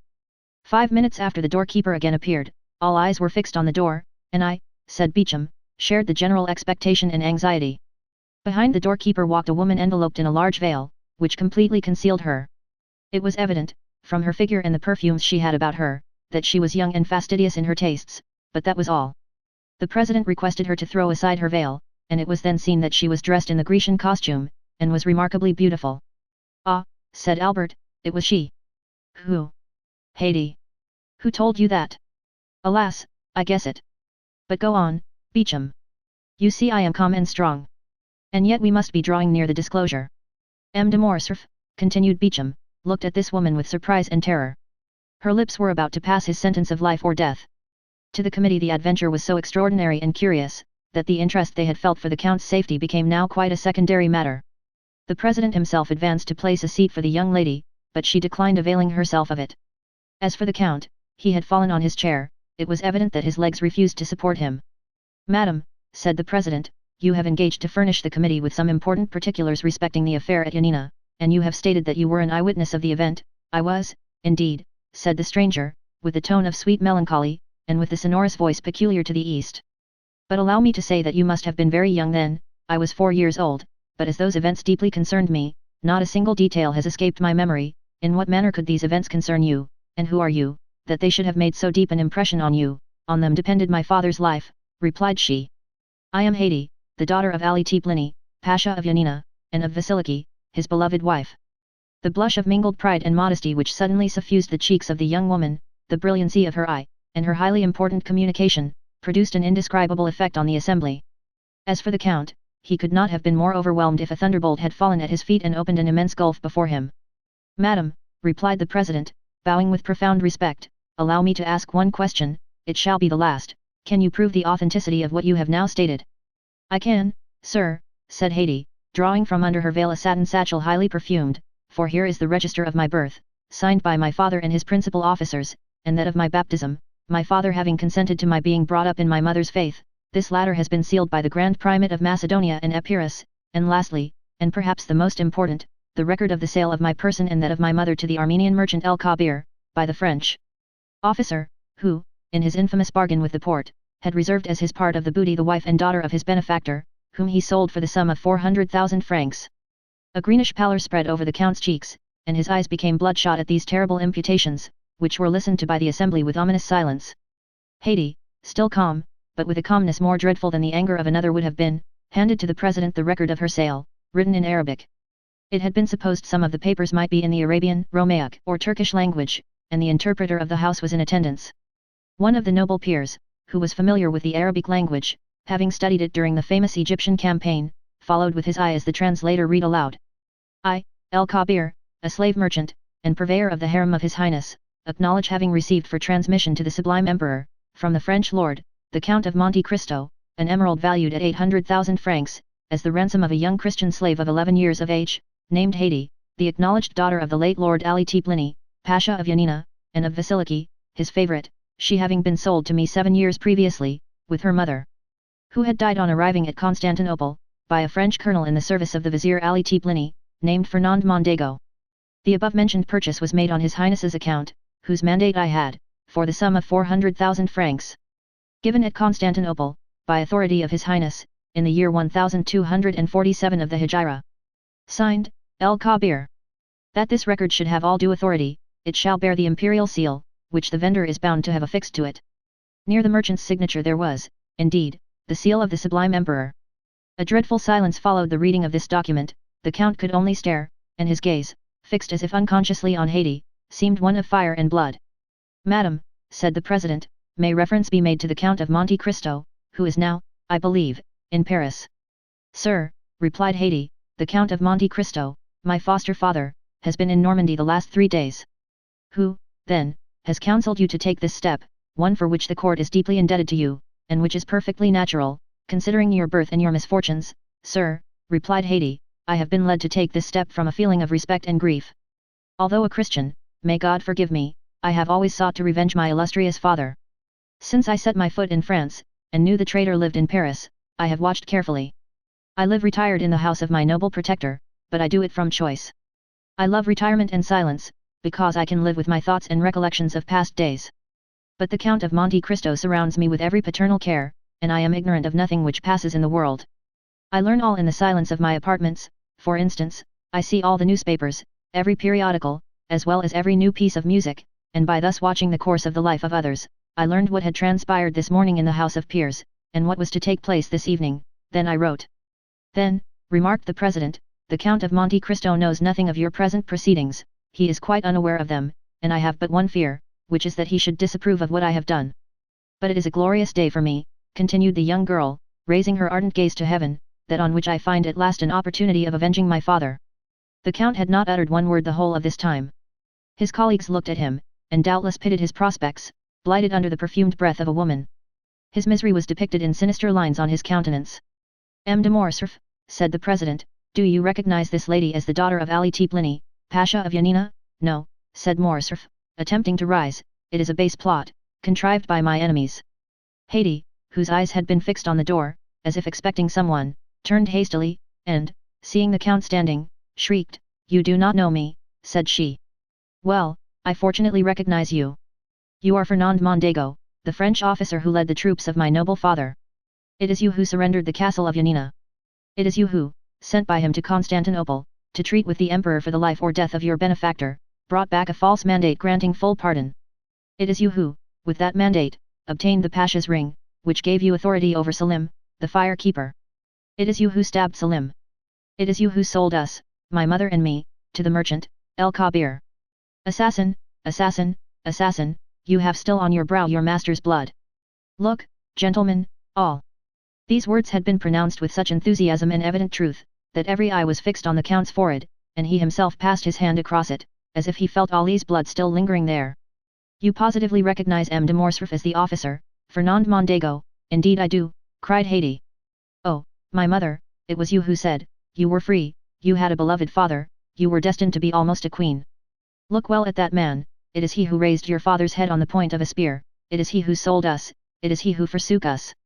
Look well at his right hand, on which he has a large wound, if you forgot his features, you would know him by that hand, into which fell, one by one, the gold pieces of the merchant El Kabir. I know him.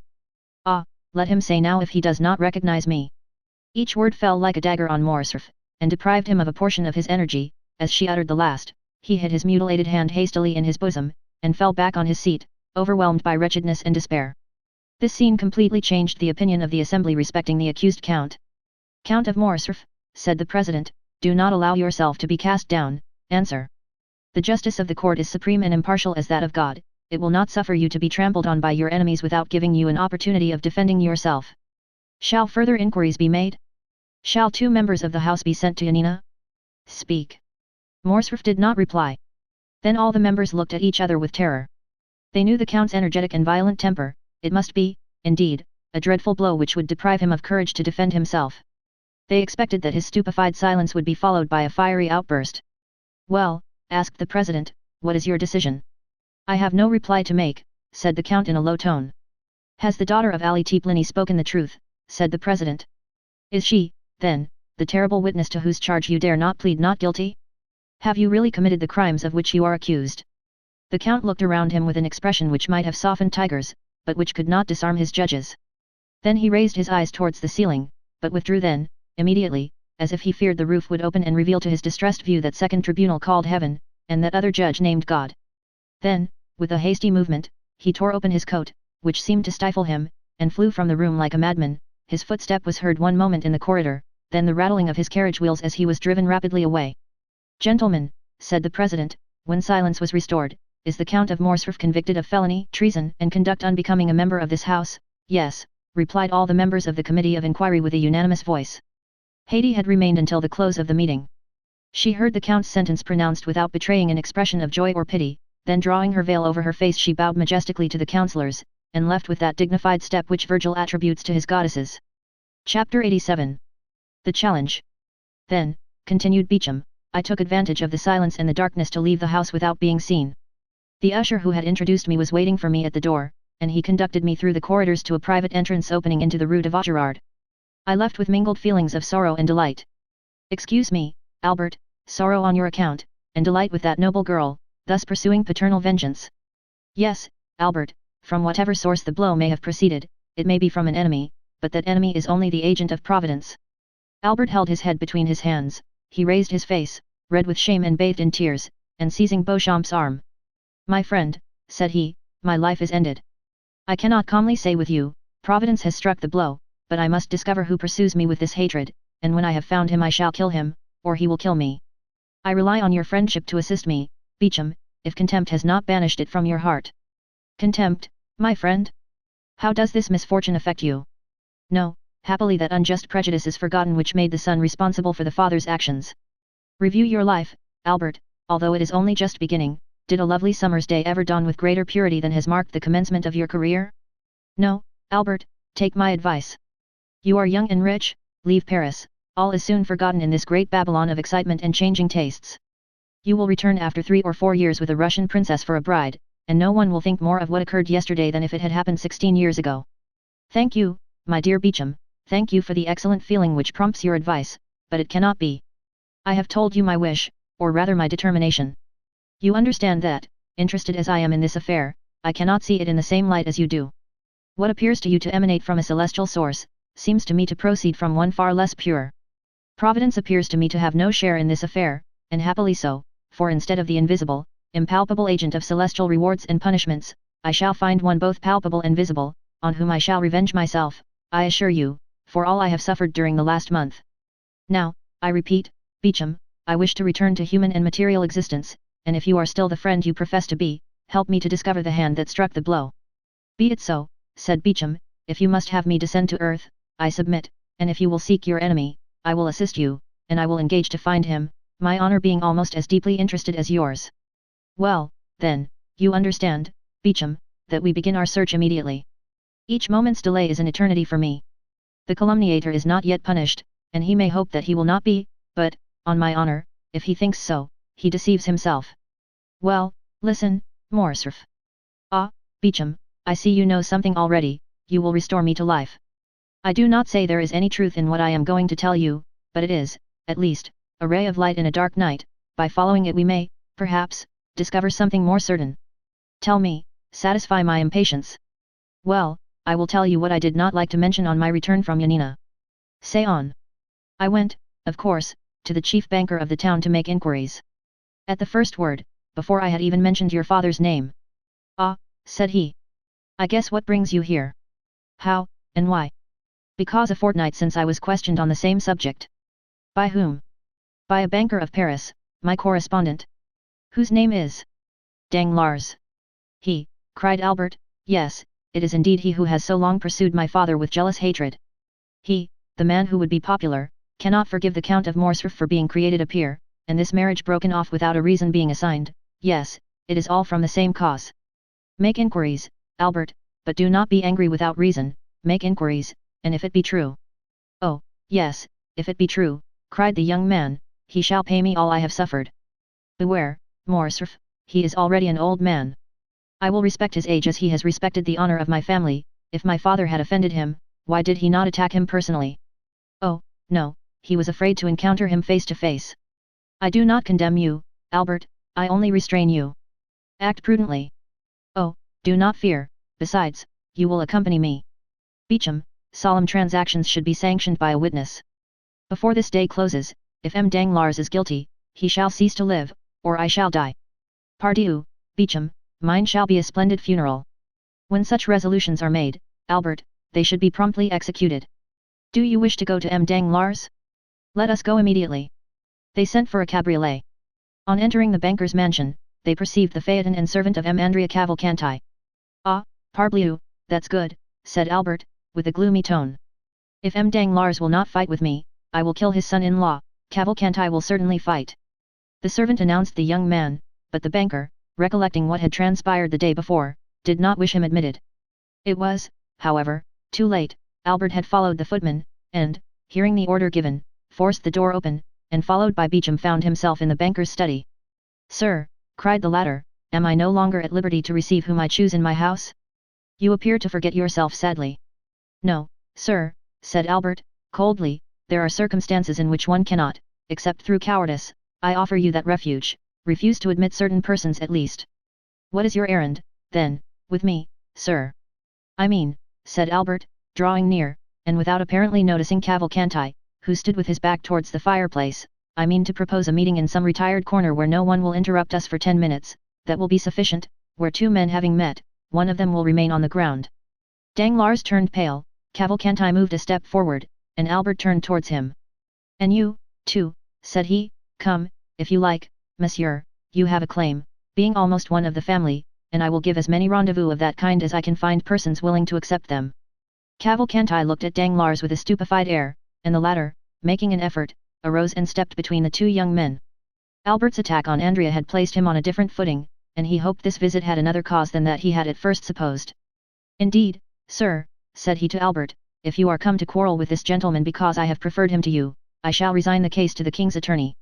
You mistake, sir, said Morcerf with a gloomy smile, I am not referring in the least to matrimony, and I only addressed myself to M. Cavalcanti because he appeared disposed to interfere between us. In one respect you are right, for I am ready to quarrel with everyone today, but you have the first claim, M. Danglars. Sir, replied Danglars, pale with anger and fear, I warn you, when I have the misfortune to meet with a mad dog, I kill it, and far from thinking myself guilty of a crime, I believe I do society a kindness. Now, if you are mad and try to bite me, I will kill you without pity. Is it my fault that your father has dishonored himself? Yes, miserable wretch, cried Morcerf, it is your fault. Danglars retreated a few steps. My fault, said he, you must be mad. What do I know of the Grecian affair? Have I travelled in that country? Did I advise your father to sell the castle of Yanina, to betray? Silence, said Albert, with a thundering voice. No, it is not you who have directly made this exposure and brought this sorrow on us, but you hypocritically provoked it. I. Yes, you. How came it known? I suppose you read it in the paper in the account from Yanina. Who wrote to Yanina? To Yanina? Yes. Who wrote for particulars concerning my father? I imagine anyone may write to Yanina. But one person only wrote. One only. Yes, and that was you. I, doubtless, wrote. It appears to me that when about to marry your daughter to a young man, it is right to make some inquiries respecting his family, it is not only a right, but a duty. You wrote, sir, knowing what answer you would receive. I, indeed? I assure you, cried Danglars, with the confidence and security proceeding less from fear than from the interest he really felt for the young man, I solemnly declare to you, that I should never have thought of writing to Yanina, did I know anything of Ali Pasha's misfortunes. Who, then, urged you to write? Tell me. Pardieu, it was the most simple thing in the world. I was speaking of your father's past history. I said the origin of his fortune remained obscure. The person to whom I addressed my scruples asked me where your father had acquired his property. I answered, in Greece. Then, said he, write to Yanina. And who thus advised you? No other than your friend, Monte Cristo. The Count of Monte Cristo told you to write to Yanina. Yes, and I wrote, and will show you my correspondence, if you like. Albert and Beecham looked at each other. Sir, said Beecham, who had not yet spoken, you appear to accuse the Count, who is absent from Paris at this moment, and cannot justify himself. I accuse no one, sir, said Danglars, I relate, and I will repeat before the Count what I have said to you. Does the Count know what answer you received?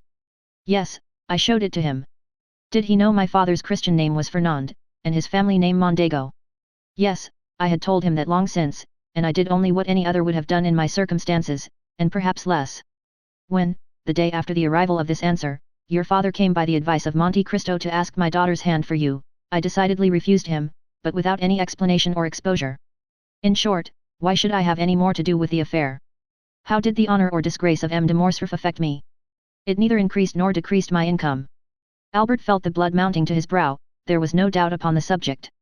Danglars defended himself with the baseness, but at the same time with the assurance, of a man who speaks the truth, at least in part, if not wholly, not for conscience sake, but through fear. Besides, what was Morcerf seeking? It was not whether Danglars or Monte Cristo was more or less guilty, it was a man who would answer for the offence, whether trifling or serious, it was a man who would fight, and it was evident Danglars would not fight. In addition to this, everything forgotten or unperceived before presented itself now to his recollection. Monte Cristo knew everything, as he had bought the daughter of Ali Pasha, and, knowing everything, he had advised Danglars to write to Yanina. The answer known, he had yielded to Albert's wish to be introduced to Haydée, and allowed the conversation to turn on the death of Ali, and had not opposed Haydée's recital, but having, doubtless, warned the young girl, in the few Romaic words he spoke to her, not to implicate Morcerf's father. Besides, had he not begged of Morcerf not to mention his father's name before Haydée? Lastly, he had taken Albert to Normandy when he knew the final blow was near. There could be no doubt that all had been calculated and previously arranged. Monte Cristo then was in league with his father's enemies. Albert took Beauchamp aside, and communicated these ideas to him. "You are right," said the latter, M. Danglars has only been a secondary agent in this sad affair, and it is of M. de Monte Cristo that you must demand an explanation. Albert turned. "Sir," said he to Danglars, "understand that I do not take a final leave of you, I must ascertain if your insinuations are just, and am going now to inquire of the Count of Monte Cristo." He bowed to the banker, and went out with Beauchamp, without appearing to notice Cavalcanti. Danglars accompanied him to the door, where he again assured Albert that no motive of personal hatred had influenced him against the Count of Morcerf. Chapter 88. The Insult. At the banker's door Beauchamp stopped Morcerf. "Listen," said he, "just now I told you it was of M. de Monte Cristo you must demand an explanation." "Yes, and we are going to his house." "Reflect, Morcerf, one moment before you go." "On what shall I reflect?" "On the importance of the step you are taking." "Is it more serious than going to M. Danglars?" "Yes, M. Danglars is a money lover, and those who love money, you know, think too much of what they risk to be easily induced to fight a duel. The other is, on the contrary, to all appearance a true nobleman, but do you not fear to find him a bully?" "I only fear one thing, namely, to find a man who will not fight."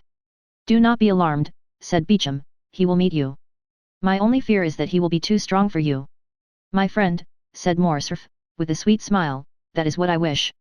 The happiest thing that could occur to me, would be to die in my father's stead, that would save us all." "Your mother would die of grief." "My poor mother," said Albert, passing his hand across his eyes, "I know she would, but better so than die of shame." "Are you quite decided, Albert?" "Yes, let us go." "But do you think we shall find the Count at home?" "He intended returning some hours after me, and doubtless he is now at home."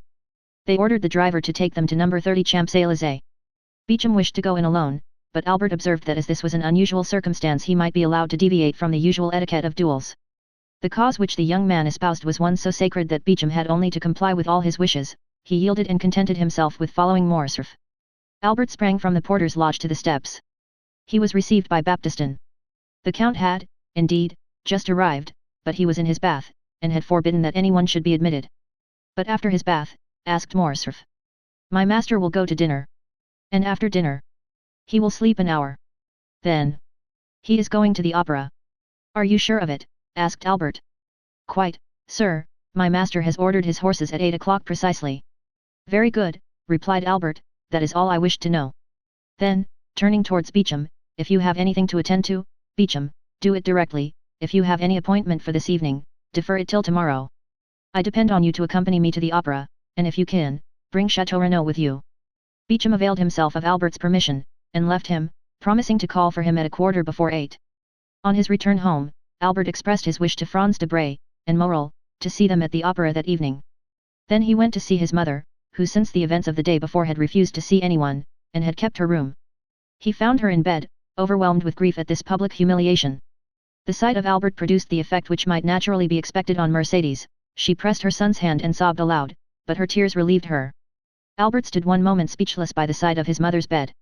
It was evident from his pale face and knit brows that his resolution to revenge himself was growing weaker. "My dear mother," said he, "do you know if M. de Morcerf has any enemy?" Mercedes started. She noticed that the young man did not say "my father." "My son," she said, "persons in the Count's situation have many secret enemies. Those who are known are not the most dangerous. I know it, and appeal to your penetration. You are of so superior a mind, nothing escapes you. Why do you say so? Because, for instance, you noticed on the evening of the ball we gave, that M. de Monte Cristo would eat nothing in our house." Mercedes raised herself on her feverish arm. "M. de Monte Cristo," she exclaimed, "and how is he connected with the question you asked me?" "You know, mother, M. de Monte Cristo is almost an Oriental, and it is customary with the Orientals to secure full liberty for revenge by not eating or drinking in the houses of their enemies." "Do you say M. de Monte Cristo is our enemy?" replied Mercedes, becoming paler than the sheet which covered her. "Who told you so?" "Why, you are mad, Albert. M. de Monte Cristo has only shown us kindness. M. de Monte Cristo saved your life, you yourself presented him to us. Oh, I entreat you, my son, if you had entertained such an idea, dispel it, and my counsel to you, nay, my prayer, is to retain his friendship." "Mother," replied the young man, "you have special reasons for telling me to conciliate that man." "I," said Mercedes, blushing as rapidly as she had turned pale, and again becoming paler than ever. "Yes, doubtless, and is it not that he may never do us any harm?" Mercedes shuddered, and, fixing on her son a scrutinizing gaze, "You speak strangely," said she to Albert, "and you appear to have some singular prejudices. What has the Count done? 3 days since you were with him in Normandy, only 3 days since we looked on him as our best friend." An ironical smile passed over Albert's lips.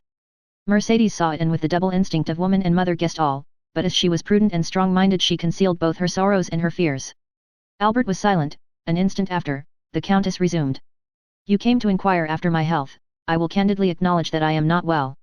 You should install yourself here, and cheer my solitude. I do not wish to be left alone." "Mother," said the young man, "you know how gladly I would obey your wish, but an urgent and important affair obliges me to leave you for the whole evening." "Well," replied Mercedes, sighing, "go, Albert, I will not make you a slave to your filial piety." Albert pretended he did not hear, bowed to his mother, and quitted her. Scarcely had he shut her door, when Mercedes called a confidential servant, and ordered him to follow Albert wherever he should go that evening, and to come and tell her immediately what he observed. Then she rang for her lady's maid, and, weak as she was, she dressed, in order to be ready for whatever might happen. The footman's mission was an easy one. Albert went to his room, and dressed with unusual care. At 10 minutes to 8 Beecham arrived. He had seen Chateau Renaud, who had promised to be in the orchestra before the curtain was raised. Both got into Albert's coupe, and, as the young man had no reason to conceal where he was going, he called aloud, "To the opera." In his impatience he arrived before the beginning of the performance.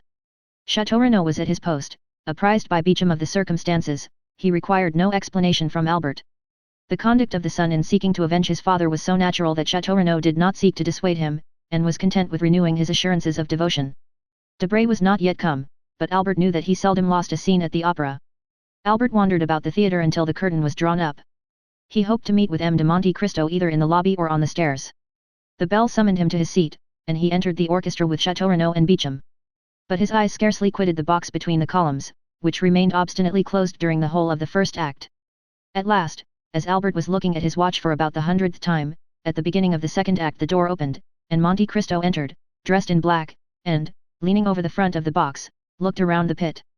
Morel followed him, and looked also for his sister and brother-in-law. He soon discovered them in another box, and kissed his hand to them. The Count, in his survey of the pit, encountered a pale face and threatening eyes, which evidently sought to gain his attention. He recognized Albert, but thought it better not to notice him, as he looked so angry and discomposed. Without communicating his thoughts to his companion, he sat down, drew out his opera glass, and looked another way. Although apparently not noticing Albert, he did not, however, lose sight of him, and when the curtain fell at the end of the second act, he saw him leave the orchestra with his two friends.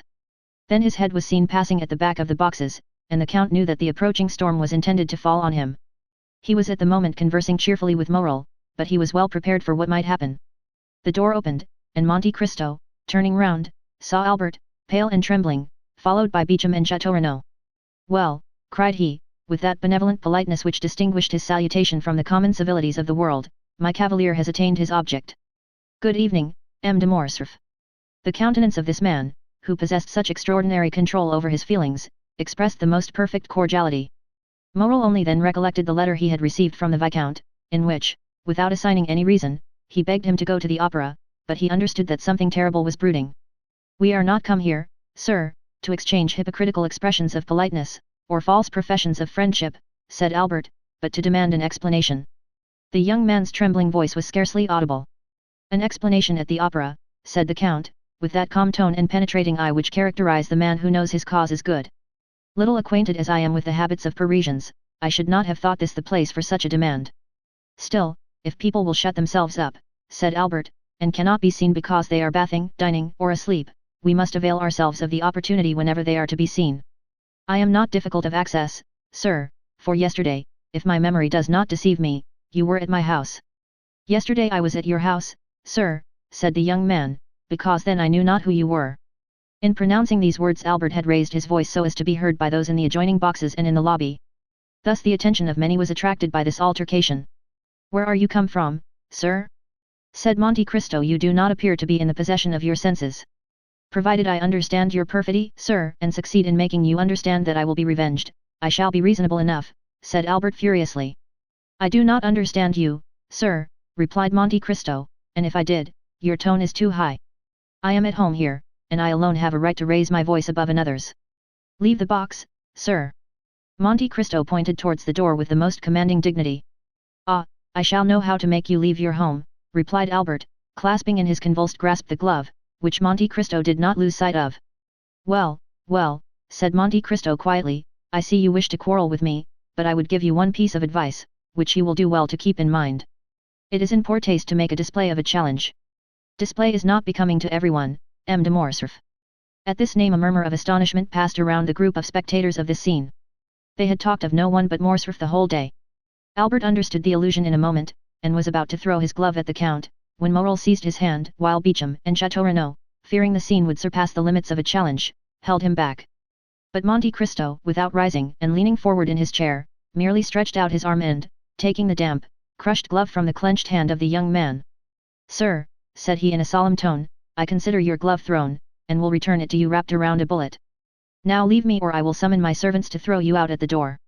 Wild, almost unconscious, and with eyes inflamed, Albert stepped back, and Morel closed the door.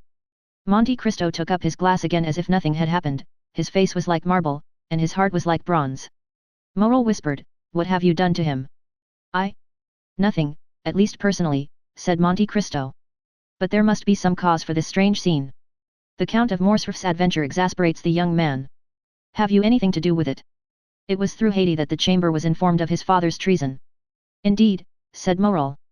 "I had been told, but would not credit it, that the Grecian slave I have seen with you here in this very box was the daughter of Ali Pasha." "It is true, nevertheless." "Then," said Morel, "I understand it all, and this scene was premeditated." "How so?" "Yes. Albert wrote to request me to come to the opera, doubtless that I might be a witness to the insult he meant to offer you." "Probably," said Monte Cristo with his imperturbable tranquillity. "But what shall you do with him?" "With whom?" "With Albert." "What shall I do with Albert?" "As certainly, Maximilian, as I now press your hand, I shall kill him before 10 o'clock tomorrow morning." Morel, in his turn, took Monte Cristo's hand in both of his, and he shuddered to feel how cold and steady it was. "Ah, Count," said he, "his father loves him so much." "Do not speak to me of that," said Monte Cristo, with the first movement of anger he had betrayed, "I will make him suffer." Morel, amazed, let fall Monte Cristo's hand. "Count, Count," said he. "Dear Maximilian," interrupted the Count, "listen how adorably Dumas is singing that line. O Mathilde, idoli de monde aime. I was the first to discover Dumas at Naples, and the first to applaud him. Bravo, bravo." Morel saw it was useless to say more, and refrained.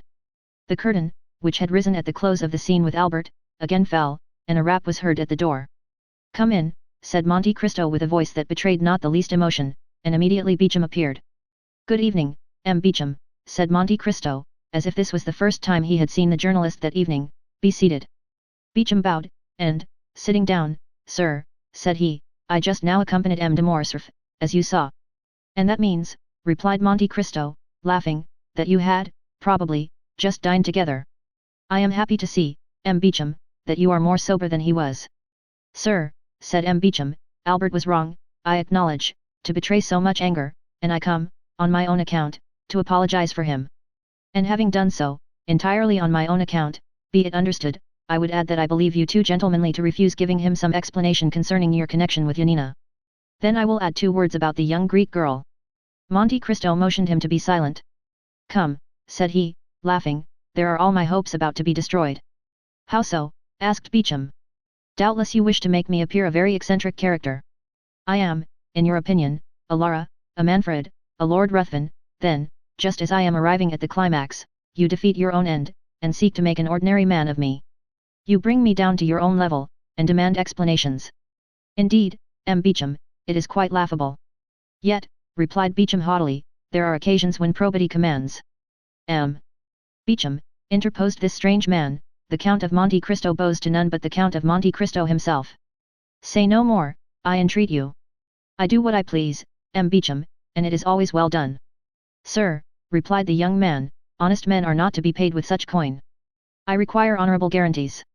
I am, sir, a living guarantee, replied Monte Cristo, motionless, but with a threatening look. We have both blood in our veins which we wish to shed, that is our mutual guarantee. Tell the Viscount so, and that tomorrow, before 10 o'clock, I shall see what color his is. Then I have only to make arrangements for the duel, said Beecham. It is quite immaterial to me, said Monte Cristo, and it was very unnecessary to disturb me at the opera for such a trifle.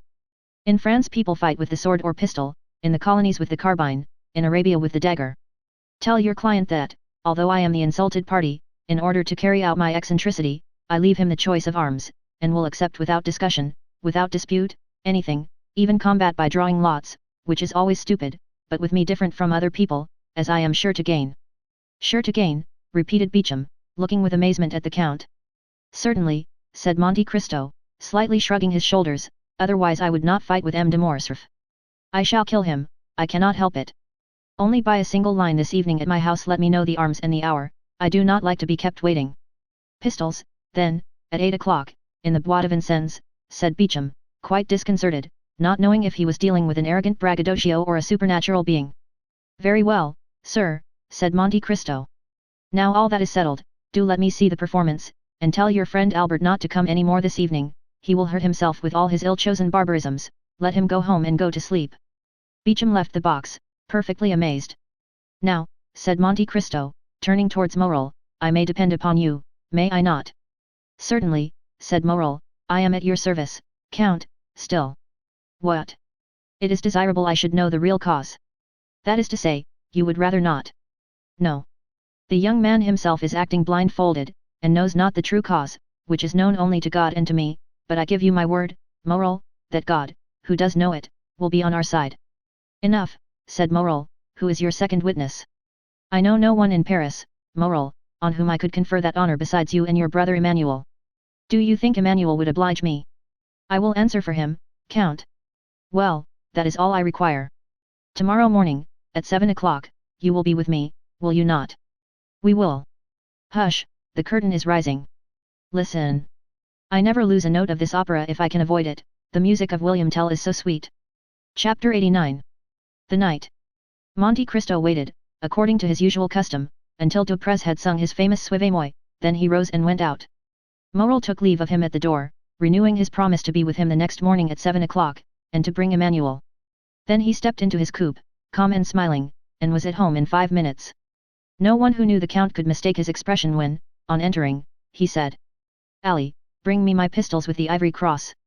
Ali brought the box to his master, who examined the weapons with a solicitude very natural to a man who is about to entrust his life to a little powder and shot. These were pistols of an especial pattern, which Monte Cristo had made for target practice in his own room. A cap was sufficient to drive out the bullet, and from the adjoining room no one would have suspected that the Count was, as sportsmen would say, keeping his hand in. He was just taking one up and looking for the point to aim it on a little iron plate which served him as a target, when his study door opened, and Baptistin entered.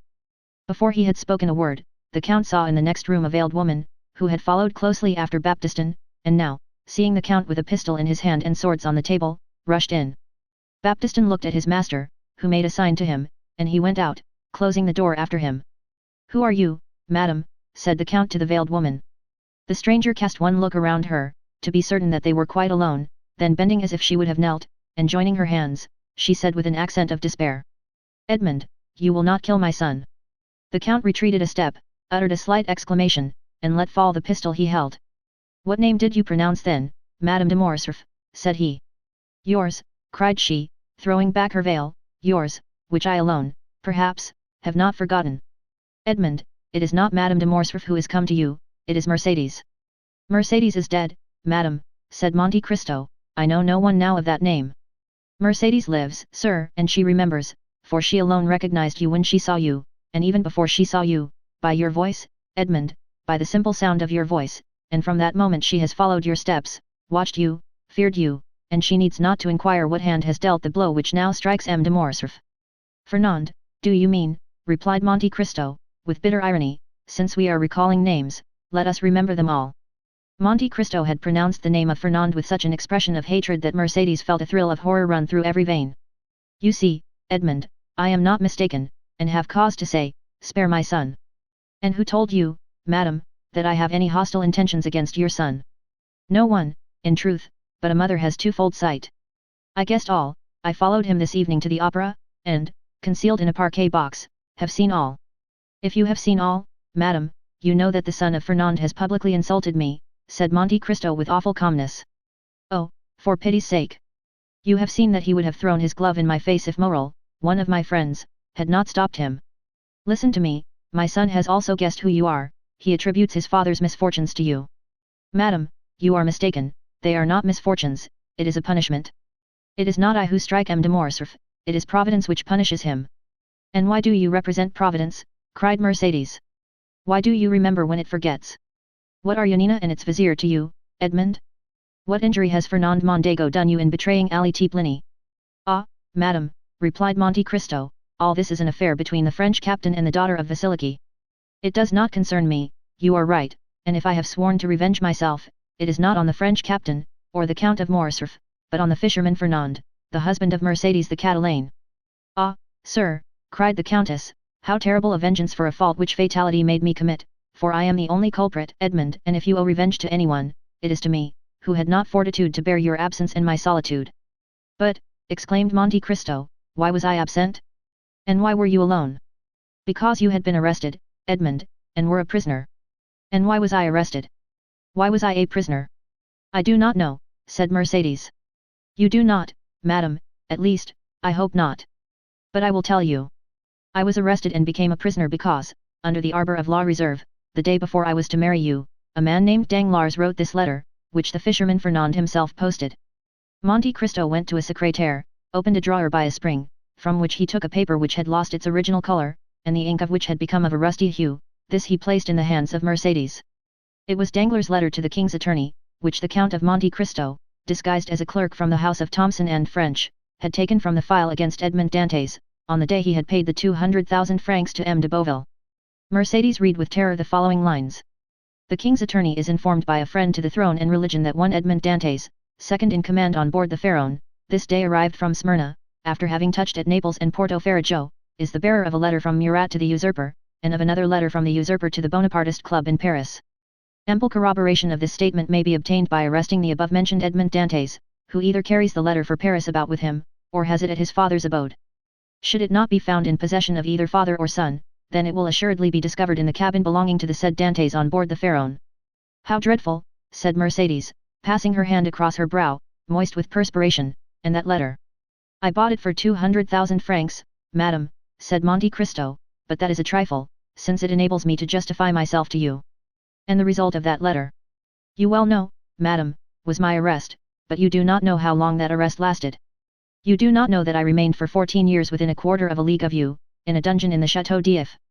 You do not know that every day of those 14 years I renewed the vow of vengeance which I had made the first day, and yet I was not aware that you had married Fernand, my calumniator, and that my father had died of hunger." "Can it be?" cried Mercedes, shuddering.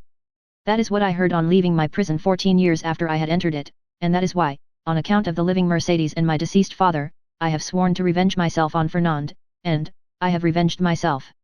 "And you are sure the unhappy Fernand did that?"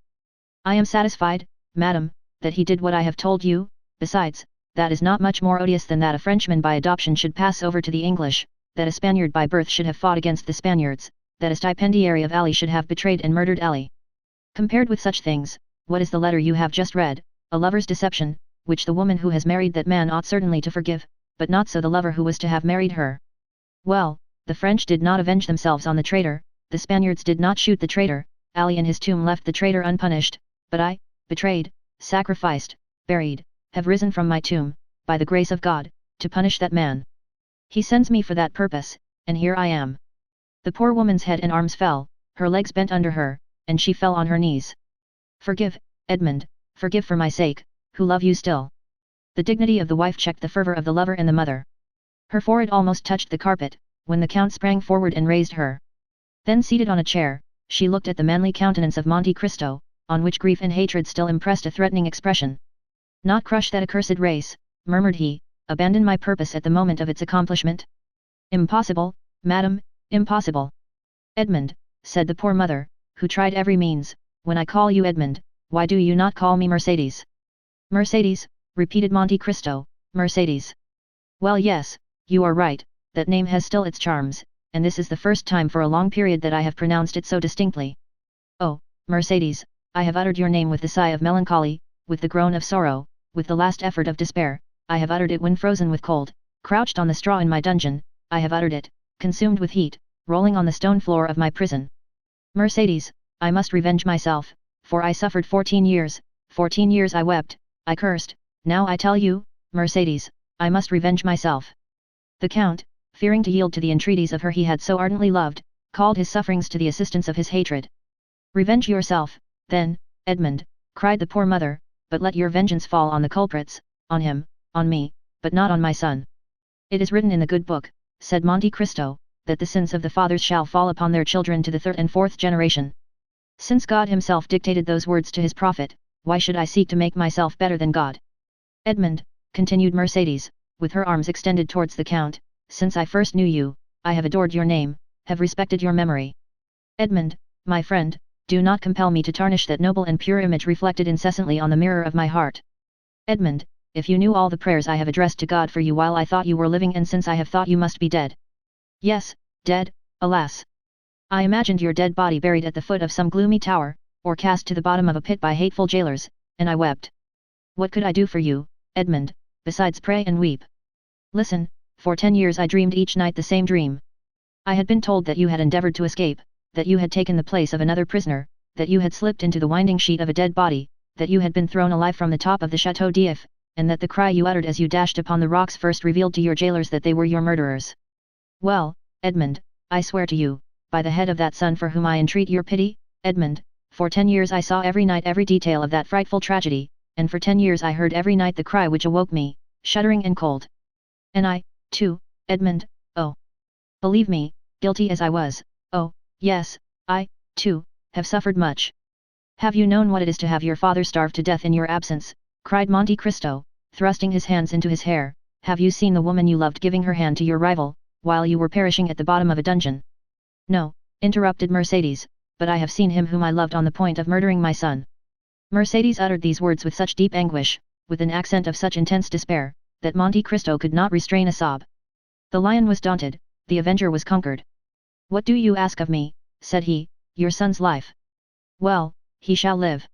Mercedes uttered a cry which made the tears start from Monte Cristo's eyes, but these tears disappeared almost instantaneously, for, doubtless, God had sent some angel to collect them, far more precious were they in his eyes than the richest pearls of Guzarat and Ophir. Oh, said she, seizing the count's hand and raising it to her lips, oh, thank you, Edmund.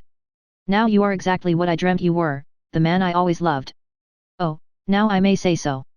So much the better, replied Monte Cristo, as that poor Edmund will not have long to be loved by you. Death is about to return to the tomb, the phantom to retire in darkness. What do you say, Edmund?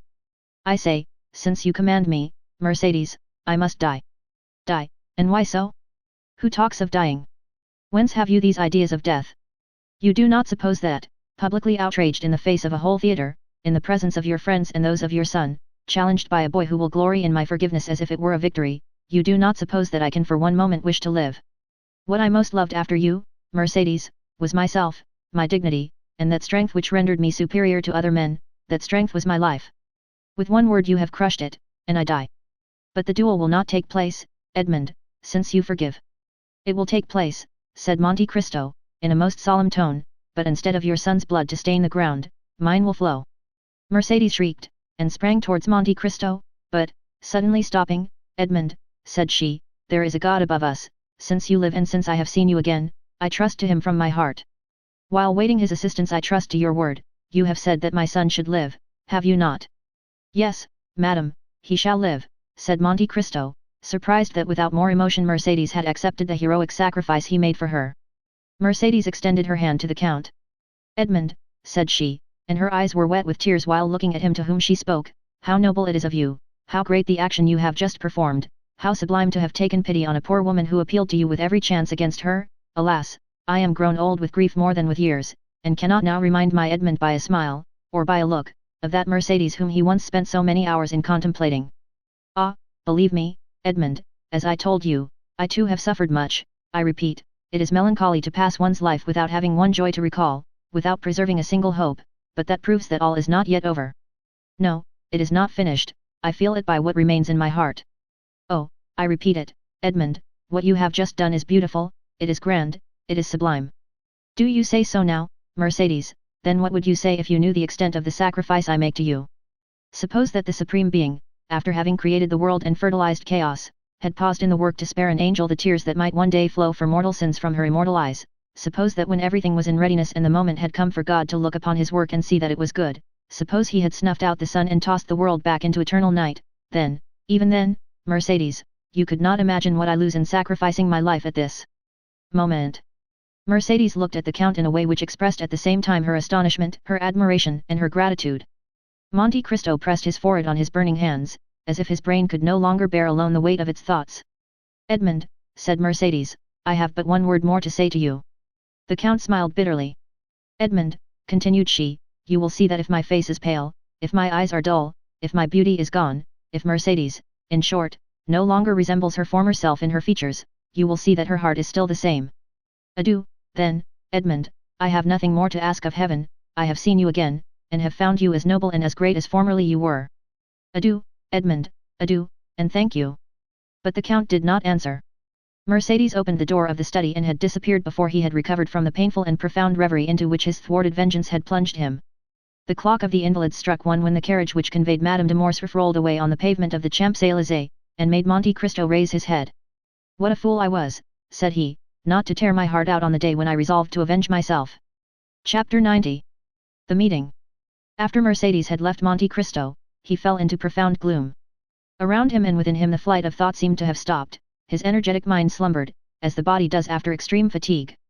"What?" said he to himself, while the lamp and the wax lights were nearly burned out, and the servants were waiting impatiently in the anteroom. "What, this edifice which I have been so long preparing, which I have reared with so much care and toil, is to be crushed by a single touch, a word, a breath.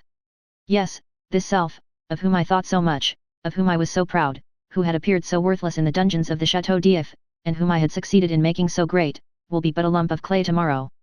Alas, it is not the death of the body I regret, for is not the destruction of the vital principle, the repose to which everything is tending, to which every unhappy being aspires, is not this the repose of matter after which I so long sighed, and which I was seeking to attain by the painful process of starvation when Faria appeared in my dungeon? What is death for me? One step farther into rest, two, perhaps, into silence. No, it is not existence, then, that I regret, but the ruin of projects so slowly carried out, so laboriously framed. Providence is now opposed to them, when I most thought it would be propitious. It is not God's will that they should be accomplished.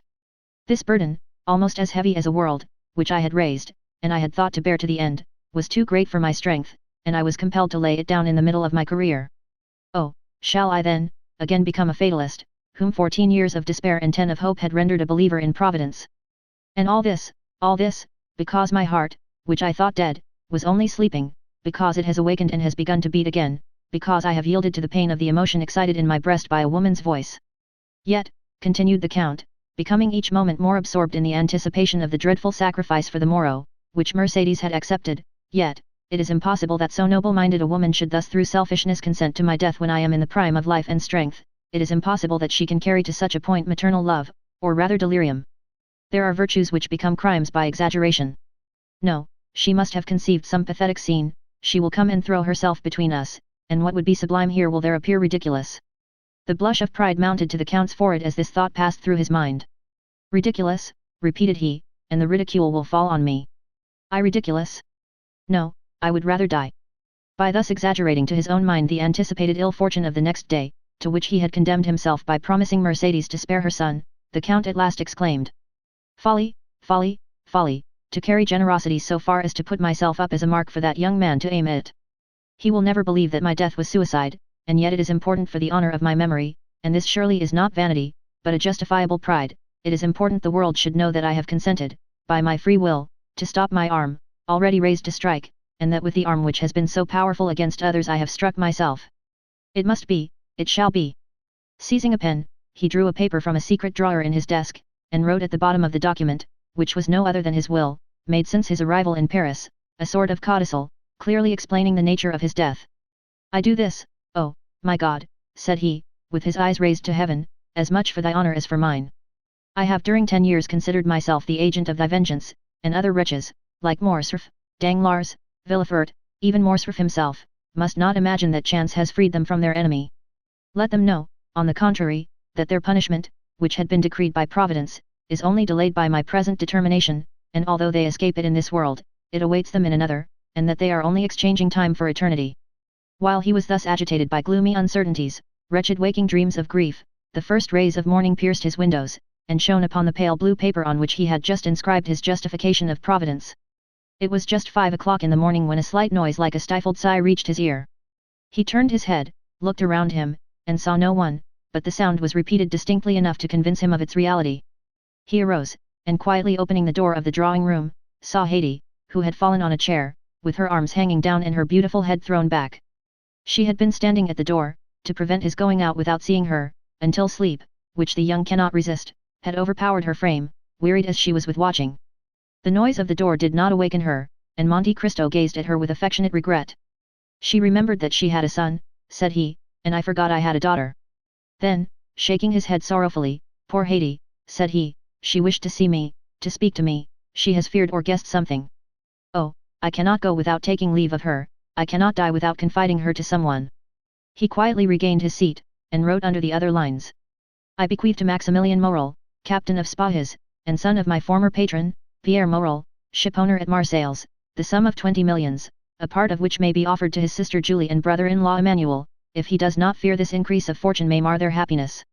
These 20 millions are concealed in my grotto at Monte Cristo, of which Bertuccio knows the secret.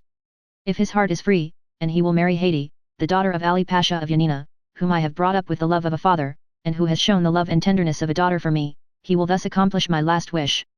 This will has already constituted Haydée heiress of the rest of my fortune, consisting of lands, funds in England, Austria, and Holland, furniture in my different palaces and houses, and which without the 20 millions and the legacies to my servants, may still amount to 60 millions. He was finishing the last line when a cry behind him made him start, and the pen fell from his hand. Haydée, said he, did you read it? Oh, my lord, said she, why are you writing thus at such an hour? Why are you bequeathing all your fortune to me? Are you going to leave me? I am going on a journey, dear child, said Monte Cristo, with an expression of infinite tenderness and melancholy, and if any misfortune should happen to me. The Count stopped. Well, asked the young girl, with an authoritative tone the Count had never observed before, and which startled him. Well, if any misfortune happened to me, replied Monte Cristo, I wish my daughter to be happy. Haydée smiled sorrowfully, and shook her head. Do you think of dying, my lord, said she. The wise man, my child, has said, it is good to think of death. Well, if you die, said she, bequeath your fortune to others, for if you die I shall require nothing, and, taking the paper, she tore it in 4 pieces, and threw it into the middle of the room. Then, the effort having exhausted her strength, she fell, not asleep this time, but fainting on the floor. The Count leaned over her and raised her in his arms, and seeing that sweet pale face, those lovely eyes closed, that beautiful form motionless and to all appearance lifeless, the idea occurred to him for the first time, that perhaps she loved him otherwise than as a daughter loves a father. Alas, murmured he, with intense suffering, I might, then, have been happy yet. Then he carried Haydée to her room, resigned her to the care of her attendants, and returning to his study, which he shut quickly this time, he again copied the destroyed will. As he was finishing, the sound of a cabriolet entering the yard was heard. Monte Cristo approached the window, and saw Maximilien and Emmanuel alight. Good, said he, it was time, and he sealed his will with 3 seals. A moment afterwards he heard a noise in the drawing-room, and went to open the door himself. Morel was there, he had come 20 minutes before the time appointed. I am perhaps come too soon, Count, said he, but I frankly acknowledge that I have not closed my eyes all night, nor has anyone in my house. I need to see you strong in your courageous assurance, to recover myself. Monte Cristo could not resist this proof of affection, he not only extended his hand to the young man, but flew to him with open arms. Morel, said he, it is a happy day for me, to feel that I am beloved by such a man as you. Good morning, Emmanuel, you will come with me then, Maximilian. Did you doubt it, said the young captain. But if I were wrong? I watched you during the whole scene of that challenge yesterday, I have been thinking of your firmness all night, and I said to myself that justice must be on your side, or man's countenance is no longer to be relied on. But, Morel, Albert is your friend. Simply an acquaintance, sir. You met on the same day you first saw me.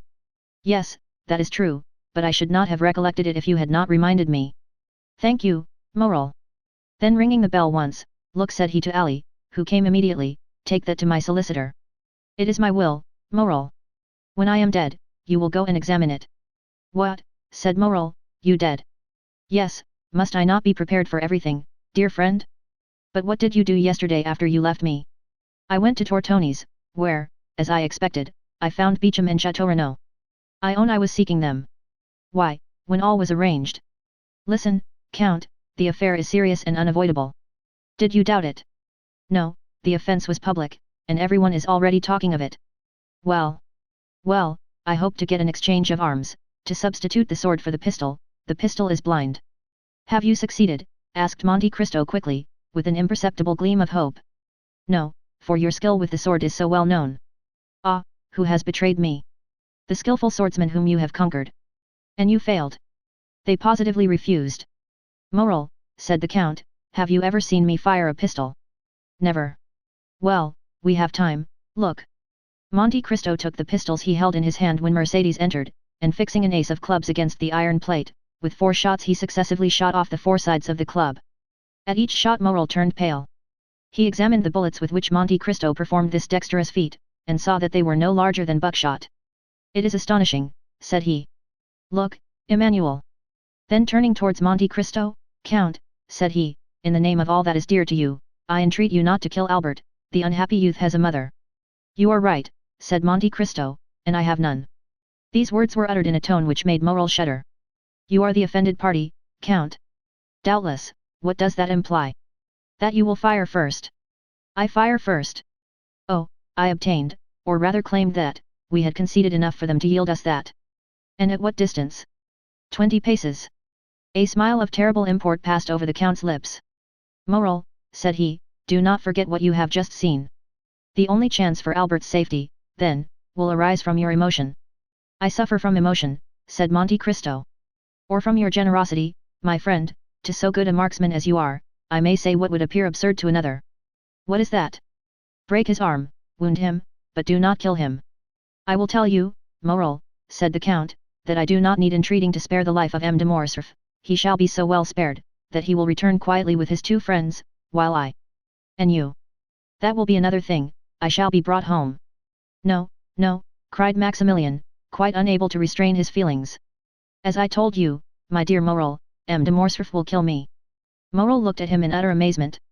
But what has happened, then, since last evening, Count? The same thing that happened to Brutus the night before the Battle of Philippi, I have seen a ghost. And that ghost told me, Morel, that I had lived long enough. Maximilian and Emmanuel looked at each other. Monte Cristo drew out his watch. Let us go, said he, it is 5 minutes past 7, and the appointment was for 8 o'clock. A carriage was in readiness at the door. Monte Cristo stepped into it with his 2 friends. He had stopped a moment in the passage to listen at a door, and Maximilian and Emmanuel, who had considerately passed forward a few steps, thought they heard him answer by a sigh to a sob from within. As the clock struck 8 they drove up to the place of meeting. We are first, said Morel, looking out of the window. Excuse me, sir, said Baptistin, who had followed his master with indescribable terror, but I think I see a carriage down there under the trees. Monte Cristo sprang lightly from the carriage, and offered his hand to assist Emmanuel and Maximilian. The latter retained the Count's hand between his. I like, said he, to feel a hand like this, when its owner relies on the goodness of his cause. It seems to me, said Emmanuel, that I see 2 young men down there, who are evidently waiting. Monte Cristo drew Morel a step or 2 behind his brother-in-law. Maximilian, said he, are your affections disengaged? Morel looked at Monte Cristo with astonishment. I do not seek your confidence, my dear friend. I only ask you a simple question, answer it, that is all I require. I love a young girl, Count. Do you love her much? More than my life. Another hope defeated, said the Count. Then, with a sigh, poor Haiti, murmured he. To tell the truth, Count, if I knew less of you, I should think that you were less brave than you are. Because I sigh when thinking of someone I am leaving? Come, Morel, it is not like a soldier to be so bad a judge of courage. Do I regret life? What is it to me, who have passed 20 years between life and death? Moreover, do not alarm yourself, Morel, this weakness, if it is such, is betrayed to you alone. I know the world is a drawing room, from which we must retire politely and honestly, that is, with a bow, and our debts of honor paid. That is to the purpose. Have you brought your arms? What for? I hope these gentlemen have theirs. I will inquire, said Morel. Do, but make no treaty, you understand me. You need not fear. Morel advanced towards Beauchamp and Chateau Renaud, who, seeing his intention, came to meet him. The three young men bowed to each other courteously, if not affably. Excuse me, gentlemen, said Morel, but I do not see M. de Morcerf. He sent us word this morning, replied Chateau Renaud, that he would meet us on the ground. Ah, said Morel. Beauchamp pulled out his watch. It is only 5 minutes past 8, said he to Morel, there is not much time lost yet. Oh, I made no illusion of that kind, replied Morel. There is a carriage coming, said Chateau Renaud. It advanced rapidly along one of the avenues leading towards the open space where they were assembled. You are doubtless provided with pistols, gentlemen? M. de Monte Cristo yields his right of using his. We had anticipated this kindness on the part of the Count, said Beauchamp, and I have brought some weapons which I bought 8 or 10 days since, thinking to want them on a similar occasion. They are quite new, and have not yet been used. Will you examine them? Oh, M. Beauchamp, if you assure me that M. de Morcerf does not know these pistols, you may readily believe that your word will be quite sufficient. Gentlemen, said Chateau Renaud, it is not Morcerf coming in that carriage, faith, it is Franz and Debray. The two young men he announced were indeed approaching. What chance brings you here, gentlemen, said Chateau Renaud, shaking hands with each of them. Because, said Debray, Albert sent this morning to request us to come. Beauchamp and Chateau Renaud exchanged looks of astonishment. I think I understand his reason, said Morel. What is it? Yesterday afternoon I received a letter from M. de Morcerf, begging me to attend the opera. And I, said Debray. And I also, said Franz. And we, too, added Beauchamp and Chateau Renaud. Having wished you all to witness the challenge, he now wishes you to be present at the combat. Exactly so, said the young men, you have probably guessed right. But, after all these arrangements, he does not come himself, said Chateau Renaud. Albert is 10 minutes after time. There he comes, said Beauchamp, on horseback, at full gallop, followed by a servant. How imprudent, said Chateau Renaud, to come on horseback to fight a duel with pistols, after all the instructions I had given him. And besides, said Beauchamp, with the collar above his cravat, an open coat and white waistcoat. Why has he not painted a spot upon his heart, it would have been more simple. Meanwhile Albert had arrived within 10 paces of the group formed by the 5 young men. He jumped from his horse, threw the bridle on his servant's arms, and joined them. He was pale, and his eyes were red and swollen, it was evident that he had not slept. A shade of melancholy gravity overspread his countenance, which was not natural to him.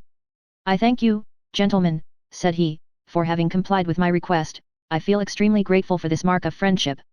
Morel had stepped back as Morcerf approached, and remained at a short distance. And to you also, M. Morel, my thanks are due. Come, there cannot be too many. Sir, said Maximilian, you are not perhaps aware that I am M. de Monte Cristo's friend. I was not sure, but I thought it might be so. So much the better, the more honorable men there are here the better I shall be satisfied. M. Morel, said Chateau Renaud, will you apprise the Count of Monte Cristo that M. de Morcerf is arrived, and we are at his disposal. Morel was preparing to fulfill his commission. Beauchamp had meanwhile drawn the box of pistols from the carriage. Stop, gentlemen, said Albert, I have 2 words to say to the Count of Monte Cristo. In private, asked Morel. No, sir, before all who are here. Albert's witnesses looked at each other. Franz and Debray exchanged some words in a whisper, and Morel, rejoiced at this unexpected incident, went to fetch the Count, who was walking in a retired path with Emmanuel. What does he want with me, said Monte Cristo. I do not know, but he wishes to speak to you. Ah, said Monte Cristo, I trust he is not going to tempt me by some fresh insult. I do not think that such is his intention, said Morel. The Count advanced, accompanied by Maximilian and Emmanuel. His calm and serene look formed a singular contrast to Albert's grief-stricken face, who approached also, followed by the other 4 young men. When at 3 paces distant from each other, Albert and the Count stopped. "Approach, gentlemen," said Albert, "I wish you not to lose one word of what I am about to have the honor of saying to the Count of Monte Cristo, for it must be repeated by you to all who will listen to it, strange as it may appear to you." "Proceed, sir," said the Count. "Sir," said Albert, at first with a tremulous voice, but which gradually became firmer, "I reproached you with exposing the conduct of M. de Morcerf in Epirus, for guilty as I knew he was, I thought you had no right to punish him, but I have since learned that you had that right. It is not Fernand Mondégo's treachery towards Ali Pasha which induces me so readily to excuse you, but the treachery of the fisherman Fernand towards you, and the almost unheard of miseries which were its consequences, and I say, and proclaim it publicly, that you were justified in revenging yourself on my father, and I, his son, thank you for not using greater severity." Had a thunderbolt fallen in the midst of the spectators of this unexpected scene, it would not have surprised them more than did Albert's declaration. As for Monte Cristo, his eyes slowly rose towards heaven with an expression of infinite gratitude. He could not understand how Albert's fiery nature, of which he had seen so much among the Roman bandits, had suddenly stooped to this humiliation. He recognized the influence of Mercedes, and saw why her noble heart had not opposed the sacrifice she knew beforehand would be useless. "Now, sir," said Albert, "if you think my apology sufficient, pray give me your hand. Next to the merit of infallibility which you appear to possess, I rank that of candidly acknowledging a fault. But this confession concerns me only. I acted well as a man, but you have acted better than man. An angel alone could have saved one of us from death, that angel came from heaven, if not to make us friends, which, alas, fatality renders impossible, at least to make us esteem each other." Monte Cristo, with moistened eye, heaving breast, and lips half open, extended to Albert a hand which the latter pressed with a sentiment resembling respectful fear. "Gentlemen," said he, "M. de Monte Cristo receives my apology. I had acted hastily towards him. Hasty actions are generally bad ones. Now my fault is repaired. I hope the world will not call me cowardly for acting as my conscience dictated. But if anyone should entertain a false opinion of me," added he, drawing himself up as if he would challenge both friends and enemies, "I shall endeavour to correct his mistake." "What happened during the night?" asked Beauchamp of Chateau Renaud. "We appear to make a very sorry figure here." "In truth, what Albert has just done is either very despicable or very noble," replied the Baron. "What can it mean?" said Debray to Franz. "The Count of Monte Cristo acts dishonourably to M. de Morcerf, and is justified by his son. Had I 10 Yaninas in my family, I should only consider myself the more bound to fight 10 times. As for Monte Cristo, his head was bent down, his arms were powerless. Bowing under the weight of 24 years' reminiscences, he thought not of Albert, of Beauchamp, of Chateau Renaud, or of any of that group, but he thought of that courageous woman who had come to plead for her son's life, to whom he had offered his, and who had now saved it by the revelation of a dreadful family secret, capable of destroying forever in that young man's heart every feeling of filial piety. Providence still, murmured he, now only am I fully convinced of being the emissary of God. Chapter 91. Mother and Son. The Count of Monte Cristo bowed to the 5 young men with a melancholy and dignified smile, and got into his carriage with Maximilian and Emmanuel. Albert, Beauchamp, and Chateau Renaud remained alone. Albert looked at his 2 friends, not timidly, but in a way that appeared to ask their opinion of what he had just done. "Indeed, my dear friend," said Beauchamp first, who had either the most feeling or the least dissimulation, "allow me to congratulate you, this is a very unhoped-for conclusion of a very disagreeable affair." Albert remained silent and wrapped in thought. Chateau Renaud contented himself with tapping his boot with his flexible cane. "Are we not going?" said he, after this embarrassing silence. "When you please," replied Beauchamp, "allow me only to compliment M. de Morcerf, who has given proof today of rare chivalric generosity." "Oh, yes," said Chateau Renaud. "It is magnificent," continued Beauchamp, "to be able to exercise so much self-control. Assuredly, as for me, I should have been incapable of it," said Chateau Renaud, with most significant coolness. "Gentlemen," interrupted Albert, "I think you did not understand that something very serious had passed between M. de Monte Cristo and myself." Possibly," said Beauchamp immediately, "but every simpleton would not be able to understand your heroism, and sooner or later you will find yourself compelled to explain it to them more energetically than would be convenient to your bodily health and the duration of your life. May I give you a friendly counsel? Set out for Naples, The Hague, or St. Petersburg, calm countries, where the point of honor is better understood than among our hot-headed Parisians. Seek quietude and oblivion, so that you may return peaceably to France after a few years. Am I not right, M. de Chateau Renaud?" "That is quite my opinion," said the gentleman. "Nothing induces serious duels so much as a duel forsworn." "Thank you," Gentlemen, replied Albert, with a smile of indifference, I shall follow your advice, not because you give it, but because I had before intended to quit France. I thank you equally for the service you have rendered me in being my seconds. It is deeply engraved on my heart, and, after what you have just said, I remember that only. Chateau Renaud and Beauchamp looked at each other, the impression was the same on both of them, and the tone in which Morcerf had just expressed his thanks was so determined that the position would have become embarrassing for all if the conversation had continued. Goodbye, Albert, said Beauchamp suddenly, carelessly extending his hand to the young man. The latter did not appear to arouse from his lethargy, in fact, he did not notice the offered hand.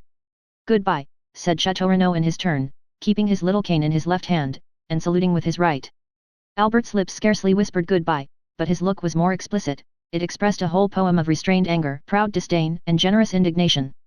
He preserved his melancholy and motionless position for some time after his two friends had regained their carriage, then suddenly unfastening his horse from the little tree to which his servant had tied it, he mounted and galloped off in the direction of Paris.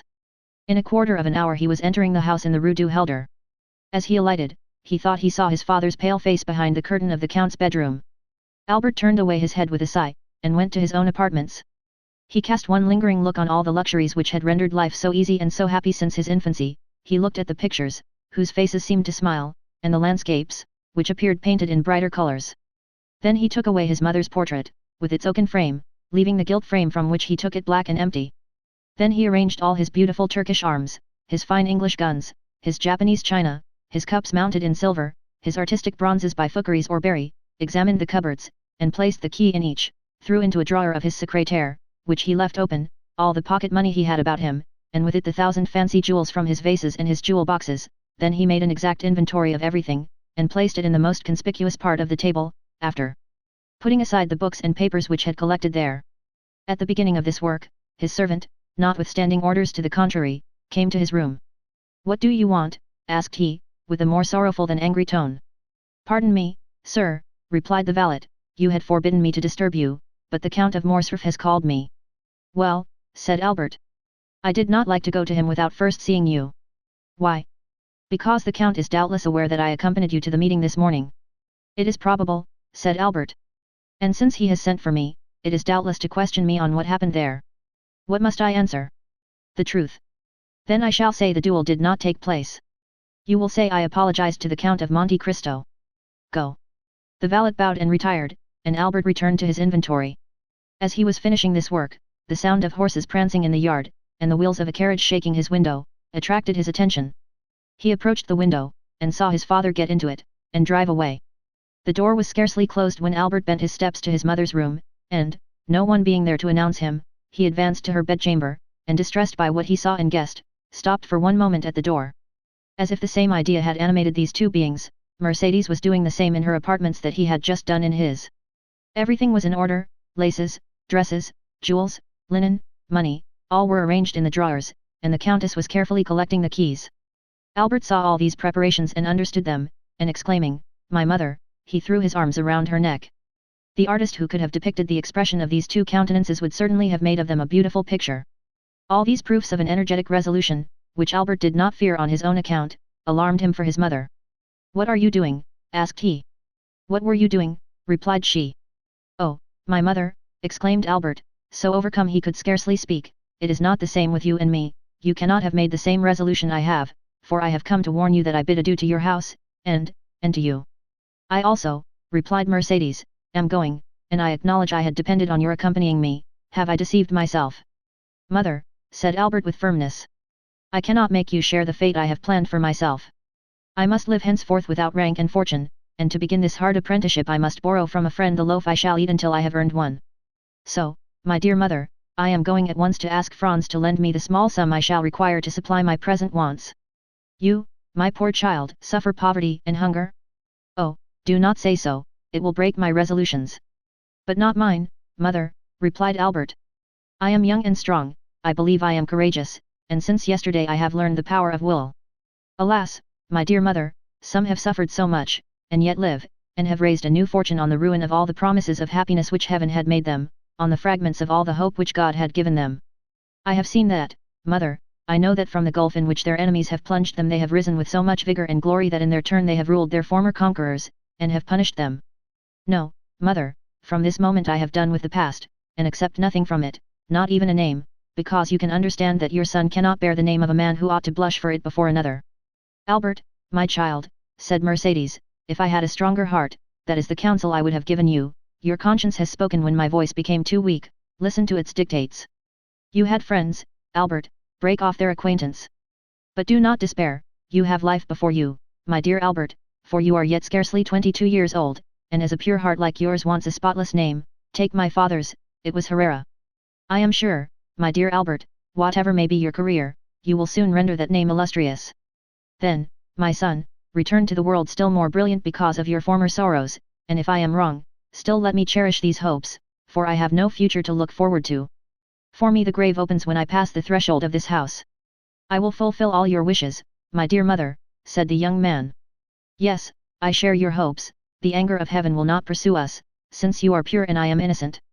But, since our resolution is formed, let us act promptly. M. de Morcerf went out about half an hour ago, the opportunity is favourable to avoid an explanation. I am ready, my son, said Mercedes. Albert ran to fetch a carriage. He recollected that there was a small furnished house to let in the Rue des Saints Paris, where his mother would find a humble but decent lodging, and thither he intended conducting the Countess.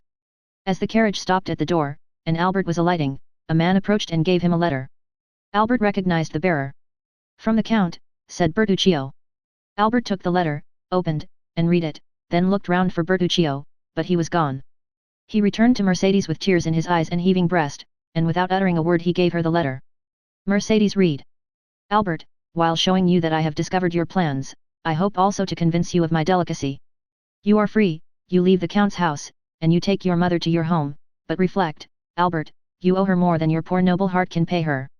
Keep the struggle for yourself, bear all the suffering, but spare her the trial of poverty which must accompany your first efforts, for she deserves not even the shadow of the misfortune which has this day fallen on her, and Providence is not willing that the innocent should suffer for the guilty. I know you are going to leave the Rue du Helder without taking anything with you. Do not seek to know how I discovered it, I know it, that is sufficient. Now, listen, Albert. 24 years ago I returned, proud and joyful, to my country. I had a betrothed, Albert, a lovely girl whom I adored, and I was bringing to my betrothed 150 louis, painfully amassed by ceaseless toil. This money was for her, I destined it for her, and, knowing the treachery of the sea, I buried our treasure in the little garden of the house my father lived in at Marseilles, on the Allées de Milhan. Your mother, Albert, knows that poor house well. A short time since I passed through Marseilles, and went to see the old place, which revived so many painful recollections, and in the evening I took a spade and dug in the corner of the garden where I had concealed my treasure. The iron box was there, no one had touched it, under a beautiful fig tree my father had planted the day I was born, which overshadowed the spot. Well, Albert, this money, which was formerly designed to promote the comfort and tranquility of the woman I adored, may now, through strange and painful circumstances, be devoted to the same purpose. Oh, feel for me, who could offer millions to that poor woman, but who return her only the piece of black bread forgotten under my poor roof since the day I was torn from her I loved.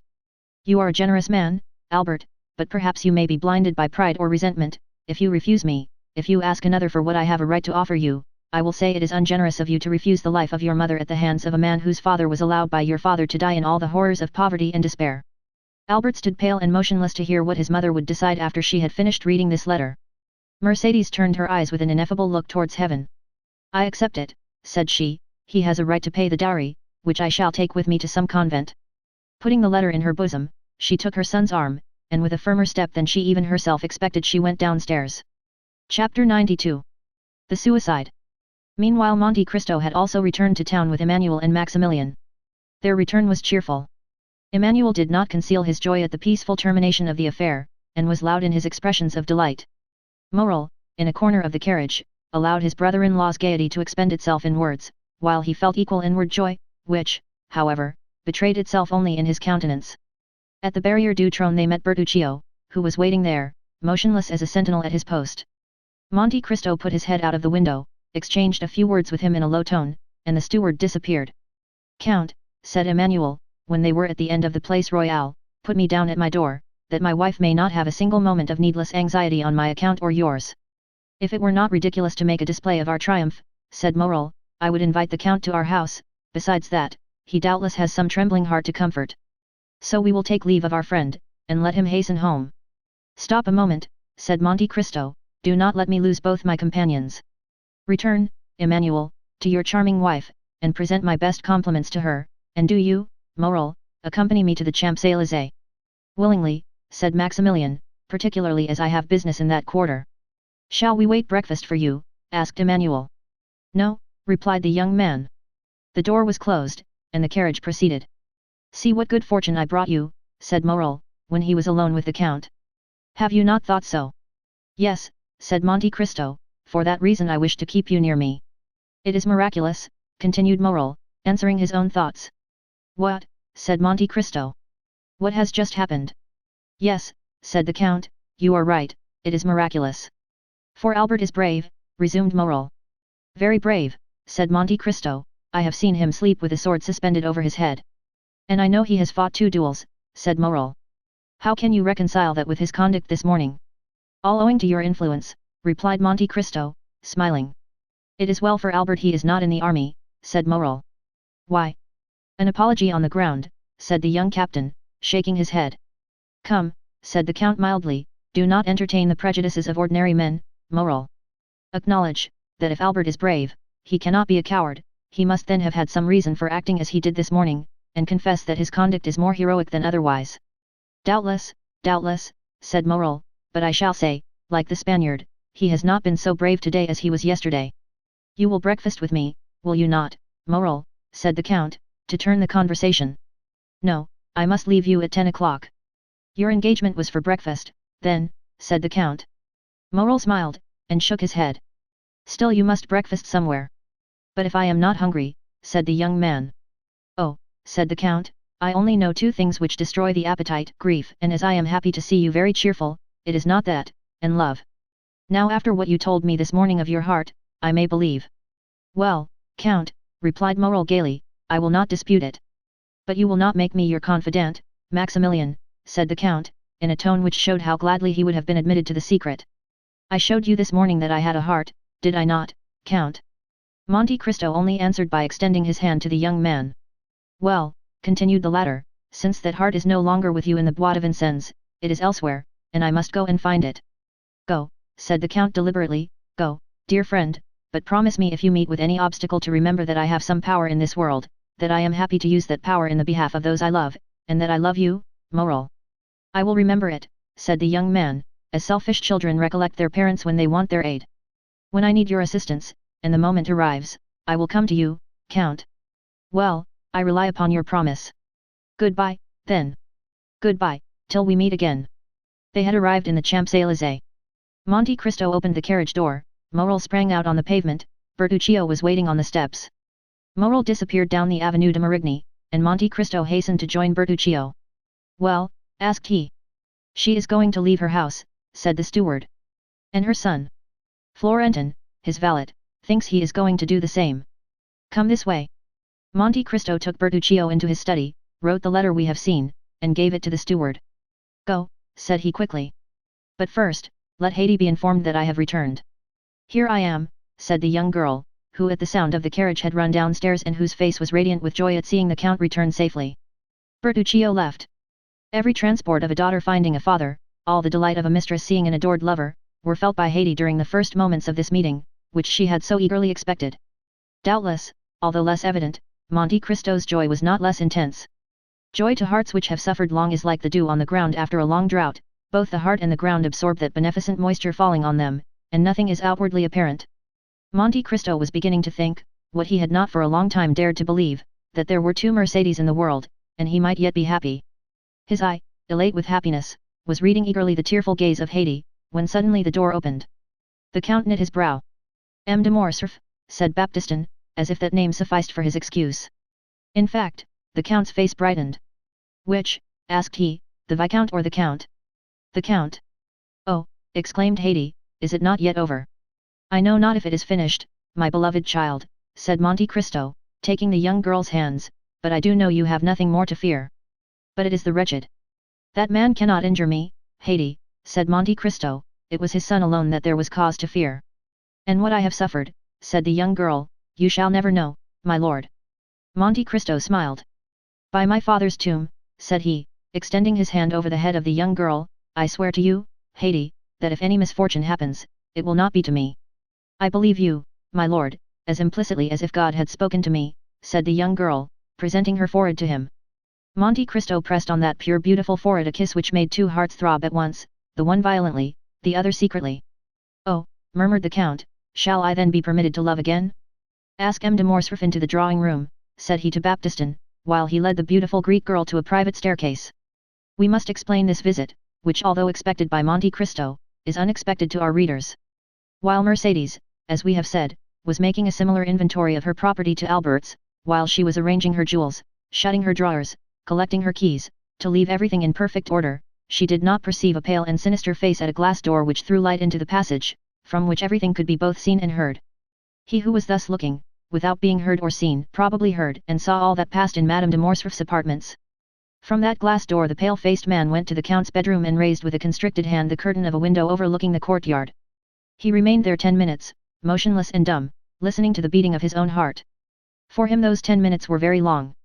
It was then Albert, returning from his meeting with the count, perceived his father watching for his arrival behind a curtain, and turned aside. The count's eye expanded. He knew Albert had insulted the count dreadfully, and that in every country in the world such an insult would lead to a deadly duel. Albert returned safely, then the count was revenged. An indescribable ray of joy illumined that wretched countenance like the last ray of the sun before it disappears behind the clouds which bear the aspect, not of a downy couch, but of a tomb. But as we have said, he waited in vain for his son to come to his apartment with the account of his triumph. He easily understood why his son did not come to see him before he went to avenge his father's honor, but when that was done, why did not his son come and throw himself into his arms? It was then, when the count could not see Albert, that he sent for his servant, who he knew was authorized not to conceal anything from him. 10 minutes afterwards, General Morcerf was seen on the steps in a black coat with a military collar, black pantaloons and black gloves. He had apparently given previous orders, for as he reached the bottom step his carriage came from the coach house ready for him. The valet threw into the carriage his military cloak, in which 2 swords were wrapped, and, shutting the door, he took his seat by the side of the coachman. The coachman stooped down for his orders. "To the Champs-Élysées," said the general, "the Count of Monte Cristo's. Hurry!" The horses bounded beneath the whip, and in 5 minutes they stopped before the count's door.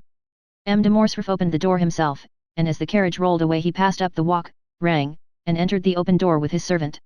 A moment afterwards, Baptistin announced the Count of Morcerf to Monte Cristo, and the latter, leading Haydée aside, ordered that Morcerf be asked into the drawing-room. The general was pacing the room the 3rd time when, in turning, he perceived Monte Cristo at the door. "Ah, it is M. de Morcerf," said Monte Cristo quietly, "I thought I had not heard aright." "Yes, it is I," said the count, whom a frightful contraction of the lips prevented from articulating freely. "May I know the cause which procures me the pleasure of seeing M. de Morcerf so early?"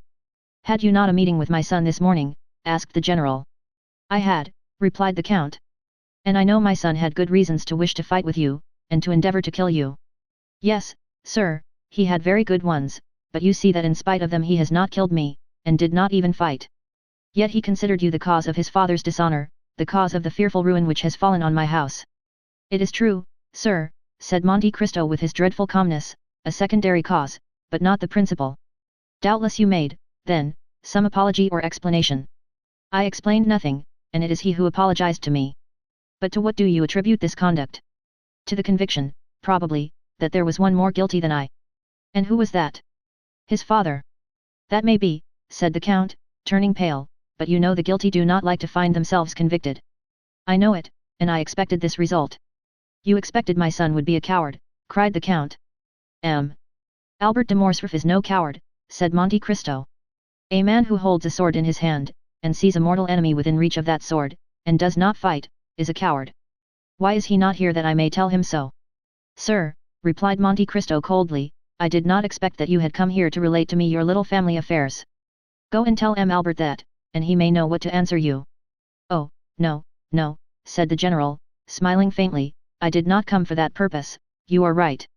I came to tell you that I also look upon you as my enemy. I came to tell you that I hate you instinctively, that it seems as if I had always known you, and always hated you, and, in short, since the young people of the present day will not fight, it remains for us to do so." "Do you think so, sir?" "Certainly. And when I told you I had foreseen the result, it is the honor of your visit I alluded to." "So much the better. Are you prepared?" "Yes, sir." "You know that we shall fight till one of us is dead," said the general, whose teeth were clenched with rage. "Until one of us dies," repeated Monte Cristo, moving his head slightly up and down. Let us start, then, we need no witnesses. Very true, said Monte Cristo, it is unnecessary, we know each other so well. On the contrary, said the Count, we know so little of each other. Indeed, said Monte Cristo, with the same indomitable coolness, let us see. Are you not the soldier Fernand who deserted on the eve of the Battle of Waterloo? Are you not the Lieutenant Fernand who served as guide and spy to the French army in Spain? Are you not the Captain Fernand who betrayed, sold, and murdered his benefactor, Ali? And have not all these Fernands, united, made Lieutenant General, the Count of Morcerf, peer of France? Oh, cried the general, as if branded with a hot iron, wretch, to reproach me with my shame when about, perhaps, to kill me. No, I did not say I was a stranger to you. I know well, demon, that you have penetrated into the darkness of the past, and that you have read, by the light of what torch I know not, every page of my life, but perhaps I may be more honorable in my shame than you under your pompous coverings. No, no, I am aware you know me, but I know you only as an adventurer sewn up in gold and jewellery. You call yourself, in Paris, the Count of Monte Cristo, in Italy, Sinbad the Sailor, in Malta, I forget what. But it is your real name I want to know, in the midst of your 100 names, that I may pronounce it when we meet to fight, at the moment when I plunge my sword through your heart. The Count of Monte Cristo turned dreadfully pale, his eyes seemed to burn with a devouring fire. He leaped towards a dressing room near his bedroom, and in less than a moment, tearing off his cravat, his coat and waistcoat, he put on a sailor's jacket and hat, from beneath which rolled his long black hair. He returned thus, formidable and implacable, advancing with his arms crossed on his breast, towards the general, who could not understand why he had disappeared, but who on seeing him again, and feeling his teeth chatter and his legs sink under him, drew back, and only stopped when he found a table to support his clenched hand. Fernand, cried he, of my 100 names I need only tell you one, to overwhelm you. But you guess it now, do you not, or, rather, you remember it? For, notwithstanding all my sorrows and my tortures, I show you today a face which the happiness of revenge makes young again, a face you must often have seen in your dreams since your marriage with Mercedes, my betrothed. The general, with his head thrown back, hands extended, gaze fixed, looked silently at this dreadful apparition, then seeking the wall to support him, he glided along close to it until he reached the door, through which he went out backwards, uttering this single mournful, lamentable, distressing cry. Edmond Dantes. Then, with sighs which were unlike any human sound, he dragged himself to the door, reeled across the courtyard, and falling into the arms of his valet, he said in a voice scarcely intelligible, "Home, home." The fresh air and the shame he felt at having exposed himself before his servants, partly recalled his senses, but the ride was short, and as he drew near his house all his wretchedness revived. He stopped at a short distance from the house and alighted. The door was wide open, a hackney coach was standing in the middle of the yard, a strange sight before so noble a mansion. The Count looked at it with terror, but without daring to inquire its meaning, he rushed towards his apartment. 2 persons were coming down the stairs, he had only time to creep into an alcove to avoid them. It was Mercedes leaning on her son's arm and leaving the house. They passed close by the unhappy being, who, concealed behind the damask curtain, almost felt Mercedes' dress brush past him, and his son's warm breath, pronouncing these words. "Courage, mother. Come, this is no longer our home." The words died away, the steps were lost in the distance. The general drew himself up, clinging to the curtain, he uttered the most dreadful sob which ever escaped from the bosom of a father abandoned at the same time by his wife and son. He soon heard the clatter of the iron step of the hackney coach, then the coachman's voice, and then the rolling of the heavy vehicle shook the windows. He darted to his bedroom to see once more all he had loved in the world, but the hackney coach drove on and the head of neither Mercedes nor her son appeared at the window to take a last look at the house or the deserted father and husband. And at the very moment when the wheels of that coach crossed the gateway a report was heard, and a thick smoke escaped through one of the panes of the window, which was broken by the explosion. Chapter 93. Valentine. We may easily conceive where Morrel's appointment was. On leaving Monte Cristo he walked slowly towards Villefort's. We say slowly, for Morrel had more than half an hour to spare to go 500 steps, but he had hastened to take leave of Monte Cristo because he wished to be alone with his thoughts. He knew his time well, the hour when Valentine was giving Noirtier his breakfast, and was sure not to be disturbed in the performance of this pious duty. Noirtier and Valentine had given him leave to go twice a week, and he was now availing himself of that permission. He arrived, Valentine was expecting him. Uneasy and almost crazed, she seized his hand and led him to her grandfather. This uneasiness, amounting almost to frenzy, arose from the report Morcerf's adventure had made in the world, for the affair at the opera was generally known. No one at Villefort's doubted that a duel would ensue from it. Valentine, with her woman's instinct, guessed that Morrel would be Monte Cristo's second, and from the young man's well-known courage and his great affection for the Count, she feared that he would not content himself with the passive part assigned to him. We may easily understand how eagerly the particulars were asked for, given, and received, and Morel could read an indescribable joy in the eyes of his beloved, when she knew that the termination of this affair was as happy as it was unexpected. Now, said Valentine, motioning to Morel to sit down near her grandfather, while she took her seat on his footstool, now let us talk about our own affairs. You know, Maximilian, Grandpapa once thought of leaving this house, and taking an apartment away from M. de Villefort's. Yes, said Maximilian, I recollect the project, of which I highly approved. Well, said Valentine, you may approve again, for Grandpapa is again thinking of it. Bravo, said Maximilian. And do you know, said Valentine, what reason Grandpapa gives for leaving this house?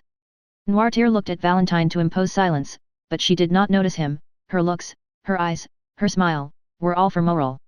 Oh, whatever may be M. Noirtier's reason, answered Morel, I can readily believe it to be a good one. An excellent one, said Valentine. He pretends the air of the Faubourg Saint-Honore is not good for me.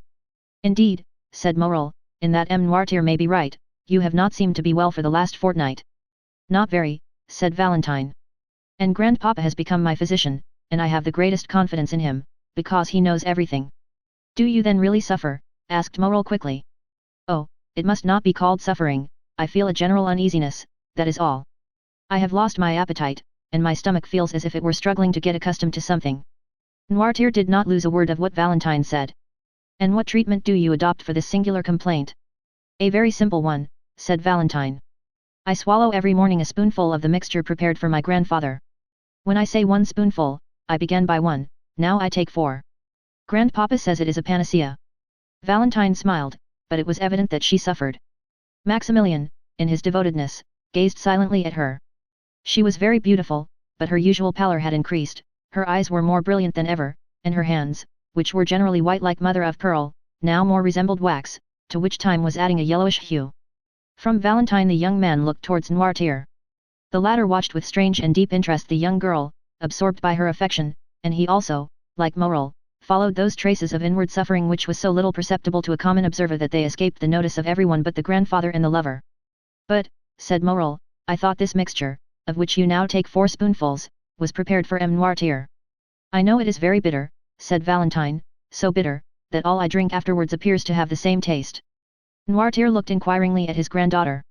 Yes, Grandpapa, said Valentine, it is so. Just now, before I came down to you, I drank a glass of sugared water, I left half, because it seemed so bitter. Noirtier turned pale, and made a sign that he wished to speak.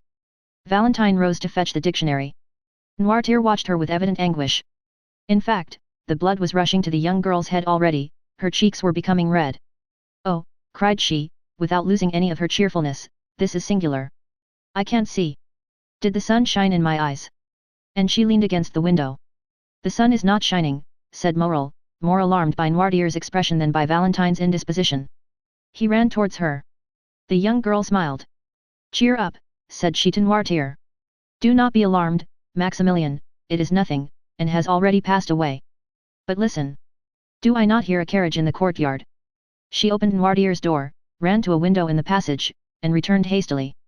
Yes, said she, it is Madame Danglars and her daughter, who have come to call on us. Goodbye, I must run away, for they would send here for me, or, rather, farewell till I see you again. Stay with Grandpapa, Maximilian, I promise you not to persuade them to stay. Morel watched her as she left the room, he heard her ascend the little staircase which led both to Madame de Villefort's apartments and to hers. As soon as she was gone, Noirtier made a sign to Morel to take the dictionary. Morel obeyed, guided by Valentine, he had learned how to understand the old man quickly. Accustomed, however, as he was to the work, he had to repeat most of the letters of the alphabet and to find every word in the dictionary, so that it was 10 minutes before the thought of the old man was translated by these words. Fetch the glass of water and the decanter from Valentine's room. Morel rang immediately for the servant who had taken Barois's situation, and in Noirtier's name gave that order. The servant soon returned. The decanter and the glass were completely empty. Noirtier made a sign that he wished to speak. Why are the glass and decanter empty? Asked he. Valentine said she only drank half the glass full. The translation of this new question occupied another 5 minutes. I do not know, said the servant, but the housemaid is in Mademoiselle Valentine's room, perhaps she has emptied them. Ask her, said Morel, translating Noirtier's thought this time by his look. The servant went out, but returned almost immediately. Mademoiselle Valentine passed through the room to go to Madame de Villefort's, said he, and in passing, as she was thirsty, she drank what remained in the glass. As for the decanter, Master Edward had emptied that to make a pond for his ducks. Noirtier raised his eyes to heaven, as a gambler does who stakes his all on one stroke. From that moment the old man's eyes were fixed on the door, and did not quit it. It was indeed Madame Danglars and her daughter whom Valentine had seen. They had been ushered into Madame de Villefort's room, who had said she would receive them there. That is why Valentine passed through her room, which was on a level with Valentine's, and only separated from it by Edward's. The two ladies entered the drawing-room with that sort of official stiffness which preludes a formal communication. Among worldly people manner is contagious. Madame de Villefort received them with equal solemnity. Valentine entered at this moment, and the formalities were resumed. "My dear friend," said the Baroness, while the two young people were shaking hands, "I and Eugenie are come to be the first to announce to you the approaching marriage of my daughter with Prince Cavalcanti." Danglars kept up the title of Prince. The popular banker found that it answered better than Count. "Allow me to present you my sincere congratulations," replied Madame de Villefort. "Prince Cavalcanti appears to be a young man of rare qualities." "Listen," said the Baroness, smiling, "speaking to you as a friend I can say that the prince does not yet appear all he will be. He has about him a little of that foreign manner by which French persons recognize, at first sight, the Italian or German nobleman. Besides, he gives evidence of great kindness of disposition, much keenness of wit, and as to suitability, M. Danglars assures me that his fortune is majestic, that is his word." "And then," said Eugenie, while turning over the leaves of Madame de Villefort's album, "add that you have taken a great fancy to the young man." "And," said Madame de Villefort, "I need not ask you if you share that fancy." "I," replied Eugenie with her usual candour. "Oh, not the least in the world, madame. My wish was not to confine myself to domestic cares, or the caprices of any man, but to be an artist, and consequently free in heart, in person, and in thought." Eugenie pronounced these words with so firm a tone that the colour mounted to Valentine's cheeks. The timid girl could not understand that vigorous nature which appeared to have none of the timidities of woman. "At any rate," said she, "since I am to be married whether I will or not, I ought to be thankful to Providence for having released me from my engagement with M. Albert de Morcerf, or I should this day have been the wife of a dishonoured man." "It is true," said the Baroness, with that strange simplicity sometimes met with among fashionable ladies, and of which plebeian intercourse can never entirely deprive them, "it is very true that had not the Morcerfs hesitated, my daughter would have married Monsieur Albert. The General depended much on it, he even came to force M. Danglars. We have had a narrow escape." "But," said Valentine, timidly, "does all the father's shame revert upon the son? Monsieur Albert appears to me quite innocent of the treason charged against the General." "Excuse me," said the implacable young girl, "Monsieur Albert claims and well deserves his share. It appears that after having challenged M. de Monte Cristo at the opera yesterday, he apologized on the ground today." "Impossible," said Madame de Villefort. "Ah, my dear friend," said Madame Danglars, with the same simplicity we before noticed, "it is a fact. I heard it from M. de Bray, who was present at the explanation." Valentine also knew the truth, but she did not answer. A single word had reminded her that Morel was expecting her in M. Noirtier's room. Deeply engaged with a sort of inward contemplation, Valentine had ceased for a moment to join in the conversation. She would, indeed, have found it impossible to repeat what had been said the last few minutes, when suddenly Madame Danglars' hand, pressed on her arm, aroused her from her lethargy. "What is it?" said she, starting at Madame Danglars' touch as she would have done from an electric shock. "It is, my dear Valentine," said the Baroness, "that you are, doubtless, suffering." "I," said the young girl, passing her hand across her burning forehead. "Yes, look at yourself in that glass, you have turned pale and then red successively, 3 or 4 times in 1 minute." "Indeed," cried Eugenie, "you are very pale." "Oh, do not be alarmed, I have been so for many days." Artless as she was, the young girl knew that this was an opportunity to leave, and besides, Madame de Villefort came to her assistance. "Retire, Valentine," said she, "you are really suffering, and these ladies will excuse you. Drink a glass of pure water, it will restore you." Valentine kissed Eugenie, bowed to Madame Danglars, who had already risen to take her leave, and went out. "That poor child," said Madame de Villefort when Valentine was gone, "she makes me very uneasy, and I should not be astonished if she had some serious illness." Meanwhile, Valentine, in a sort of excitement which she could not quite understand, had crossed Edward's room without noticing some trick of the child, and through her own had reached the little staircase. She was within 3 steps of the bottom, she already heard Morel's voice, when suddenly a cloud passed over her eyes, her stiffened foot missed the step, her hands had no power to hold the baluster, and falling against the wall she lost her balance wholly and toppled to the floor. Morel bounded to the door, opened it, and found Valentine stretched out at the bottom of the stairs.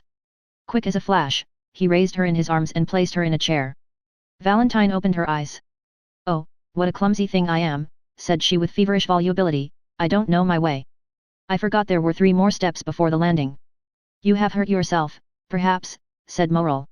What can I do for you, Valentine? Valentine looked around her, she saw the deepest terror depicted in Noirtier's eyes. Don't worry, dear grandpapa, said she, endeavoring to smile, it is nothing, I was giddy, that is all. Another attack of giddiness, said Morel, clasping his hands. Oh, attend to it, Valentine, I entreat you. But no, said Valentine, no, I tell you it is all past, and it was nothing. Now, let me tell you some news, Eugenie is to be married in a week, and in 3 days there is to be a grand feast, a betrothal festival. We are all invited, my father, Madame de Villefort, and I, at least, I understood it so. When will it be our turn to think of these things? Oh, Valentine, you who have so much influence over your grandpapa, try to make him answer, soon. And do you, said Valentine, depend on me to stimulate the tardiness and arouse the memory of grandpapa. Yes, cried Morel, make haste. So long as you are not mine, Valentine, I shall always think I may lose you. Oh, replied Valentine with a convulsive movement, oh, indeed, Maximilian, you are too timid for an officer, for a soldier who, they say, never knows fear. Ha, ha, ha. She burst into a forced and melancholy laugh, her arms stiffened and twisted, her head fell back on her chair, and she remained motionless. The cry of terror which was stopped on Noirtier's lips, seemed to start from his eyes. Morel understood it, he knew he must call assistance. The young man rang the bell violently, the housemaid who had been in Mademoiselle Valentine's room, and the servant who had replaced Barois, ran in at the same moment. Valentine was so pale, so cold, so inanimate that without listening to what was said to them they were seized with the fear which pervaded that house, and they flew into the passage crying for help. Madame Danglars and Eugenie were going out at that moment, they heard the cause of the disturbance. I told you so, exclaimed Madame de Villefort. Poor child! Chapter 94. Maximilian's avowal. At the same moment M. de Villefort's voice was heard calling from his study, what is the matter? Morel looked at Noirtier who had recovered his self-command, and with a glance indicated the closet where once before under somewhat similar circumstances, he had taken refuge. He had only time to get his hat and throw himself breathless into the closet when the procuror's footstep was heard in the passage. Villefort sprang into the room, ran to Valentine, and took her in his arms. A physician, M. d'Avrigny, cried Villefort, or rather I will go for him myself. He flew from the apartment, and Morel at the same moment darted out at the other door. He had been struck to the heart by a frightful recollection, the conversation he had heard between the doctor and Villefort the night of Madame de Saint Méran's death, recurred to him. These symptoms, to a less alarming extent, were the same which had preceded the death of Barois. At the same time Monte Cristo's voice seemed to resound in his ear with the words he had heard only 2 hours before, whatever you want, Morel, come to me, I have great power. More rapidly than thought, he darted down the Rue Matignon, and thence to the Avenue des Champs-Élysées. Meanwhile M. de Villefort arrived in a hired cabriolet at M. d'Avrigny's door. He rang so violently that the porter was alarmed. Villefort ran upstairs without saying a word. The porter knew him, and let him pass, only calling to him. In his study, Monsieur Procureur, in his study. Villefort pushed, or rather forced, the door open. Ah, said the doctor, is it you? Yes, said Villefort, closing the door after him, it is I, who am come in my turn to ask you if we are quite alone. Doctor, my house is accursed. What, said the latter with apparent coolness, but with deep emotion, have you another invalid? Yes, doctor, cried Villefort, clutching his hair, yes. D'Avrigny's look implied, I told you it would be so. Then he slowly uttered these words, who is now dying in your house? What new victim is going to accuse you of weakness before God? A mournful sob burst from Villefort's heart, he approached the doctor, and seizing his arm, Valentine, said he, it is Valentine's turn. Your daughter, cried d'Avrigny with grief and surprise. You see you were deceived, murmured the magistrate, come and see her, and on her bed of agony entreat her pardon for having suspected her. Each time you have applied to me, said the doctor, it has been too late, still I will go.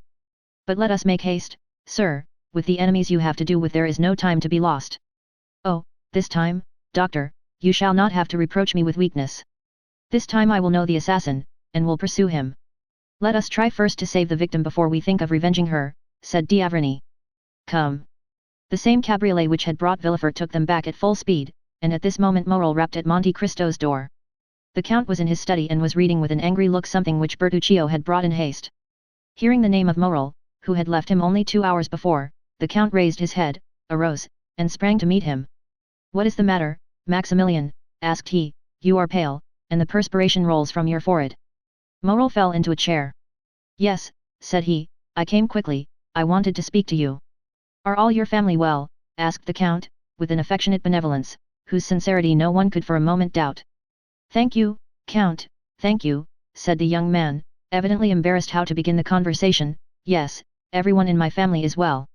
So much the better, yet you have something to tell me, replied the count with increased anxiety. Yes, said Morel, it is true, I have but now left a house where death has just entered, to run to you. Are you then come from M. de Morcerf's? Asked Monte Cristo. No, said Morel, is someone dead in his house? The general has just blown his brains out, replied Monte Cristo with great coolness.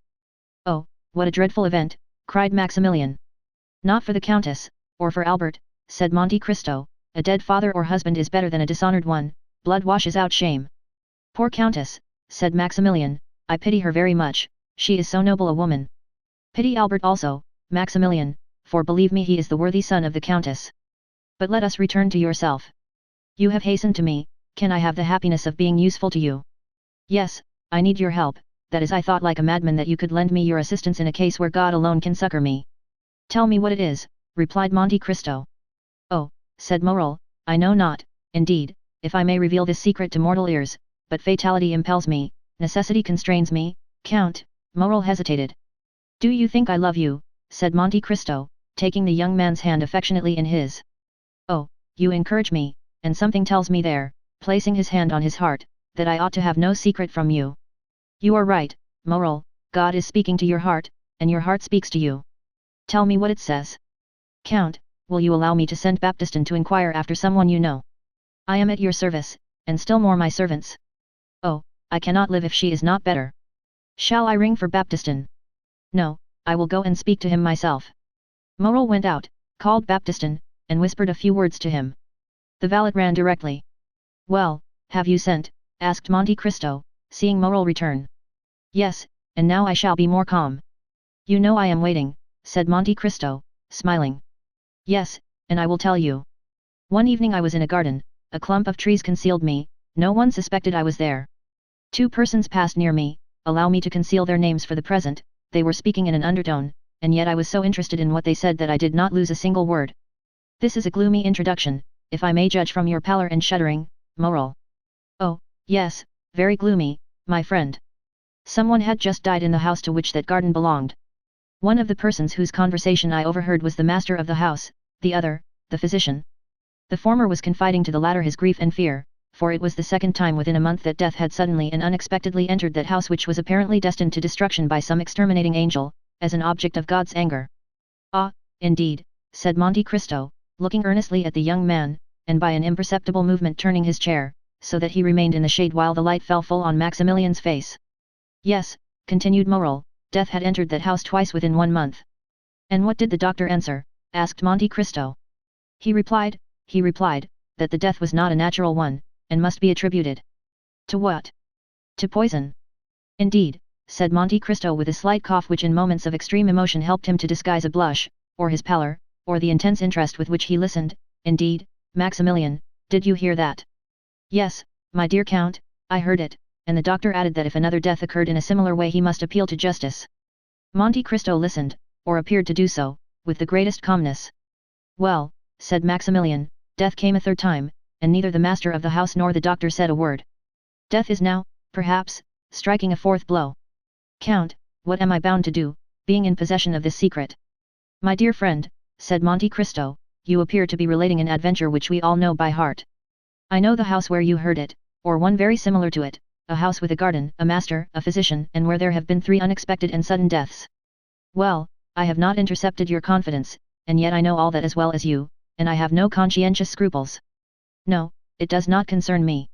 You say an exterminating angel appears to have devoted that house to God's anger. Well, who says your supposition is not reality? Do not notice things which those whose interest it is to see them pass over. If it is God's justice, instead of his anger, which is walking through that house, Maximilian, turn away your face and let his justice accomplish its purpose.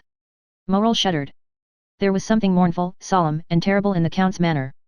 Besides, continued he, in so changed a tone that no one would have supposed it was the same person speaking, besides, who says that it will begin again? It has returned, Count, exclaimed Morel, that is why I hastened to you.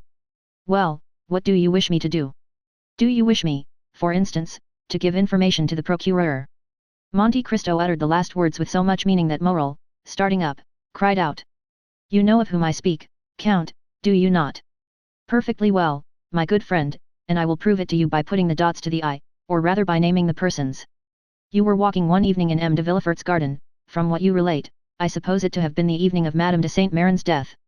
You heard M. de Villefort talking to M. d'Avrigny about the death of M. de Saint Méran, and that no less surprising, of the Countess. M. d'Avrigny said he believed they both proceeded from poison, and you, honest man, have ever since been asking your heart and sounding your conscience to know if you ought to expose or conceal this secret.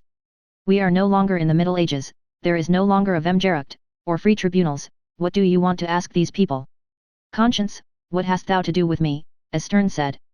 My dear fellow, let them sleep on, if they are asleep, let them grow pale in their drowsiness, if they are disposed to do so, and pray do you remain in peace, who have no remorse to disturb you." Deep grief was depicted on Morel's features. He seized Monte Cristo's hand. "But it is beginning again, I say." "Well," said the Count, astonished at his perseverance, which he could not understand, and looking still more earnestly at Maximilian, "let it begin again, it is like the house of the Atradi, God has condemned them, and they must submit to their punishment. They will all disappear, like the fabrics children build with cards, and which fall, one by one, under the breath of their builder, even if there are 200 of them. 3 months since it was M. de Saint Méran, Madame de Saint Méran 2 months since, the other day it was Barrois, today, the old Noirtier, or young Valentine." "You knew it," cried Morel, in such a paroxysm of terror that Monte Cristo started, he whom the falling heavens would have found unmoved. "You knew it, and said nothing." "And what is it to me?" replied Monte Cristo, shrugging his shoulders. "Do I know those people, and must I lose the one to save the other? Faith, no, for between the culprit and the victim I have no choice." "But I," cried Morel, groaning with sorrow, "I love her." "You love, whom?" cried Monte Cristo, starting to his feet, and seizing the 2 hands which Morel was raising towards heaven. "I love most fondly, I love madly, I love as a man who would give his life blood to spare her a tear, I love Valentine de Villefort, who is being murdered at this moment. Do you understand me? I love her, and I ask God and you how I can save her." Monte Cristo uttered a cry which those only can conceive who have heard the roar of a wounded lion. "Unhappy man," cried he, wringing his hands in his turn, "you love Valentine, that daughter of an accursed race." Never had Morel witnessed such an expression, never had so terrible an eye flashed before his face, never had the genius of terror he had so often seen, either on the battlefield or in the murderous nights of Algeria, shaken around him more dreadful fire. He drew back terrified. As for Monte Cristo, after this ebullition he closed his eyes as if dazzled by internal light. In a moment he restrained himself so powerfully that the tempestuous heaving of his breast subsided, as turbulent and foaming waves yield to the sun's genial influence when the cloud has passed. This silence, self-control, and struggle lasted about 20 seconds, then the Count raised his pallid face. "See," said he, "my dear friend, how God punishes the most thoughtless and unfeeling men for their indifference, by presenting dreadful scenes to their view. I, who was looking on, an eager and curious spectator, I, who was watching the working of this mournful tragedy, I, who like a wicked angel was laughing at the evil men committed protected by secrecy, a secret is easily kept by the rich and powerful, I am in my turn bitten by the serpent whose tortuous course I was watching, and bitten to the heart." Morel groaned. "Come, come," continued the Count, "complaints are unavailing, be a man, be strong, be full of hope, for I am here and will watch over you." Morel shook his head sorrowfully.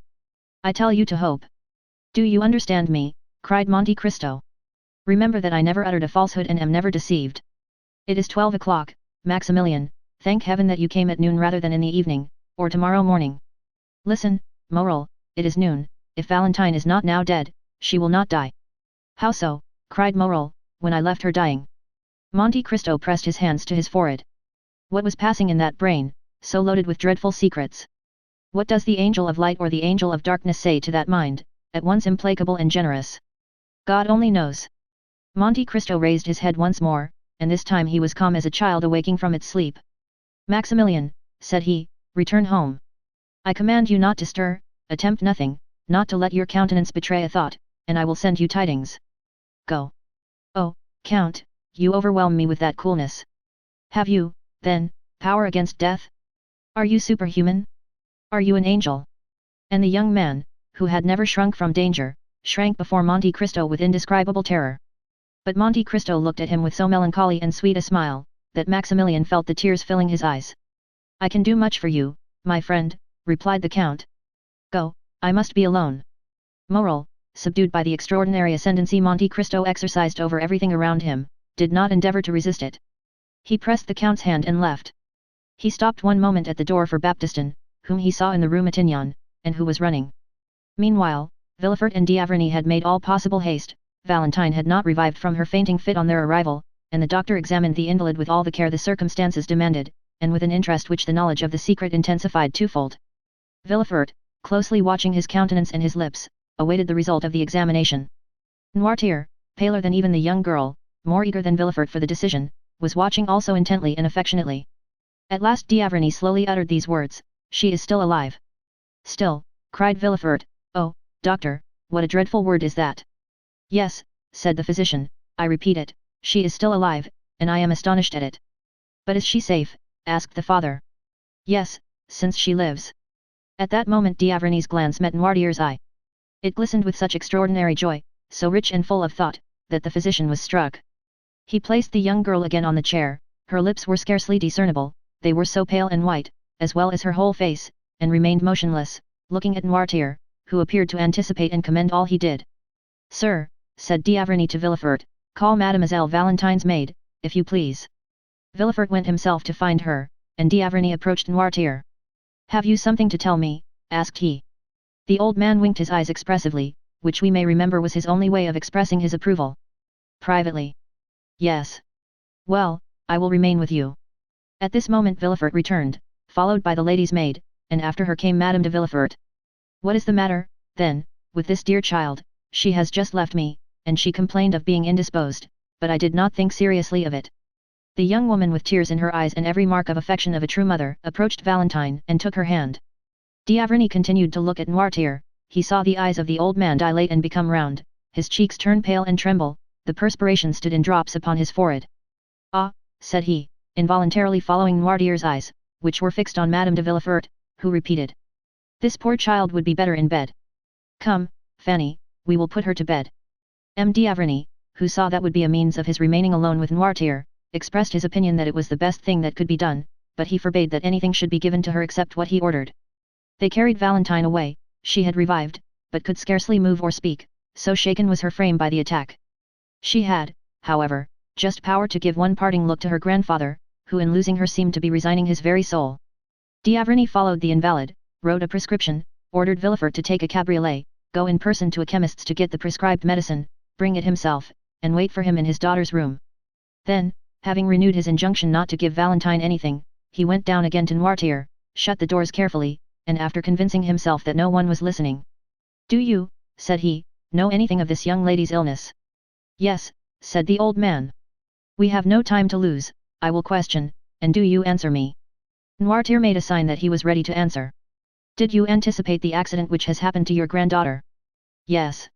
D'Avrigny reflected a moment, then approaching Noirtier. "Pardon what I am going to say," added he, "but no indication should be neglected in this terrible situation. Did you see poor Barrois die?" Noirtier raised his eyes to heaven. "Do you know of what he died?" asked D'Avrigny, placing his hand on Noirtier's shoulder. "Yes," replied the old man. "Do you think he died a natural death?" A sort of smile was discernible on the motionless lips of Noirtier. "Then you have thought that Barrois was poisoned?" "Yes." "Do you think the poison he fell a victim to was intended for him?" "No." "Do you think the same hand which unintentionally struck Barrois has now attacked Valentine?" "Yes." "Then will she die too?" asked D'Avrigny, fixing his penetrating gaze on Noirtier. He watched the effect of this question on the old man. "No," replied he with an air of triumph which would have puzzled the most clever diviner. "Then you hope?" said D'Avrigny, with surprise. "Yes." "What do you hope?" The old man made him understand with his eyes that he could not answer. "Ah, yes, it is true," murmured D'Avrigny. Then, turning to Noirtier, "Do you hope the assassin will be tried?" "No." "Then you hope the poison will take no effect on Valentine?" "Yes." "It is no news to you," added D'Avrigny, "to tell you that an attempt has been made to poison her." The old man made a sign that he entertained no doubt upon the subject. "Then how do you hope Valentine will escape?" Noirtier kept his eyes steadfastly fixed on the same spot. D'Avrigny followed the direction and saw that they were fixed on a bottle containing the mixture which he took every morning. "Ah, indeed," said D'Avrigny, struck with a sudden thought, "has it occurred to you?" Noirtier did not let him finish. "Yes," said he. To prepare her system to resist poison. Yes. By accustoming her by degrees. Yes, yes, yes, said Noirtier, delighted to be understood. Of course. I had told you that there was brucine in the mixture I give you. Yes. And by accustoming her to that poison, you have endeavored to neutralize the effect of a similar poison. Noirtier's joy continued. And you have succeeded, exclaimed D'Avrigny. Without that precaution Valentine would have died before assistance could have been procured. The dose has been excessive, but she has only been shaken by it, and this time, at any rate, Valentine will not die. A superhuman joy expanded the old man's eyes, which were raised towards heaven with an expression of infinite gratitude. At this moment Villefort returned. Here, doctor, said he, is what you sent me for. Was this prepared in your presence? Yes, replied the procureur. Have you not let it go out of your hands? No. D'Avrigny took the bottle, poured some drops of the mixture it contained in the hollow of his hand, and swallowed them. Well, said he, let us go to Valentine, I will give instructions to everyone, and you, M. de Villefort, will yourself see that no one deviates from them. At the moment when D'Avrigny was returning to Valentine's room, accompanied by Villefort, an Italian priest, of serious demeanour and calm and firm tone, hired for his use the house adjoining the hotel of M. de Villefort. No one knew how the 3 former tenants of that house left it. About 2 hours afterwards its foundation was reported to be unsafe, but the report did not prevent the new occupant establishing himself there with his modest furniture the same day at 5 o'clock. The lease was drawn up for 3, 6, or 9 years by the new tenant, who, according to the rule of the proprietor, paid 6 months in advance. This new tenant, who, as we have said, was an Italian, was called Il Signor Giacomo Busoni. Workmen were immediately called in, and that same night the passengers at the end of the faubourg saw with surprise that carpenters and masons were occupied in repairing the lower part of the tottering house. Chapter 95. Father and Daughter. We saw in a preceding chapter how Madame Danglars went formally to announce to Madame de Villefort the approaching marriage of Eugénie Danglars and M. Andrea Cavalcanti. This formal announcement, which implied or appeared to imply, the approval of all the persons concerned in this momentous affair, had been preceded by a scene to which our readers must be admitted. We beg them to take one step backward, and to transport themselves, the morning of that day of great catastrophes, into the showy, gilded salon we have before shown them, and which was the pride of its owner, Baron Danglars. In this room, at about 10 o'clock in the morning, the banker himself had been walking to and fro for some minutes thoughtfully and in evident uneasiness, watching both doors, and listening to every sound. When his patience was exhausted, he called his valet. Etienne, said he, see why Mademoiselle Eugénie has asked me to meet her in the drawing-room, and why she makes me wait so long. Having given this vent to his ill humour, the Baron became more calm. Mademoiselle Danglars had that morning requested an interview with her father, and had fixed on the gilded drawing-room as the spot. The singularity of this step, and above all its formality, had not a little surprised the banker, who had immediately obeyed his daughter by repairing first to the drawing-room. Etienne soon returned from his errand. Mademoiselle's lady's maid says, Sir, that Mademoiselle is finishing her toilette, and will be here shortly. Danglars nodded, to signify that he was satisfied. To the world and to his servants Danglars assumed the character of the good-natured man and the indulgent father. This was one of his parts in the popular comedy he was performing, a make-up he had adopted and which suited him about as well as the masks worn on the classic stage by paternal actors, who seen from one side, were the image of geniality, and from the other showed lips drawn down in chronic ill temper. Let us hasten to say that in private the genial side descended to the level of the other, so that generally the indulgent man disappeared to give place to the brutal husband and domineering father. Why the devil does that foolish girl, who pretends to wish to speak to me, not come into my study, and why on earth does she want to speak to me at all? He was turning this thought over in his brain for the 20th time, when the door opened and Eugénie appeared, attired in a figured black satin dress, her hair dressed and gloves on, as if she were going to the Italian opera. Well, Eugénie, what is it you want with me, and why in this solemn drawing-room when the study is so comfortable? I quite understand why you ask, sir, said Eugénie, making a sign that her father might be seated, and in fact your 2 questions suggest fully the theme of our conversation. I will answer them both, and contrary to the usual method, the last first, because it is the least difficult. I have chosen the drawing-room, sir, as our place of meeting, in order to avoid the disagreeable impressions and influences of a banker's study.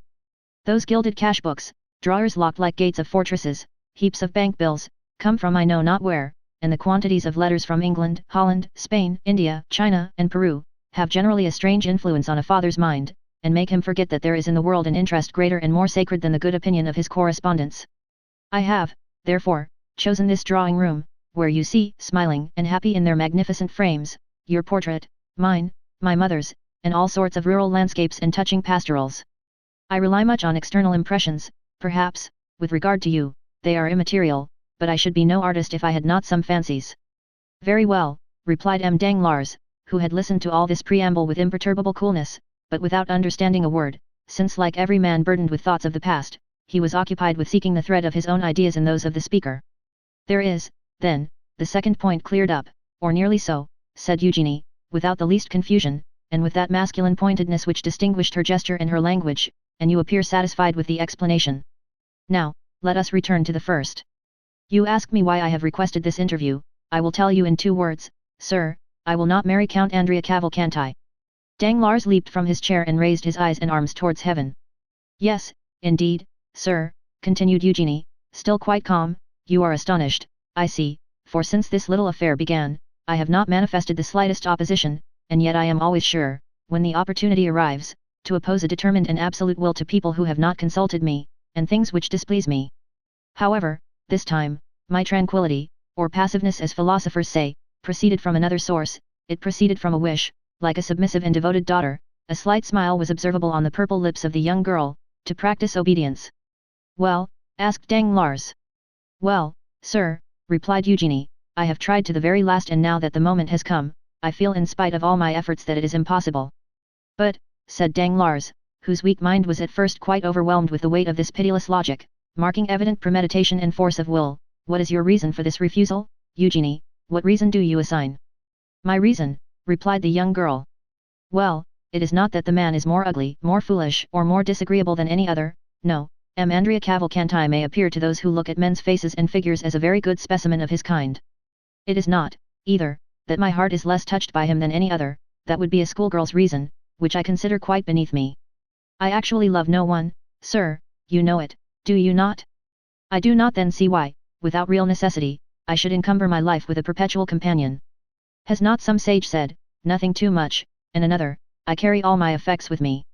I have been taught these 2 aphorisms in Latin and in Greek, one is, I believe, from Phaedrus, and the other from Bias. Well, my dear father, in the shipwreck of life, for life is an eternal shipwreck of our hopes, I cast into the sea my useless encumbrance, that is all, and I remain with my own will, disposed to live perfectly alone, and consequently perfectly free. Unhappy girl, murmured Danglars, turning pale, for he knew from long experience the solidity of the obstacle he had so suddenly encountered. Unhappy girl, replied Eugenie, unhappy girl, do you say, sir? No, indeed, the exclamation appears quite theatrical and affected. Happy, on the contrary, for what am I in want of? The world calls me beautiful. It is something to be well received. I like a favourable reception, it expands the countenance, and those around me do not then appear so ugly. I possess a share of wit, and a certain relative sensibility, which enables me to draw from life in general, for the support of mine, all I meet with that is good, like the monkey who cracks the nut to get at its contents. I am rich, for you have one of the first fortunes in France. I am your only daughter, and you are not so exacting as the fathers of the Porte Saint Martin and Gate, who disinherit their daughters for not giving them grandchildren. Besides, the provident law has deprived you of the power to disinherit me, at least entirely, as it has also of the power to compel me to marry monsieur this or monsieur that. And so, being beautiful, witty, somewhat talented, as the comic operas say, and rich, and that is happiness, sir, why do you call me unhappy?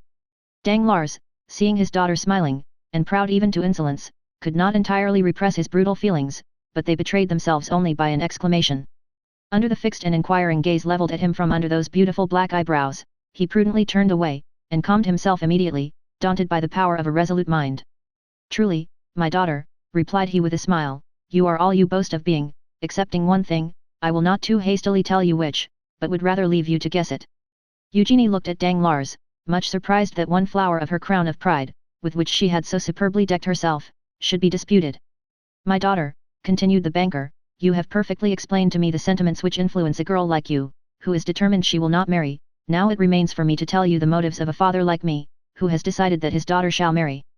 Eugenie bowed, not as a submissive daughter, but as an adversary prepared for a discussion. My daughter, continued Danglars, when a father asks his daughter to choose a husband, he has always some reason for wishing her to marry. Some are affected with the mania of which you spoke just now, that of living again in their grandchildren. This is not my weakness, I tell you at once, family joys have no charm for me. I may acknowledge this to a daughter whom I know to be philosophical enough to understand my indifference, and not to impute it to me as a crime. This is not to the purpose, said Eugenie, Let us speak candidly, sir, I admire candor. Oh, said Danglars, I can, when circumstances render it desirable, adopt your system, although it may not be my general practice. I will therefore proceed. I have proposed to you to marry, not for your sake, for indeed I did not think of you in the least at the moment, you admire candor, and will now be satisfied, I hope, but because it suited me to marry you as soon as possible, on account of certain commercial speculations I am desirous of entering into. Eugenie became uneasy. It is just as I tell you, I assure you, and you must not be angry with me, for you have sought this disclosure. I do not willingly enter into arithmetical explanations with an artist like you, who fears to enter my study lest she should imbibe disagreeable or antipoetic impressions and sensations. But in that same banker's study, where you very willingly presented yourself yesterday to ask for the 1,000 francs I give you monthly for pocket money, you must know, my dear young lady, that many things may be learned, useful even to a girl who will not marry.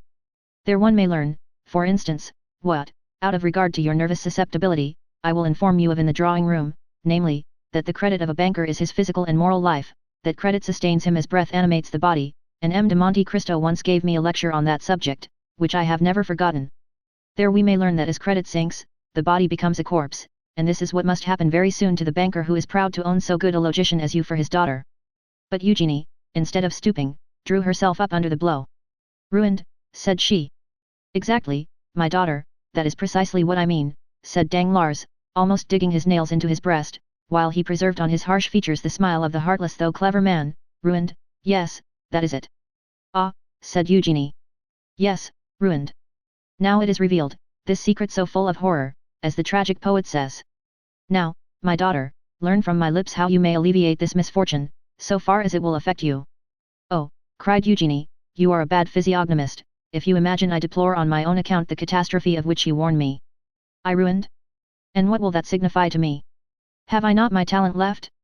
Can I not, like Pasta, Molly Brown, Grizzy, acquire for myself what you would never have given me, whatever might have been your fortune, 100 or 150,000 livres per annum, for which I shall be indebted to no one but myself, and which, instead of being given as you gave me those poor 12,000 francs, with sour looks and reproaches for my prodigality, will be accompanied with acclamations, with bravos and with flowers?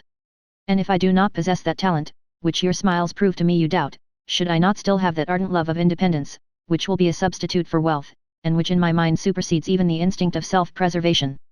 No, I grieve not on my own account, I shall always find a resource, my books, my pencils, my piano, all the things which cost but little, and which I shall be able to procure, will remain my own. Do you think that I sorrow for Madame Danglars?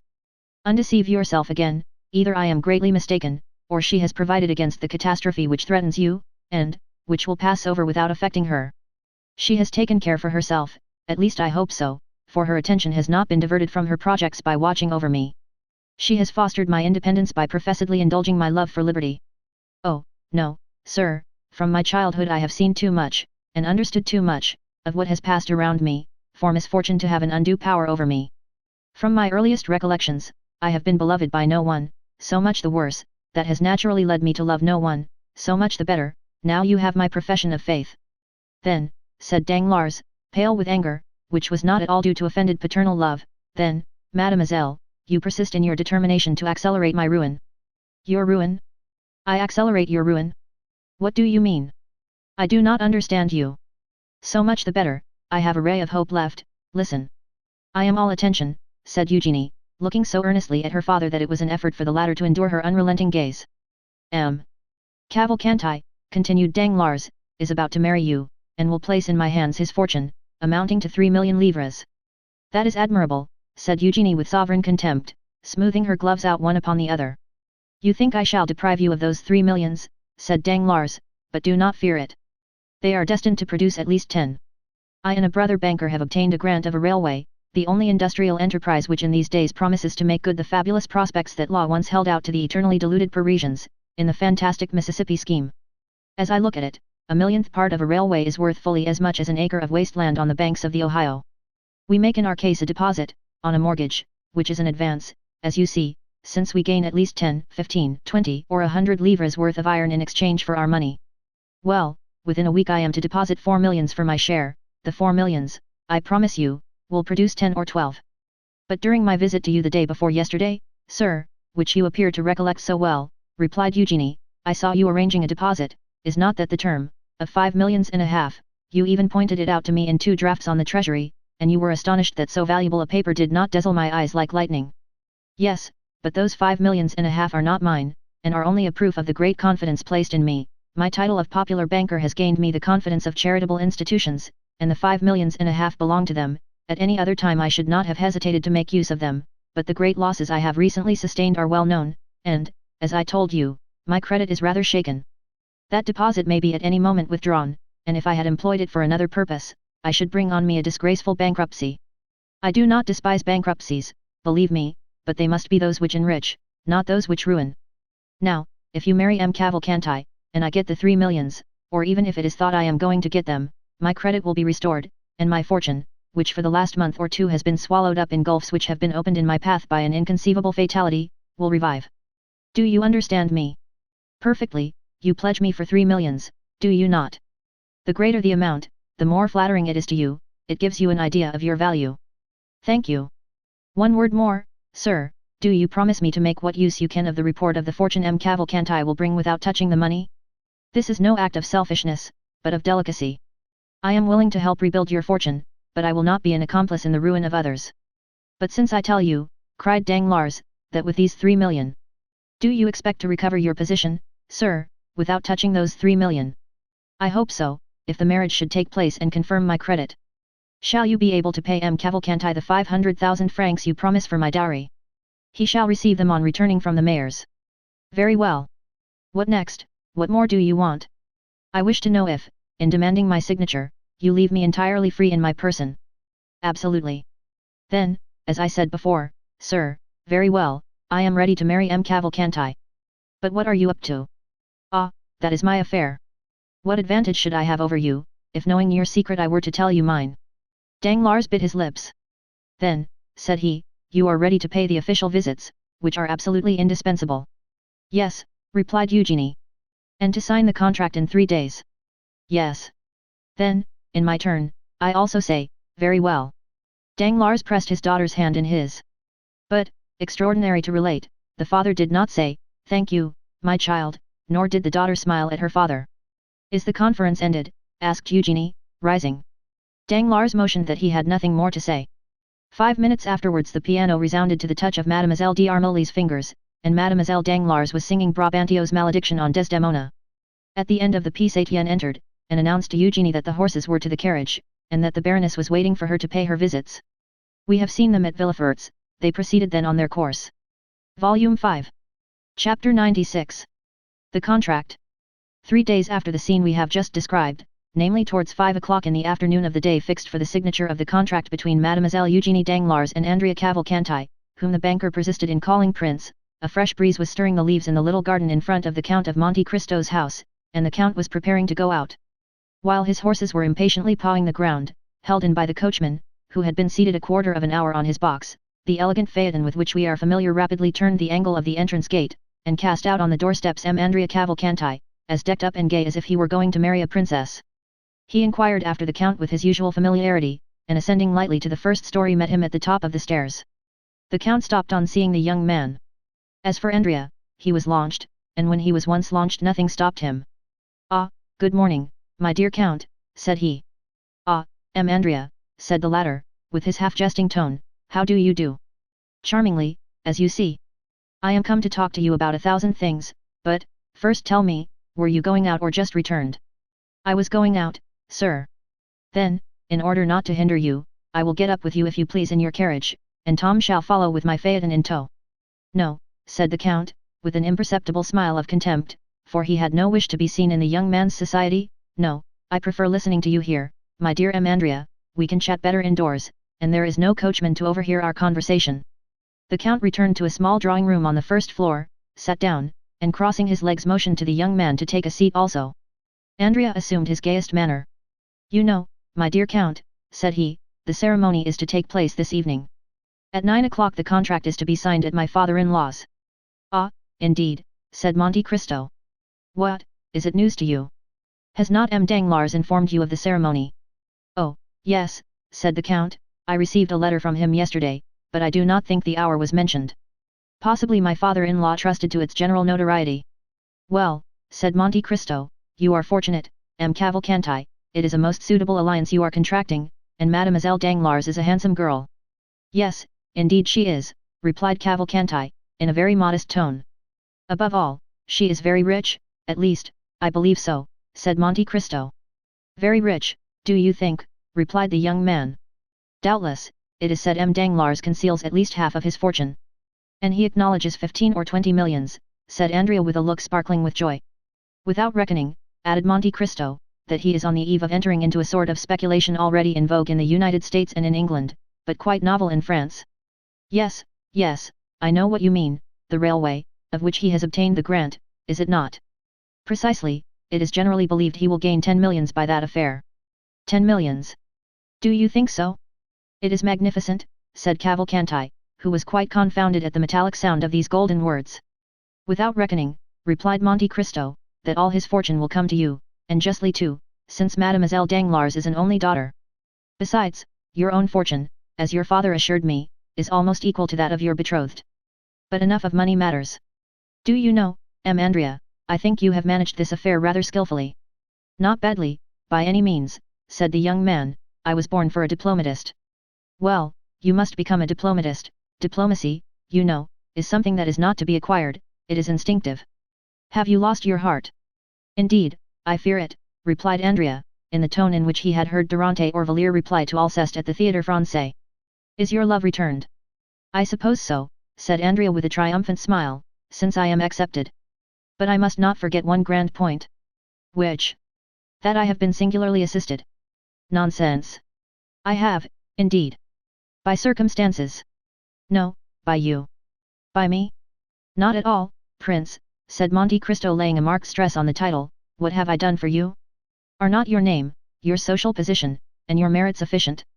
No, said Andrea, no, it is useless for you to say so, Count. I maintain that the position of a man like you has done more than my name, my social position, and my merit. You are completely mistaken, sir, said Monte Cristo coldly, who felt the perfidious maneuver of the young man, and understood the bearing of his words. You only acquired my protection after the influence and fortune of your father had been ascertained, for, after all, who procured for me, who had never seen either you or your illustrious father, the pleasure of your acquaintance, two of my good friends, Lord Wilmore and the Abbé Busoni? What encouraged me not to become your surety, but to patronize you, your father's name, so well known in Italy and so highly honored? Personally, I do not know you. This calm tone and perfect ease made Andrea feel that he was, for the moment, restrained by a more muscular hand than his own, and that the restraint could not be easily broken through. Oh, then my father has really a very large fortune, Count? It appears so, sir, replied Monte Cristo. Do you know if the marriage settlement he promised me has come? I have been advised of it. But the 3 millions? The 3 millions are probably on the road. Then I shall really have them. Oh, well, said the Count, I do not think you have yet known the want of money. Andrea was so surprised that he pondered the matter for a moment. Then, arousing from his reverie. Now, sir, I have one request to make to you, which you will understand, even if it should be disagreeable to you. Proceed, said Monte Cristo. I have formed an acquaintance, thanks to my good fortune, with many noted persons, and have, at least for the moment, a crowd of friends. But marrying, as I am about to do, before all Paris, I ought to be supported by an illustrious name, and in the absence of the paternal hand some powerful one ought to lead me to the altar. Now, my father is not coming to Paris, is he? He is old, covered with wounds, and suffers dreadfully, he says, in travelling. I understand. Well, I am come to ask a favour of you. Of me? Yes, of you. And pray what may it be? Well, to take his part. Ah, my dear sir. What, after the varied relations I have had the happiness to sustain towards you, can it be that you know me so little as to ask such a thing? Ask me to lend you 500,000 and, although such a loan is somewhat rare, on my honour, you would annoy me less. No, then, what I thought I had already told you, that in participation in this world's affairs, more especially in their moral aspects, the Count of Monte Cristo has never ceased to entertain the scruples and even the superstitions of the East. I, who have a seraglio at Cairo, one at Smyrna, and one at Constantinople, preside at a wedding, never. Then you refuse me. Decidedly, and were you my son or my brother I would refuse you in the same way. But what must be done, said Andrea, disappointed. You said just now that you had 100 friends. Very true, but you introduced me at M. Danglars. Not at all. Let us recall the exact facts. You met him at a dinner party at my house, and you introduced yourself at his house, that is a totally different affair.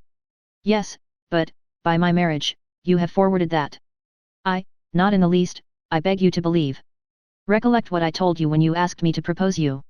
Oh, I never make matches, my dear prince, it is my settled principle. Andrea bit his lips. But, at least, you will be there. Will all Paris be there?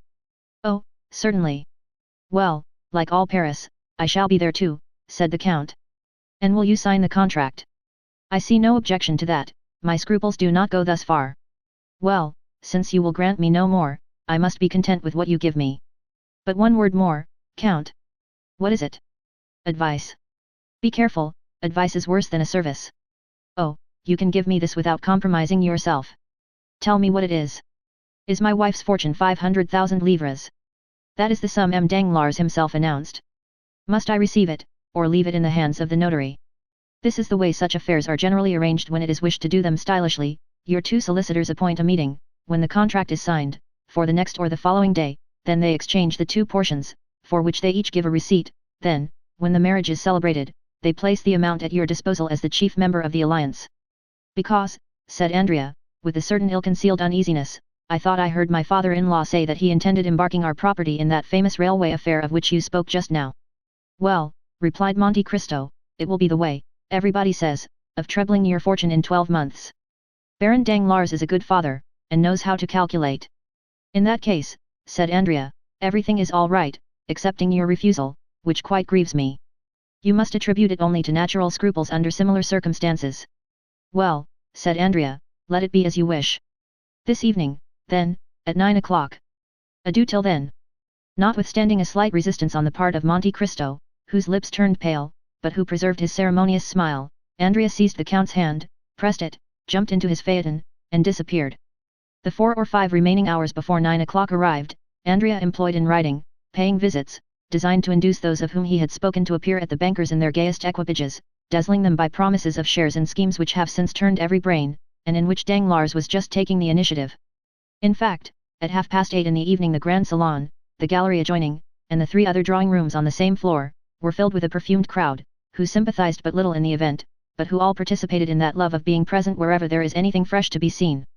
An academician would say that the entertainments of the fashionable world are collections of flowers which attract inconstant butterflies, famished bees, and buzzing drones. No one could deny that the rooms were splendidly illuminated, the light streamed forth on the gilt mouldings and the silk hangings, and all the bad taste of decorations, which had only their richness to boast of, shone in its splendor. Mademoiselle Eugénie was dressed with elegant simplicity in a figured white silk dress, and a white rose half concealed in her jet black hair was her only ornament, unaccompanied by a single jewel. Her eyes, however, betrayed that perfect confidence which contradicted the girlish simplicity of this modest attire. Madame Danglars was chatting at a short distance with Debray, Beauchamp, and Château Renaud. Debray was admitted to the house for this grand ceremony, but on the same plane with everyone else, and without any particular privilege. M. Danglars, surrounded by deputies and men connected with the revenue, was explaining a new theory of taxation which he intended to adopt when the course of events had compelled the government to call him into the ministry. Andrea, on whose arm hung one of the most consummate dandies of the opera, was explaining to him rather cleverly, since he was obliged to be bold to appear at ease, his future projects, and the new luxuries he meant to introduce to Parisian fashions with his 175,000 livres per annum. The crowd moved to and fro in the rooms like an ebb and flow of turquoises, rubies, emeralds, opals, and diamonds. As usual, the oldest women were the most decorated, and the ugliest the most conspicuous. If there was a beautiful lily, or a sweet rose, you had to search for it, concealed in some corner behind a mother with a turban, or an ant with a bird of paradise. At each moment, in the midst of the crowd, the buzzing, and the laughter, the doorkeeper's voice was heard announcing some name well known in the financial department, respected in the army, or illustrious in the literary world, and which was acknowledged by a slight movement in the different groups. But for one whose privilege it was to agitate that ocean of human waves, how many were received with a look of indifference or a sneer of disdain. At the moment when the hand of the massive timepiece, representing Endymion asleep, pointed to 9 on its golden face, and the hammer, the faithful type of mechanical thought, struck 9 times, the name of the Count of Monte Cristo resounded in its turn, and as if by an electric shock all the assembly turned towards the door. The Count was dressed in black and with his habitual simplicity, his white waistcoat displayed his expansive noble chest and his black stock was singularly noticeable because of its contrast with the deadly paleness of his face. His only jewellery was a chain, so fine that the slender gold thread was scarcely perceptible on his white waistcoat. A circle was immediately formed around the door. The Count perceived at one glance Madame Danglars at one end of the drawing room, M. Danglars at the other, and Eugenie in front of him. He first advanced towards the Baroness, who was chatting with Madame de Villefort, who had come alone, Valentine being still an invalid, and without turning aside, so clear was the road left for him, he passed from the Baroness to Eugenie, whom he complimented in such rapid and measured terms, that the proud artist was quite struck. Near her was Mademoiselle Louise d'Armilly, who thanked the Count for the letters of introduction he had so kindly given her for Italy, which she intended immediately to make use of. On leaving these ladies he found himself with Danglars, who had advanced to meet him. Having accomplished these 3 social duties, Monte Cristo stopped, looking around him with that expression peculiar to a certain class, which seems to say, I have done my duty, now let others do theirs. Andrea, who was in an adjoining room, had shared in the sensation caused by the arrival of Monte Cristo, and now came forward to pay his respects to the Count. He found him completely surrounded, all were eager to speak to him, as is always the case with those whose words are few and weighty. The solicitors arrived at this moment and arranged their scrawled papers on the velvet cloth embroidered with gold which covered the table prepared for the signature. It was a gilt table supported on lion's claws. One of the notaries sat down, the other remained standing. They were about to proceed to the reading of the contract, which half Paris assembled was to sign.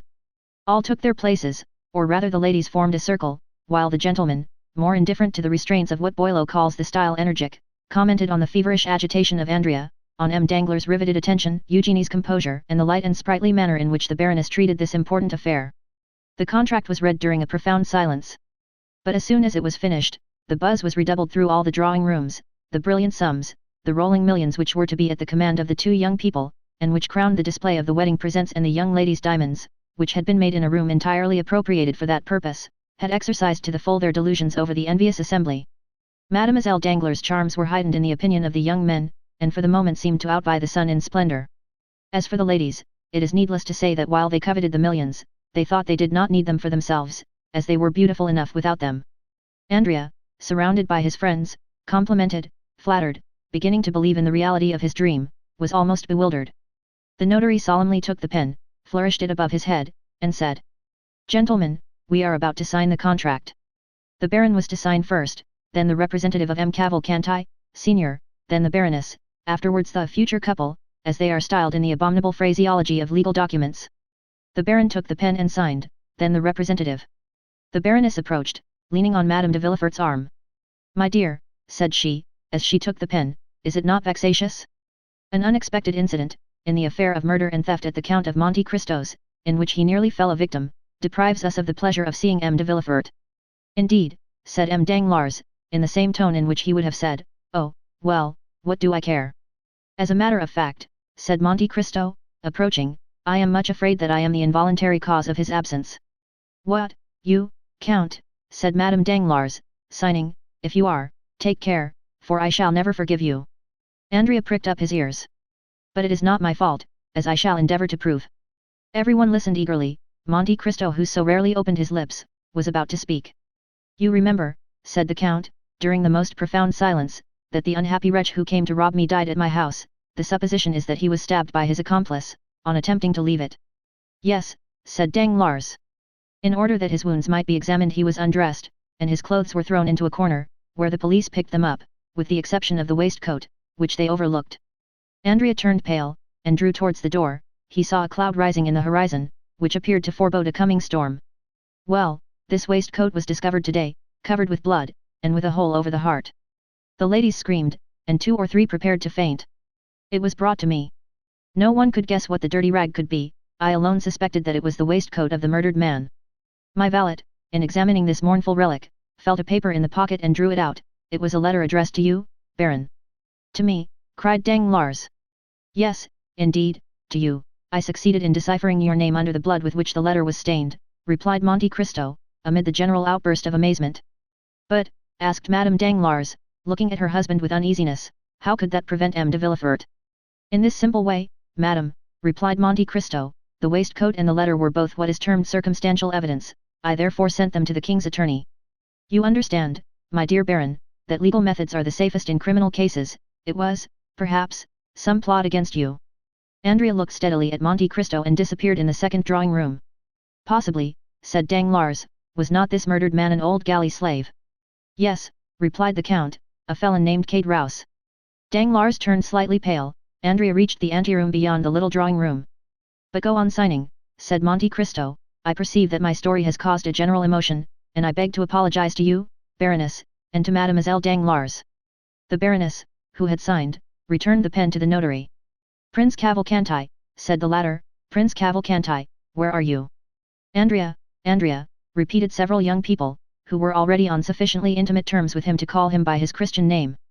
"Call the prince, inform him that it is his turn to sign," cried Danglars to one of the floor keepers. But at the same instant the crowd of guests rushed in alarm into the principal salon as if some frightful monster had entered the apartments, querens quem devoret. There was, indeed, reason to retreat, to be alarmed, and to scream. An officer was placing 2 soldiers at the door of each drawing room, and was advancing towards Danglars, preceded by a commissary of police, girded with his scarf. Madame Danglars uttered a scream and fainted.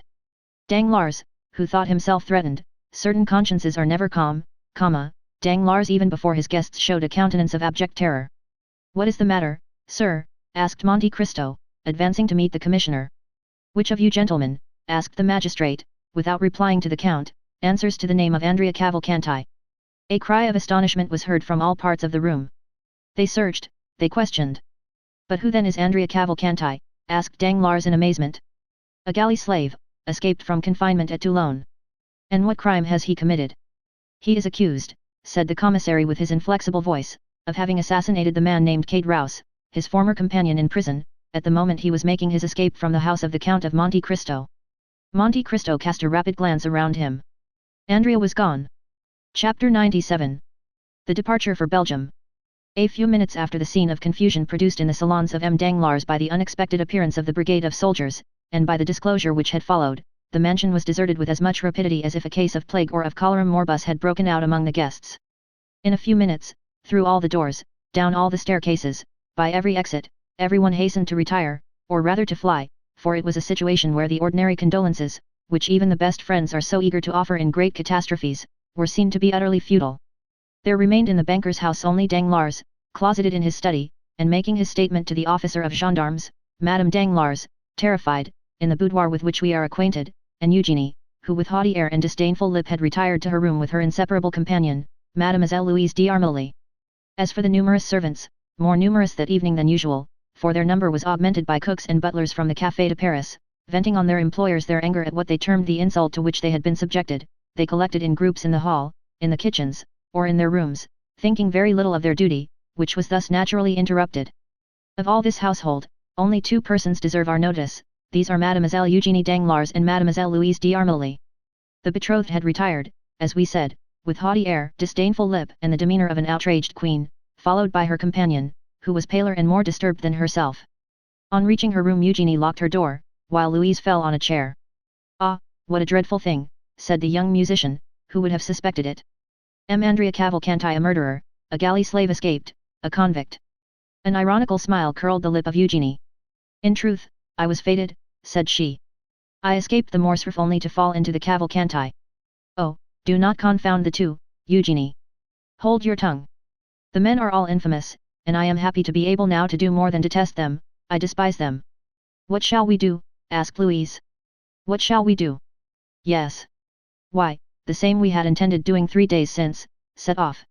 "What, although you are not now going to be married, you intend still?" "Listen, Louise. I hate this life of the fashionable world, always ordered, measured, ruled, like our music paper. What I have always wished for, desired, and coveted, is the life of an artist, free and independent, relying only on my own resources, and accountable only to myself. Remain here? What for? That they may try, a month hence, to marry me again, and to whom? M. de Bray, perhaps, as it was once proposed. No, Louise, no. This evening's adventure will serve for my excuse. I did not seek one, I did not ask for one. God sends me this, and I hail it joyfully." "How strong and courageous you are," said the fair, frail girl to her brunette companion. "Did you not yet know me? Come, Louise, let us talk of our affairs. The post-chaise was happily bought 3 days since. Have you had it sent where we are to go for it?" "Yes. Our passport? Here it is." And Eugenie, with her usual precision, opened a printed paper, and read. M. Leon d'Armilly, 20 years of age, profession, artist, hair black, eyes black, travelling with his sister. Capital. How did you get this passport? When I went to ask M. de Monte Cristo for letters to the directors of the theatres at Rome and Naples, I expressed my fears of travelling as a woman. He perfectly understood them, and undertook to procure for me a man's passport, and 2 days after I received this, to which I have added with my own hand, travelling with his sister. Well, said Eugenie cheerfully, we have then only to pack up our trunks, we shall start the evening of the signing of the contract, instead of the evening of the wedding, that is all. But consider the matter seriously, Eugenie. Oh, I am done with considering. I am tired of hearing only of market reports, of the end of the month, of the rise and fall of Spanish funds, of Haitian bonds. Instead of that, Louise, do you understand, air, liberty, melody of birds, plains of Lombardy, Venetian canals, Roman palaces, the Bay of Naples. How much have we, Louise? The young girl to whom this question was addressed drew from an inlaid secretaire a small portfolio with a lock, in which she counted 23 banknotes. 23,000 francs, said she. And as much, at least, in pearls, diamonds, and jewels, said Eugenie. We are rich.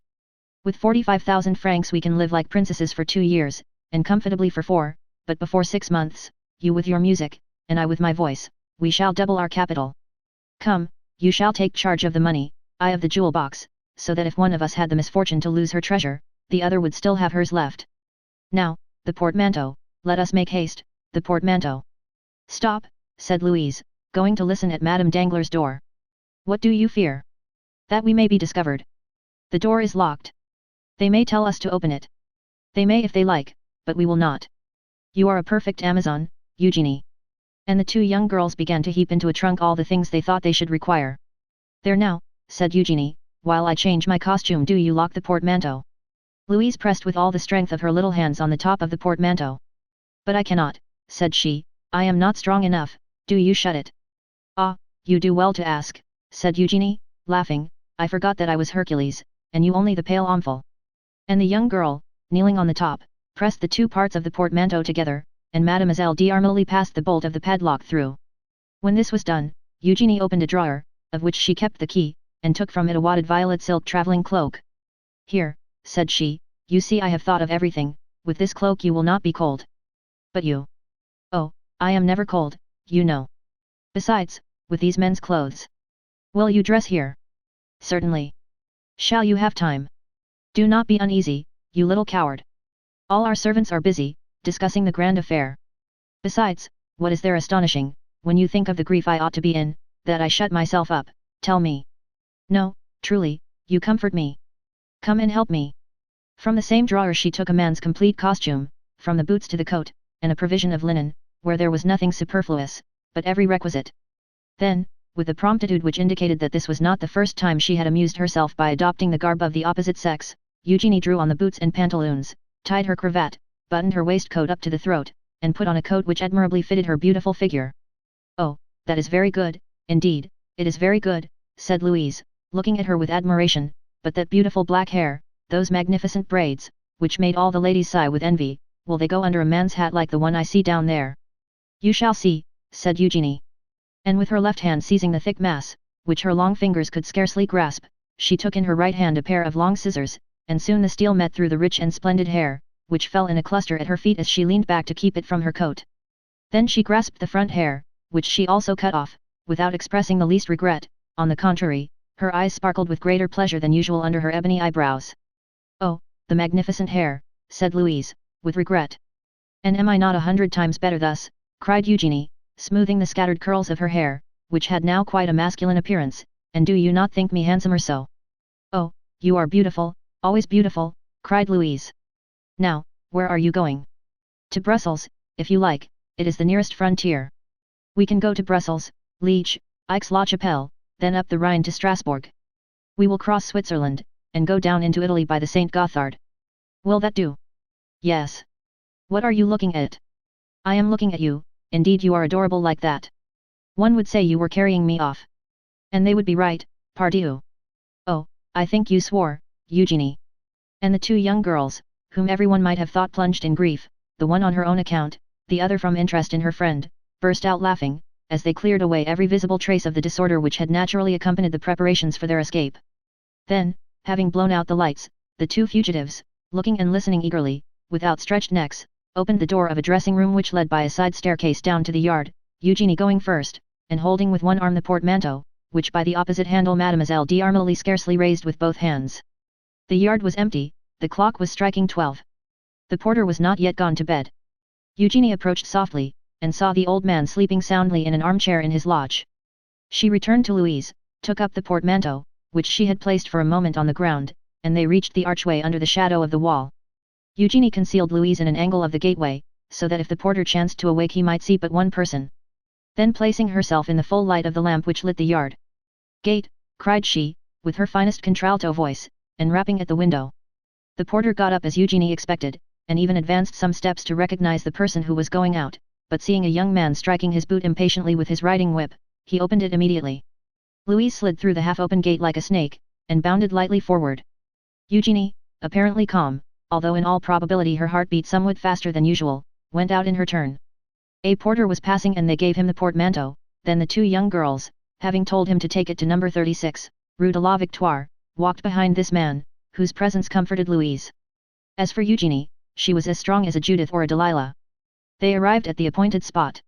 Eugenie ordered the porter to put down the portmanteau, gave him some pieces of money, and having rapped at the shutter sent him away. The shutter where Eugenie had rapped was that of a little laundress, who had been previously warned, and was not yet gone to bed. She opened the door.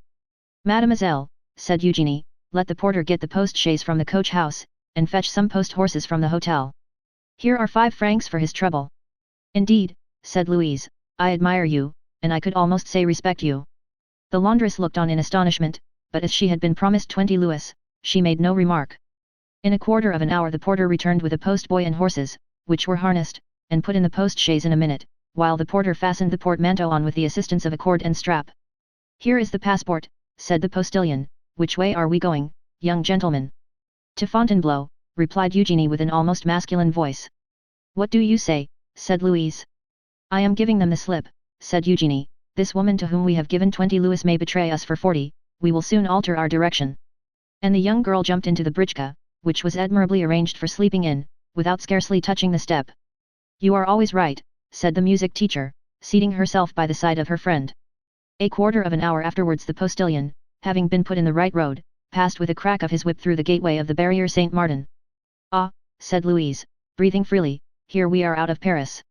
"Yes, my dear, the abduction is an accomplished fact," replied Eugenie. "Yes, and without violence," said Louise.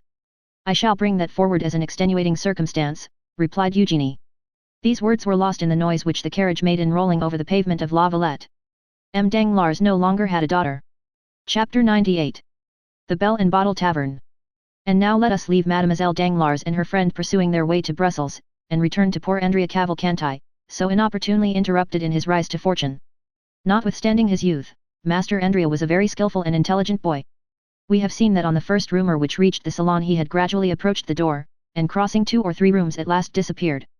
But we have forgotten to mention one circumstance, which nevertheless ought not to be omitted. In one of the rooms he crossed, the trousseau of the bride-elect was on exhibition. There were caskets of diamonds, cashmere shawls, Valenciennes lace, English veils, and in fact all the tempting things, the bare mention of which makes the hearts of young girls bound with joy, and which is called the corbel.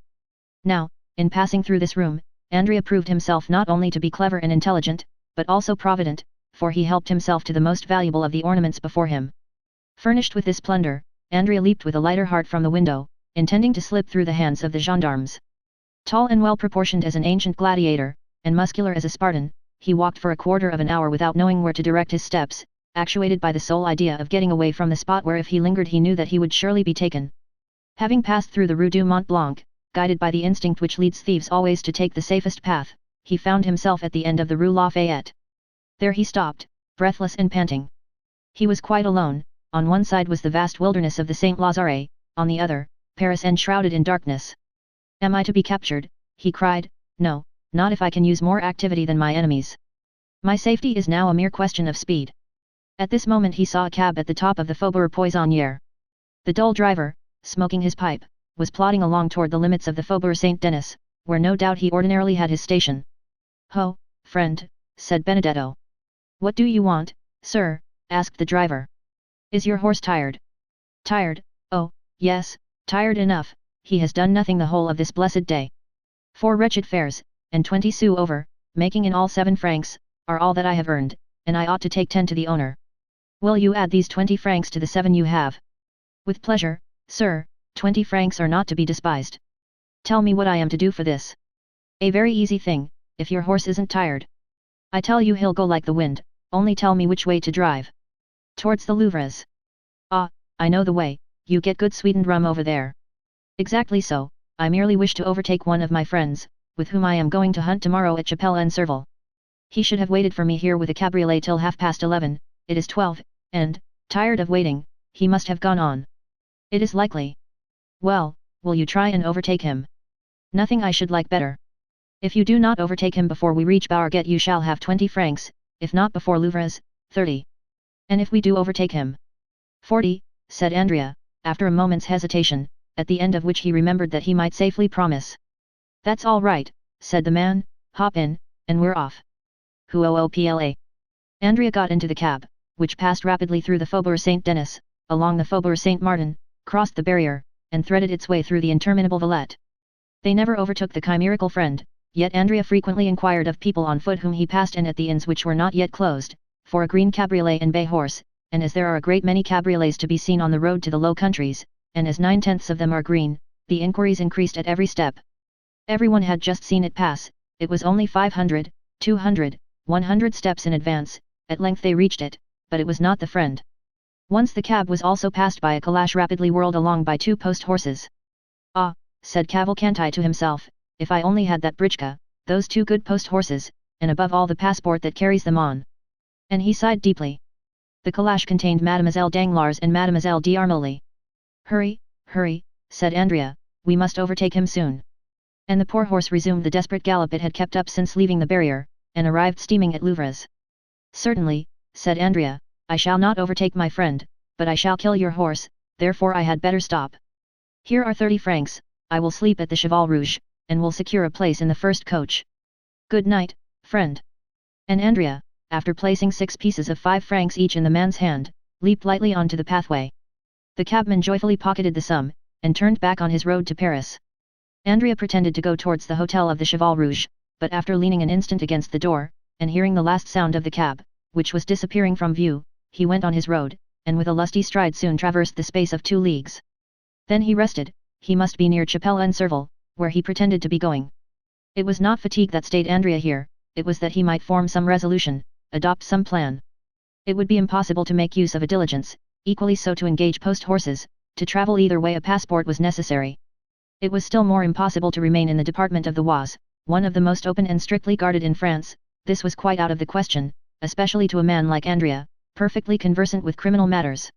He sat down by the side of the moat, buried his face in his hands and reflected. 10 minutes after he raised his head, his resolution was made. He threw some dust over the topcoat, which he had found time to unhook from the antechamber and button over his ball costume, and going to Chapelle-en-Serval he knocked loudly at the door of the only inn in the place. The host opened. My friend, said Andrea, I was coming from Mortefontaine to Senlis, when my horse, which is a troublesome creature, stumbled and threw me. I must reach Compiègne tonight, or I shall cause deep anxiety to my family. Could you let me hire a horse of you? An innkeeper has always a horse to let, whether it be good or bad. The host called the stable-boy, and ordered him to saddle Leblanc. Then he awoke his son, a child of 7 years, whom he ordered to ride before the gentleman and bring back the horse. Andrea gave the innkeeper 20 francs, and in taking them from his pocket dropped a visiting card. This belonged to one of his friends at the Café de Paris, so that the innkeeper, picking it up after Andrea had left, was convinced that he had let his horse to the Count of Mauléon, 25 Rue Saint-Dominique, that being the name and address on the card. Leblanc was not a fast animal, but he kept up an easy, steady pace. In 3 hours and a half Andrea had traversed the 9 leagues which separated him from Compiègne, and 4 o'clock struck as he reached the place where the coaches stop. There is an excellent tavern at Compiègne, well remembered by those who have ever been there. Andrea, who had often stayed there in his rides about Paris, recollected the Bell and Bottle Inn. He turned around, saw the sign by the light of a reflected lamp, and having dismissed the child, giving him all the small coin he had about him, he began knocking at the door, very reasonably concluding that having now 3 or 4 hours before him he had best fortify himself against the fatigues of the morrow by a sound sleep and a good supper. A waiter opened the door. My friend, said Andrea, I have been dining at Saint Jean Auxiliary Bois, and expected to catch the coach which passes by at midnight, but like a fool I have lost my way, and have been walking for the last 4 hours in the forest. Show me into one of those pretty little rooms which overlook the court, and bring me a cold fowl and a bottle of Bordeaux. The waiter had no suspicions. Andrea spoke with perfect composure. He had a cigar in his mouth, and his hands in the pocket of his top coat. His clothes were fashionably made, his chin smooth, his boots irreproachable. He looked merely as if he had stayed out very late, that was all. While the waiter was preparing his room, the hostess arose. Andrea assumed his most charming smile, and asked if he could have number 3, which he had occupied on his last stay at Compiègne. Unfortunately, number 3 was engaged by a young man who was traveling with his sister. Andrea appeared in despair, but consoled himself when the hostess assured him that number 7, prepared for him, was situated precisely the same as number 3, and while warming his feet and chatting about the last races at Chantilly, he waited until they announced his room to be ready. Andrea had not spoken without cause of the pretty rooms looking out upon the court of the Belle Hotel, which with its triple galleries like those of a theatre, with the jessamine and clematis twining round the light columns, forms one of the prettiest entrances to an inn that you can imagine. The fowl was tender, the wine old, the fire clear and sparkling, and Andrea was surprised to find himself eating with as good an appetite as though nothing had happened. Then he went to bed and almost immediately fell into that deep sleep which is sure to visit men of 20 years of age, even when they are torn with remorse. Now, here we are obliged to own that Andrea ought to have felt remorse, but that he did not. This was the plan which had appealed to him to afford the best chance of his security.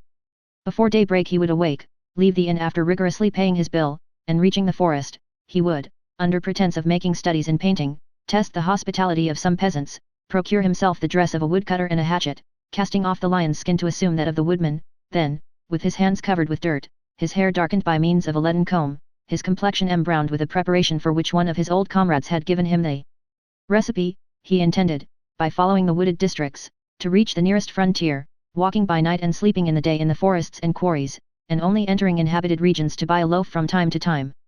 Once past the frontier, Andrea proposed making money of his diamonds, and by uniting the proceeds to 10 banknotes he always carried about with him in case of accident, he would then find himself possessor of about 50,000 livres, which he philosophically considered as no very deplorable condition after all. Moreover, he reckoned much on the interest of the Danglars to hush up the rumor of their own misadventures.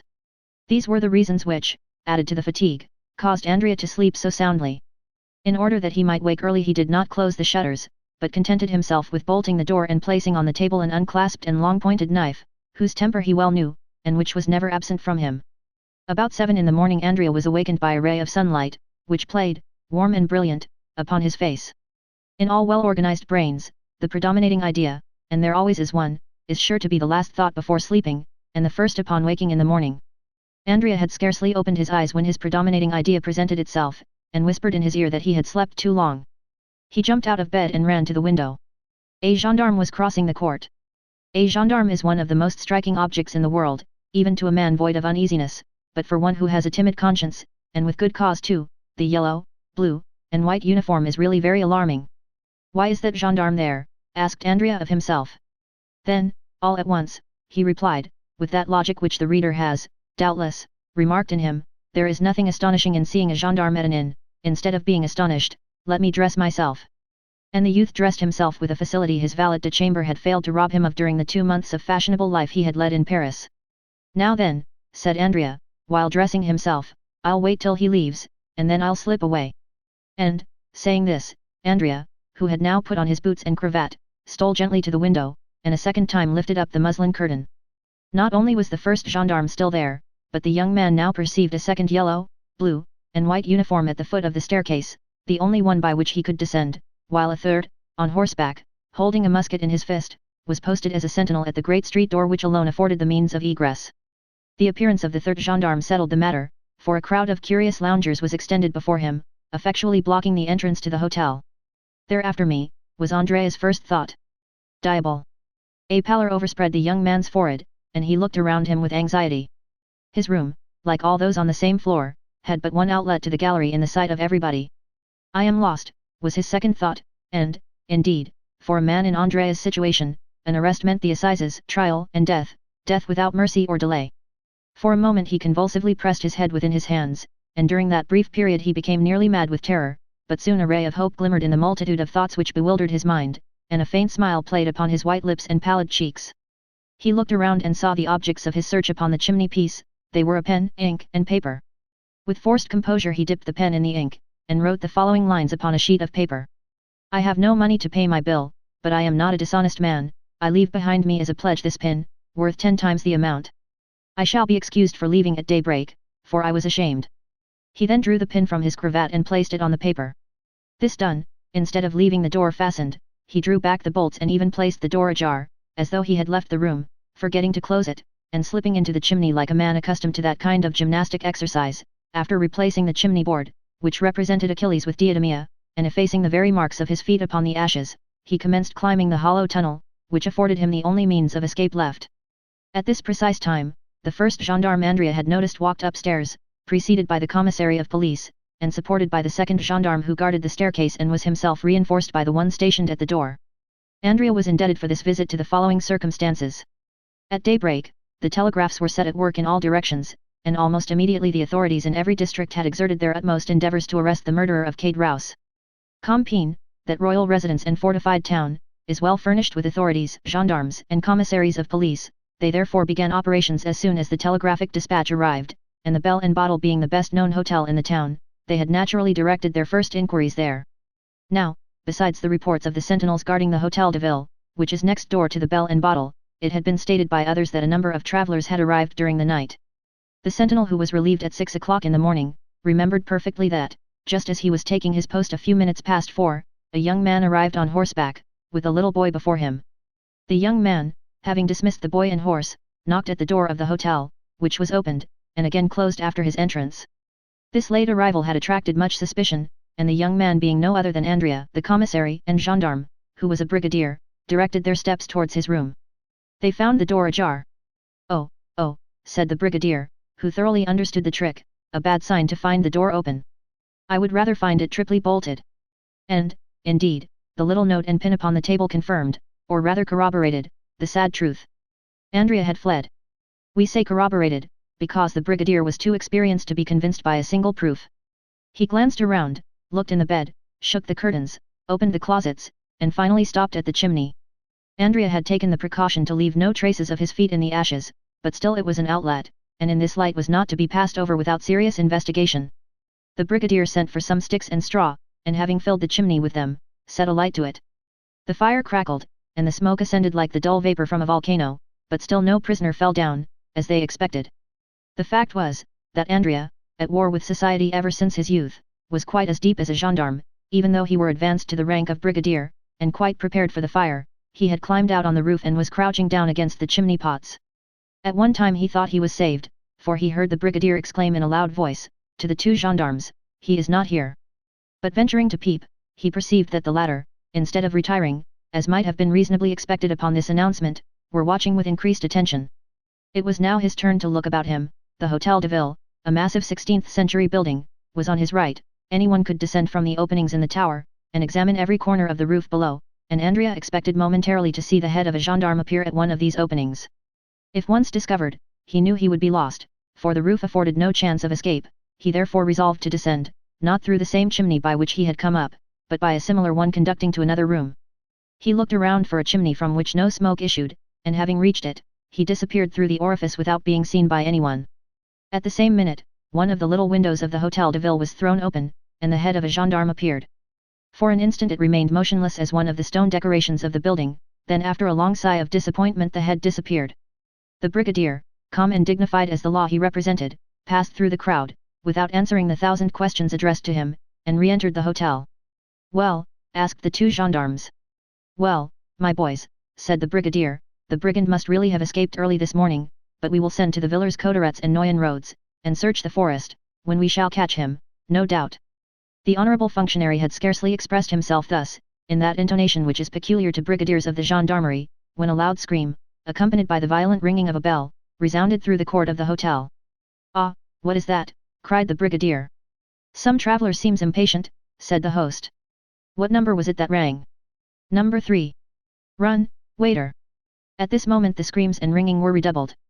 "Aha," said the brigadier, stopping the servant, "the person who is ringing appears to want something more than a waiter. We will attend upon him with a gendarme." "Who occupies number 3? "The little fellow who arrived last night in a post-chaise with his sister, and who asked for an apartment with 2 beds." The bell here rang for the 3rd time, with another shriek of anguish. "Follow me, Mr. Commissary," said the brigadier, "tread in my steps." "Wait an instant," said the host, "number 3 has 2 staircases, inside and outside." "Good," said the brigadier. "I will take charge of the inside one. Are the carbines loaded?" Yes, Brigadier. Well, you guard the exterior, and if he attempts to fly, fire upon him, he must be a great criminal, from what the telegraph says. The Brigadier, followed by the commissary, disappeared by the inside staircase, accompanied by the noise which his assertions respecting Andrea had excited in the crowd. This is what had happened. Andrea had very cleverly managed to descend 2/3 of the chimney, but then his foot slipped, and notwithstanding his endeavours, he came into the room with more speed and noise than he intended. It would have signified little had the room been empty, but unfortunately it was occupied. 2 ladies, sleeping in one bed, were awakened by the noise, and fixing their eyes upon the spot whence the sound proceeded, they saw a man. One of these ladies, the fair one, uttered those terrible shrieks which resounded through the house, while the other, rushing to the bell rope, rang with all her strength. Andrea, as we can see, was surrounded by misfortune. For pity's sake, he cried, pale and bewildered, without seeing whom he was addressing, for pity's sake do not call assistance. Save me, I will not harm you. Andrea, the murderer, cried one of the ladies. Eugenie. Mademoiselle Danglars, exclaimed Andrea, stupefied. Help, help, cried Mademoiselle d'Armilly, taking the bell from her companion's hand, and ringing it yet more violently. Save me, I am pursued, said Andrea, clasping his hands. For pity, for mercy's sake do not deliver me up.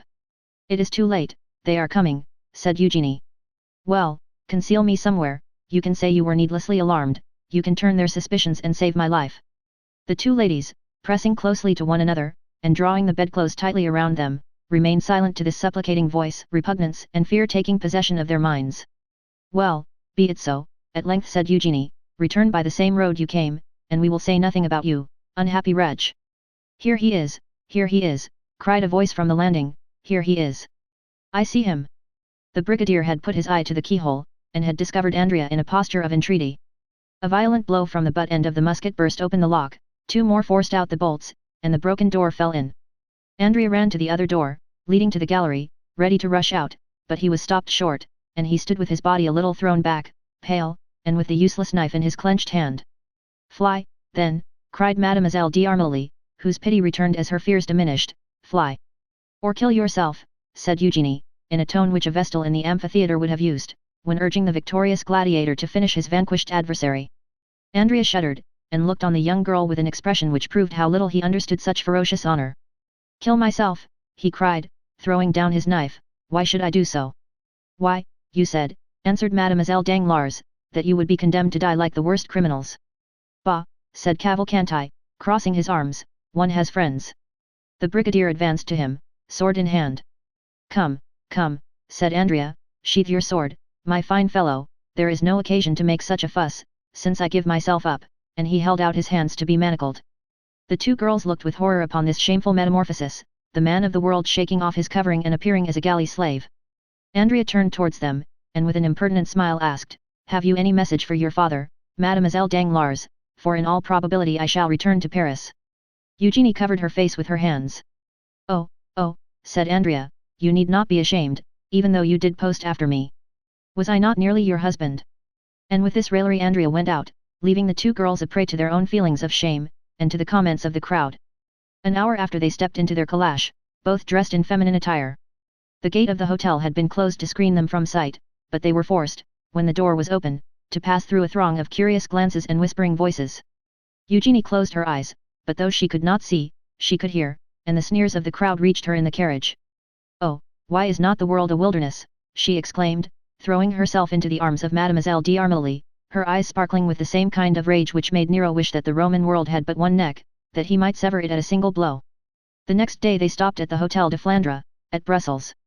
The same evening Andrea was incarcerated in the conciergerie. Chapter 99. The Law. We have seen how quietly Mademoiselle Danglars and Mademoiselle d'Armilly accomplished their transformation and flight, the fact being that everyone was too much occupied in his or her own affairs to think of theirs. We will leave the banker contemplating the enormous magnitude of his debt before the phantom of bankruptcy, and follow the Baroness, who after being momentarily crushed under the weight of the blow which had struck her, had gone to seek her usual adviser, Lucien Debray.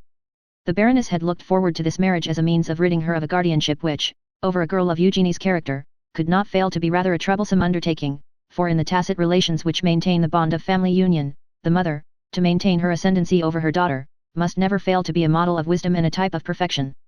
Now, Madame Danglars feared Eugenie's sagacity and the influence of Mademoiselle d'Armilly. She had frequently observed the contemptuous expression with which her daughter looked upon Debray, an expression which seemed to imply that she understood all her mother's amorous and pecuniary relationships with the intimate secretary. Moreover, she saw that Eugenie detested Debray, not only because he was a source of dissension and scandal under the paternal roof, but because she had at once classed him in that catalogue of bipeds whom Plato endeavours to withdraw from the appellation of men, and whom Diogenes designated as animals upon 2 legs without feathers. Unfortunately, in this world of ours, each person views things through a certain medium, and so is prevented from seeing in the same light as others, and Madame Danglars, therefore, very much regretted that the marriage of Eugenie had not taken place, not only because the match was good, and likely to ensure the happiness of her child, but because it would also set her at liberty. She ran therefore to Debray, who, after having, like the rest of Paris, witnessed the contract scene and the scandal attending it, had retired in haste to his club, where he was chatting with some friends upon the events which served as a subject of conversation for 3/4 of that city known as the capital of the world. At the precise time when Madame Danglars, dressed in black and concealed in a long veil, was ascending the stairs leading to Debray's apartments, notwithstanding the assurances of the concierge that the young man was not at home, Debray was occupied in repelling the insinuations of a friend, who tried to persuade him that after the terrible scene which had just taken place he ought, as a friend of the family, to marry Mademoiselle Danglars and her 2 millions. Debray did not defend himself very warmly, for the idea had sometimes crossed his mind. Still, when he recollected the independent, proud spirit of Eugenie, he positively rejected it as utterly impossible, though the same thought again continually recurred and found a resting place in his heart. Tea, play, and the conversation, which had become interesting during the discussion of such serious affairs, lasted till 1 o'clock in the morning. Meanwhile Madame Danglars, veiled and uneasy, awaited the return of Debray in the little green room, seated between 2 baskets of flowers, which she had that morning sent, and which, it must be confessed, Debray had himself arranged and watered with so much care that his absence was half excused in the eyes of the poor woman. At 20 minutes to 12, Madame Danglars, tired of waiting, returned home. Women of a certain grade are like prosperous grisettes in one respect, they seldom return home after 12 o'clock. The Baroness returned to the hotel with as much caution as Eugenie used in leaving it. She ran lightly upstairs, and with an aching heart entered her apartment, contiguous, as we know, to that of Eugenie. She was fearful of exciting any remark, and believed firmly in her daughter's innocence and fidelity to the paternal roof. She listened at Eugenie's door, and hearing no sound tried to enter, but the bolts were in place. Madame Danglars then concluded that the young girl had been overcome with the terrible excitement of the evening, and had gone to bed and to sleep. She called the maid and questioned her. Mademoiselle Eugenie, said the maid, retired to her apartment with Mademoiselle d'Armilly. They then took tea together, after which they desired me to leave, saying that they needed me no longer. Since then the maid had been below, and like everyone else she thought the young ladies were in their own room. Madame Danglars, therefore, went to bed without a shadow of suspicion, and began to muse over the recent events. In proportion as her memory became clearer, the occurrences of the evening were revealed in their true light. What she had taken for confusion was a tumult, what she had regarded as something distressing, was in reality a disgrace. And then the Baroness remembered that she had felt no pity for poor Mercedes, who had been afflicted with as severe a blow through her husband and son. Eugenie, she said to herself, is lost, and so are we. The affair, as it will be reported, will cover us with shame, for in a society such as ours satire inflicts a painful and incurable wound. How fortunate that Eugenie is possessed of that strange character which has so often made me tremble. And her glance was turned towards heaven, where a mysterious providence disposes all things, and out of a fault, nay, even a vice, sometimes produces a blessing. And then her thoughts, cleaving through space like a bird in the air, rested on Cavalcanti.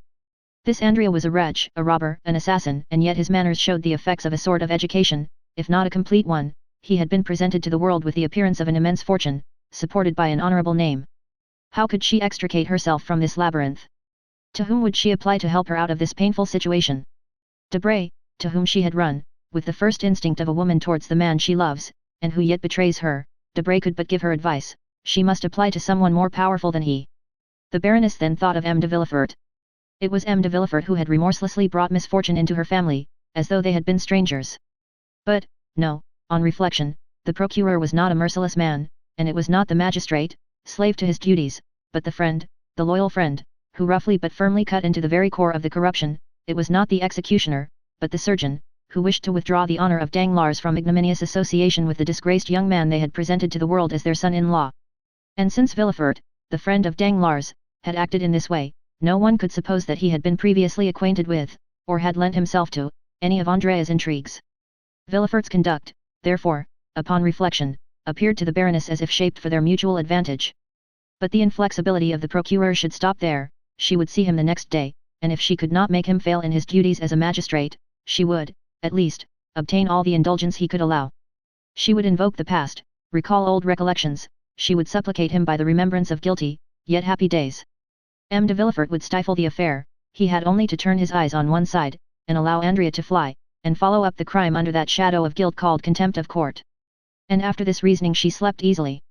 At 9 o'clock next morning she arose, and without ringing for her maid or giving the least sign of her activity, she dressed herself in the same simple style as on the previous night, then running downstairs, she left the hotel, walked to the Rue de Provence, called a cab, and drove to M. de Villefort's house. For the last month this wretched house had presented the gloomy appearance of a lazaretto infected with the plague. Some of the apartments were closed within and without, the shutters were only opened to admit a minute's air, showing the scared face of a footman, and immediately afterwards the window would be closed, like a gravestone falling on a sepulchre, and the neighbors would say to each other in a low voice, "Will there be another funeral today at the procureur's house?" Madame Danglars involuntarily shuddered at the desolate aspect of the mansion. Descending from the cab, she approached the door with trembling knees, and rang the bell. 3 times did the bell ring with a dull, heavy sound, seeming to participate, in the general sadness, before the concierge appeared and peeped through the door, which he opened just wide enough to allow his words to be heard. He saw a lady, a fashionable, elegantly dressed lady, and yet the door remained almost closed. "Do you intend opening the door?" said the Baroness. "First, madam, who are you?" "Who am I? You know me well enough." "We no longer know anyone, madam." "You must be mad, my friend," said the Baroness. "Where do you come from?" "Oh, this is too much." "Madam, these are my orders, excuse me." "Your name?" "The Baroness Danglars, you have seen me 20 times." "Possibly, madam." "And now, what do you want?" "Oh, how extraordinary! I shall complain to M. de Villefort of the impertinence of his servants." "Madam, this is precaution, not impertinence, no one enters here without an order from M. d'Avrigny, or without speaking to the procureur." "Well, I have business with the procureur." "Is it pressing business?" "You can imagine so, since I have not even brought my carriage out yet. But enough of this, here is my card, take it to your master. Madam will await my return." "Yes, go." The concierge closed the door, leaving Madame Danglars in the street. She had not long to wait, directly afterwards the door was opened wide enough to admit her, and when she had passed through, it was again shut. Without losing sight of her for an instant, the concierge took a whistle from his pocket as soon as they entered the court, and blew it. The valet de chambre appeared on the doorsteps. "You will excuse this poor fellow, madam," he said, as he preceded the Baroness, "but his orders are precise, and M. de Villefort begged me to tell you that he could not act otherwise."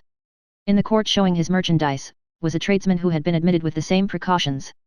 The Baroness ascended the steps, she felt herself strongly infected with the sadness which seemed to magnify her own, and still guided by the valet de chambre, who never lost sight of her for an instant, she was introduced to the magistrate's study. Preoccupied as Madame Danglars had been with the object of her visit, the treatment she had received from these underlings appeared to her so insulting, that she began by complaining of it. But Villefort, raising his head, bowed down by grief, looked up at her with so sad a smile that her complaints died upon her lips. "Forgive my servants," he said, "for a terror I cannot blame them for, from being suspected they have become suspicious." Madame Danglars had often heard of the terror to which the magistrate alluded, but without the evidence of her own eyesight she could never have believed that the sentiment had been carried so far. "You too, then, are unhappy," she said. "Yes, madam," replied the magistrate. "Then you pity me?" "Sincerely, madam." "And you understand what brings me here? You wish to speak to me about the circumstance which has just happened?" "Yes, sir, a fearful misfortune." "You mean a mischance?" "A mischance," repeated the Baroness. "Alas, madam," said the procureur with his imperturbable calmness of manner, "I consider those alone misfortunes which are irreparable." "And do you suppose this will be forgotten?" "Everything will be forgotten, madam," said Villefort. "Your daughter will be married tomorrow, if not today, in a week, if not tomorrow, and I do not think you can regret the intended husband of your daughter." Madame Danglars gazed on Villefort, stupefied to find him so almost insultingly calm. "Am I come to a friend?" she asked in a tone full of mournful dignity. "You know that you are, madam," said Villefort, whose pale cheeks became slightly flushed as he gave her the assurance. And truly this assurance carried him back to different events from those now occupying the Baroness and him. "Well, then, be more affectionate, my dear Villefort," said the Baroness. "Speak to me not as a magistrate, but as a friend, and when I am in bitter anguish of spirit, do not tell me that I ought to be gay." Villefort bowed. "When I hear misfortunes named, madam," he said, "I have within the last few months contracted the bad habit of thinking of my own, and then I cannot help drawing up an egotistical parallel in my mind. That is the reason that by the side of my misfortunes yours appear to me mere mischances, that is why my dreadful position makes yours appear enviable. But this annoys you, let us change the subject. You were saying, madam. I came to ask you, my friend, said the Baroness, what will be done with this impostor? Impostor, repeated Villefort, certainly, madam, you appear to extenuate some cases, and exaggerate others. Impostor, indeed, M. Andrea Cavalcanti, or rather M. Benedetto, is nothing more nor less than an assassin. Sir, I do not deny the justice of your correction, but the more severely you arm yourself against that unfortunate man, the more deeply will you strike our family. Come, forget him for a moment, and instead of pursuing him, let him go. You are too late, madam, the orders are issued. Well, should he be arrested, do they think they will arrest him? I hope so. If they should arrest him, I know that sometimes prisons afford means of escape, will you leave him in prison? The procureur shook his head. At least keep him there till my daughter be married. Impossible, madam, justice has its formalities. What, even for me, said the Baroness, half jesting, half in earnest. For all, even for myself among the rest, replied Villefort. Ah, exclaimed the Baroness, without expressing the ideas which the exclamation betrayed. Villefort looked at her with that piercing glance which reads the secrets of the heart. Yes, I know what you mean, he said, you refer to the terrible rumors spread abroad in the world, that the deaths which have kept me in mourning for the last 3 months, and from which Valentine has only escaped by a miracle, have not happened by natural means. I was not thinking of that, replied Madame Danglars quickly.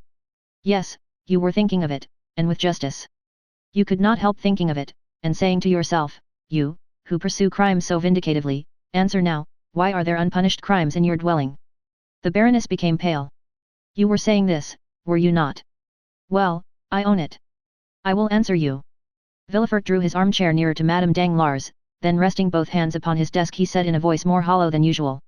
There are crimes which remain unpunished because the criminals are unknown, and we might strike the innocent instead of the guilty, but when the culprits are discovered, Villefort here extended his hand toward a large crucifix placed opposite to his desk, when they are discovered, I swear to you, by all I hold most sacred, that whoever they may be they shall die.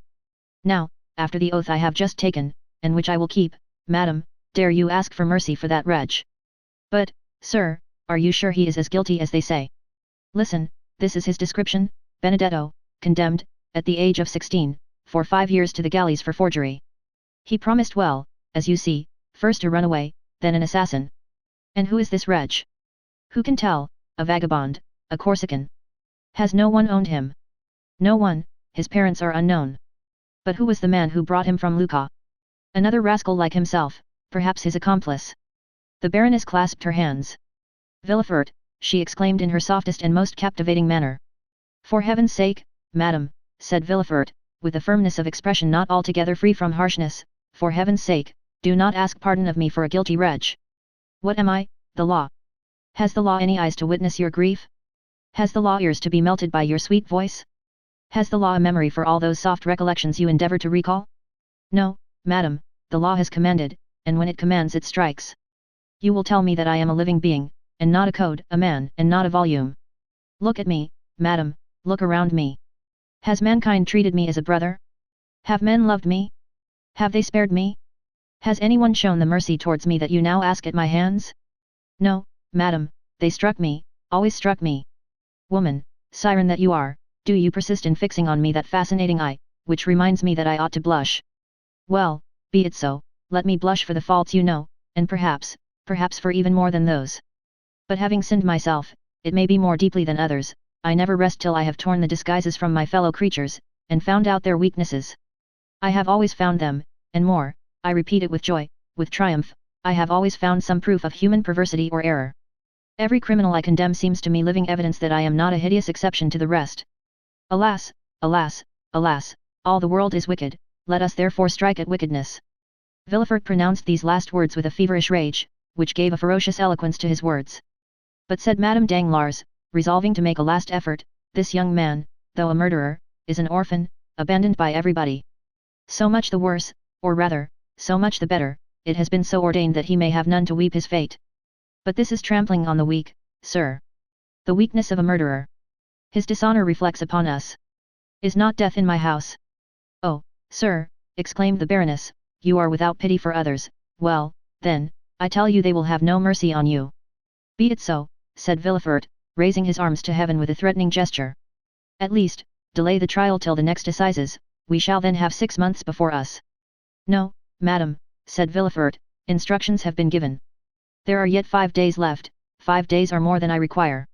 Do you not think that I also long for forgetfulness? While working night and day, I sometimes lose all recollection of the past, and then I experience the same sort of happiness I can imagine the dead feel. Still, it is better than suffering. But, sir, he has fled, let him escape, inaction is a pardonable offence. I tell you it is too late, early this morning the telegraph was employed, and at this very minute. Sir, said the valet de chamber, entering the room, a dragoon has brought this dispatch from the Minister of the Interior. Villefort seized the letter, and hastily broke the seal. Madame Danglars trembled with fear. Villefort started with joy. Arrested, he exclaimed, he was taken at Compiègne, and all is over. Madame Danglars rose from her seat, pale and cold. Adieu, sir, she said. Adieu, madame, replied the king's attorney, as in an almost joyful manner he conducted her to the door. Then, turning to his desk, he said, striking the letter with the back of his right hand. Come, I had a forgery, 3 robberies and 2 cases of arson, I only wanted a murder, and here it is. It will be a splendid session. Chapter 100. The Apparition. As the procureur had told Madame Danglars, Valentine was not yet recovered. Bowed down with fatigue, she was indeed confined to her bed, and it was in her own room, and from the lips of Madame de Villefort, that she heard all the strange events we have related. We mean the flight of Eugenie and the arrest of Andrea Cavalcanti, or rather Benedetto, together with the accusation of murder pronounced against him. But Valentine was so weak that this recital scarcely produced the same effect it would have done had she been in her usual state of health. Indeed, her brain was only the seat of vague ideas, and confused forms, mingled with strange fancies, alone presented themselves before her eyes. During the daytime Valentine's perceptions remained tolerably clear, owing to the constant presence of M. Noirtier, who caused himself to be carried to his granddaughter's room, and watched her with his paternal tenderness. Villefort also, on his return from the law courts, frequently passed an hour or 2 with his father and child. At 6 o'clock Villefort retired to his study. At 8 M. d'Avrigny himself arrived, bringing the night draught prepared for the young girl, and then M. Noirtier was carried away. A nurse of the doctor's choice succeeded them, and never left till about 10 or 11 o'clock, when Valentine was asleep. As she went downstairs she gave the keys of Valentine's room to M. de Villefort, so that no one could reach the sick room excepting through that of Madame de Villefort and little Edward. Every morning Morel called on Noirtier to receive news of Valentine, and, extraordinary as it seemed, each day found him less uneasy. Certainly, though Valentine still laboured under dreadful nervous excitement, she was better, and moreover, Monte Cristo had told him when, half distracted, he had rushed to the Count's house, that if she were not dead in 2 hours she would be saved. Now 4 days had elapsed, and Valentine still lived. The nervous excitement of which we speak pursued Valentine even in her sleep, or rather in that state of somnolence which succeeded her waking hours. It was then, in the silence of night, in the dim light shed from the alabaster lamp on the chimney-piece, that she saw the shadows pass and repass which hover over the bed of sickness, and fan the fever with their trembling wings. First she fancied she saw her stepmother threatening her, then Morel stretched his arms towards her. Sometimes mere strangers, like the Count of Monte Cristo, came to visit her. Even the very furniture, in these moments of delirium, seemed to move, and this state lasted till about 3 o'clock in the morning, when a deep, heavy slumber overcame the young girl, from which she did not awake till daylight. On the evening of the day on which Valentine had learned of the flight of Eugenie and the arrest of Benedetto, Villefort having retired as well as Noirtier and d'Avrigny, her thoughts wandered in a confused maze, alternately reviewing her own situation and the events she had just heard. 11 o'clock had struck. The nurse, having placed the beverage prepared by the doctor within reach of the patient, and locked the door, was listening with terror to the comments of the servants in the kitchen, and storing her memory with all the horrible stories which had for some months past amused the occupants of the antechambers in the house of the king's attorney. Meanwhile an unexpected scene was passing in the room which had been so carefully locked. 10 minutes had elapsed since the nurse had left. Valentine, who for the last hour had been suffering from the fever which returned nightly, incapable of controlling her ideas, was forced to yield to the excitement which exhausted itself in producing and reproducing a succession and recurrence of the same fancies and images. The night lamp threw out countless rays, each resolving itself into some strange form to her disordered imagination, when suddenly by its flickering light Valentine thought she saw the door of her library, which was in the recess by the chimney-piece, open slowly, though she in vain listened for the sound of the hinges on which it turned. At any other time Valentine would have seized the silken bell-pull and summoned assistance, but nothing astonished her in her present situation. Her reason told her that all the visions she beheld were but the children of her imagination, and the conviction was strengthened by the fact that in the morning no traces remained of the nocturnal phantoms, who disappeared with the coming of daylight. From behind the door a human figure appeared. but the girl was too familiar with such apparitions to be alarmed, and therefore only stared, hoping to recognize Moral. The figure advanced towards the bed and appeared to listen with profound attention. At this moment a ray of light glanced across the face of the midnight visitor. "It is not he," she murmured, and waited, in the assurance that this was but a dream, for the man to disappear or assume some other form. Still, she felt her pulse, and finding it throb violently she remembered that the best method of dispelling such illusions was to drink, for a draught of the beverage prepared by the doctor to allay her fever seemed to cause a reaction of the brain, and for a short time she suffered less. Valentine therefore reached her hand towards the glass, but as soon as her trembling arm left the bed the apparition advanced more quickly towards her, and approached the young girl so closely that she fancied she heard his breath, and felt the pressure of his hand. This time the illusion, or rather the reality, surpassed anything Valentine had before experienced. She began to believe herself really alive and awake, and the belief that her reason was this time not deceived made her shudder. The pressure she felt was evidently intended to arrest her arm, and she slowly withdrew it. Then the figure, from whom she could not detach her eyes, and who appeared more protecting than menacing, took the glass, and walking towards the nightlight held it up, as if to test its transparency. This did not seem sufficient. The man, or rather the ghost, for he trod so softly that no sound was heard, then poured out about a spoonful into the glass, and drank it. Valentine witnessed this scene with a sentiment of stupefaction. Every minute she had expected that it would vanish and give place to another vision, but the man, instead of dissolving like a shadow, again approached her, and said in an agitated voice, "Now you may drink." Valentine shuddered. It was the first time one of these visions had ever addressed her in a living voice, and she was about to utter an exclamation. The man placed his finger on her lips. "The Count of Monte Cristo," she murmured. It was easy to see that no doubt now remained in the young girl's mind as to the reality of the scene. Her eyes started with terror, her hands trembled, and she rapidly drew the bedclothes closer to her. Still, the presence of Monte Cristo at such an hour, his mysterious, fanciful, and extraordinary entrance into her room through the wall, might well seem impossibilities to her shattered reason. "Do not call anyone, do not be alarmed," said the Count, "do not let a shade of suspicion or uneasiness remain in your breast. The man standing before you, Valentine, for this time it is no ghost, is nothing more than the tenderest father and the most respectful friend you could dream of." Valentine could not reply. The voice which indicated the real presence of a being in the room, alarmed her so much that she feared to utter a syllable. Still the expression of her eyes seemed to inquire, "If your intentions are pure, why are you here?" The Count's marvelous sagacity understood all that was passing in the young girl's mind. "Listen to me," he said, "or, rather, look upon me, look at my face, paler even than usual, and my eyes, red with weariness. For 4 days I have not closed them, for I have been constantly watching you, to protect and preserve you for Maximilian." The blood mounted rapidly to the cheeks of Valentine, for the name just announced by the Count dispelled all the fear with which his presence had inspired her. "Maximilian," she exclaimed, and so sweet did the sound appear to her, that she repeated it, "Maximilian, has he then owned all to you?" "Everything. He told me your life was his, and I have promised him that you shall live." "You have promised him that I shall live?" "Yes." "But, sir, you spoke of vigilance and protection. Are you a doctor?" "Yes, the best you could have at the present time, believe me." "But you say you have watched," said Valentine uneasily. "Where have you been? I have not seen you." The Count extended his hand towards the library. "I was hidden behind that door," he said, "which leads into the next house, which I have rented." Valentine turned her eyes away, and, with an indignant expression of pride and modest fear, exclaimed, "Sir, I think you have been guilty of an unparalleled intrusion, and that what you call protection is more like an insult." "Valentine," he answered, "during my long watch over you, all I have observed has been what people visited you, what nourishment was prepared, and what beverage was served. Then, when the latter appeared dangerous to me, I entered, as I have now done, and substituted, in the place of the poison, a healthful draught, which, instead of producing the death intended, caused life to circulate in your veins." "Poison, death," exclaimed Valentine, half believing herself under the influence of some feverish hallucination. "What are you saying, sir?" "Hush, my child," said Monte Cristo, again placing his finger upon her lips, "I did say poison and death. But drink some of this," and the Count took a bottle from his pocket, containing a red liquid, of which he poured a few drops into the glass. "Drink this, and then take nothing more tonight." Valentine stretched out her hand, but scarcely had she touched the glass when she drew back in fear. Monte Cristo took the glass, drank half its contents, and then presented it to Valentine, who smiled and swallowed the rest. "Oh, yes," she exclaimed, "I recognize the flavor of my nocturnal beverage which refreshed me so much, and seemed to ease my aching brain." "Thank you, sir, thank you. This is how you have lived during the last 4 nights, Valentine," said the Count. "But, oh, how I passed that time!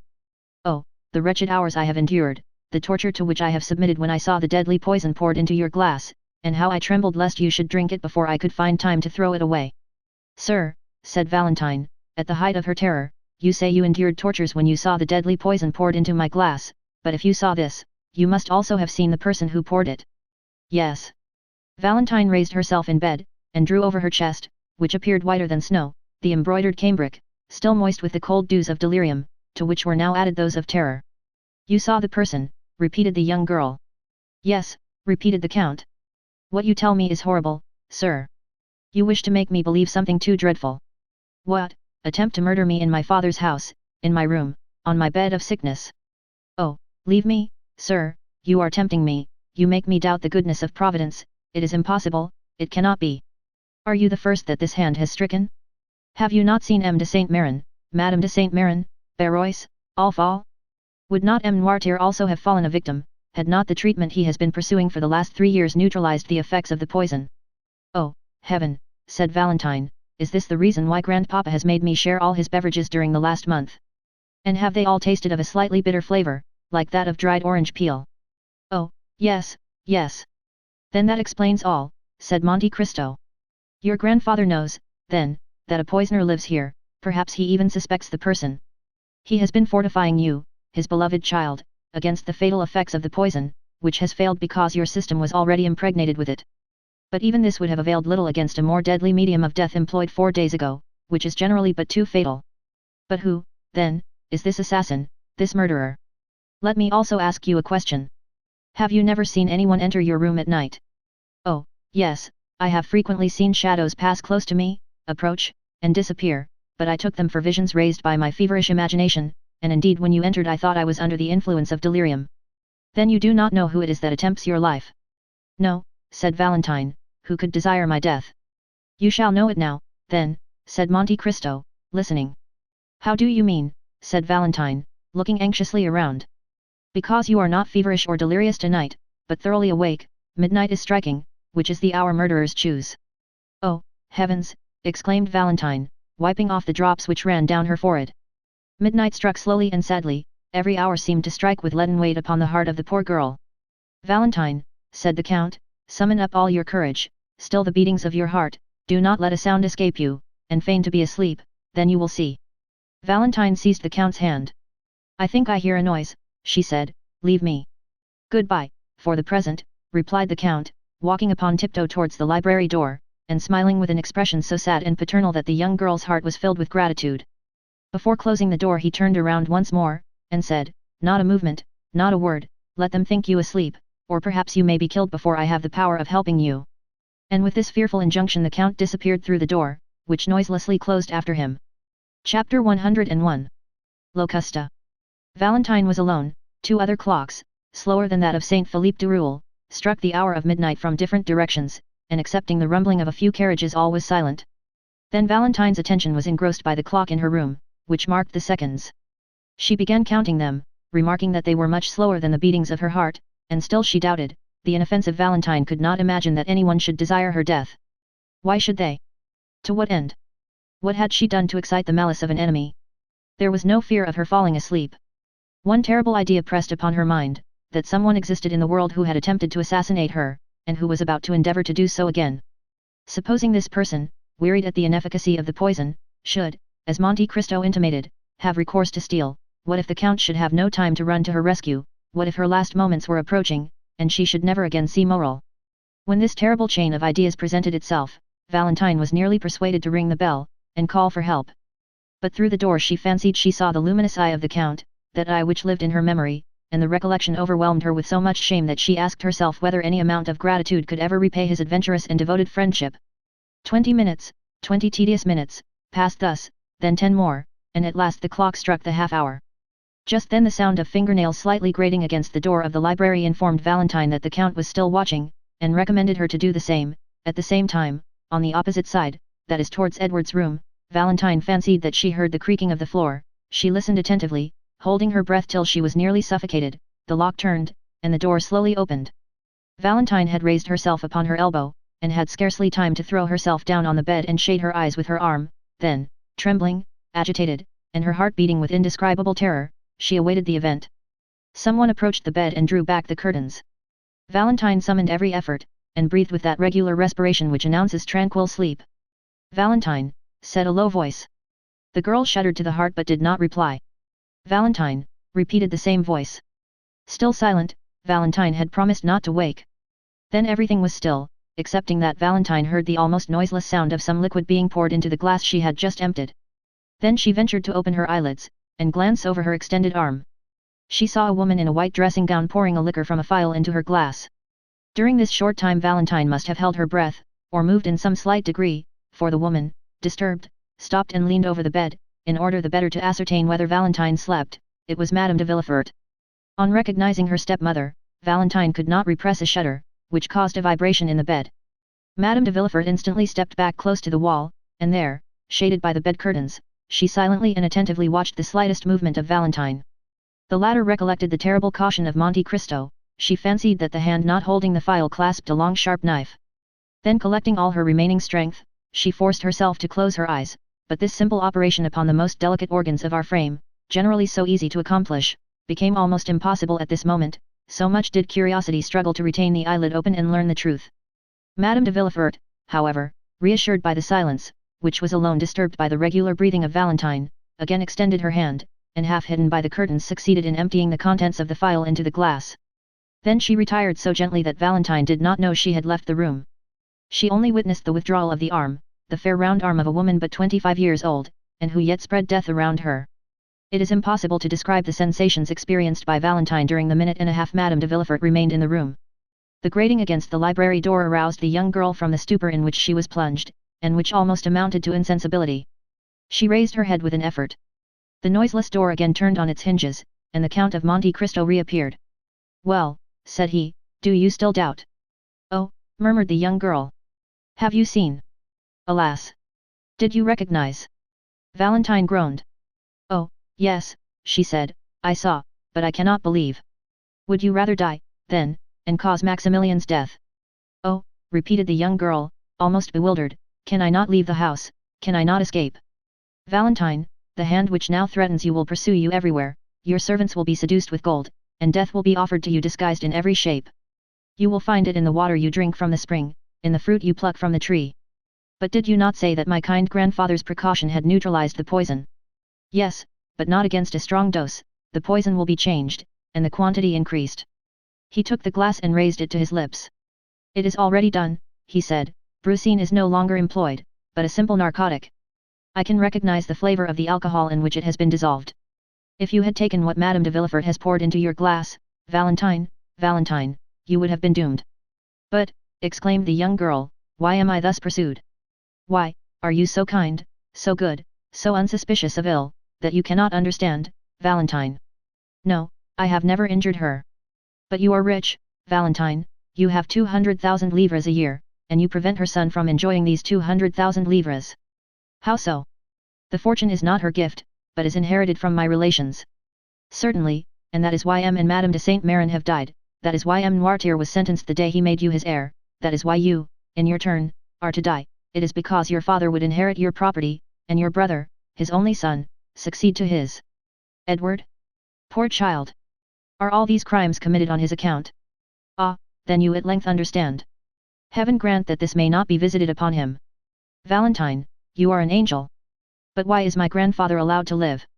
"It was considered, that you dead, the fortune would naturally revert to your brother, unless he were disinherited, and besides, the crime appearing useless, it would be folly to commit it. And is it possible that this frightful combination of crimes has been invented by a woman? Do you recollect in the arbor of the Hotel des Postes, at Perugia, seeing a man in a brown cloak, whom your stepmother was questioning upon Aqua Tofana? Well, ever since then, the infernal project has been ripening in her brain." "Ah, then, indeed, sir," said the sweet girl, bathed in tears, "I see that I am condemned to die." "No, Valentine, for I have foreseen all their plots. No, your enemy is conquered since we know her, and you will live, Valentine, live to be happy yourself, and to confer happiness upon a noble heart, but to ensure this you must rely on me." "Command me, sir, what am I to do?" "You must blindly take what I give you." "Alas, were it only for my own sake, I should prefer to die." "You must not confide in anyone, not even in your father." "My father is not engaged in this fearful plot, is he, sir?" asked Valentine, clasping her hands. No, and yet your father, a man accustomed to judicial accusations, ought to have known that all these deaths have not happened naturally. It is he who should have watched over you, he should have occupied my place, he should have emptied that glass, he should have risen against the assassin. Spectre against spectre, he murmured in a low voice, as he concluded his sentence. Sir, said Valentine, I will do all I can to live, for there are two beings who love me and will die if I die, my grandfather and Maximilian. I will watch over them as I have over you. Well, sir, do as you will with me, and then she added, in a low voice, oh, heavens, what will befall me? Whatever may happen, Valentine, do not be alarmed, though you suffer, though you lose sight, hearing, consciousness, fear nothing, though you should awake and be ignorant where you are, still do not fear, even though you should find yourself in a sepulchral vault or coffin. Reassure yourself, then, and say to yourself, at this moment, a friend, a father, who lives for my happiness and that of Maximilian, watches over me. Alas, alas, what a fearful extremity! Valentine, would you rather denounce your stepmother? I would rather die 100 times, oh, yes, die. No, you will not die, but will you promise me, whatever happens, that you will not complain, but hope? I will think of Maximilian. You are my own darling child, Valentine. I alone can save you, and I will. Valentine in the extremity of her terror joined her hands, for she felt that the moment had arrived to ask for courage, and began to pray, and while uttering little more than incoherent words, she forgot that her white shoulders had no other covering than her long hair, and that the pulsations of her heart could be seen through the lace of her night-dress. Monte Cristo gently laid his hand on the young girl's arm, drew the velvet coverlet close to her throat, and said with a paternal smile, My child, believe in my devotion to you as you believe in the goodness of Providence and the love of Maximilian. Valentine gave him a look full of gratitude, and remained as docile as a child. Then he drew from his waistcoat pocket the little emerald box, raised the golden lid, and took from it a pastille about the size of a pea, which he placed in her hand. She took it, and looked attentively on the count. There was an expression on the face of her intrepid protector which commanded her veneration. She evidently interrogated him by her look. Yes, said he. Valentine carried the pastille to her mouth, and swallowed it. And now, my dear child, adieu for the present. I will try and gain a little sleep, for you are saved. Go, said Valentine, whatever happens, I promise you not to fear. Monte Cristo for some time kept his eyes fixed on the young girl, who gradually fell asleep, yielding to the effects of the narcotic the count had given her. Then he took the glass, emptied 3 parts of the contents in the fireplace, that it might be supposed Valentine had taken it, and replaced it on the table. Then he disappeared, after throwing a farewell glance on Valentine, who slept with the confidence and innocence of an angel at the feet of the Lord. Chapter 102. Valentine. The night light continued to burn on the chimney-piece, exhausting the last drops of oil which floated on the surface of the water. The globe of the lamp appeared of a reddish hue, and the flame, brightening before it expired, threw out the last flickerings which in an inanimate object have been so often compared with the convulsions of a human creature in its final agonies. A dull and dismal light was shed over the bedclothes and curtains surrounding the young girl. All noise in the streets had ceased, and the silence was frightful. It was then that the door of Edward's room opened, and a head we have before noticed appeared in the glass opposite. It was Madame de Villefort, who came to witness the effects of the drink she had prepared. She stopped in the doorway, listened for a moment to the flickering of the lamp, the only sound in that deserted room, and then advanced to the table to see if Valentine's glass were empty. It was still about a quarter full, as we before stated. Madame de Villefort emptied the contents into the ashes, which she disturbed that they might the more readily absorb the liquid. Then she carefully rinsed the glass, and wiping it with her handkerchief replaced it on the table. If anyone could have looked into the room just then he would have noticed the hesitation with which Madame de Villefort approached the bed and looked fixedly on Valentine. The dim light, the profound silence, and the gloomy thoughts inspired by the hour, and still more by her own conscience, all combined to produce a sensation of fear. The poisoner was terrified at the contemplation of her own work. At length she rallied, drew aside the curtain, and leaning over the pillow gazed intently on Valentine. The young girl no longer breathed, no breath issued through the half-closed teeth, the white lips no longer quivered, the eyes were suffused with a bluish vapor, and the long black lashes rested on a cheek white as wax. Madame de Villefort gazed upon the face so expressive even in its stillness, then she ventured to raise the coverlet and press her hand upon the young girl's heart. It was cold and motionless. She only felt the pulsation in her own fingers, and withdrew her hand with a shudder. One arm was hanging out of the bed, from shoulder to elbow it was molded after the arms of Germain Pilon's graces, but the forearm seemed to be slightly distorted by convulsion, and the hand, so delicately formed, was resting with stiff outstretched fingers on the framework of the bed. The nails, too, were turning blue. Madame de Villefort had no longer any doubt, all was over, she had consummated the last terrible work she had to accomplish. There was no more to do in the room, so the poisoner retired stealthily, as though fearing to hear the sound of her own footsteps, but as she withdrew she still held aside the curtain, absorbed in the irresistible attraction always exerted by the picture of death, so long as it is merely mysterious and does not excite disgust.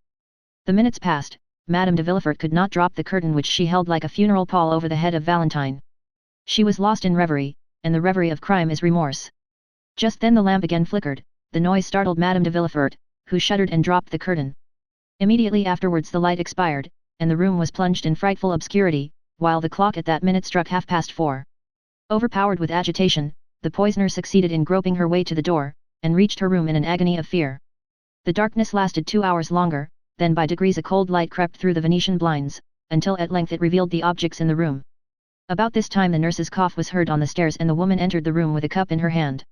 To the tender eye of a father or a lover, the first glance would have sufficed to reveal Valentine's condition, but to this hireling, Valentine only appeared to sleep. "Good," she exclaimed, approaching the table, "she has taken part of her draught, the glass is 3/4 empty." Then she went to the fireplace and lit the fire, and although she had just left her bed, she could not resist the temptation offered by Valentine's sleep, so she threw herself into an armchair to snatch a little more rest. The clock striking 8 awoke her. Astonished at the prolonged slumber of the patient, and frightened to see that the arm was still hanging out of the bed, she advanced towards Valentine, and for the first time noticed the white lips. She tried to replace the arm, but it moved with a frightful rigidity which could not deceive a sick nurse. She screamed aloud, then running to the door exclaimed, "Help, help! What is the matter?" asked M. d'Avrigny, at the foot of the stairs, it being the hour he usually visited her. "What is it?" asked Villefort, rushing from his room. "Doctor, do you hear them call for help?" "Yes, yes, let us hasten up." It was in Valentine's room. But before the doctor and the father could reach the room, the servants who were on the same floor had entered, and seeing Valentine pale and motionless on her bed, they lifted up their hands towards heaven and stood transfixed, as though struck by lightning. "Call Madame de Villefort, wake Madame de Villefort," cried the procureur from the door of his chamber, which apparently he scarcely dared to leave. But instead of obeying him, the servants stood watching M. d'Avrigny, who ran to Valentine, and raised her in his arms. "What, this one, too?" he exclaimed. "Oh, where will be the end?" Villefort rushed into the room. "What are you saying, doctor?" he exclaimed, raising his hands to heaven. "I say that Valentine is dead," replied d'Avrigny, in a voice terrible in its solemn calmness. M. de Villefort staggered and buried his head in the bed. On the exclamation of the doctor and the cry of the father, the servants all fled with muttered imprecations. They were heard running down the stairs and through the long passages, then there was a rush in the court, afterwards all was still. They had, one and all, deserted the accursed house. Just then, Madame de Villefort, in the act of slipping on her dressing gown, threw aside the drapery and for a moment stood motionless, as though interrogating the occupants of the room, while she endeavoured to call up some rebellious tears. On a sudden she stepped, or rather bounded, with outstretched arms, towards the table. She saw d'Avrigny curiously examining the glass, which she felt certain of having emptied during the night. It was now a third full, just as it was when she threw the contents into the ashes. The spectre of Valentine rising before the poisoner would have alarmed her less. It was, indeed, the same colour as the draught she had poured into the glass, and which Valentine had drunk. It was indeed the poison, which could not deceive M. d'Avrigny, which he now examined so closely. It was doubtless a miracle from heaven, that, notwithstanding her precautions, there should be some trace, some proof remaining to reveal the crime. While Madame de Villefort remained rooted to the spot like a statue of terror, and Villefort, with his head hidden in the bedclothes, saw nothing around him, d'Avrigny approached the window, that he might the better examine the contents of the glass, and dipping the tip of his finger in, tasted it. "Ah," he exclaimed, "it is no longer brucine that is used, let me see what it is." Then he ran to one of the cupboards in Valentine's room, which had been transformed into a medicine closet, and taking from its silver case a small bottle of nitric acid, dropped a little of it into the liquor, which immediately changed to a blood-red colour. "Ah!" exclaimed d'Avrigny, in a voice in which the horror of a judge unveiling the truth was mingled with the delight of a student making a discovery. Madame de Villefort was overpowered, her eyes first flashed and then swam, she staggered towards the door and disappeared. Directly afterwards the distant sound of a heavy weight falling on the ground was heard, but no one paid any attention to it. The nurse was engaged in watching the chemical analysis, and Villefort was still absorbed in grief. M. d'Avrigny alone had followed Madame de Villefort with his eyes, and watched her hurried retreat. He lifted up the drapery over the entrance to Edward's room, and his eye reaching as far as Madame de Villefort's apartment, he beheld her extended lifeless on the floor. "Go to the assistance of Madame de Villefort," he said to the nurse. "Madame de Villefort is ill." "But Mademoiselle de Villefort," stammered the nurse. "Mademoiselle de Villefort no longer requires help," said d'Avrigny, "since she is dead." "Dead?" dead, groaned forth Villefort, in a paroxysm of grief, which was the more terrible from the novelty of the sensation in the iron heart of that man. Dead, repeated a third voice. Who said Valentine was dead? The two men turned round, and saw Morel standing at the door, pale and terror-stricken. This is what had happened. At the usual time, Morel had presented himself at the little door leading to Noirtier's room. Contrary to custom, the door was open, and having no occasion to ring he entered. He waited for a moment in the hall and called for a servant to conduct him to M. Noirtier, but no one answered, the servants having, as we know, deserted the house. Morel had no particular reason for uneasiness. Monte Cristo had promised him that Valentine should live, and so far he had always fulfilled his word. Every night the Count had given him news, which was the next morning confirmed by Noirtier. Still this extraordinary silence appeared strange to him, and he called a second and third time, still no answer. Then he determined to go up. Noirtier's room was opened, like all the rest. The first thing he saw was the old man sitting in his armchair in his usual place, but his eyes expressed alarm, which was confirmed by the pallor which overspread his features. "How are you, sir?" asked Morel, with a sickness of heart. "Well," answered the old man, by closing his eyes, but his appearance manifested increasing uneasiness. "You are thoughtful, sir," continued Morel, "you want something, shall I call one of the servants?" "Yes," replied Noirtier. Morel pulled the bell, but though he nearly broke the cord no one answered. He turned towards Noirtier, the pallor and anguish expressed on his countenance momentarily increased. "Oh," exclaimed Morel, "why do they not come? Is anyone ill in the house?" The eyes of Noirtier seemed as though they would start from their sockets. "What is the matter? You alarm me." "Valentine? Valentine?" "Yes, yes," signed Noirtier. Maximilian tried to speak, but he could articulate nothing. He staggered, and supported himself against the wainscot. Then he pointed to the door. "Yes, yes, yes," continued the old man. Maximilian rushed up the little staircase, while Noirtier's eyes seemed to say, "Quicker, quicker." In a minute the young man darted through several rooms, till at length he reached Valentine's. There was no occasion to push the door, it was wide open. A sob was the only sound he heard. He saw as though in a mist, a black figure kneeling and buried in a confused mass of white drapery. A terrible fear transfixed him. It was then he heard a voice exclaim, "Valentine is dead," and another voice which, like an echo repeated, "Dead, dead." Chapter 103. Maximilian. Villefort rose, half ashamed of being surprised in such a paroxysm of grief. The terrible office he had held for 25 years had succeeded in making him more or less than man. His glance, at first wandering, fixed itself upon Morel. "Who are you, sir," he asked, "that forget that this is not the manner to enter a house stricken with death? Go, sir, go." But Morel remained motionless. He could not detach his eyes from that disordered bed, and the pale corpse of the young girl who was lying on it. "Go, do you hear?" said Villefort, while d'Avrigny advanced to lead Morel out. Maximilian stared for a moment at the corpse, gazed all around the room, then upon the two men. He opened his mouth to speak, but finding it impossible to give utterance to the innumerable ideas that occupied his brain, he went out, thrusting his hands through his hair in such a manner that Villefort and d'Avrigny, for a moment diverted from the engrossing topic, exchanged glances, which seemed to say, "He is mad." But in less than 5 minutes the staircase groaned beneath an extraordinary weight. Morel was seen carrying, with superhuman strength, the armchair containing Noirtier upstairs.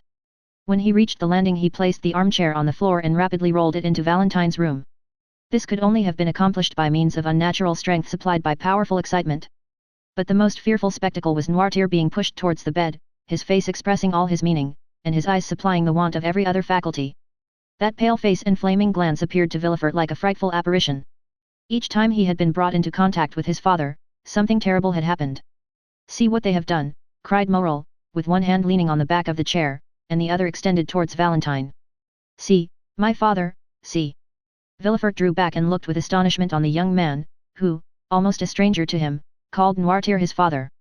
At this moment the whole soul of the old man seemed centered in his eyes, which became bloodshot, the veins of the throat swelled, his cheeks and temples became purple, as though he was struck with epilepsy. Nothing was wanting to complete this but the utterance of a cry. And the cry issued from his pores, if we may thus speak, a cry frightful in its silence. D'Avrigny rushed towards the old man and made him inhale a powerful restorative. "Sir," cried Morel, seizing the moist hand of the paralytic, "they ask me who I am, and what right I have to be here." "Oh, you know it, tell them, tell them." And the young man's voice was choked by sobs. As for the old man, his chest heaved with his panting respiration. One could have thought that he was undergoing the agonies preceding death. At length, happier than the young man, who sobbed without weeping, Tears glistened in the eyes of Noirtier. "Tell them," said Morel in a hoarse voice, "tell them that I am her betrothed. Tell them she was my beloved, my noble girl, my only blessing in the world. Tell them, oh, tell them, that corpse belongs to me." The young man, overwhelmed by the weight of his anguish, fell heavily on his knees before the bed, which his fingers grasped with convulsive energy. D'Avrigny, unable to bear the sight of this touching emotion, turned away, and Villefort, without seeking any further explanation, and attracted towards him by the irresistible magnetism which draws us towards those who have loved the people for whom we mourn, extended his hand towards the young man. But Morel saw nothing. He had grasped the hand of Valentine, and unable to weep vented his agony in groans as he bit the sheets.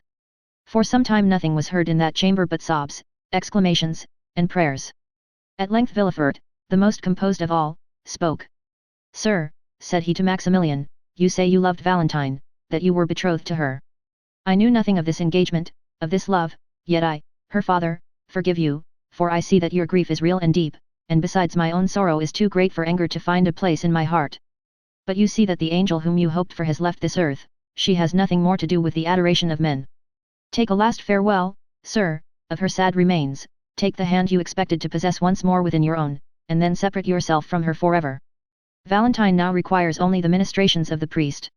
"You are mistaken, sir," exclaimed Morel, raising himself on one knee, his heart pierced by a more acute pang than any he had yet felt. "You are mistaken, Valentine, dying as she has, not only requires a priest, but an avenger.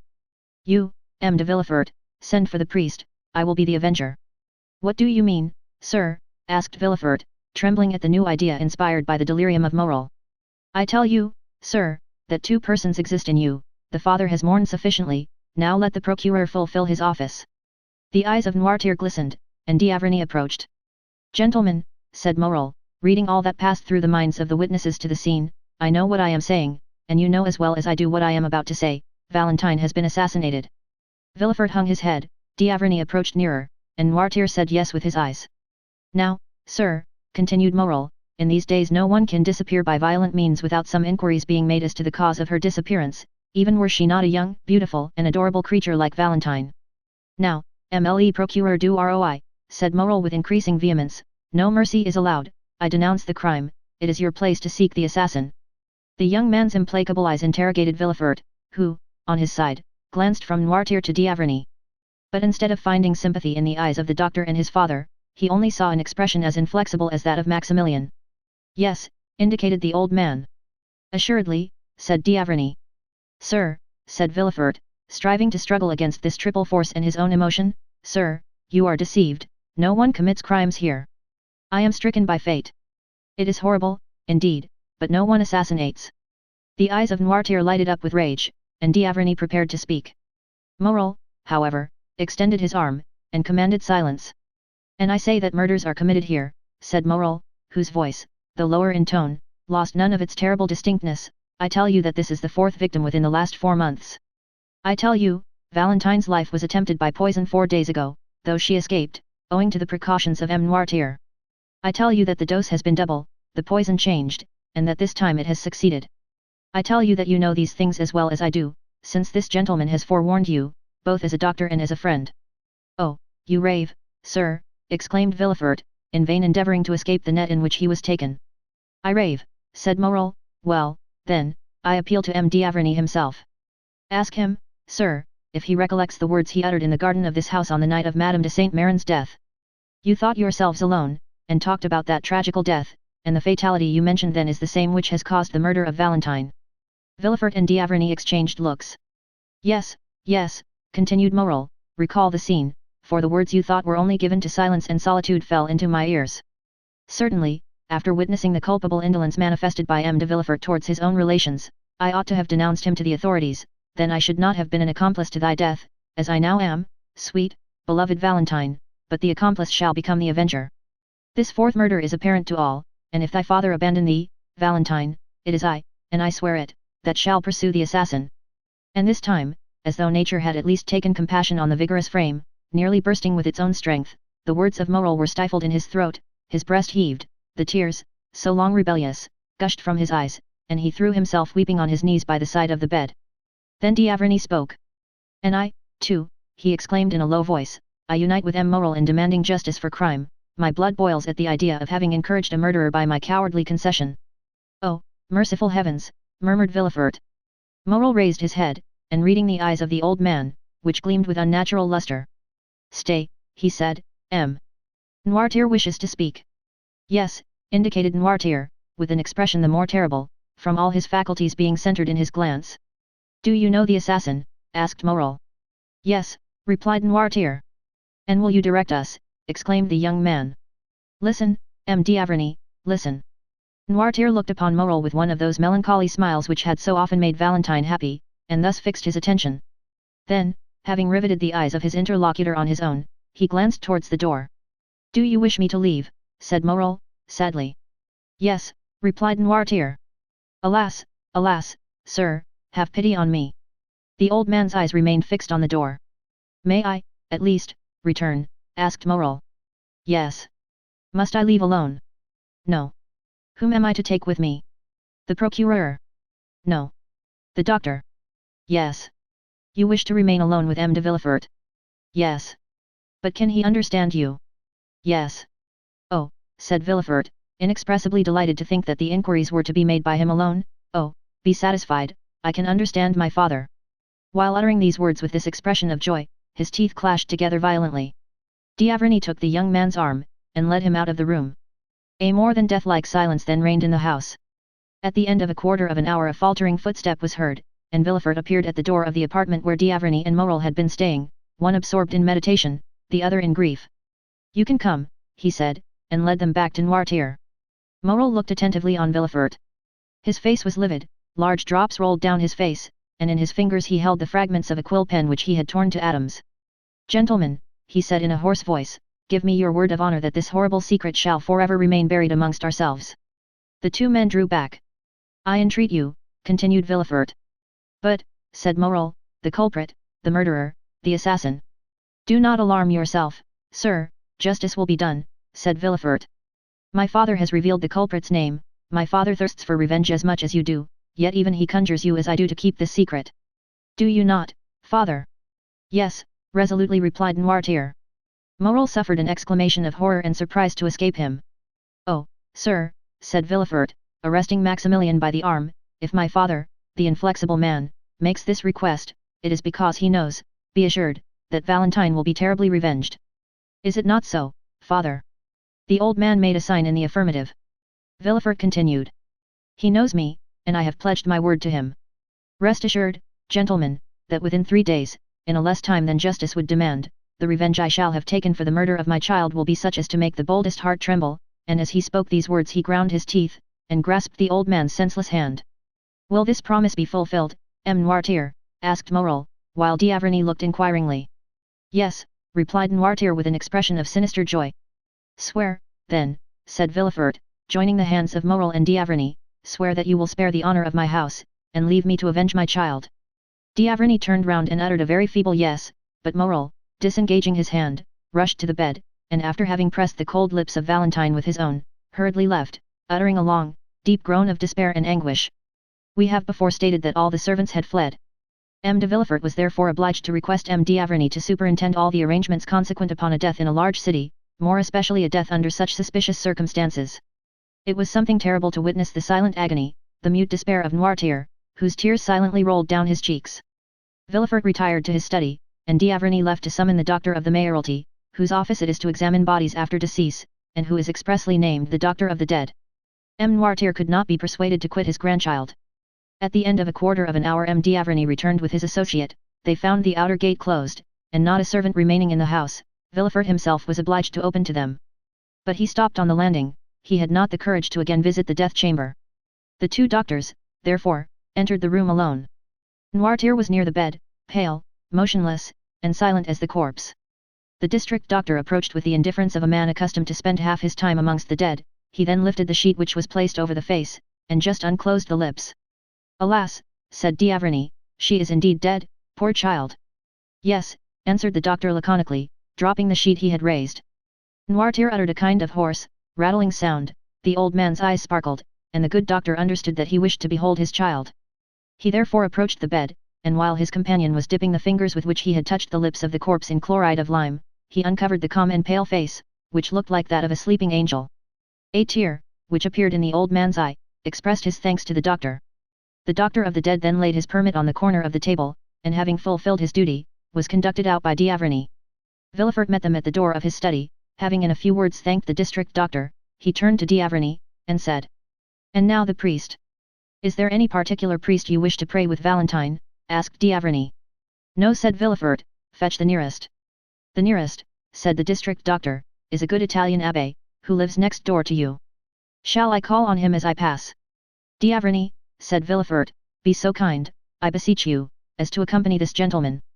Here is the key of the door, so that you can go in and out as you please. You will bring the priest with you, and will oblige me by introducing him into my child's room.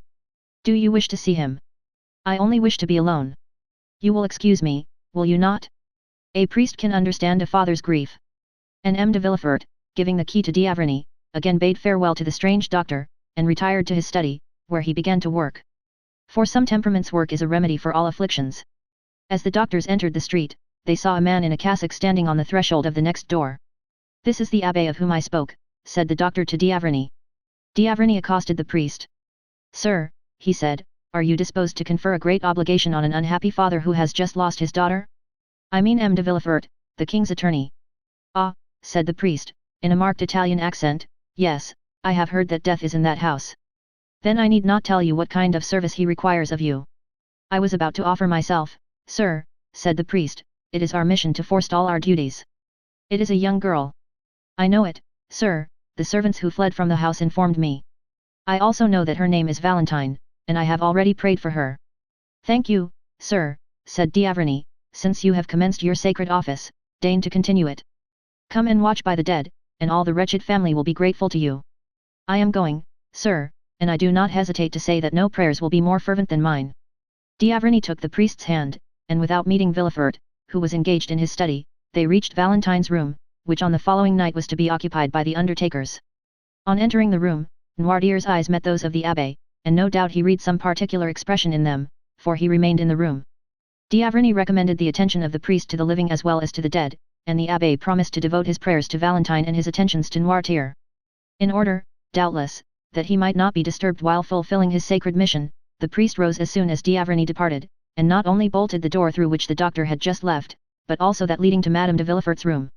Chapter 104. Danglars' signature. The next morning dawned dull and cloudy. During the night the undertakers had executed their melancholy office, and wrapped the corpse in the winding sheet, which, whatever may be said about the equality of death, is at least a last proof of the luxury so pleasing in life.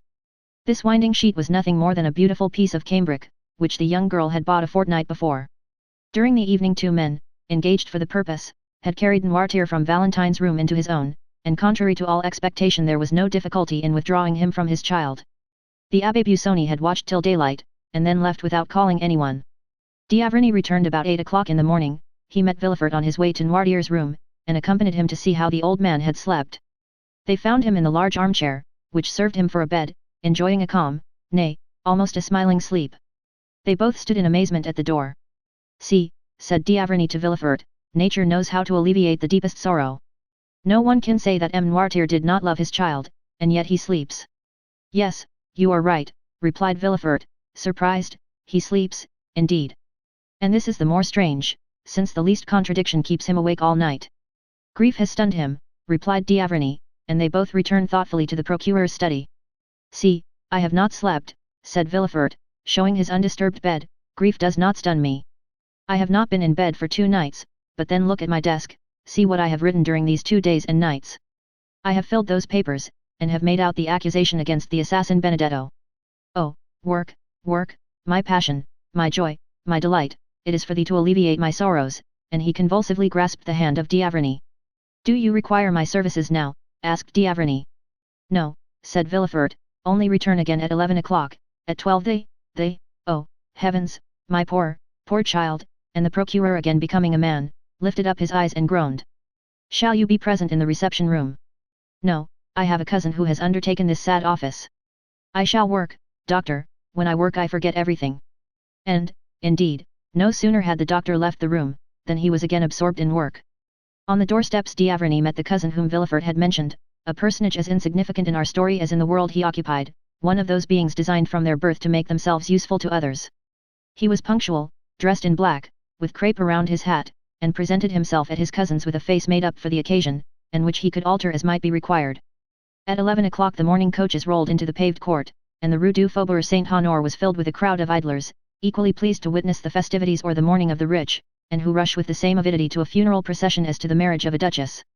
Gradually the reception room filled, and some of our old friends made their appearance, we mean Debray, Chateau Renaud, and Beauchamp, accompanied by all the leading men of the day at the bar, in literature, or the army, for M. de Villefort moved in the first Parisian circles, less owing to his social position than to his personal merit.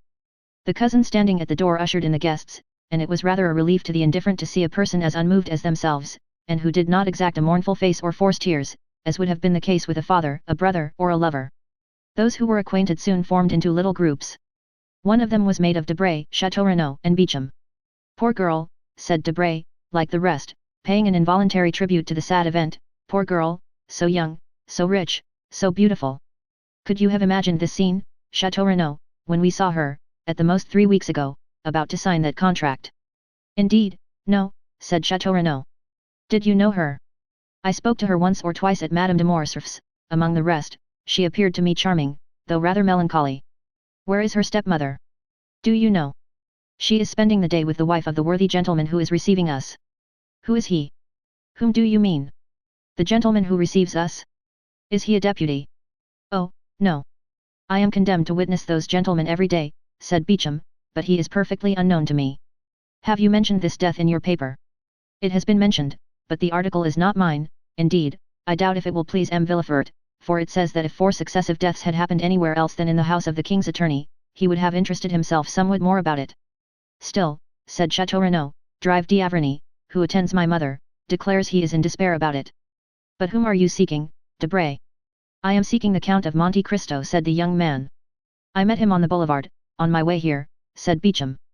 "I think he is about to leave Paris. He was going to his banker." "His banker?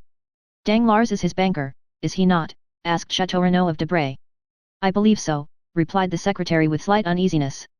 "But Monte Cristo is not the only one I miss here. I do not see Morel." "Morel? Do they know him?" asked Chateau Renaud. "I think he has only been introduced to Madame de Villefort." "Still, he ought to have been here," said Debray. "I wonder what will be talked about tonight. This funeral is the news of the day. But hush, here comes our Minister of Justice, he will feel obliged to make some little speech to the cousin," and the 3 young men drew near to listen. Beauchamp told the truth when he said that on his way to the funeral he had met Monte Cristo, who was directing his steps towards the Rue de la Chaussée d'Antin, to M. Danglars. The banker saw the carriage of the Count enter the courtyard, and advanced to meet him with a sad, though affable smile. "Well," said he, extending his hand to Monte Cristo, "I suppose you have come to sympathize with me, for indeed misfortune has taken possession of my house. When I perceived you, I was just asking myself whether I had not wished harm towards those poor Morcerfs, which would have justified the proverb of he who wishes misfortunes to happen to others experiences them himself. Well, on my word of honor, I answered, no. I wished no ill to Morcerf. He was a little proud, perhaps, for a man who like myself has risen from nothing, but we all have our faults. Do you know, Count, that persons of our time of life, not that you belong to the class, you are still a young man, but as I was saying, persons of our time of life have been very unfortunate this year. For example, look at the puritanical procureur, who has just lost his daughter, and in fact nearly all his family, in so singular a manner, Morcerf dishonored and dead, and then myself covered with ridicule through the villainy of Benedetto, besides. Besides what? Asked the Count. Alas, do you not know? What new calamity? My daughter. Mademoiselle Danglars. Eugenie has left us. Good heavens, what are you telling me? The truth, my dear Count. Oh, how happy you must be in not having either wife or children. Do you think so? Indeed I do. And so Mademoiselle Danglars.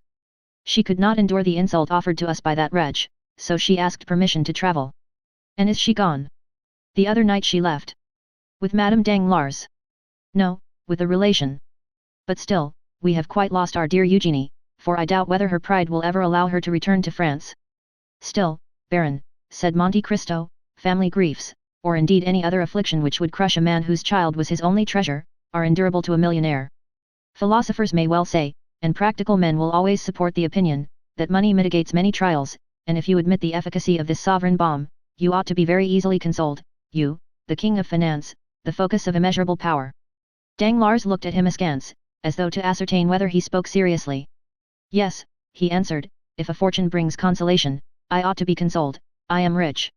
So rich, dear sir, that your fortune resembles the pyramids. If you wished to demolish them you could not, and if it were possible, you would not dare. Danglars smiled at the good-natured pleasantry of the count.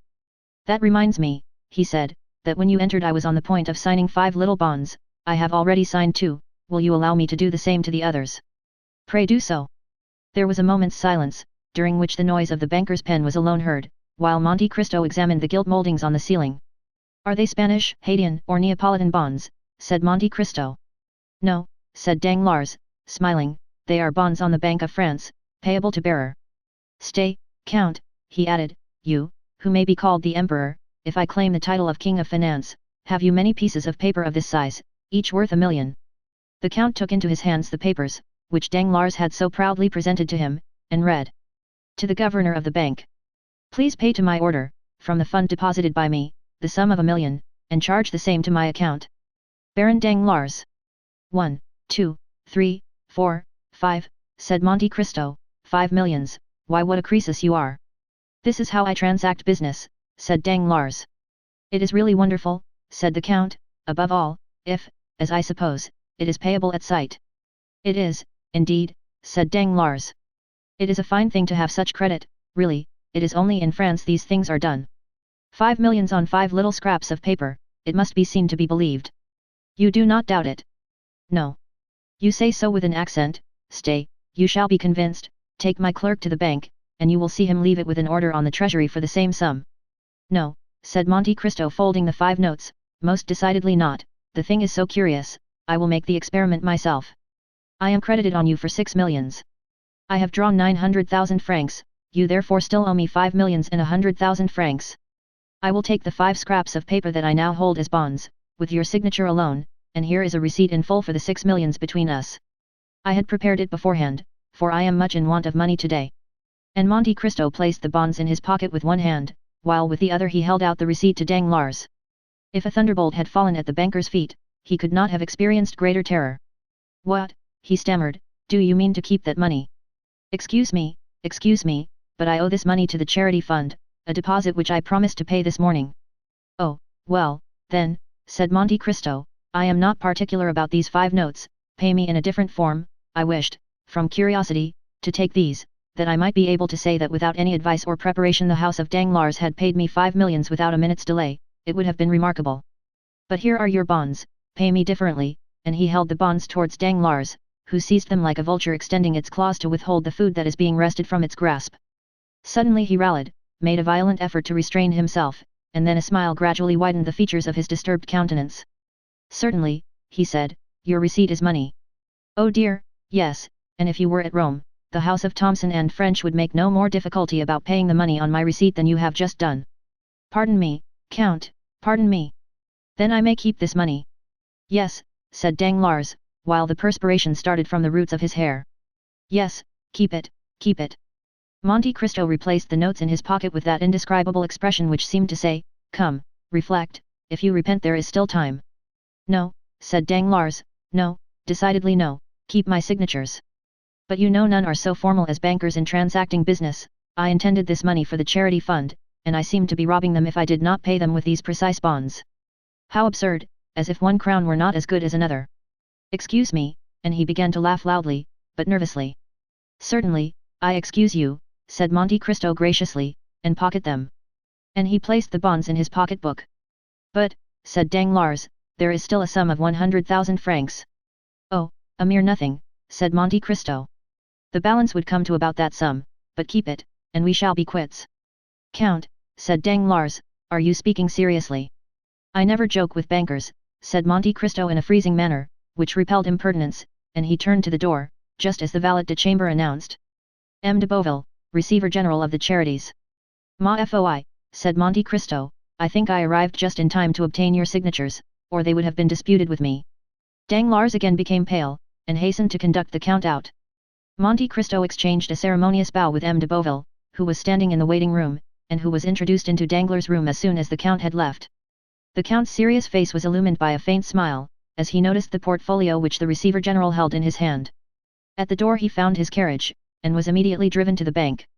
Meanwhile Danglars, repressing all emotion, advanced to meet the receiver general. We need not say that a smile of condescension was stamped upon his lips. "Good morning, creditor," said he, "for I wager anything it is the creditor who visits me."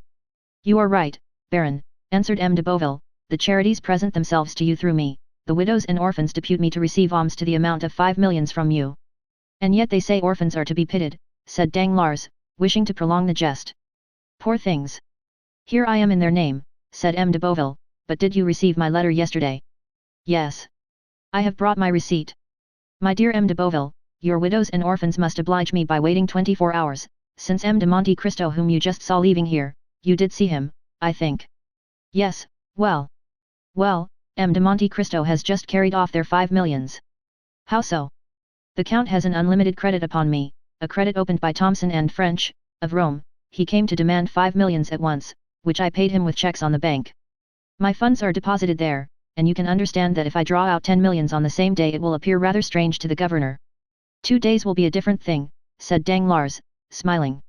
"Come," said Boville, with a tone of entire incredulity, 5 millions to that gentleman who just left, and who bowed to me as though he knew me. "Perhaps he knows you, though you do not know him. M. de Monte Cristo knows everybody. 5 millions. Here is his receipt. Believe your own eyes." M. de Boville took the paper Danglars presented him, and read. "Received of Baron Danglars the sum of 5,100,000 francs, to be repaid on demand by the house of Thomson and French of Rome." "It is really true," said M. de Boville. "Do you know the house of Thomson and French?" "Yes, I once had business to transact with it to the amount of 200,000 francs, but since then I have not heard it mentioned."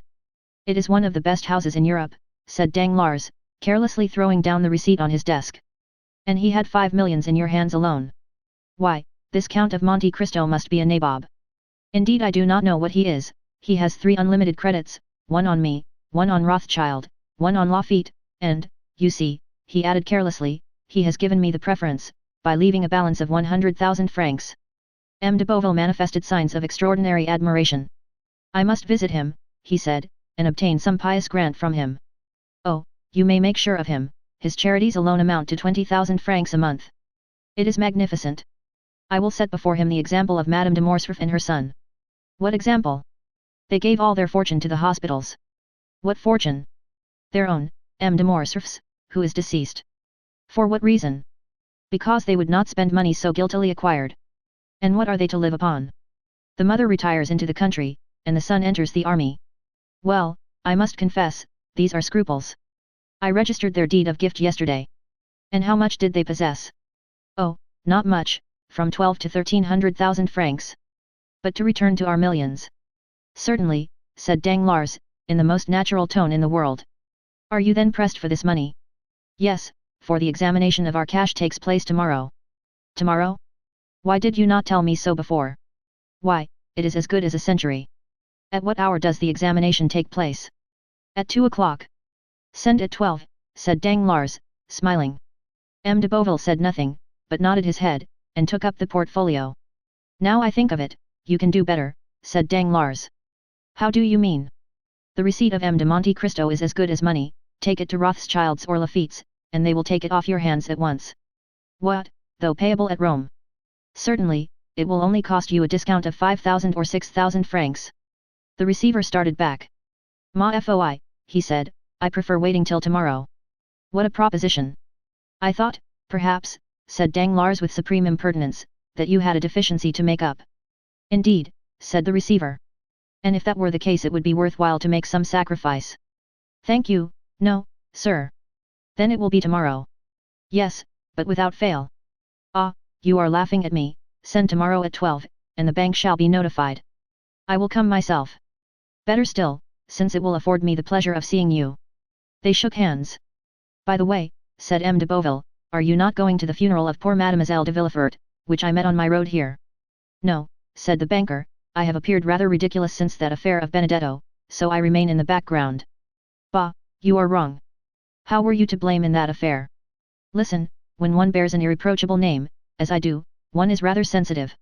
Everybody pities you, sir, and, above all, Mademoiselle Danglars."